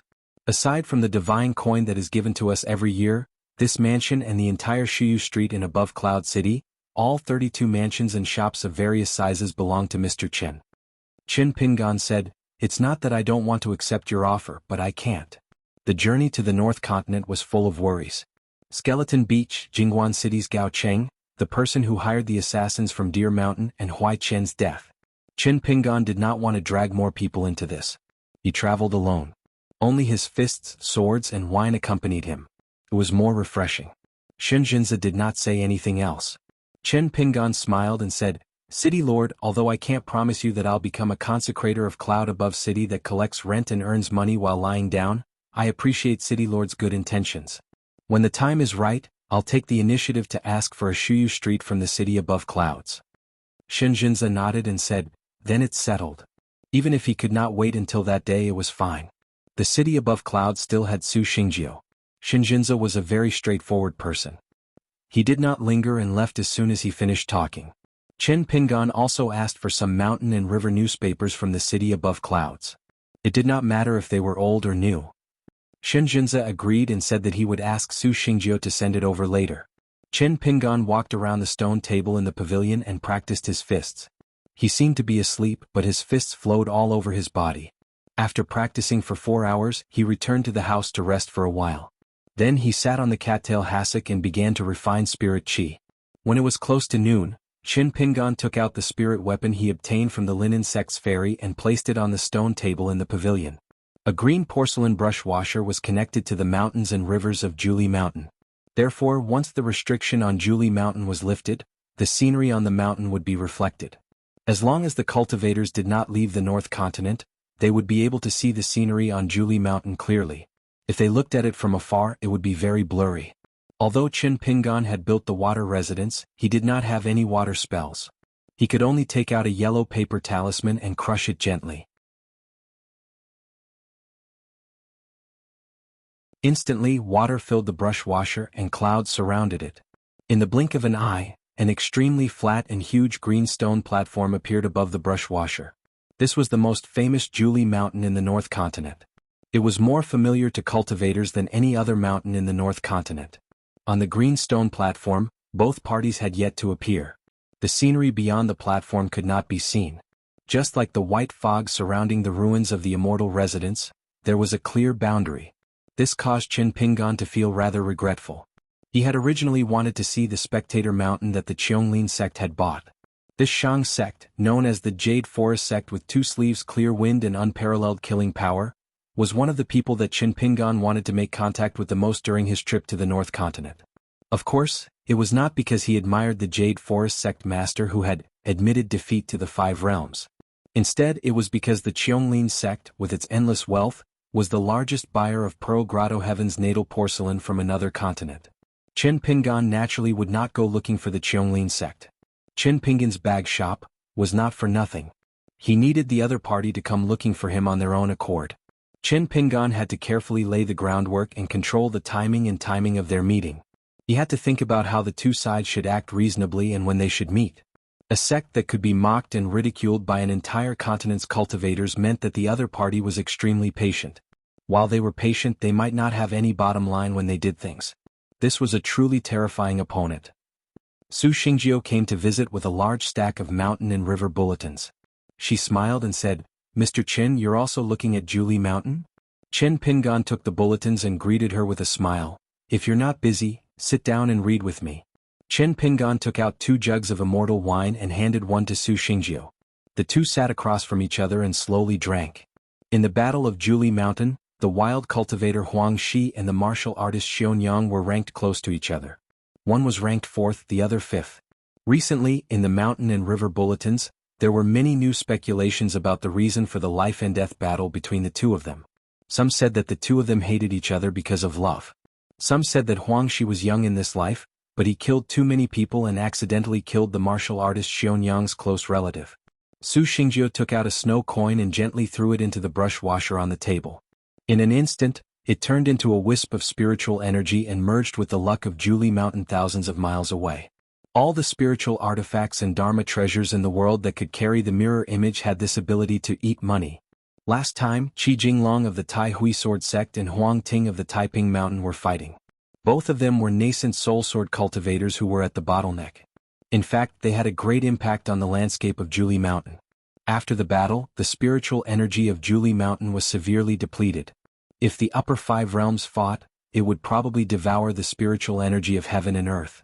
However, Julie Mountain was still so rich in spiritual energy because there were countless spectating cultivators continuously throwing in divine coins. Su Xingjiu hesitated for a moment and asked tentatively, "Mr. Chen, if I have the chance to go down the mountain in the future, can I visit Mr. Liu at the Tai Hui Sword sect?" Su Xingjiu was a little embarrassed. "I've always admired Mr. Liu." Chen Pingan smiled and said, "I can help you inform him in advance, but I can't guarantee that Lu Jinglong will definitely meet you." Su Xingjiu's eyes lit up and she quickly stood up and bowed in gratitude. Chen Pingan said, "Remember one thing. When you visit Lu Jinglong in the Tai Hui Sword sect in the future, you must bring a few more pots of good wine. If you really meet him, you don't have to say anything. Just drink first as a form of respect. Lu Jinglong loves to drink, but he usually doesn't put on airs. Someone has to take the lead. If he says that he doesn't drink, don't believe him. It must be that you, Su Xingjiu, didn't drink enough. Su Xingjiu sighed and said, I see, I understand. Mr. Liu is exactly the same as the land dragon in my impression. A sword immortal who is willing to convince others with reason must be the most emotional person. Qin Pingan nodded vigorously. Of course. Qin Pingan looked at the Kuli Mountain on the table. With a wave of his sleeves, the green stone platform of the Kuli Mountain suddenly expanded in all directions. He and Su Xingjiu were like two towering gods, who had personally arrived at the Kuli Mountain and stood on the stone platform. However, the more important the mountain, the greater the restrictions. The grade of the spiritual artifact that carried the catoptric deflection would also affect the viewing effect. Qin Pingan realized that his green porcelain brush washer could only see the grain-sized figures of Huang Shi and Xionyang. Qin Pingan had once asked Qi Jinglong if the great sword immortal sword Qi could use this opportunity to kill people at the Kuli Mountain from thousands of miles away. At that time, Qi Jinglong shook his head and laughed. He might have a chance at the immortal realm, but he could forget about the unpolished jade realm. This was because the sword Qi of a sword cultivator emphasized sword intent the most.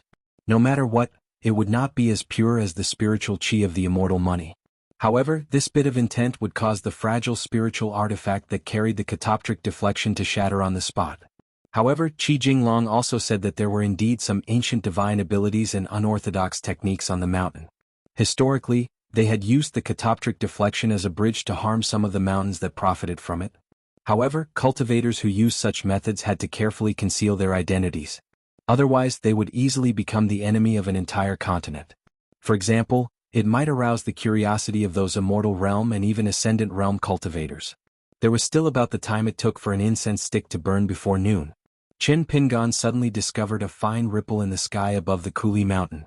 Then, someone laughed loudly. Where is the invincible unpolished jade realm cultivator of the Jadewood sect?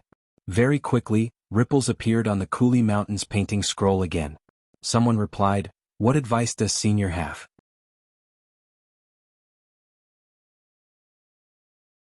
The person who spoke first clearly threw down another immortal money. He chuckled, I regret giving birth to you back then. The Jadewood sect master of the Jadewood sect truly had a good temper. Not only did he not curse back, he instead threw down another immortal money. He said respectfully, Senior must be joking. The two stopped talking. However, someone suddenly smiled and said, Sect Master have you thought it through? If you don't say anything, I'll take it as you've agreed. Su Xingjiu said softly, it must be that Su Xian. Qin Pingan nodded. North's #1 sword immortal by Shang's disciple, Su Xian. He was ranked second among the 10 youths, even higher than Qi Jinglong. A voice full of vicissitude sounded, Oh my, you want to drink Su Xian and He Xiaoyang's wedding wine? Such a match made in heaven, this old man must drink this wedding wine. A woman said coldly, I already have a Tao companion. A stone startled 1,000 ripples. Congratulations, Sect Master He. May I ask, Sect Master He, who is the person who has become your Tao companion? Fairy He, my Tao heart has been shattered. From now on, there will be one less infatuated person in the world. Finally, Su Xian's words caused all the clamor to stop. No matter. Once he dies, you'll lose your Tao companion.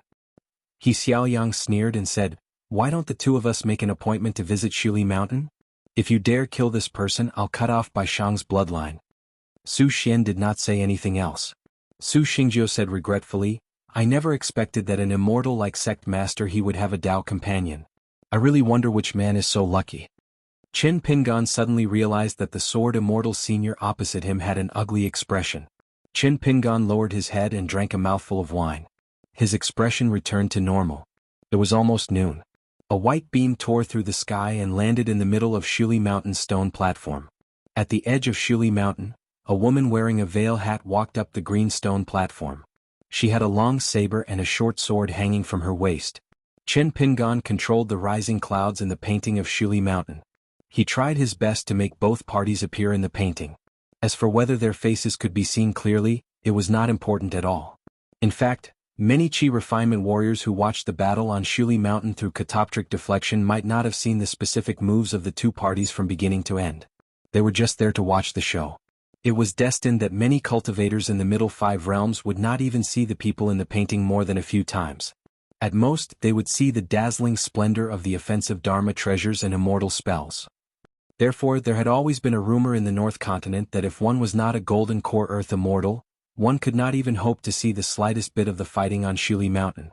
As for the female Grandmaster Embroiderer's background, especially the origin of her martial arts, no mountain in the North Continent could clearly explain it. Su Xingjiu quickly began to feel fortunate that she had come here instead of staying by her master's side to watch the battle on Shuli Mountain. In the past, when she watched the battle on Shuli Mountain with her master, Shenjinza would often adjust the angle of the painting and constantly shrink it.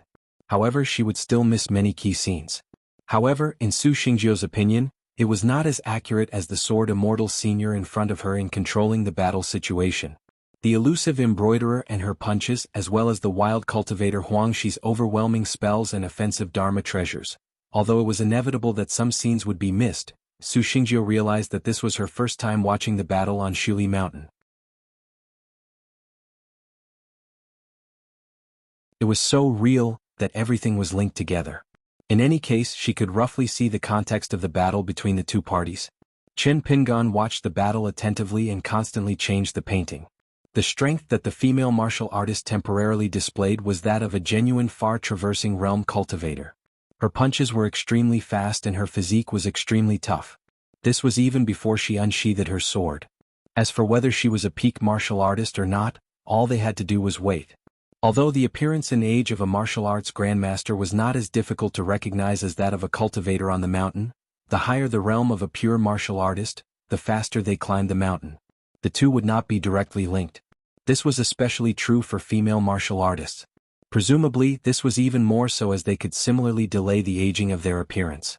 Huang Shi was an extremely young nascent soul cultivator. He was even younger than Qi Jinglong by a few years. The two people ranked third and fourth on the ranking were both less than 100 years old. The existence of these cultivation geniuses was a kind of pressure in itself. It would indeed make those Golden Core Earth immortals, who were easily 200 to 300 years old, feel as if a large amount of their time had been taken away by dogs. Suddenly the painting turned blurry and fluttered indeterminately. Qin Pingan was momentarily stunned. Su Xingjiu hurriedly threw in a few snowflakes with familiarity. The painting became clear once more. Qin Pingan felt that this immortal mountain's mirror's moon in the water was truly a good business with little capital. However, if Luapa Mountain also had this business in the future, what would they rely on to earn money? Could it be that they would rely on Zhu Lian and Zheng Dafeng to tell stories? Qin Pingan was worried that Luapa Mountain's reputation would be tarnished. In the future, when the disciples left the mountain to gain experience, perhaps the women would be fine, but wouldn't the men be guarded against by everyone as if they were thieves? Qin Pingan really could not think of any other way. Drag Qi Jinglong to Luapa Mountain to become a teacher and discuss the Tao once or twice. Zhu Lian, the old chef, cook a large table of sumptuous dishes? Or Pei Qian practicing a set of crazy demonic sword techniques? Let Wei Pai play chess with others? Qin Pingan abandoned all distracting thoughts and continued to watch the battle with rapt attention. For some reason, both sides did not seem to be in a hurry to determine life and death. Su Xingjiu was already a little dizzy from watching. She drank a mouthful of wine to calm herself down. Qin Pingan was still as unmoving as a mountain. He still had to control the mirror's moon in the water painting to rotate and move. Su Xingjiu felt even more admiration for him. Qin Pingan asked, "How long did the longest battle of Shuli Mountain last?" Su Xingjiu said, "The longest battle in history. A pure jade stage sword immortal and an immortal stage cultivator. One attacked with all his strength, while the other defended with all his might. They were evenly matched and seemed to have fought for about a month." Qin Pingan stretched out a finger and rubbed the space between his eyebrows. If he were to watch the battle until its end, how much snow and money would he have to spend? Su Xingjiu continued, "In history there were also two sword immortals who fought each other.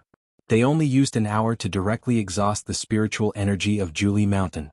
No matter how crazily the spectating cultivators threw in divine coins, it was all like throwing a cup of water on a burning cart of firewood.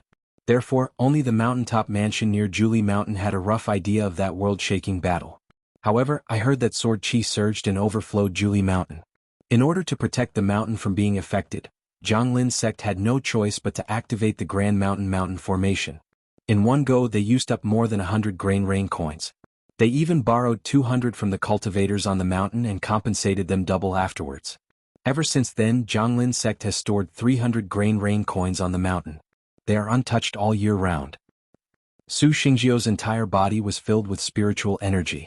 She suddenly stood up, intending to bid farewell and leave. Qin Pingan laughed. That's good. Once the cave opens you can go up and watch the sea.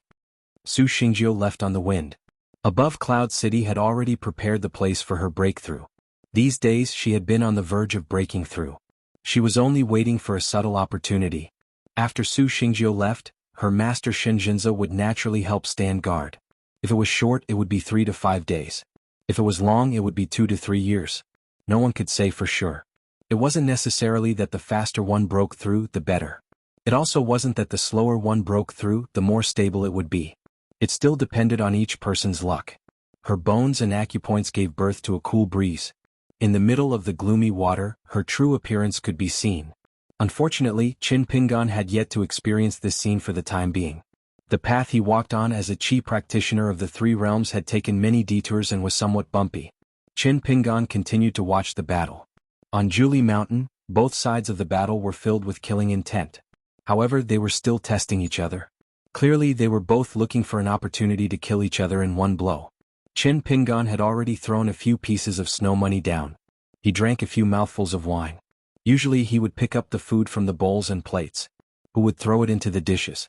These 2 people who were fighting were somewhat unkind. 2 hours later.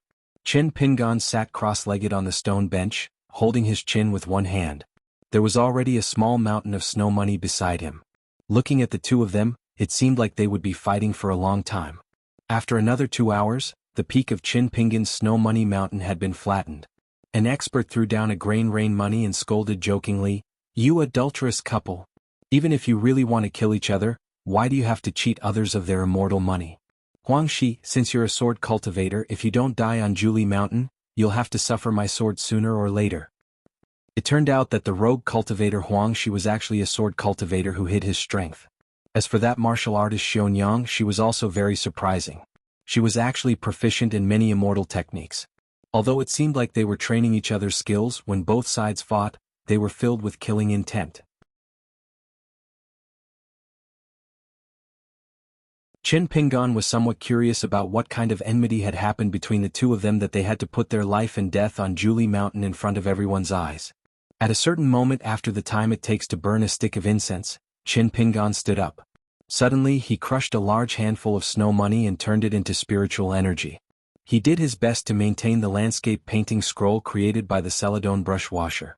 That female martial artist seemed to have taken out an extremely high-grade mountain treasure. It was as bright as the sun, covering the entire Juli Mountain. Even if he was only looking at the landscape painting scroll, Qin Pingan felt that it was somewhat dazzling. It caused the landscape of Juli Mountain to be stirred up like turbid pond water, causing the spectators to be unable to see clearly. Qin Pingan could only vaguely see a thin black line cutting through the resplendent light that enveloped the world. A moment later, on the stone plateau of Juli Mountain, Huangxi, whose flesh and blood had mostly melted and almost turned into half a skeleton, was actually still alive. On the other hand, that female martial artist Xionyang with astonishing methods had already disappeared without a trace. It was unknown whether her body and spirit had been completely destroyed, or whether she had successfully escaped on the line between life and death. Huangxi staggered. After taking a few steps, he rose up with the wind and left Juli Mountain. Qin Pingan sighed endlessly. As long as the disparity between their realms was not too great, thousands of techniques would ultimately not be able to defeat a single sword. A single sword to break all techniques. Qin Pingan put away the Celadon brush washer and the pile of snow money. He had gained some benefits from this spectating battle. That female martial artist Xionyang's fist techniques and the foundation of her fist intent were very interesting. Gugu's mountain quaking fist and Zhulu Chui Cheng's fist techniques were at the other extreme. In the pavilion, Qin Pingan imitated a crudely shaped fist stance. He slowly punched out using the female martial artist's fist and palm techniques. After a moment, Qin Pingan stopped and retracted his fist. As he could not learn it at all, there was no fist intent in his body. However, the benefits did not lie in the fist stance. Qin Pingan had already expected this. The real benefit was that Qin Pingan's knowledge of the world's fist techniques had broadened. In the future, when he faced enemies, he would have a better idea of how to deal with them. Qin Pingan began to close his eyes and rest. He tried to memorize more of her fist intent. Even if he could only use some of it, it was still a smokescreen. After opening his eyes, Chin Pingan began to take a stroll. After practicing a lot and having a rough idea of what to do, he suddenly thought of a sad matter.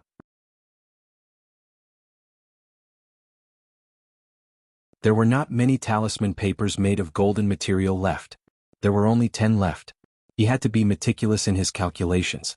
The ancient talismans recorded in the True Alchemy works? Now that Chin Pingan was only a Realm 3 Chi refinement warrior, other than entry talismans like the Yang Energy Light Lighting Talisman, he could not draw them at all. Or even the talismans drawn by Chin Pingan purely as a martial artist.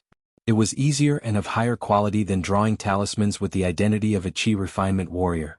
Unfortunately, the talismans drawn by martial artists? They could not seal the mountain and close the door. The speed at which the talisman glows disappeared was too fast. Chin Pingan took out the 10 golden talisman papers from the Fangtsuan item and counted them over and over again. Of course, there would not be an extra one out of thin air. He left the pavilion and sat on the futon in the house. He took the sword immortal from the wall and placed it on his knees. Then he took out the blade strengthening gourd and carefully drove the ball of broken sword aura out of the blade strengthening gourd. 10 years had passed since then. He did not see that person selling talismans in the market outside the city on clouds. Young Bundle Shop.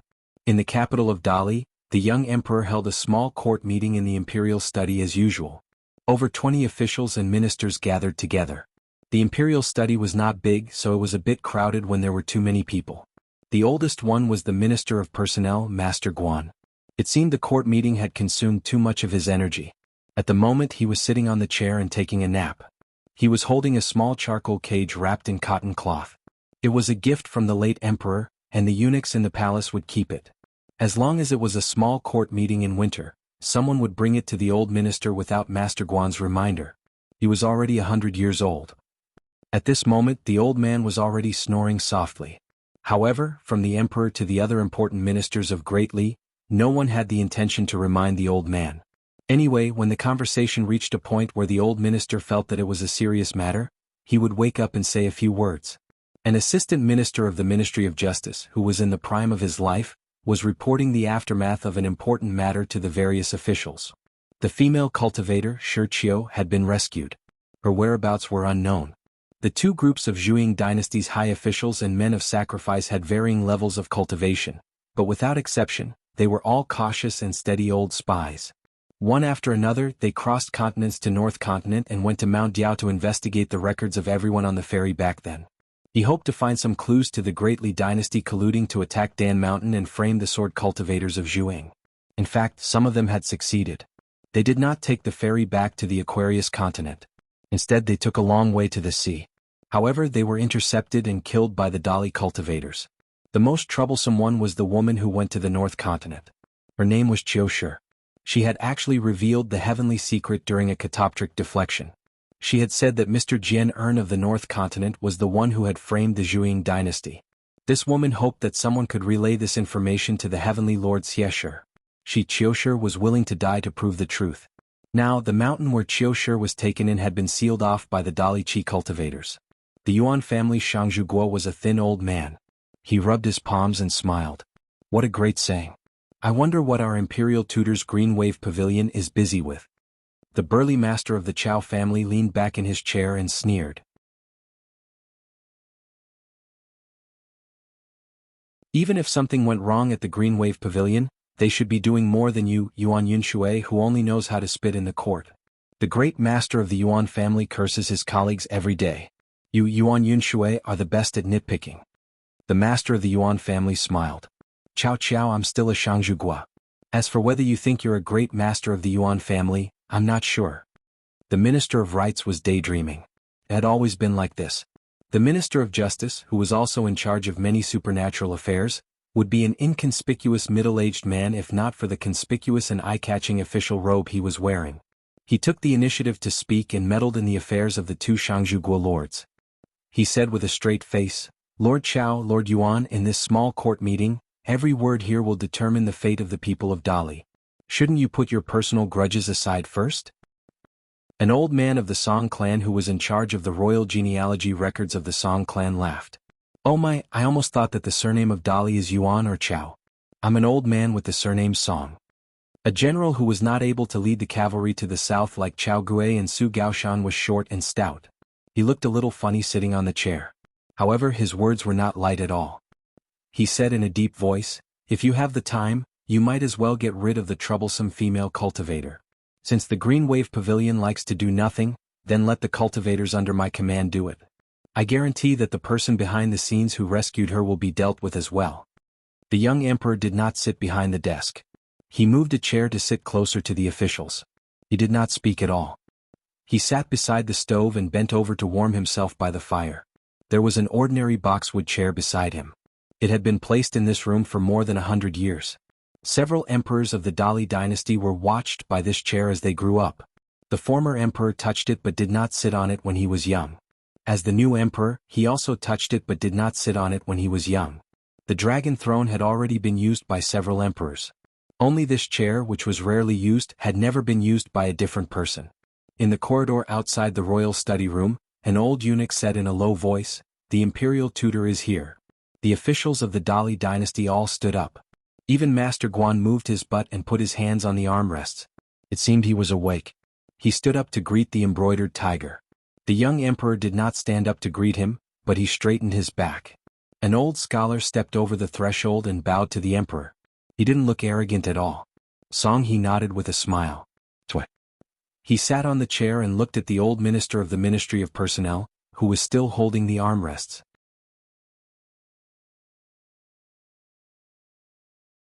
He smiled and said, "Minister Guan, do you want to stand up or sit down?" Master Guan smiled and said, "Lord Grand Master, please forgive me. I am an old man. I can't do anything except squat in the latrine and take advantage of others." Twit. He waved his hand and said, "Let's get down to business." As the imperial tutor arrived, the atmosphere in the royal study room became solemn. Everyone couldn't help but raise their spirits.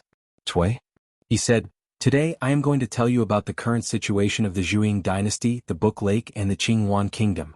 If we can set the rules for each of them, we will have laws to follow in the future in the Aquarius continent. Therefore, it can be said that today's meeting will decide the future of Great Li for the next 100 years. Everyone's words today will be recorded in the book without missing a word. Whoever coughs, snoozes, drinks a few cups of tea in the middle of the meeting, says a few words that are fatuous and empty, or says a few words that will contribute to the future of Great Li, will be seen clearly by all the emperors, kings, generals and ministers of Great Li who are qualified to sit in this room." Tway. In the end, he said, "Whether or not you can become the first monarch in the history of the Aquarius continent, whether or not we can teach the people of the Dali dynasty a lesson, they have to keep their eyes open and look at the Dali dynasty. They have to remember the name of the king of the Dali dynasty. They have to remember the name of the king of the Dali dynasty. They have to remember who the king is." Tway. He stood up with a solemn face. In the court meeting, the young king slowly stood up. He was excited. The civil officials stood up and bowed. The generals stood up and bowed.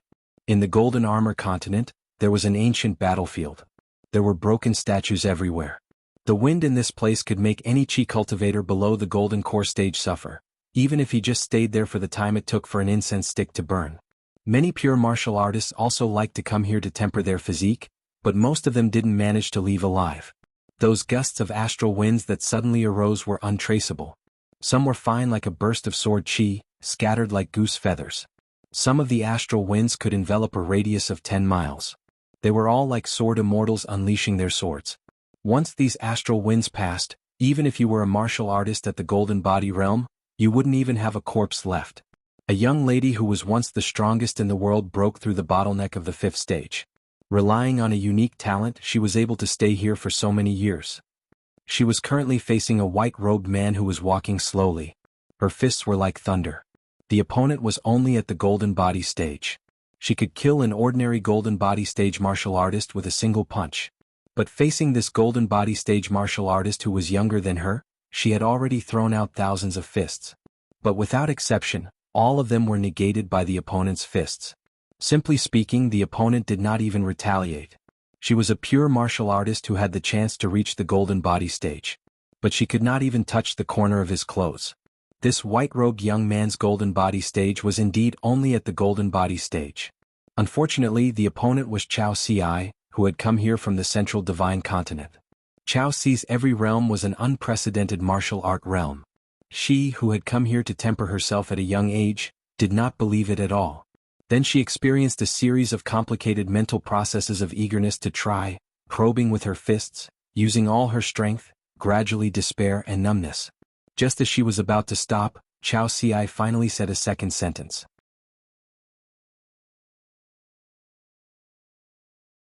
Since your fists are constantly growing, why stop? After that, the young lady gritted her teeth and punched out angrily. Chao Si's first sentence was after Lu Yuzhou had spoken. At that time, Lu Yuzhou from the snowy snow continent had relied on Chao Si's presence to say a few harsh words to her. Huaiqian is right. In Chao Si's eyes, your sixth stage is just a clay figurine, unable to withstand a single blow. Chao Si did not want her to misunderstand, so she could only say the first sentence after meeting her. I did not say such a thing. At this time, Lu Yuzhou was squatting on the palm of a fallen god statue. A dense cluster of flowers and plants had sprouted from his huge palm. It was strange that they had not been swept away by the astral winds of the ancient battlefield. Lu Yuzhou could not understand. In a top sect that had people ranked among the top 10 of the Central Plains in almost every generation, and in a dynasty where martial artists were as numerous as the clouds in the sky, why did she and Huaiqian, who were so well matched in terms of social status, run away from the marriage and make such a big joke? It was not like they were going to become immortal Tao companions. It was just an additional marriage contract. Such a paper title would not have any substantial restrictions on the two of them. If it were him, Lu Yuzhou, as long as the price was fair, he would sell himself. Chao Si had been touring the ruins, looking at the statues one by one. He wanted to see some of the fists intent. In reality, he had seen quite a bit. Therefore, that woman's fists were destined to be even more fruitless. Because the growth of her fists would only be much slower than Chao Si's. Chao Si stopped in front of a half-body statue.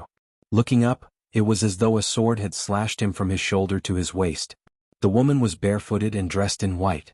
She stopped her fists and bent over. Her hands were on her knees as she vomited blood.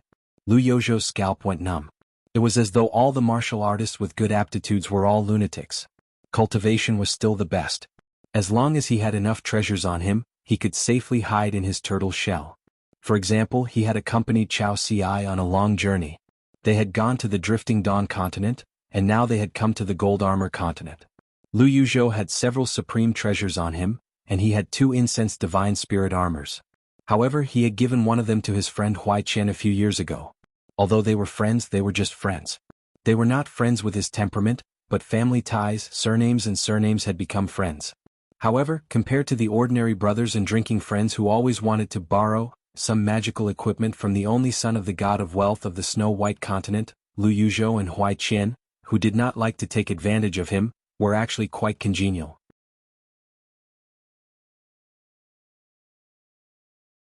In fact, Lu Yuzhou often wanted to tell those friends, who borrowed treasures but did not know how to return them. It was not because they were smart but because he, Lu Yuzhou, had this bad habit of not giving away wealth or treasures. I would feel uncomfortable all over.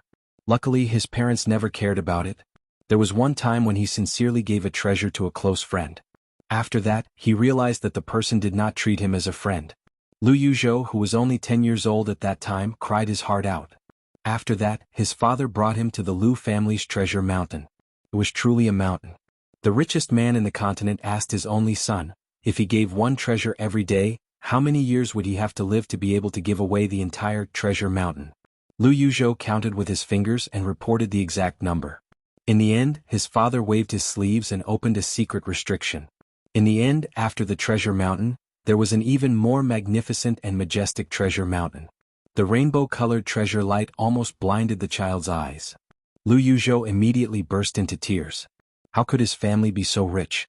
That day the child's body was covered with treasures, and swaggered out of the family's forbidden grounds.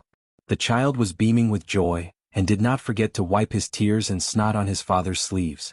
But that day the god of wealth, who never liked to discipline his son, taught Lu Yuzhou a lesson from the family's ancestral hall.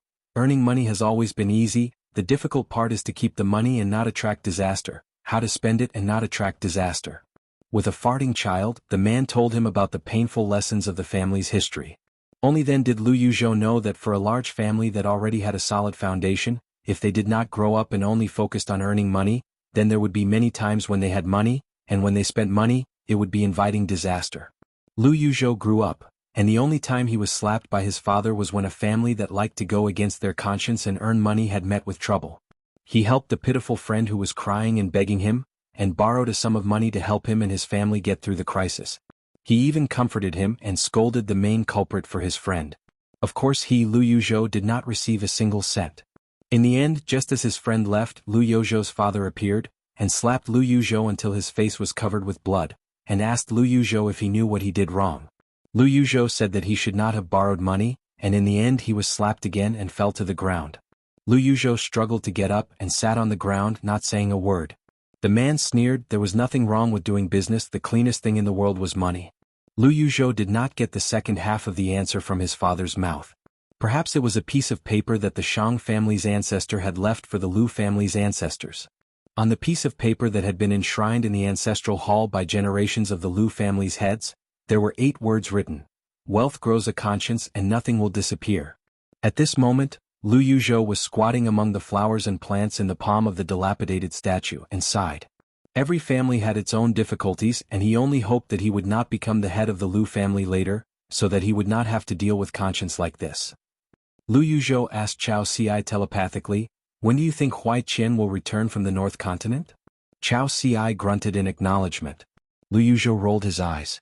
This was Chao Ci's answer, which meant that he had not thought about it and would not think about it.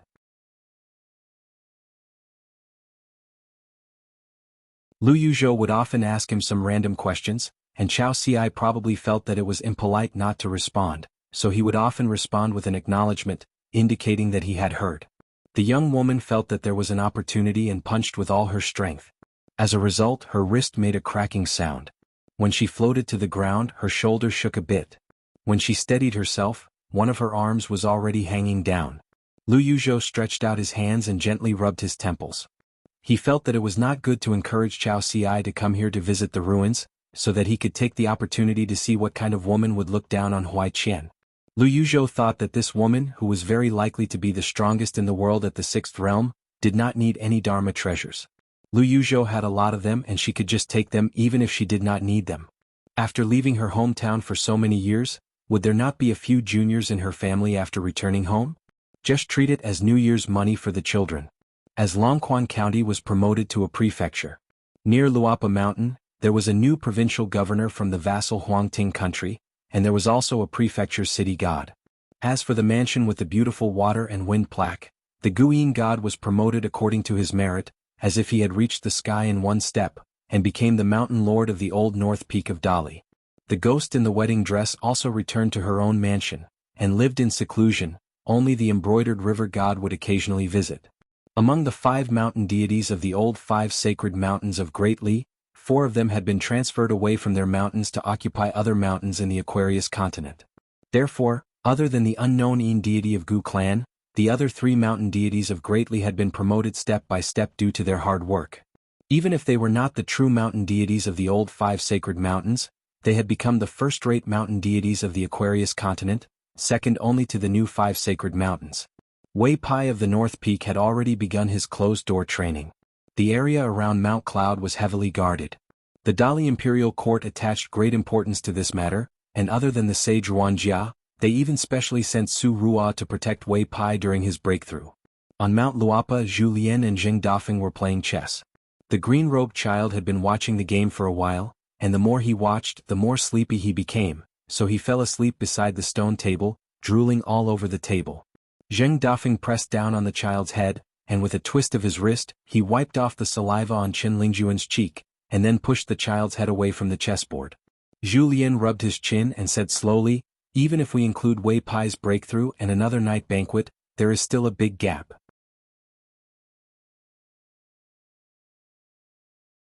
Zheng Dafeng said, "If there's no other way, we can send a letter to our mountain master, and ask him to take out some treasures to supplement the family. I don't believe that after wandering around the North Continent for so long, and being able to kidnap beautiful girls to the Aquarius continent, he won't have any surplus in his pocket." Zhu Lian smiled, "Brother Dafeng, your handwriting is beautiful and pleasing to the eye. Why don't you write this letter, and my young master will be in a better mood when he sees it." Sitting side by side opposite Qin Lingjun were 2 little girls, the girl in black, Zhou Mili, and the girl in pink, Qin Rushu. Zhou Mili immediately coughed. Zheng Dafeng turned to look and pretended to be shocked. Where did this big water monster come from? Zhou Mili crossed her arms. What a coincidence, it's also from the North Continent, a place called the Mute Lake. A loud noise came from the bamboo house. Zheng Dafeng's eyelids twitched and said righteously, let's play chess. When it comes to money, leave it to fate, leave it to fate. Zhou Mili drooped her head. Chen Rushu gently handed over her palm, which was filled with melon seeds. Zhou Mili shook her head, she did not have an appetite. Chen Rushu bade farewell, kept the melon seeds and then brought Zhou Mili to the bamboo house. He estimated that in less than an hour, the commotion on the second floor would stop. It was like that every day. She had to boil water with Zhou Mili, and then go to the second floor to carry the person. That night, Pei Qian gritted his teeth in the house for a long time, then jumped up and down. After stretching his body, he pretended to be refreshed and walked out of the first floor. Chen Rushu and Zhou Mili sat on two small bamboo chairs at the door. Pei Qian stretched out his hand and grabbed Zhou Mili's mountain traveling staff. Zhou Mili exclaimed and began to clap, her eyes shining. Great success. Pei Qian nodded. The old man on the second floor thought so too. He said that if he didn't finish tomorrow, then the day after tomorrow at most, then he might not be able to teach me more fist techniques. When he said these words, tears flowed down his cheeks. Alas, in those turbid presbyopic eyes, they were filled with the gaze of the younger generation. On the second floor, Cui Qing chuckled. Isn't it good to practice fist techniques in the middle of the night? Pei Qian said angrily, Zhou Mili, what nonsense are you talking about? Do you think fist techniques can be done in a day or two? Zhou Mili frowned, feeling wronged. I was wrong. Pei Qian secretly gave her a thumbs up. She was responsible. She deserved to be the right Dharma protector of the shop in the dragon riding alley. She was loyal. The left Dharma protector, who only knew how to jump up and down all day, deserved a beating. Cui Qing said, why don't you go and help Sun Yuanji? Pei Qian said, oh, and walked to the open space. He looked up and asked, how much strength should I contribute? Cui Qing said, it depends on your mood. Pei Qian thought for a moment, frowned, and began to seriously consider this question. This old man was really evil. Wasn't he trying to get Sun Yuanji to beat him up by punching him with a hammer? Cui Qing said, no matter what your mood is, if you don't go away, I won't be in a good mood anyway. Pei Qian sighed and made a grimace towards the second floor of the bamboo building. After a series of silent gestures, he threw the mountain walking stick to Zhou Mili. She put one hand behind her back, gently clenched the other hand and twisted her ankle. With a bang, the dust on the ground flew up. Her figure disappeared like a puff of smoke. Sun Yuanji was practicing fist techniques on the steps of Luapa Mountain. Suddenly her heartstrings tightened. She turned her head to look. Someone's fist lightly touched her forehead, and then the figure brushed past her and disappeared in a flash.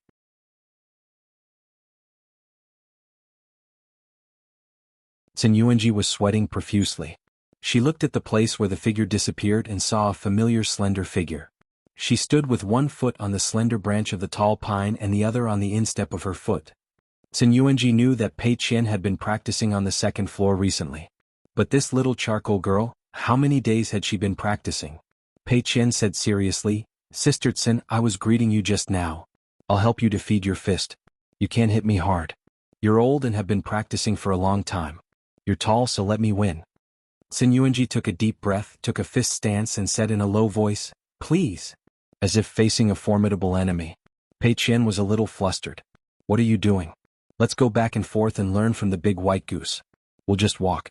Pei Qian hesitated and quickly took out a talisman. He put it on his forehead. First, he gave himself courage. It seemed that he had to be serious. Otherwise, what if he was beaten half to death by Sun Yuanji? Pei Qian knew very well that Sister Tsin practiced diligently every day. She walked up and down the mountain day and night without stopping. Old Chef always said that this was the tenacity that a person who practiced martial arts should have. Pei Qian tiptoed. The branch under his feet bent in a huge arc but did not break. Then, when Pei Qian tiptoed, the branch instantly bounced and Pei Qian disappeared into thin air. Sun Yuanji was stunned. In the next moment she was punched in the back and fell down the mountain. In the air she was hit in the back by an elbow. Sun Yuanji suddenly fell on the stairs. Her body bounced heavily, then her eyes rolled back and she fainted. Pei Qian floated to the ground and squatted at the side. His forehead was full of sweat. He wiped his face fiercely. What was going on? Zhu Lian and Zheng Dafeng stood on the stairs and looked at each other. Pei Qian quickly touched the talisman on his forehead. He secretly pushed Sun Yuanji with one hand and turned his head to shout, "I swear. It's really not my fault." Sun Yuanji fainted by herself. I couldn't hold her. On a ferry that was passing by cloud above city and was about to reach the Dragon Palace Grotto Heaven. Qin Pingan was dressed in a green robe. He carried the sword immortal on his back and slanted his bag over his shoulder as he leaned against the railing. Soon he would be able to punch 2,000,000 times. However, he did not know how Pei Qian was doing in the school at Dragon Rider Alley. He was helping out in the shop to earn money. Would it affect his copying of books? Also, was he getting along with the big water monster in the Mute Lake?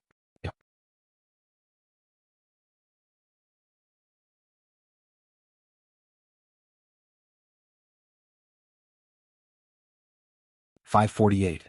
Along the way he saw and heard strange things. A group of female cultivators dressed in colorful clothes were swinging under a sea of clouds.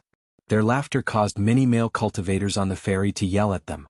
They had already brushed past each other this time and would never see each other again, so their words were a bit unrestrained.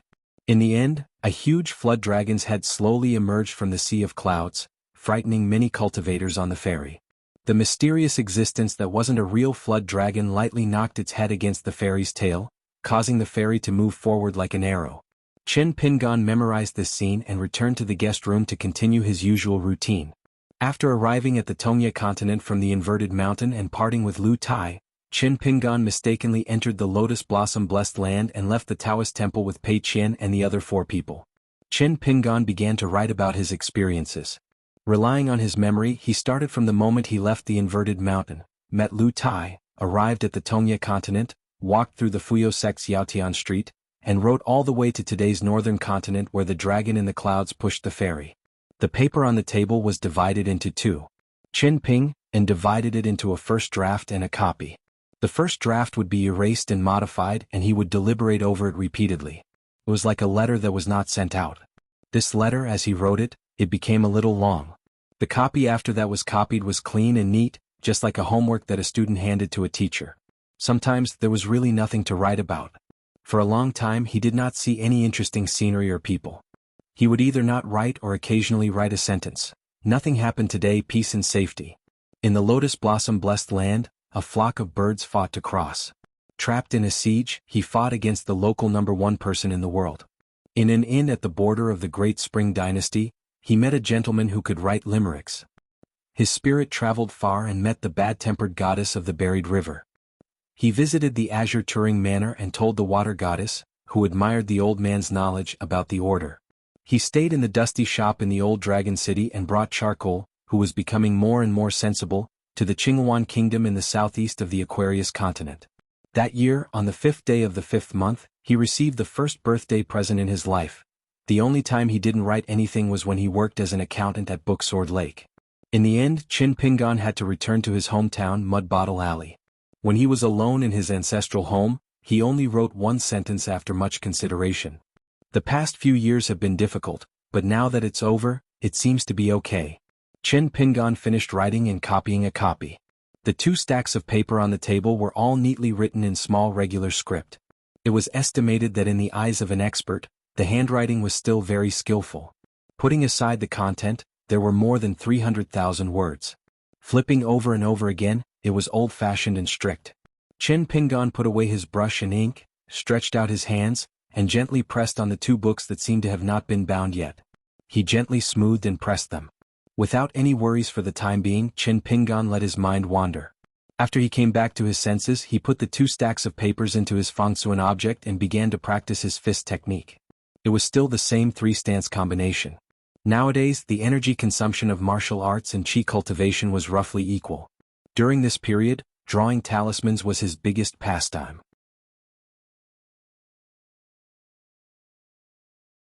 After Qin Pingan bought 2 copies of the Landscape Bulletin, he arrived at the immortal ferry of the Dragon Palace Grotto Heaven without any problems.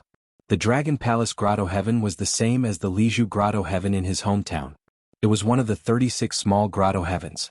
It was the ancestral property of the Water Dragon sect and was first discovered and occupied by the founding ancestor of the Water Dragon sect. However, this territory was too enviable. After 2 major upheavals with both external and internal troubles, The Water Dragon sect pulled in the Deyuan dynasty's Chongshan Bureau and Fuping Sword Lake to earn a stable income. The Water Dragon sect was an old sect in the North Continent. It had a long history and many stories. The Deyuan dynasty's Chongshan Bureau and Fuping Sword Lake could only be considered as rising stars compared to the Water Dragon sect. However, the latter two were far more famous than the Water Dragon sect. Because the Water Dragon sect was built near the water, the passengers on the ferry could not see the outline of the Water Dragon sect's immortal mansion. They could only see the shore of the Great Blasphemy River and the land within a radius of 100 miles. When the ferry passed through the fog formation that was rich with water vapor all year round and slowly landed at the ferry, they could see the magnificent buildings of the Water Dragon sect. Qin Pingan realized that this was the first time he had taken a ferry from the North Continent. After docking, all the passengers walked off the ferry obediently. Thinking of the domineering behavior of the Deyuan dynasty's Lu emperors and the rumors of the Chongshan Bureau's Yunshao Palace's Yang clan, plus the female sword immortal Xiucai of Fuping Sword Lake, Qin Pingan was not surprised. The Water Dragon sect's wooden slave ferry had more than 1,000 immortal orange trees planted by the founding ancestor of the Water Dragon sect. Before the founding ancestor passed away, his last words were that he had lived a mediocre life and only had 1,000 wooden slaves to bequeath to his disciples. Qin Pingan was dressed in a green robe with a sword immortal on his back and a blade-strengthening gourd on his waist. He held a green bamboo mountain staff in his hand and walked slowly at the ferry with a towering memorial arch. On the memorial arch, there was a list written by a certain calligrapher saint of the Central Plains, Underwater Cave. The Great Blasphemy River flowed through here and the water surface was extremely wide as 300 miles. The Dragon Palace Cave was under the Great Blasphemy River, similar to the Dragon Palace Mansion in Sangyun Lake. However, there was no need for cultivators to avoid the water because the Water Dragon sect had spent a lot of manpower and material resources to build a long underwater bridge that allowed tourists to enter the Dragon Palace Cave. Of course, they had to pay a toll fee, 10 pieces of snow.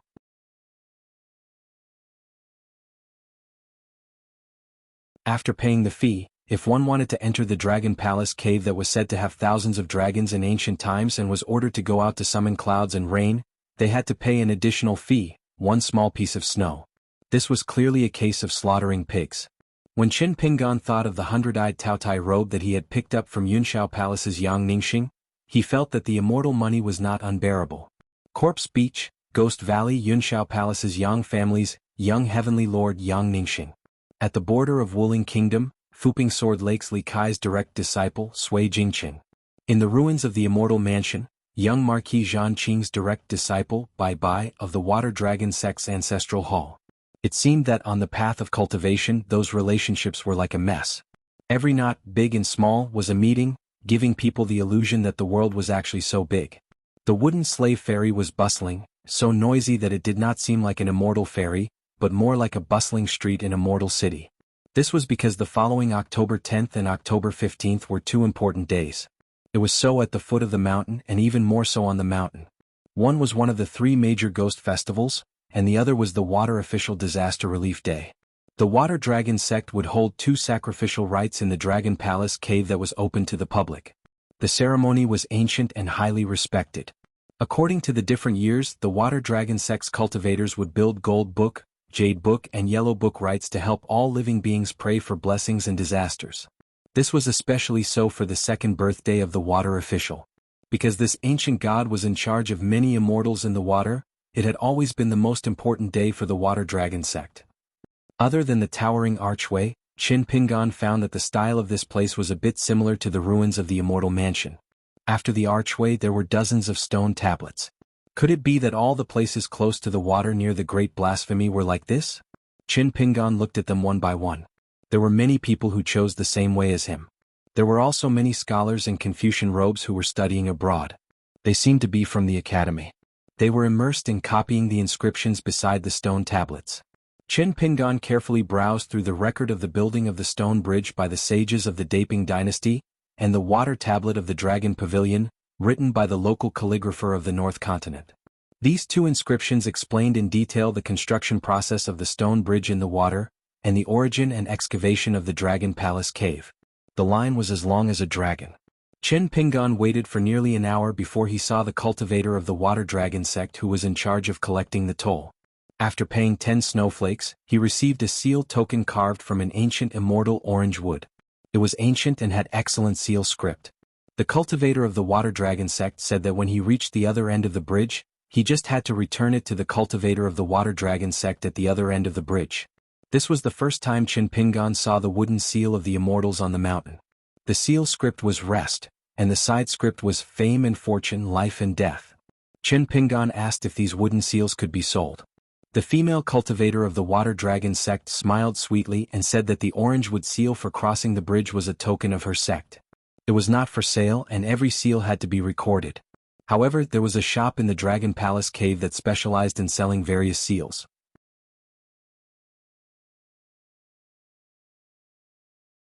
Not only were there the immortal orange wood seals unique to the water dragon sect, there were also all kinds of famous stone seals. When customers arrived at the Dragon Palace cave, they would definitely be able to buy something that they liked. Qin Pingan was just about to ask about the price of the wooden seals in the Dragon Palace cave. The people behind him complained and scolded him, telling him to get lost and stop teasing the fairies here.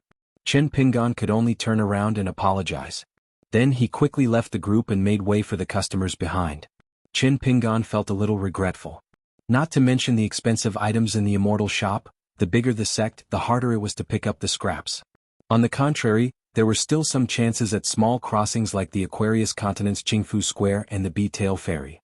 The bridge itself was extremely wide and had the effect of repelling water. An arch bridge was still an arch bridge, but this bridge was upside down. It was said that the bottom of the arc in the middle of the bridge was close to the bottom of the Great Blasphemy Water. It was undoubtedly strange. Stepping on the bridge was equivalent to walking into the Great Blasphemy Water. The bridge was extremely wide, and there was an endless stream of people and carriages on the bridge. It was even more exaggerated than the imperial streets of the secular dynasties. From this, it could be seen that the Water Dragon sect was earning a lot of money every day just by collecting toll fees. Qin Pingan looked up. The Great Blasphemy Water showed a clear and faint color, not as turbid as ordinary rivers. The bridge was more than 300 miles long, so one could hire carriages and horses at both ends of the stone bridge. On the other end of the Great Blasphemy and the stone bridge, the Water Dragon sect had endless mansion buildings. On both sides there was a pure Jade Realm ancestor overseeing it. Therefore it was habitually divided into the South sect and the North sect. The Ancestral Hall was located in the north of Great Blasphemy, and the predecessor of the Water Dragon sect's Ancestral Hall was one of the 3 ancient ancestral temples of G Blasphemy. Therefore it was said that the disciples of the North sect had always thought highly of themselves. There was an invisible boundary between the two sections. Qin Pingan could understand. As long as it did not involve major matters, this kind of normal mentality was inevitable. In the future, once Liu Baixiang spread his influence outside Luopa Mountain, he might be the same. If Liu Baixiang's direct disciples came to Luopa Mountain's Ancestral Hall, they might also be uncomfortable. How to prepare for a rainy day was the most important test of a mountain's reputation. Flipping through books to understand the stories of the ancients, and observing others on the road was to observe oneself. This was probably the purpose of reading 10,000 books and traveling 10,000 miles.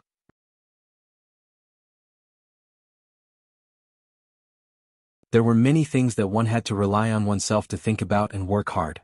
You're tuning in to the Sword Dance in the Vast Sky YouTube channel. Don't forget to subscribe and join us on this journey to catch the most captivating stories.